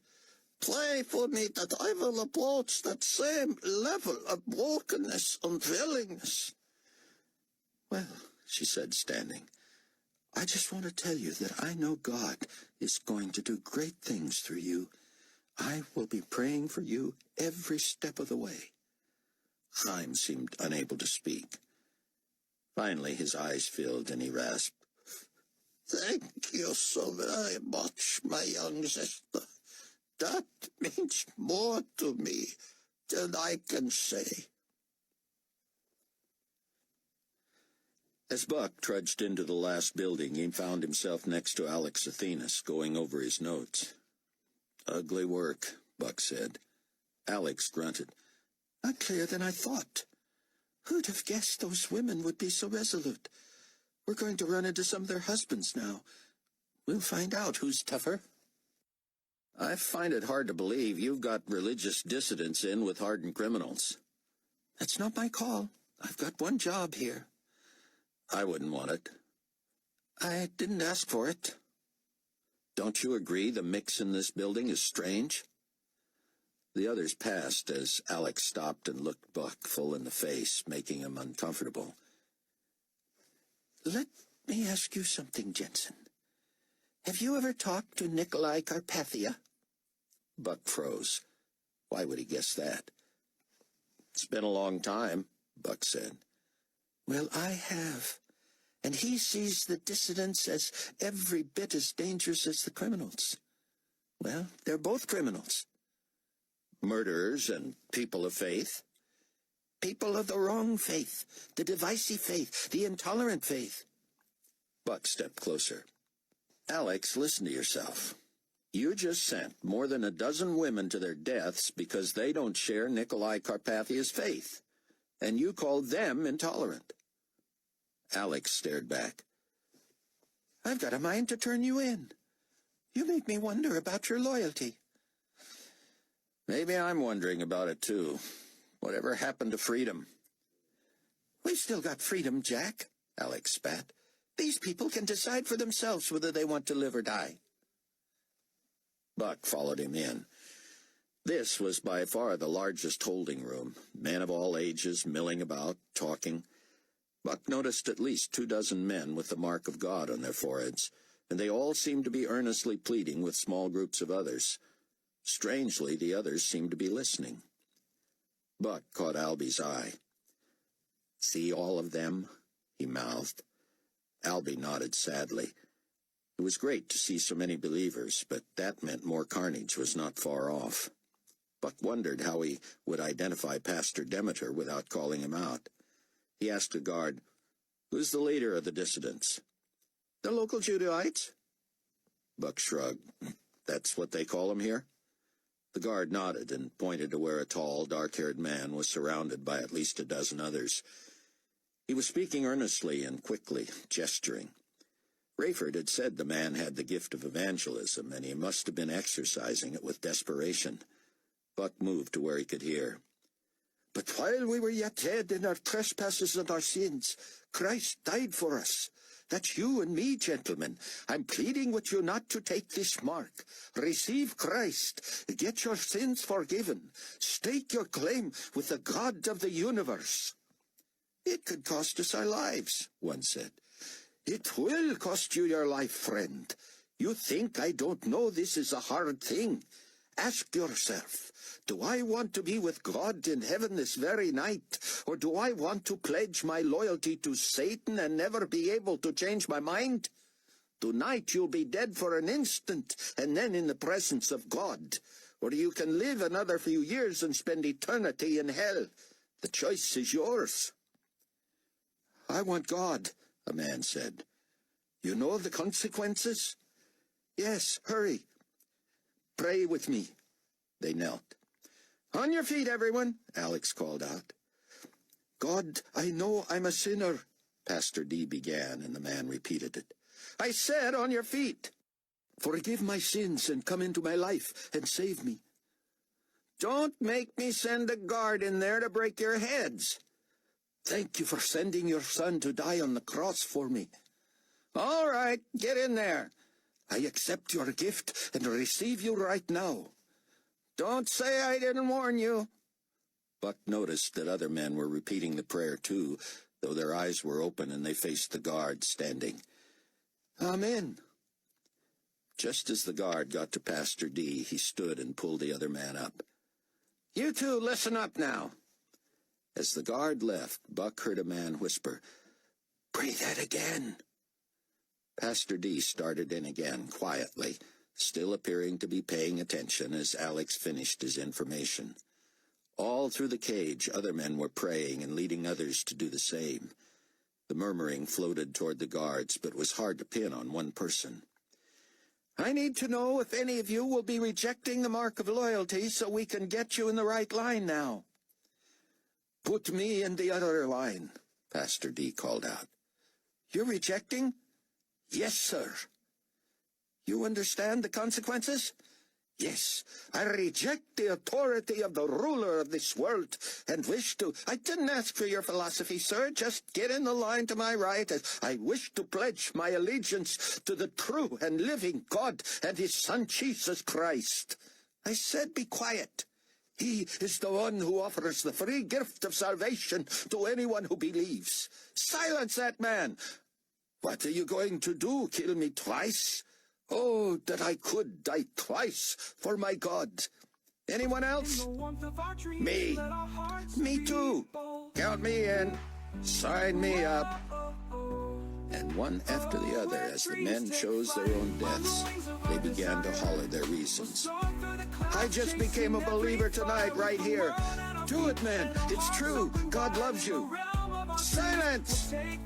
I was arrested because I was worshiping God with fellow believers. God will never leave you or forsake you. Guards! The guards followed Alex's men into the cage, throwing men to the ground, stomping their heads and faces. Do not resist, Pastor D shouted. We'll be out of our misery soon. May the very men who beat us listen to our report before it's too late. He was smacked atop the head with a baton and crumbled to the floor. A criminal who Buck noticed did not have the seal of God on his forehead grabbed the guard around the neck from behind and threw him down as others climbed the top. Don't resist, brothers, a believer yelled. Just speak the truth. But the unbelievers were rioting. I'm taking Carpathia's mark, one screamed. But stop hurting these men. I'm a coward, but they're brave. Agree with them or not, they have more courage than any of us. A guard jumped him and wrapped his arms around the man's head, a hand on his chin. He yanked until the neck snapped and the man fell dead. Alex, who remained outside the cage guarding his men's weapons, grabbed one and fired into the air, squelching the bravado of most unbelievers. I will authorize my people to shoot to kill, he said. Now, get to my left if you are accepting the mark of loyalty to the global community and our risen potentate. And get to the right. There is one God and one mediator between God and man, the man Christ Jesus. Silence that man. The believers helped Pastor D up, but he could not stand alone. They carried him to the front of the line to Alex's right, and dozens of others fell in behind. Suddenly they began singing. What can wash away my sin? Nothing but the blood of Jesus. What can make me whole again? Nothing but the blood of Jesus. Herd them out! Shut them up! Guillotine line first! Move! Move! Oh, precious is the flow that makes me white as snow. No other fount I know, nothing but the blood of Jesus. As the line passed Buck, he grabbed Pastor D by the shirt and pulled him up as if forcing him to walk. He whispered desperately in his ear, Jesus is risen. Demetrius Demeter, he of the gift of evangelism, eyes rolling back, tongue thick, legs failing, mumbled, Christ is risen indeed.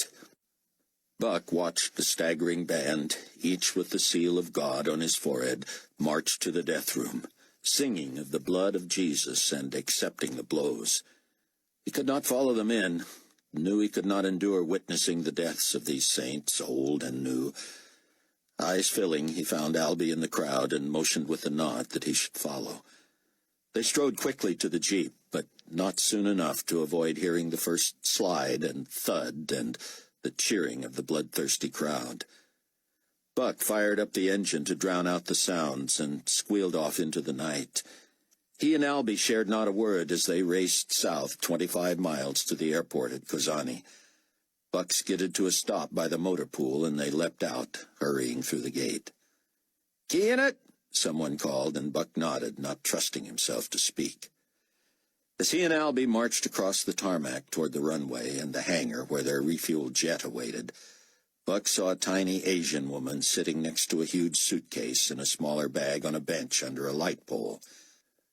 Something about the way the light illuminated her red GC prison system uniform made her look angelic. She appeared tentative when she saw them and stood, pulling her orders from her pocket.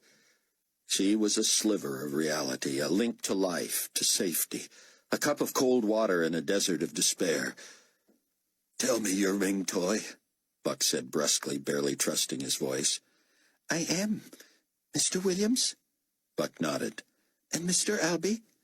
"Jensen and Elbaz until we board, ma'am, please," Albie said, and Buck could tell he was just as ragged emotionally. "Let me see your papers," Buck said, picking up her suitcase while Albie grabbed the other bag. "Let me carry something, gentlemen. You have no idea how I appreciate this."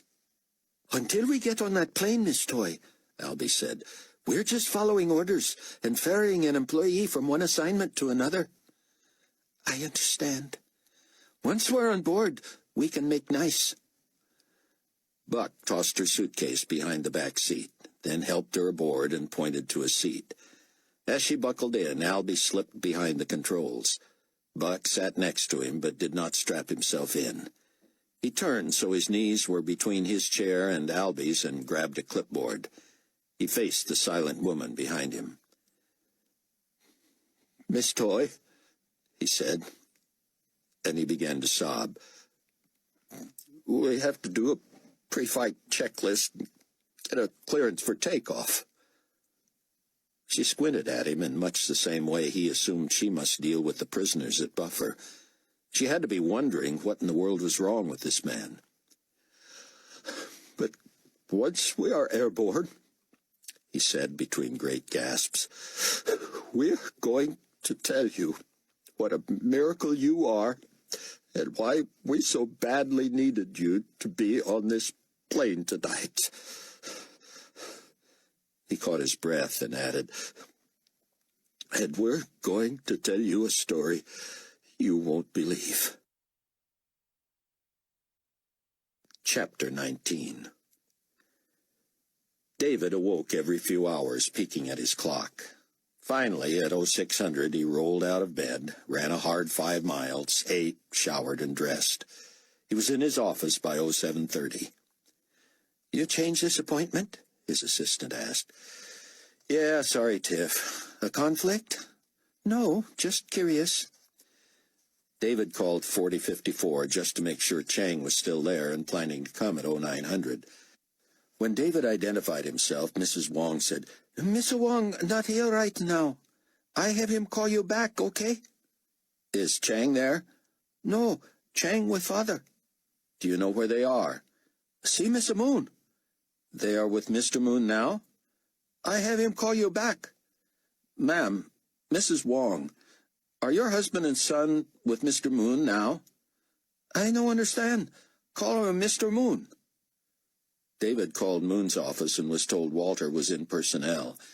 Personnel told him the executives were in a meeting. "Can you tell me if they have begun applying marks to new hires?" "Not that I know of, but that is supposed to be today, and that is what the meeting is about." "Can you tell me if one of my candidates is there, Chang Wong?" "I believe I did see him and his father in here this morning with Mr. Moon." "Where are they now?" "I have no idea. Would you like their room number? They're staying here." "No, thanks. I really need to talk to Moon." "I told you, sir, he is in a meeting with personnel execs." "It's an emergency." "So you say."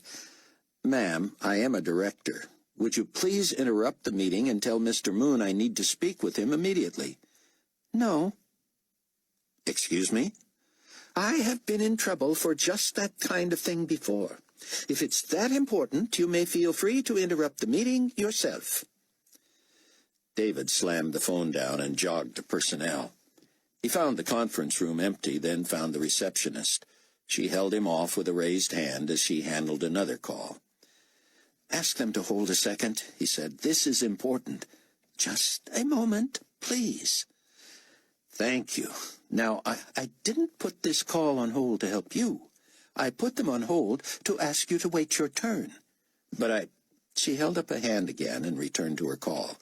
Another phone rang while she was finishing, and she went directly to it. David leaned across her desk and depressed the cradle button. "Director Hasid, I'll report you for this."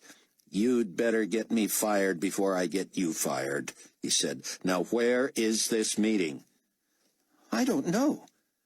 "It's not here? Where is it?" "Off-site, obviously." "Where?"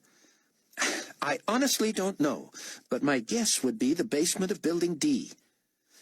"That's a quarter mile from here. Why didn't you tell me it was there when you told me to interrupt it myself?" "I didn't know you'd actually do it." Her phone rang again. "Don't answer that." "It's my job." "Answer it, and it'll be your job. Why would the meeting be in D?" "I don't know that it is. I said it was a guess." "Why might it be there?" "Because that's where they're setting up the Loyalty Mark Application Center." And she answered her phone. David slammed both palms on her desk, making her jump, and then apologized to the caller. As he pushed through the door, she called after him in a sing-song tone. "Oh, Director Hasid, you might want to take this call. It's your assistant." He rushed back, only to get a condescending look. "Like I'm going to let you use my phone." She pointed to a phone on the table in the waiting area. "This is David." "Hey, just got a call from Walter Moon." "Where is he?" "I'm sorry, he didn't say, and I didn't think to ask. Want me to find him?" "What did he want?" "He said he would be delivering your 0900 appointment personally, that he and the candidate's father were most excited about your interest. You know the drill." "What was he doing with Moon this morning?" "No idea, sir, but I'll find out if you want." "Find Moon and call me back on my cell." David hurried to Building D and found the basement cordoned off. He had to use every line in the book to talk his way past security. When he was finally able to peek through the double doors that led into a huge meeting room, he got his first glimpse of the setup for applying the mark. Crowd control barricades were arranged to funnel people to processing points, and finally to the cubicles where the last of the injection guns were being plugged in and tested. "What's all this for?" David asked a woman arranging chairs. "Oh, come on, you know." "But why so big? I thought they were just doing new employees first." She shrugged. "The rest of us will be next. Might as well have everything in place and tested, huh? I can't wait. This is the dream of a lifetime." "Have you seen Security Chief Moon this morning?" Actually, he was here a while ago. With anyone? Couldn't tell you who. Some guys from personnel, I know. Anyone else? She nodded. I didn't pay attention, though. Any idea where he is now? She shook her head. I suppose you've heard the rumors, though. Tell me. She smiled. You poor managers miss the gossip, don't you? We often do. I figure you start most of it, or at least your decisions do. Granted. What's the word this morning? That Moon's in line for Supreme Commander. You don't say. I like him. I think he'd be good at it. David's cell phone vibrated, and he excused himself. Moon's people now say he's in with Carpathia, Tiffany said. Alone? David, I'm sorry I didn't ask. I'll find out whatever you want, but I have to know in advance what I'm looking for. My fault. Did they happen to say whether Walter is still bringing Chang at 0900? Yeah, I know one. Yes. Really? Honest. Is Chang with him and Carpathia now? Sorry, no idea. I'm on my way back. David used his cell phone as he walked and tried the Chang apartment again. This time Mr. Wong answered. Encouraged, David asked for Chang. He not available right now. He see you at 9, yes? That's right. Is he okay? Better than okay. Very excited. Mr. Moon, come. Get us bring. See you. You're coming too? If okay, may I? David sighed. Why not? No? Yeah, sure. Back in his office, with 15 minutes to spare, he patched into Carpathia's office. The first thing he heard was Nicolae's voice. Hickman was a buffoon. I'm better off without him. I don't know what Leon was thinking. Probably that he was going to have your job and Jim would be easy to manage. Carpathia laughed. You're a good judge of character, Walter. It came down to you and Suhail. He has an impressive resume, but he's so new to his current position. And can you trust a Pakistani? I don't understand those types. Who can you trust these days, Walter? Now listen, I don't know how you stand on pomp and circumstance, but I don't want to make a big deal of this. You'll have an appropriate office. You won't have to share with anyone. But I just want to announce your appointment and not get into a lot of ceremony. Perfect, Walter said. I don't want to take any attention from you, sir. David thought Walter sounded disingenuous and almost palpably disappointed. He was right, though, in pandering to Carpathia's ego. No one was going to steal that thunder anyway. Walter, Carpathia said, how are we coming with the GCMM? Moon sounded surprised.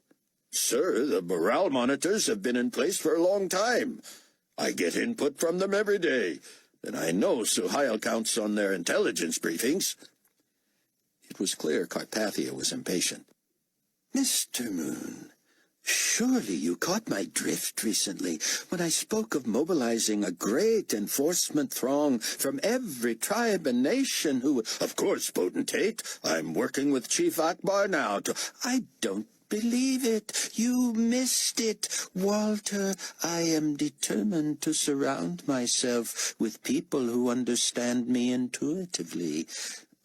I'm sorry, Excellency. For all of Leon's foibles and idiosyncrasies, he is a man who stays with me, anticipating my needs and desires and strategies. Do you know... That's the kind of subordinate I want. Don't interrupt me, please. I apologize. Do you know where Leon is now? I heard he had flown to the United European... He is in Vatican City, Walter. He has called together the 10 regional potentates and has asked each to bring his most trusted and loyal spiritual leader to join them in that former great bastion of Christianity. I don't understand. Of course you don't. Think, man. At this very moment, I imagine Reverend Fortunato is kneeling in the Sistine Chapel, The sub-potentates and the spiritual leader from each region who will represent Carpathianism throughout the globe, laying hands on him and committing him to the great task before him. I should have liked to have been there, Excellency. You're my chief of security, and you don't even know this. I'm going to make you Supreme Commander, but you have to get in step. I'll do my best. Leon called me at dawn, telling me with great relish that he had ordered destroyed every Vatican relic, every icon, every piece of artwork that paid homage to the impotent God of the Bible. There were those among the potentates and even among the Carpathianists who suggested that these so-called priceless treasures at least be moved here to the palace to preserve their worth and to remind us of history. History! I don't know when I've been prouder of Leon. Before he returns, the Vatican will be left no vestiges of any sort to any god, but the one my people can see and touch and hear. Amen, Your Holiness. You are risen indeed. Of course. And the whole world was watching. Now, when I spoke the other day of a host of enforcers, I wanted you to gather that I meant the very core of my most loyal troops, the GCMM. They are already armed. I want them supported. I want them fully equipped. I want you to marry them with our munitions so their monitoring will have teeth. They should be respected and revered to the point of fear. You want the citizenry afraid, sir? Walter, no man need fear me who loves and worships me. You know that. Oh, I do, sir.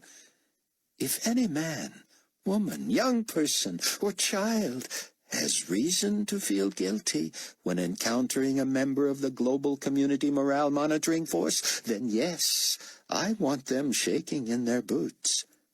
I understand, Excellency. Do you, Walter? I really need to know. I absolutely do, sir. I don't care whom you replace yourself with as Chief of Security. All I want you to know is that I hold you personally responsible for carrying out this wish. Of giving more muscle to the GCMM. The understatement of the century. Any budget for this? Walter, you report directly to me. I control the globe politically, militarily, spiritually, and economically. I have a bottomless sea of resources.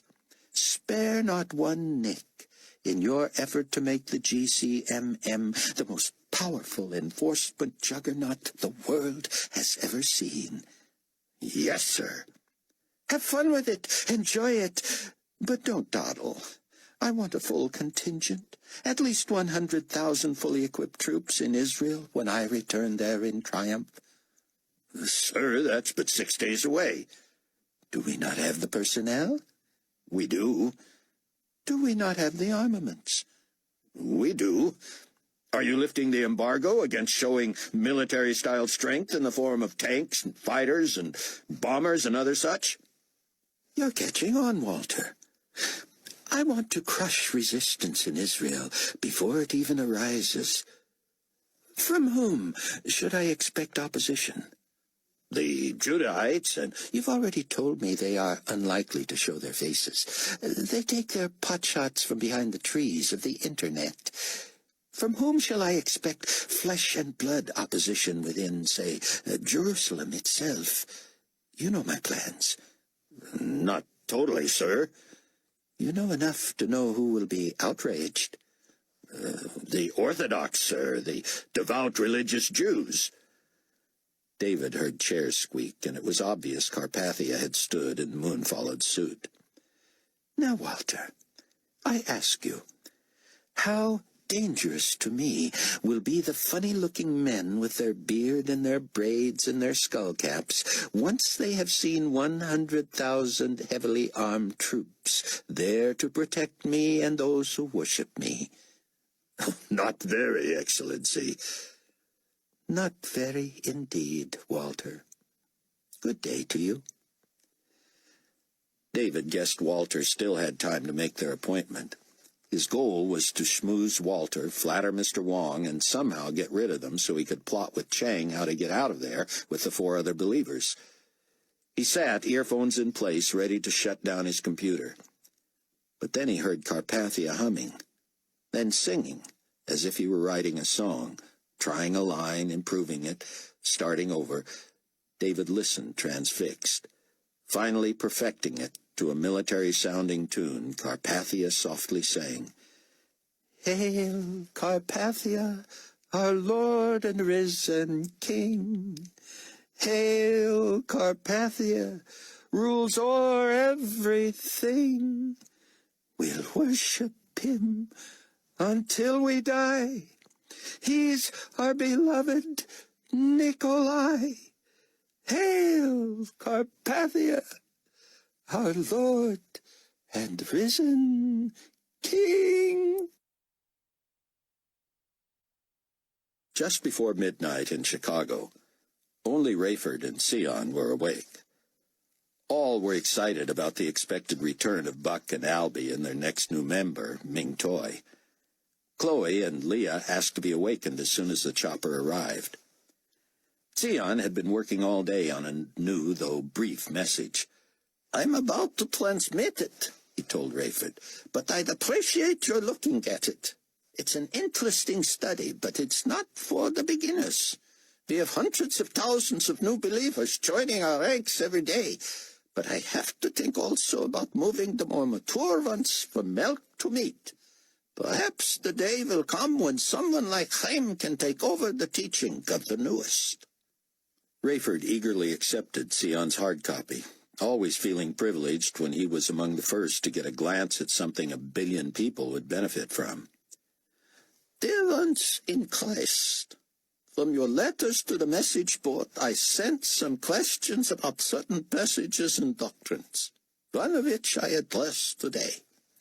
I am most encouraged that you are reading, studying, curious, and that you so plainly want to learn and grow as believers in Messiah. If you have placed your trust in the Christ alone for salvation by grace to faith, you are a true tribulation saint. While we all rejoice in our new positions before God, we went from old to new, from death to life, from darkness to light, and no doubt all are sobered by the reality that we are living on borrowed time now more than ever. I have gathered from many that one of your loftiest goals is to survive until the glorious appearing. I share that longing, but wish to gently remind you that this is not our all in all. The Apostle Paul said that to live is Christ, but that to die is gain. While it would be thrilling beyond words to see the triumphant Lord Christ return to the earth and set up his 1,000-year reign, I believe I could learn to deal with it if I were called to heaven in advance and saw it from that perspective instead. Beloved, our top priority now is not even thwarting the evils of Antichrist, though I engage in that effort every day. I want to confound him, revile him, enrage him, frustrate him, and get in the way of his plans every way I know how. His primary goal is ascendancy for himself, worship of himself, and the death and destruction of any whom might otherwise become tribulation saints. So, as worthy and noble a goal as it is to go on the offensive against the evil one, I believe we can do that most effectively by focusing on persuading the undecided to come to faith, knowing that every day could be our last, that we could be found out and dragged to a Mark application center, there to make our decision to die for the sake of Christ. We must be more urgent about our task than ever. Many have written in fear, confessing that they do not believe they have the courage or the character to choose death over life and threatened with the guillotine. As a fellow pilgrim in this journey of faith, Let me admit that I do not understand this either. In my flesh, I am weak. I want to live. I am afraid of death, but even more of dying. The very thought of having my head severed from my body repulses me as much as it does anyone. In my worst nightmare, I see myself standing before the GC operatives of Eekling, a quivering mass who can do nothing but plead for his life. I envision myself breaking God's heart by denying my Lord. Oh, what an awful picture! In my most hated imagination, I fail at the hour of testing and accept the mark of loyalty that we all know is the cursed mark of the beast, all because I so cherish my own life.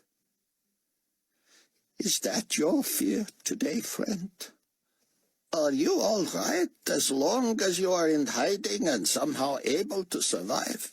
But have you a foreboding about that day when you will be forced to publicly declare your faith or deny your Savior?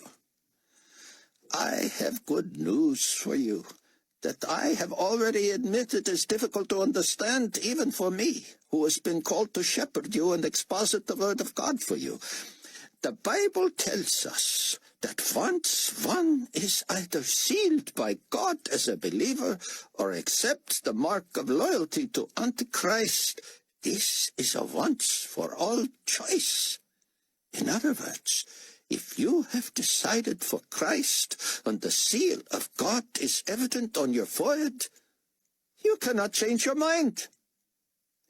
That tells me that somehow, when we face the ultimate test, God miraculously overcomes our evil, selfish flesh and gives us the grace and courage to make the right decision in spite of ourselves. My interpretation of this is that we will be unable to deny Jesus, unable to even choose the mark that would temporarily save our lives. Isn't that a blessed thought? I could no more do this in my flesh than I could swim the Pacific. I have heard stories of believers from the past who are asked at gunpoint to denounce their faith, and yet they stand firm, dying for it. I never envisioned myself with that kind of fortitude. Even since writing to you last, I have heard the story of one who was among the first to face this test. We have no eyewitness account, no one to tell us how the scene unfolded, yet we know that of all the people herded through the mark application process at this specific venue, which I naturally have to keep confidential, only one man rejected the mark. Knowing the consequences, he chose to die rather than to deny Jesus Christ. My heart is broken for his loved ones. What an awful mental image to season one's bereavement. And yet, how thrilling to know that God was faithful. He was there at the darkest hour. And this beloved saint is one of the martyrs under the altar of God, his robe snow white. As Antichrist and the false prophet spread their message of lies and hatred and false doctrine around the world, forcing millions to worship Satan himself by threatening to behead those who refuse, it would bode well for us if we would memorize a verse from John's Revelation. In chapter 20 and verse 4, he writes as part of his God-given vision, "Then I saw the souls of those who had been beheaded for their witness to Jesus and for the word of God, who had not worshipped the beast or his image, and had not received his mark on their foreheads or on their hands. And they lived and reigned with Christ for 1,000 years.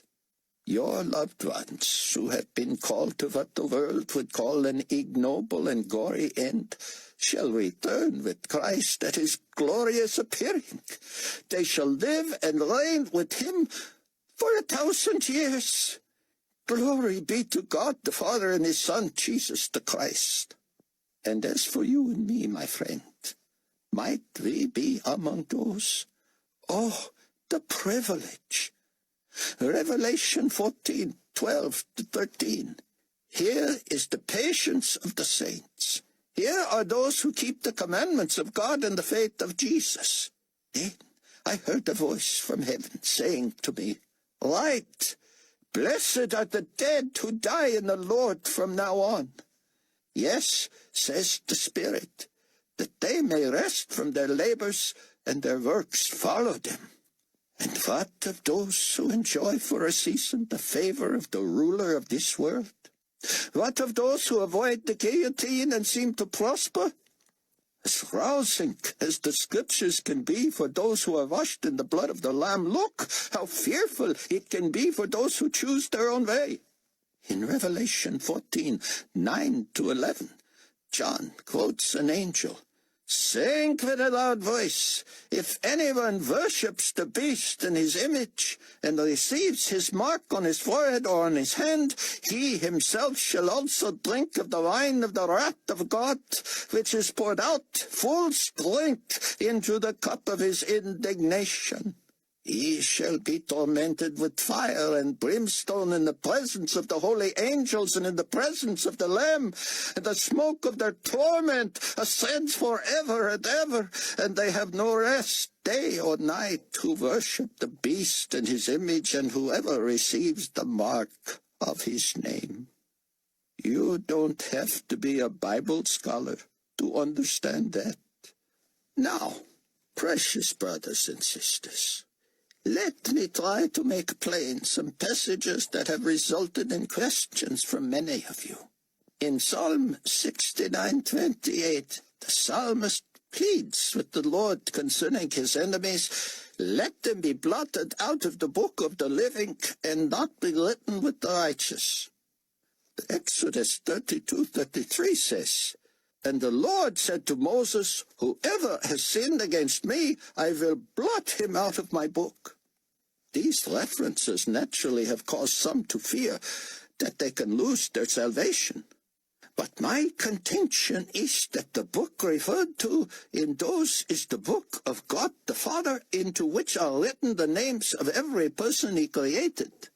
The New Testament refers to the book of the life of the Lamb, and we know that the Lamb is Jesus, for he is the one John the Baptist was referring to in John 1:29 when they said, Behold, the Lamb of God who takes away the sin of the world. Jesus the Christ came into the world to save sinners, and thus the book of life of the Lamb is the one in which are entered the names of those who have received his gift of eternal life. The most important difference between these two books is that it is clear a person can have his name blotted out of the book of the living. But in Revelation 3:5, Jesus himself promises, He who overcomes shall be clothed in white garments, and I will not blot out his name from the book of life, but I will confess his name before my Father and before his angels. The overcomers he is referring to are those clothed in the white garments of Christ himself, guaranteeing that his name cannot be blotted out of the book of life of the Lamb. To me, the book of the living is a picture of the mercy of God. It is as if, in loving anticipation of our salvation, he writes every person's name in that book. If one dies without trusting Christ for salvation, his name is blotted out, because he is no longer among the living. But those who have trusted Christ have been written in the Lamb's book of life, so that when they die physically, they remain alive spiritually and are never blotted out. Rayford had to admit to himself that he had also worried about his own response if he were to face the guillotine.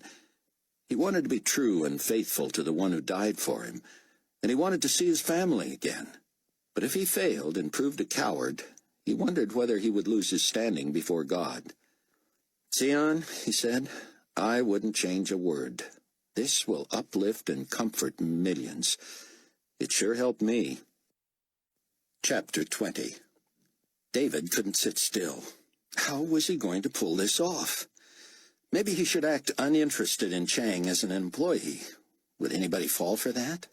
He stood and paced, straightening his tie and buttoning his uniform jacket.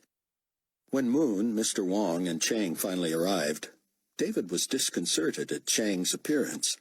A slight, fair-skinned 17-year-old, he wore khakis, a plain shirt, a light jacket zipped to the neck, and a red baseball cap pulled low over his eyes. He was clearly angry, his eyes darting everywhere but at David. Moon and Mr. Wong were giddy, laughing, talking loudly. "Ever see a boy so afraid?" Mr. Wong said. "Can't say I have." Tiffany ushered them in, and David shook hands, first with Walter, then Mr. Wong, who said, "Hat off for meeting, Chang." For the first time since he had seen them interact at the Carpathia funeral, David saw Chang ignore his father. The elder reddened and lost his smile, then faked one, pumping David's hand. "Made hat come off for picture?" Moon laughed at the memory of it, whatever it was. David thrust his hand toward Chang, who ignored it. He stood looking down. His father nearly exploded. "Shake hands with boss, Chang." The boy lazily reached out, but he did not grip when David did, and it was like shaking a fish. David thought he saw a tear slide next to the boy's mouth. Maybe this was for the best. If David were to try to bust him out of the place in a few days, it would be better if they didn't act civil to each other. Walter Moon said, "He is risen." Mr. Wong and David responded, "He is risen indeed." David was startled to hear Chang mutter, "Christ is risen indeed." Chang may have considered that godly courage, but David saw it as teenage recklessness. No one else seemed to have heard it. "Sit, please, gentlemen," David said. "I'd like to spend time alone with the candidate, but it's probably just as well you're both here, Chief Moon and Mr. Wong. I've been studying the personnel manual, and frankly, I don't see any way around the age issue." "Age issue?" Mr. Wong said, looking stricken. "What that?" "Good," Chang said, and rose to leave. "Sit. Mind manners. You guessed here. Interview for position." Chang slowly plopped back, slouching and crossing his feet. Moon dismissed David's concern with a gesture. "His Excellency has already waived that, and—" "The policy allows no exceptions," David pressed.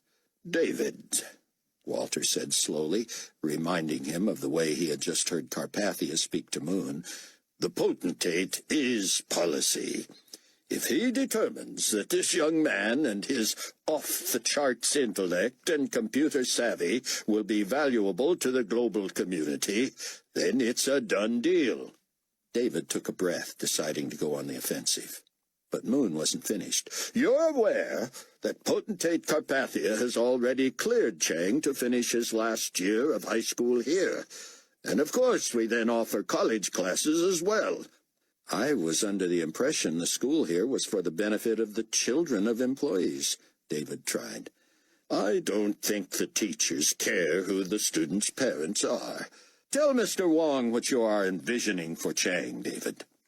Mr. Wong, grinning, leaned forward to drink it in. "Here goes nothing," David thought. "I envision him finishing high school in China and at least beginning his career anywhere but here." Mr. Wong's smile disappeared. "What?" he said, turning to Moon. "David," Walter said. "what the—" "Look at him," David said. Then both men turned to see Chang staring at the floor, hands in his pockets. "Sit up, boy. You know better. You shame me." Chang made a half-hearted effort to shift and raised his chin an inch, but he remained a picture of insolence. His father reached to tug at the shoulder of his jacket, and Chang wrenched away. Mr. Wong glowered at him. "He doesn't want to work here," David said. "He's young, immature, simply not ready.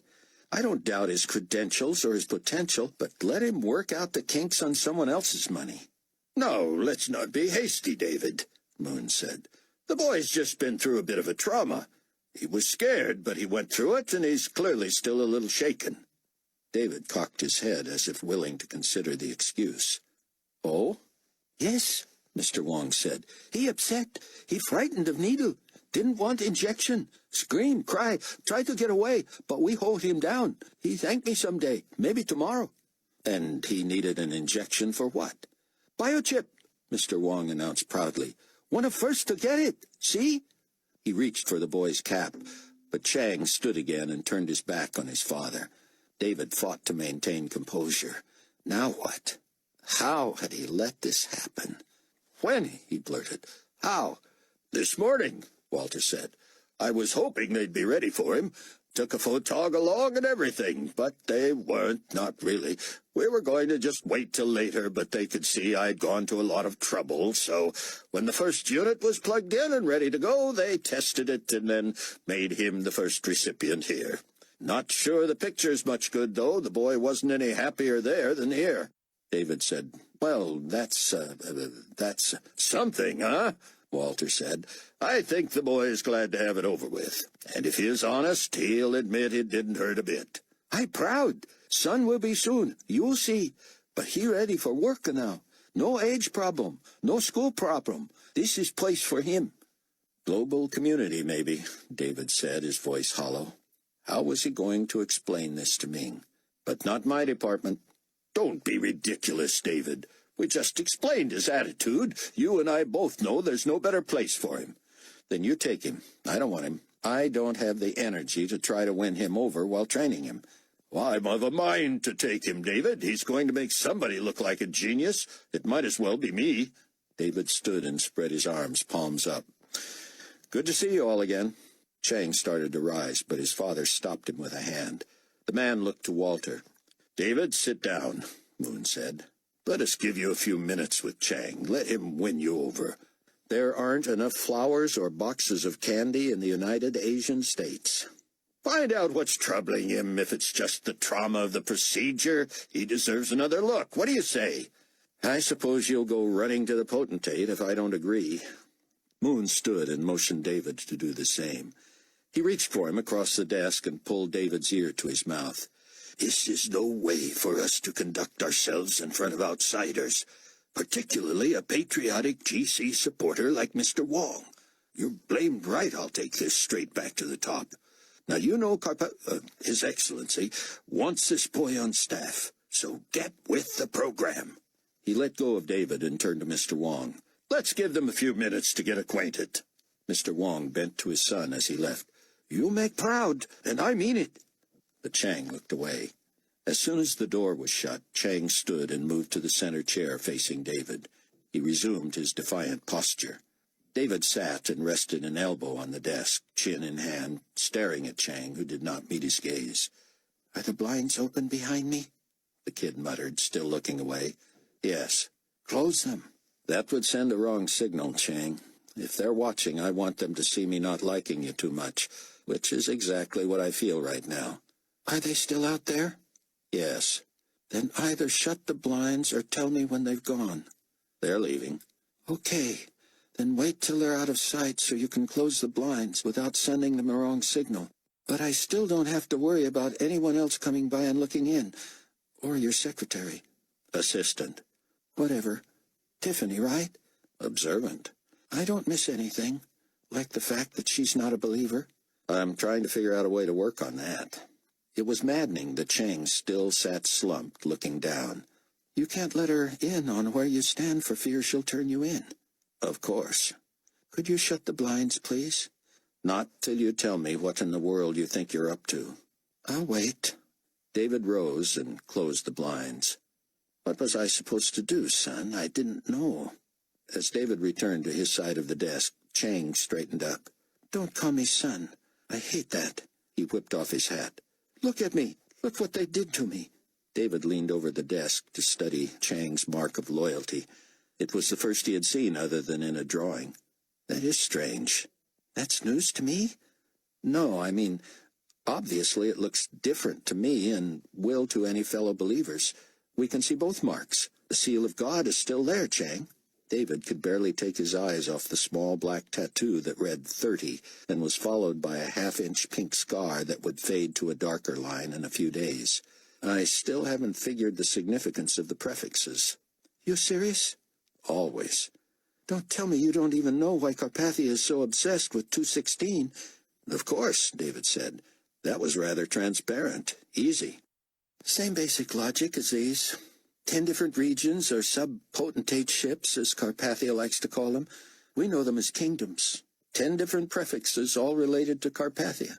I mean, the fact that one of them is 216 should have been your first clue. Don't tell me, Chang. I'll get it. Should have had it by now.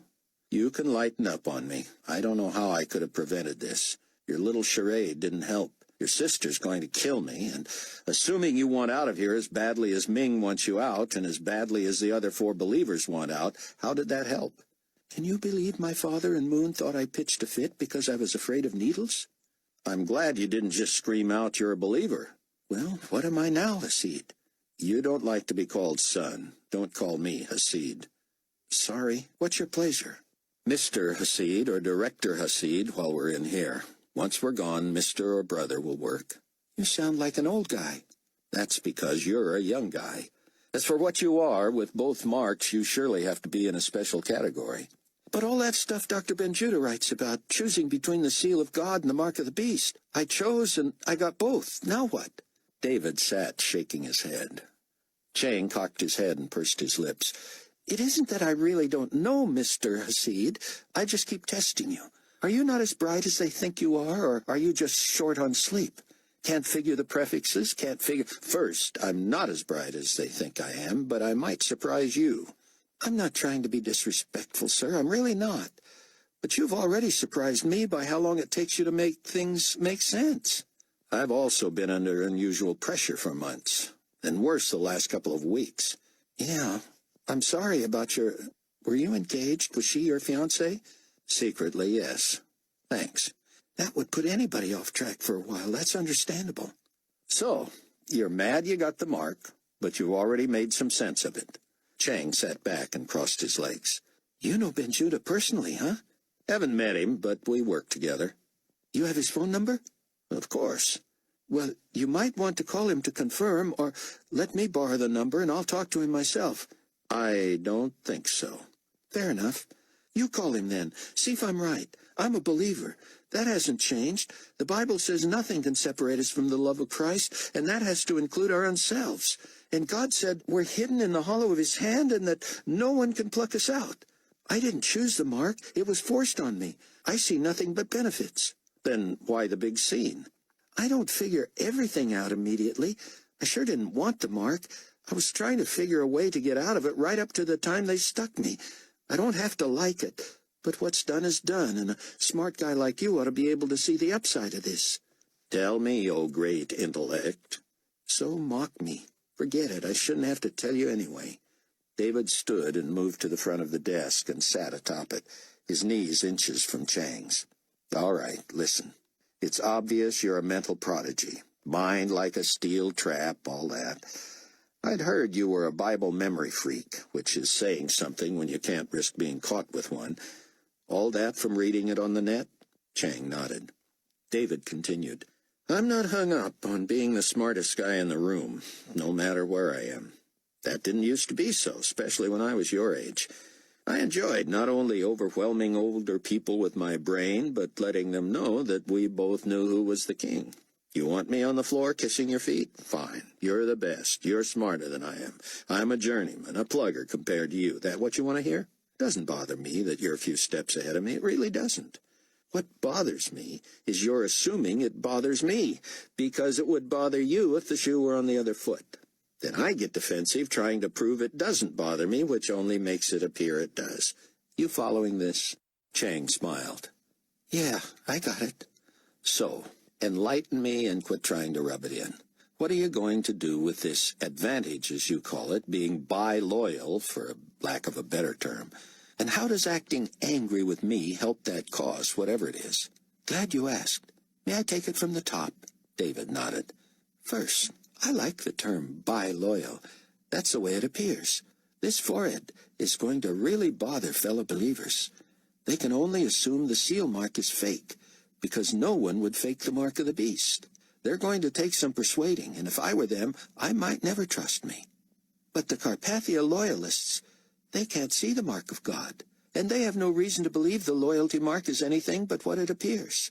Therefore, I am free to live among them, buy and sell, come and go, even work here, without suspicion, and, if I'm careful, without risk. You're good, Chang, but that last was very teenage thinking. Chang appeared to think about that, then nodded his concession. Maybe so. Too bad I won't have an old guy like you around to keep me from being too tempestuous and impulsive. I'm starting to feel ancient. You are, Director. Think about how few years you have left on Earth as we know it. Funny. Question is, how do you and your 3 friends get out of here, and how do I get your job? You're not going to get my job. I could do it. Maybe you could, but not even Carpathia is foolhardy enough to risk that. You have to work your way up. And I have an idea who might take my spot anyway. You'd wind up working for him. That's too bad if you're right. I'm right. You're so smart, have some common sense. They're not going to put a teenager in a director's chair. They're just not. Think about it. I'm the youngest director now by 8 years. Congratulations. That's not the point. If you're going to stay here and be a better mole than I was, because the mark gives you unquestioned credibility, you have to be strategic. Pick your spots. Do what you can. Which is what, in your opinion? I can teach you everything I know before I leave. A smile played at Chang's lips. What? David said. I know you're dying to say something. Just that you teaching me everything you know shouldn't take long. It's a joke. Come on. A real comedian. Well, for as limited as I am, I'd like to think you'll be amazed by what I've done here and what I have in place. My biggest worry is that my remote access is only good for as long as they stay with the current system. You don't have to worry about that anymore, Chang said. Because? I'll be here. But you're not going to be a director. It won't be your call what system they stay with or change to. But I can adapt what you've put in place to work with it, either way. You probably could. I know I could. David covered his mouth with a hand, thinking, why hadn't he recognized the possibilities right away? Some of your confidence is attractive. Part of it is off-putting. Most of it is an act, sir. Really? Sure. The whole thing in here was an act. Pushing your buttons was just for fun. I'm just showing you how I'd fit in here. Be a little sarcastic, a little condescending. Tweak people. You think they're going to suspect I'm a Judahite? I'm just wondering what's really inside you, Chang. What do you mean? Spiritually. Your sister is a tough prison guard. She could whip my tail. But she glows with a spirituality, a humility. She has a real Christ-like quality. Not around inmates, she doesn't. I suppose not. But what about you, Chang? Do you know who you are and who you're not? Do you understand the depth of your own depravity and realize that God saved you while you were dead in your sins? Chang nodded, maintaining eye contact. I know I could use a lot more introspection. But yes, I do know. And I appreciate your reminding me. All right. I have a plan, Chang. That's encouraging, so do I. But I had a little more time to think about mine, so you start. I'll start because I'm older, I outrank you, and I am interviewing you. You're not even an employee yet. I defer. Mine's going to be better anyway, so go ahead. Kidding. I say you maintain the attitude in front of the people here and your father, but give him a little slack before he leaves. He needs to believe you're at least okay with being here. Don't act impressed with me. That won't be hard. All right. I'm listening. I'll bet. Come reluctantly to the conclusion that you want to work here and that you figure this is the most logical department to work in, though you're not impressed with it. You don't want to appear too eager. They're all excited about you, so let them stay that way. Play a little hard to get. As for me, I won't act much more thrilled than I did in front of Moon, and I'll just assign you to the guy I assume will replace me. After hours, you and I cram, mostly by phone and email, and I'll show you what I've set up. During the day, you work with him. Don't alienate him, because you'll quickly be his number 2 guy. You might even want to govern yourself so you don't become too much of a star. Let him forget about you while trusting you. That way you'll be most valuable to our cause. Make sense? You thought of that just now? Don't start. I'm serious. Those were my thoughts exactly. And there's nothing I want more than to use every gift God gave me to be, like you said, valuable to the cause. Do I get to be a member of the Tribulation Force? Or would I have to live in the safe house for that? They consider me a member. Of course, this is like the nerve center, and they depend on what we do here to pave the way for them to come and go and infiltrate. So, they ought to adopt me soon, though. I would imagine. May I shake your hand as long as no one is looking? David reached for him, and Chang gripped hard. Don't take me too seriously. I just like to mess with people's minds. And I suppose few can compete, David said. Well, you sure can. I'm going to let you go and not do or say anything. Let them ask what I've decided. Then I'll reluctantly say I can use you if they insist. That way we keep maintaining distance. So, when you escape, they won't think I had anything to do with it. Sort of. But actually... Excuse me, Mr. Hasid, but have you thought of making your disappearances look like something other than running from taking the mark? David shook his head. You got another few minutes, Chang? Chapter 21. 1 week before the resurrected Nicolae Carpathia's widely advertised triumphal return to Jerusalem, Rayford Steele called an 8 p.m. meeting of the stateside Tribulation Force at the Commons near the elevators in the Strong Building. Grieving for the Greek pastor he had met only briefly, and for Laszlo's dear wife, he was nervous and fought to keep it from showing. God had restored him to leadership, and he was determined to fulfill his duty. As the others took their places, Rayford reviewed the dog-eared sheets of his legal pad and cleared his throat. He had not expected to become emotional and worried that it would detract from confidence in his command, but he couldn't control his shaky voice from the first word. 11 were there, including Rayford, Buck, Chloe, the surviving 3 original Trib Force members, and Kenny Bruce. In the order that they joined were also Sion, Leah, Albie, Chaim, Zeke, Hattie, and Ming. It's important, Rayford said, that we always remember our extended family. In Greece, only Laszlo remains. In New Babylon, we have David, Mac, Abdullah, Anna Pale Moon, and Chang Wong. Maybe sooner than we think, we'll all be together. Meanwhile, I'm grateful to God for each one on this team. Rayford asked Sion to pray, and everyone in the room spontaneously either stood or knelt when he began. God our Father, we come to you weak and frail and wounded. So many here have lost so much, and yet we are grateful to you for your grace and for your mercy. You are a good God, full of loving kindness. We pray for every member of our family, and especially for the plans you have for us in just 7 days.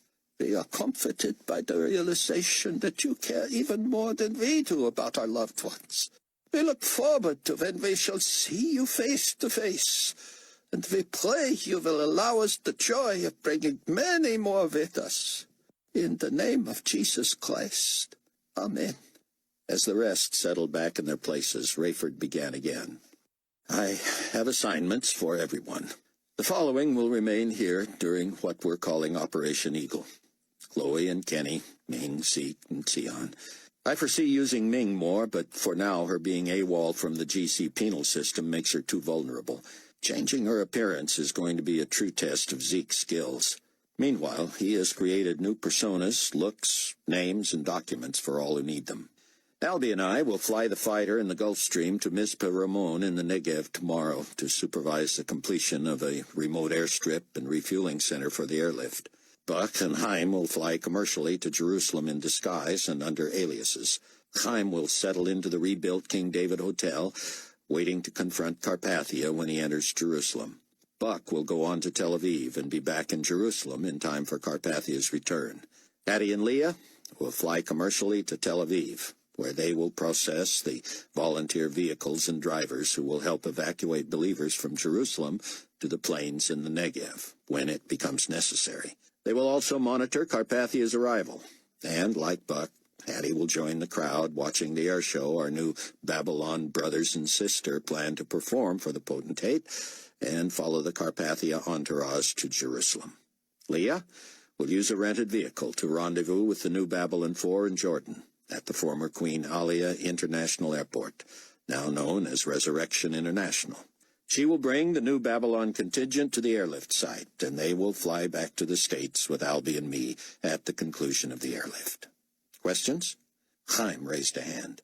I have only 1,000 questions, but Is it not time for my teacher, who ought to be respectful of his elder, to reveal the city of refuge? Sion smiled and looked to Rayford. Soon everyone must know where the fleeing saints are headed after they have reached the airlift location in the Negev. Yes, Chaim, you have devoted yourself to your studies and deserve to know where you will lead the people. It is a city you have not known about all your life. You have no doubt heard many stories about it, and it would not surprise me to learn that you have actually visited it as a tourist. It is one of the most famous ancient cities in the Middle East. Some call it the Rose-Red City. Chaim's eyes came alive. Petra, he said, in the ancient land of Edom. One and the same, Sion said. I should have known. It will be difficult for us to get into, let alone a pursuing army. In fact, Chaim, God will make it impossible for them to get in. He has special obstacles planned, the likes of which have not been seen since the days of the first Exodus. Tell me, have you been to Petra? Twice as a youngster. I can never forget it. Oh, Sion, this is a stroke of genius. It ought to be. I agree with countless scholars who say God has planned it for this very purpose from the beginning. Toughest for David was planning the escape of the 4 believers without being able to meet with Hannah. It made sense to meet with Mac and Abdullah, who ultimately reported to him, and while David had to be circumspect and not too obvious, he got some time with Chang without raising eyebrows.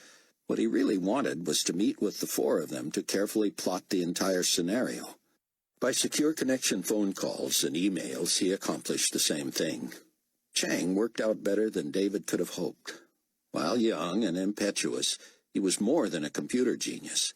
He was also a good actor and simply lent his skills to the department and impressed his immediate superior with his industriousness. When his parents returned to China, he was assigned permanent quarters, and he and David designed and installed a computer with an impregnable firewall that could do everything David's computer did. The Tribulation Force around the world would have access to everything David had built into the palace system. But first and foremost, Chang would monitor the escape and stay tied in with the computers at the safe house in Chicago. Everyone would know where everyone else was and how the mission was progressing. Hannah's practical suggestions proved valuable. She theorized that none of the 4 should pack or take anything they wouldn't have taken on a real trip of the same duration. Resist the temptation, she counseled, to take everything you need for the rest of your life. There should be no hint of closure or finality in how they left their rooms and offices. Of his many computers, David could justify taking only his laptop. Each of the 4 planned to leave change on their dressers, things left undone, pictures on the wall, personal items lying about. They were determined to leave anything they would have left if they believed they would be back in a few days. Maybe even a kitchenette light on, a radio playing, favorite clothes or shoes waiting, to-do lists, half-eaten food in the refrigerator, unopened mail. Mac made a doctor's appointment for the second morning after he was to return. Abdullah sent 2 uniforms to the palace dry cleaners that he was to pick up the afternoon he returned. David scheduled staff meetings and briefings with key staff members for his entire first week back. He sent memos to colleagues mentioning issues he would like to discuss, sometime soon when our crazy schedules settle down a bit. The announcement of Walter Moon's ascension to Supreme Commander was made without pomp and went barely noticed. David, reporting to him officially the first time, asked casually if his own Israel-related plans should be scrapped in light of the change in personnel at the upper management level. And what were those plans, Director Hasid? Mac and Abdullah were to pilot the Phoenix 216 to Tel Aviv, where Potentate Carpathia and his VIPs would inaugurate the first loyalty mark application site open to the public. We understand he has a couple of days of meetings there first. Right. He and Reverend Fortunato have extended sessions with the sub-potentates and their religious representatives. Mac and Abdullah would return to New Babylon and return in one of the Quasi-2s, bringing with him the young woman from Medical Services who has experience with the biochip injection system. I can tell you right now, David, that I would not want to see that changed. His Excellency is proud of that aircraft and loves to have it shown off to the citizenry. Our thought was that Mac would do a little air show, letting people know what that baby can do. Oh, the potentate will love that, Walter said. I would too if you thought it wasn't too extravagant to let me go along. Not at all. You go right on. Mac can really make that thing sing. He and his first officers can put it through its paces with the young woman and me aboard, along with the equipment for the application site. Then, upon landing, he can introduce the nurse and the equipment while people line up. Perfect. His Excellency will get that site rolling, and we move on to Israel, where he has something else planned. When the day came, Mac and Abdullah were up before dawn, and David supervised the loading of the Phoenix 216 for the potentate and his entourage's flight to Tel Aviv.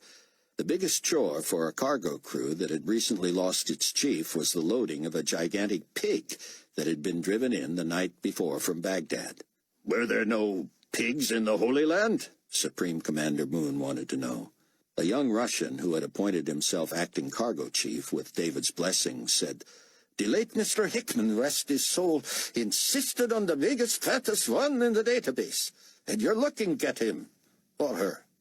David liked the Russian because he was by the book, and that came in handy later in the day when Hannah was sent to the hangar to order the loading of cargo onto the Quasi-2. At last, because she had been assigned to David for the work in Israel, she could meet with him in his office without suspicion. "Worked like a charm," she said. "Look at this." She slid across his desk the ordering department's copy of the shipping requisition, handwritten under special note. "Following repeated efforts by the acting cargo chief to dissuade Miss Palemoon and her insistence that approval come straight from Director Hasid, this plane was, in the opinion of said chief, overloaded by at least 20%. If this bill of lading is not countersigned by said director, cargo crew will not be responsible for the airworthiness of this craft." "I like it," David said, scribbling his signature. "When we all go down, the investigation will begin and end with our Russian friend. He'll be the grieving hero who wishes we would have listened, will probably be elevated to the position he wants, and we, along with millions of nicks worth of plane and cargo, will be sadly explained away as human error. Mine." "I'm so proud of you," Hannah said, shaking his hand. "You kill me on my first assignment for you." It appeared she was struck by the lack of humor in that, given David's recent loss. "It's all right, Hannah," he said. "I catch myself using death references all the time, as if even I can't remember." She sighed. "This is really quite an ingenious plan. I can say that because I had so little to do with it." "Me too," David said.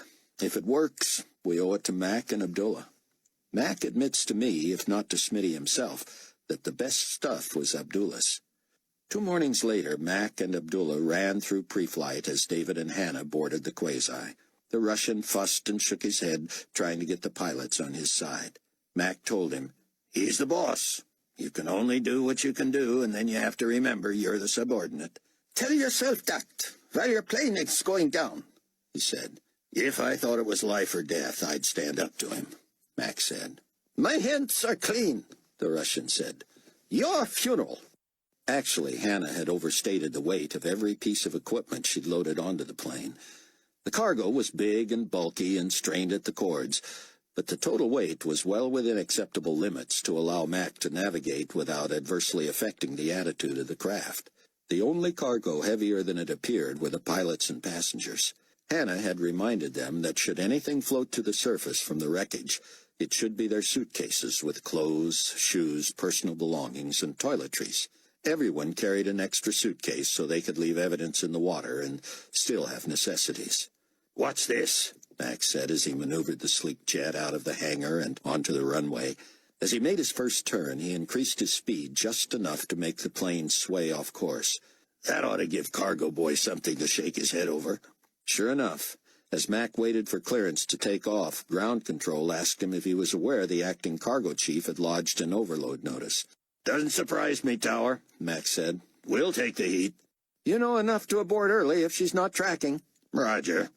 Mac made the plane fishtail slightly as he picked up speed down the runway and heard one more warning from the tower as he lifted off.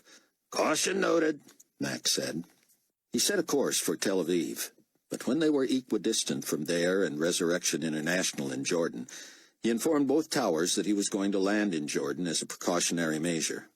To be safe, we have arranged to have some cargo driven to Tel Aviv. Leah, with a printed order originating from David, had talked her way onto the tarmac in a nondescript van. She pulled up to the cargo bay where the pilots and passengers helped load 2 guillotines and a half-skid of injectors into the van. Satisfied that any curious eyes had long since lost interest, all 4 occupants crawled into the van and lay on the floor, and Leah slowly drove it between 2 hangars where Mac could peek through the window and still see the plane. He communicated with the tower via portable radio and remote-controlled the plane's taxi and takeoff. As the quasi gradually faded from sight, Mac communicated to the tower through an intentionally distorted connection that he believed he was losing radio power. He asked if they could inform Ben Gurion Tower that he was on schedule, would still perform the air show, and would appreciate it if they could be cleared for landing immediately following. He also hinted that he wished he had unloaded a little more cargo, but he was confident he could handle the rest of the trip. "Advise abandoning show, considering," Resurrection Tower said. Repeat? "Considering abandoning air show and proceed to immediate conventional landing."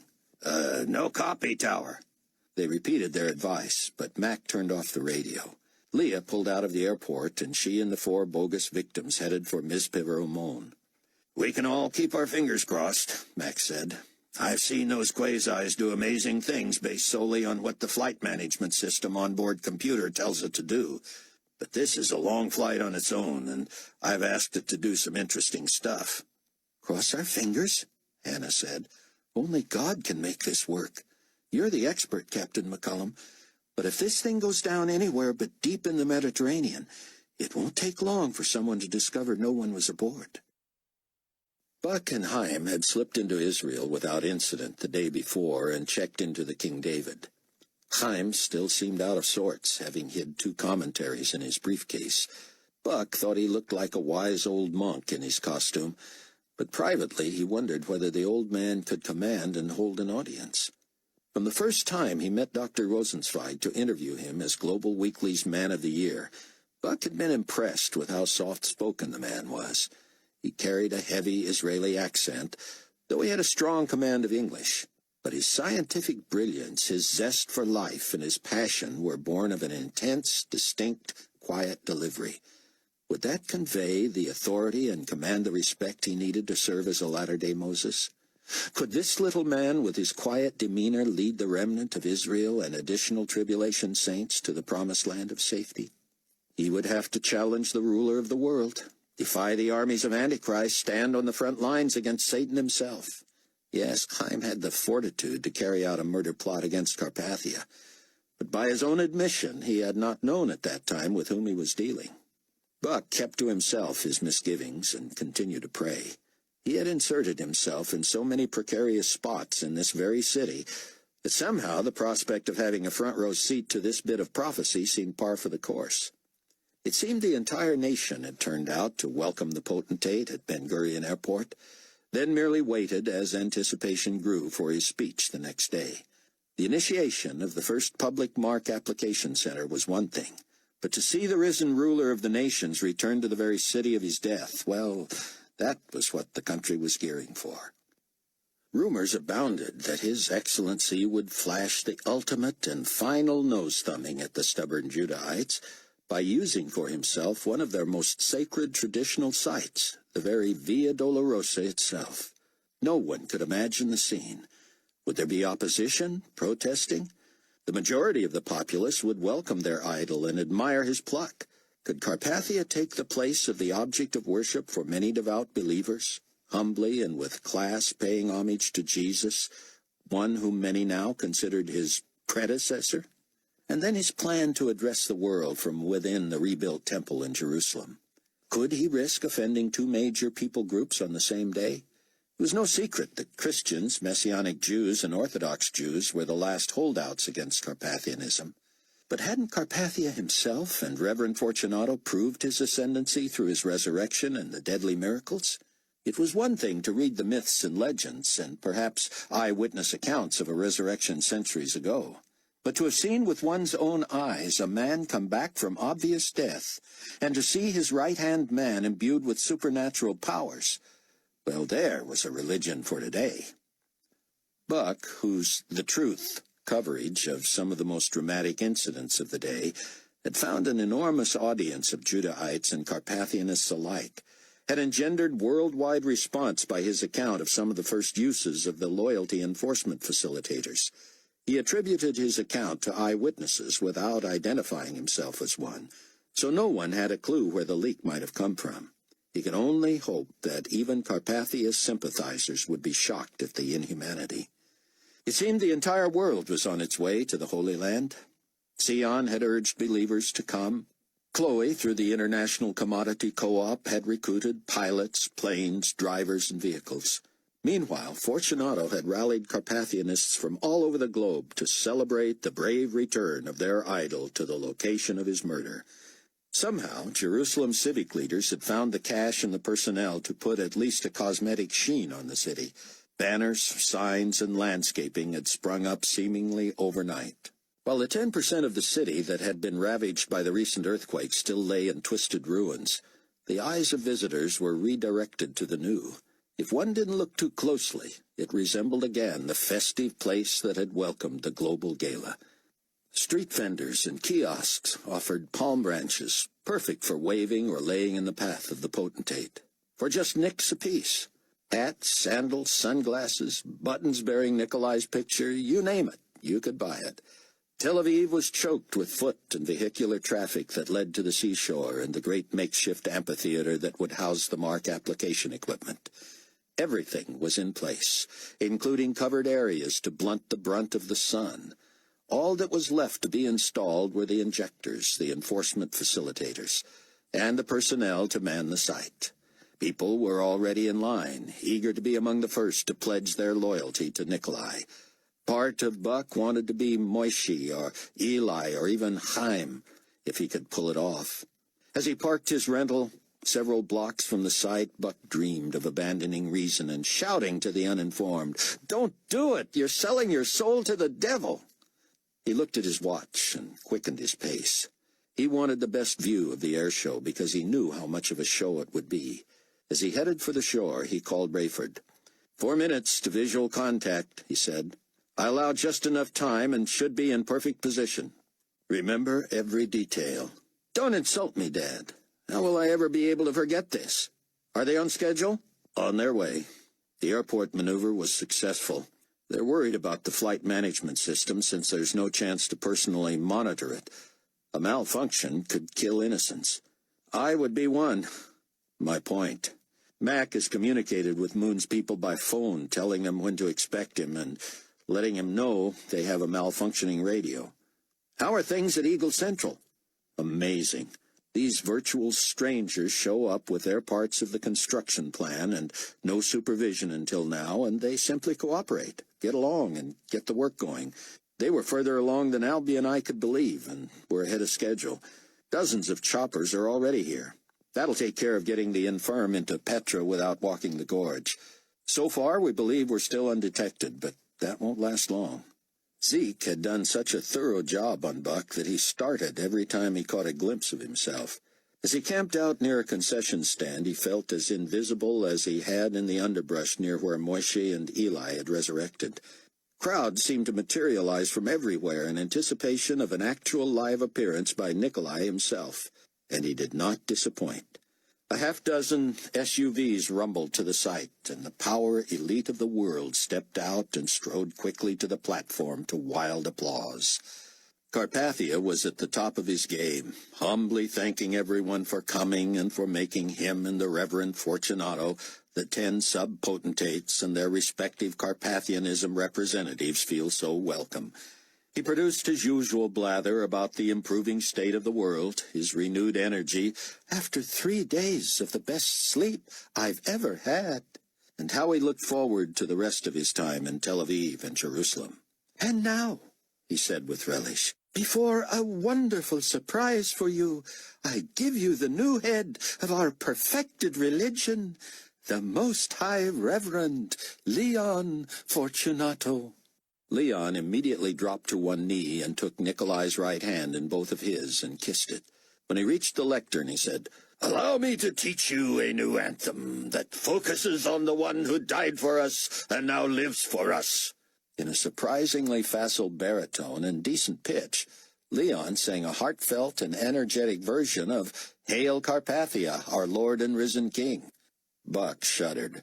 He felt the familiar tingle of expectancy when he caught sight of the quasi in the distance and heard his high drone. The crowd had quickly picked up the lyrics and simple stirring melody, and as their second attempt at it ended, Carpathia returned to praise the technology evident in the new Quasi-2 that was bringing not only the equipment needed for this site, but also a brief display of its capabilities, ably demonstrated by the pilot of my own Phoenix 216, Captain Mac McCullum. Enjoy. The crowd exulted as the impressive jet came screaming over the city toward the shore. Buck was surprised how low it was, but the people oohed and awed, clearly persuaded that this was part of the show. Buck worried that the computer program had somehow jumped off track and might result in disaster. The plane surged out along the shoreline, the Mediterranean gleaming in the sun. The craft suddenly picked up speed and rolled onto one side, then flattened, then onto the other before swooping low again. To Buck, it seemed to clear the water by no more than 10 feet, and he couldn't imagine Max having programmed that thin a margin for error. A long, low turn brought the frisky craft directly over the dignitaries, who tried to maintain their dignity while squinting into the sky, willing themselves not to give in to the urge to duck, ties flapping in the breeze. The quasi made another turn toward the Mediterranean, running parallel to the water for a blistering quarter-mile, then pointing straight up. The crowd murmured as the thing ascended like a missile, and they had to wonder, as even Buck did, though he knew the craft was empty, what it would feel like to those on board. Any astute spectator knew the plane was in trouble before it became obvious. As it slowed to its apex, it drifted backward, nose over tail, for a straight plunge toward the water with its underbelly toward the shore. People talked excitedly and laughed in anticipation of the pullout that would level the plane at the last possible instant. Just when it appeared there was no more room or time, they knew she would rocket parallel, run out to sea, and then turn back toward Ben Gurion to more applause. Except that the quasi never pulled out. This plane was not free-falling toward the Mediterranean. No, this multi-million Nick marvel of modern technology was accelerating. Her afterburner hot, the vapor shimmering in a long trail. The strange attitude and angle sent the craft careening toward the shore, approximately 3/4 of a mile south of the crowd. The quasi, and ostensibly her two-man crew and 2 passengers, slammed the beach perfectly perpendicular at hundreds of miles an hour. The first impression of the shocked-to-silence crowd had to be the same as Buck's. The screaming jet engine still resonated even after the plane disintegrated, hidden in a billowing globe of angry black and orange flames. An eerie silence swept in, following less than half a second later by the nauseating sound of the impact, a thundering explosion accompanied by the roar and hiss of the raging fire. First one spectator cried out, then another. No one moved. There was no need to run, not away from the crash or toward it. The plane had been there in all its glory, teasing their expectations before fulfilling their worst fears, and now nothing but glowing pieces, the thing all but vaporized in a sand crater. Another tragedy in a world of pain. Numbly, people turned toward the sound of the PA system. Carpathia had returned and was speaking so compassionately and softly that they had to strain to catch every word. "Peace be unto you. My peace I give you, not as the world gives. Would you please quietly make your way from this place, honoring it as the sacred place of the end for 4 brave employees? I will ask that the loyalty mark application site be appropriately relocated, and thank you for your reverence during this tragedy." He turned and whispered briefly to Leon, who then stepped to the mic and spread his hands wide, the folds of his robed arms creating great wings. "Beloved, while this sadly preempts and concludes today's activities in Tel Aviv, tomorrow's agenda shall remain in place. We look forward to your presence in Jerusalem." Buck hurried to his car and phoned Rayford. "The ship is down on the shore. No one could have survived it. On my way back to the voice that will cry in the wilderness, Buck was struck by an unusual emotion as he merged into traffic that crawled toward the ancient city. It was as if he had seen his comrades go down in that plane. He knew it was empty, yet there had been such a dramatic finality to the ruse. He wished he knew whether it was the end of something or the beginning of something. Could he hope the GC was too busy to thoroughly investigate the site? Fat chance. All Buck knew was that what he had endured in 3.5 years was a walk in the park compared to what was coming. The entire drive back he spent in silent prayer for every loved one and Trib Force member. Buck had little doubt that the indwelt Antichrist would not hesitate to use his every resource to quash the rebellion scheduled to rise against him the next day. Buck had never been fearful, never one to back down in the face of mortal danger. But Nicolae Carpathia was evil personified, and the next day Buck would be in the line of fire when the battle of the ages between good and evil for the very souls of men and women would burst from the heavens, and all hell would break loose on earth. Epilogue. Then I heard a loud voice from the temple saying to the 7 angels, "Go, and pour out the bowls of the wrath of God on the earth." So the first went and poured out his bowl upon the earth, and a foul and loathsome sore came upon the men who had the mark of the beast, and those who worshipped his image. Revelation 16, 1 and 2. This concludes The Mark. Thanks for listening.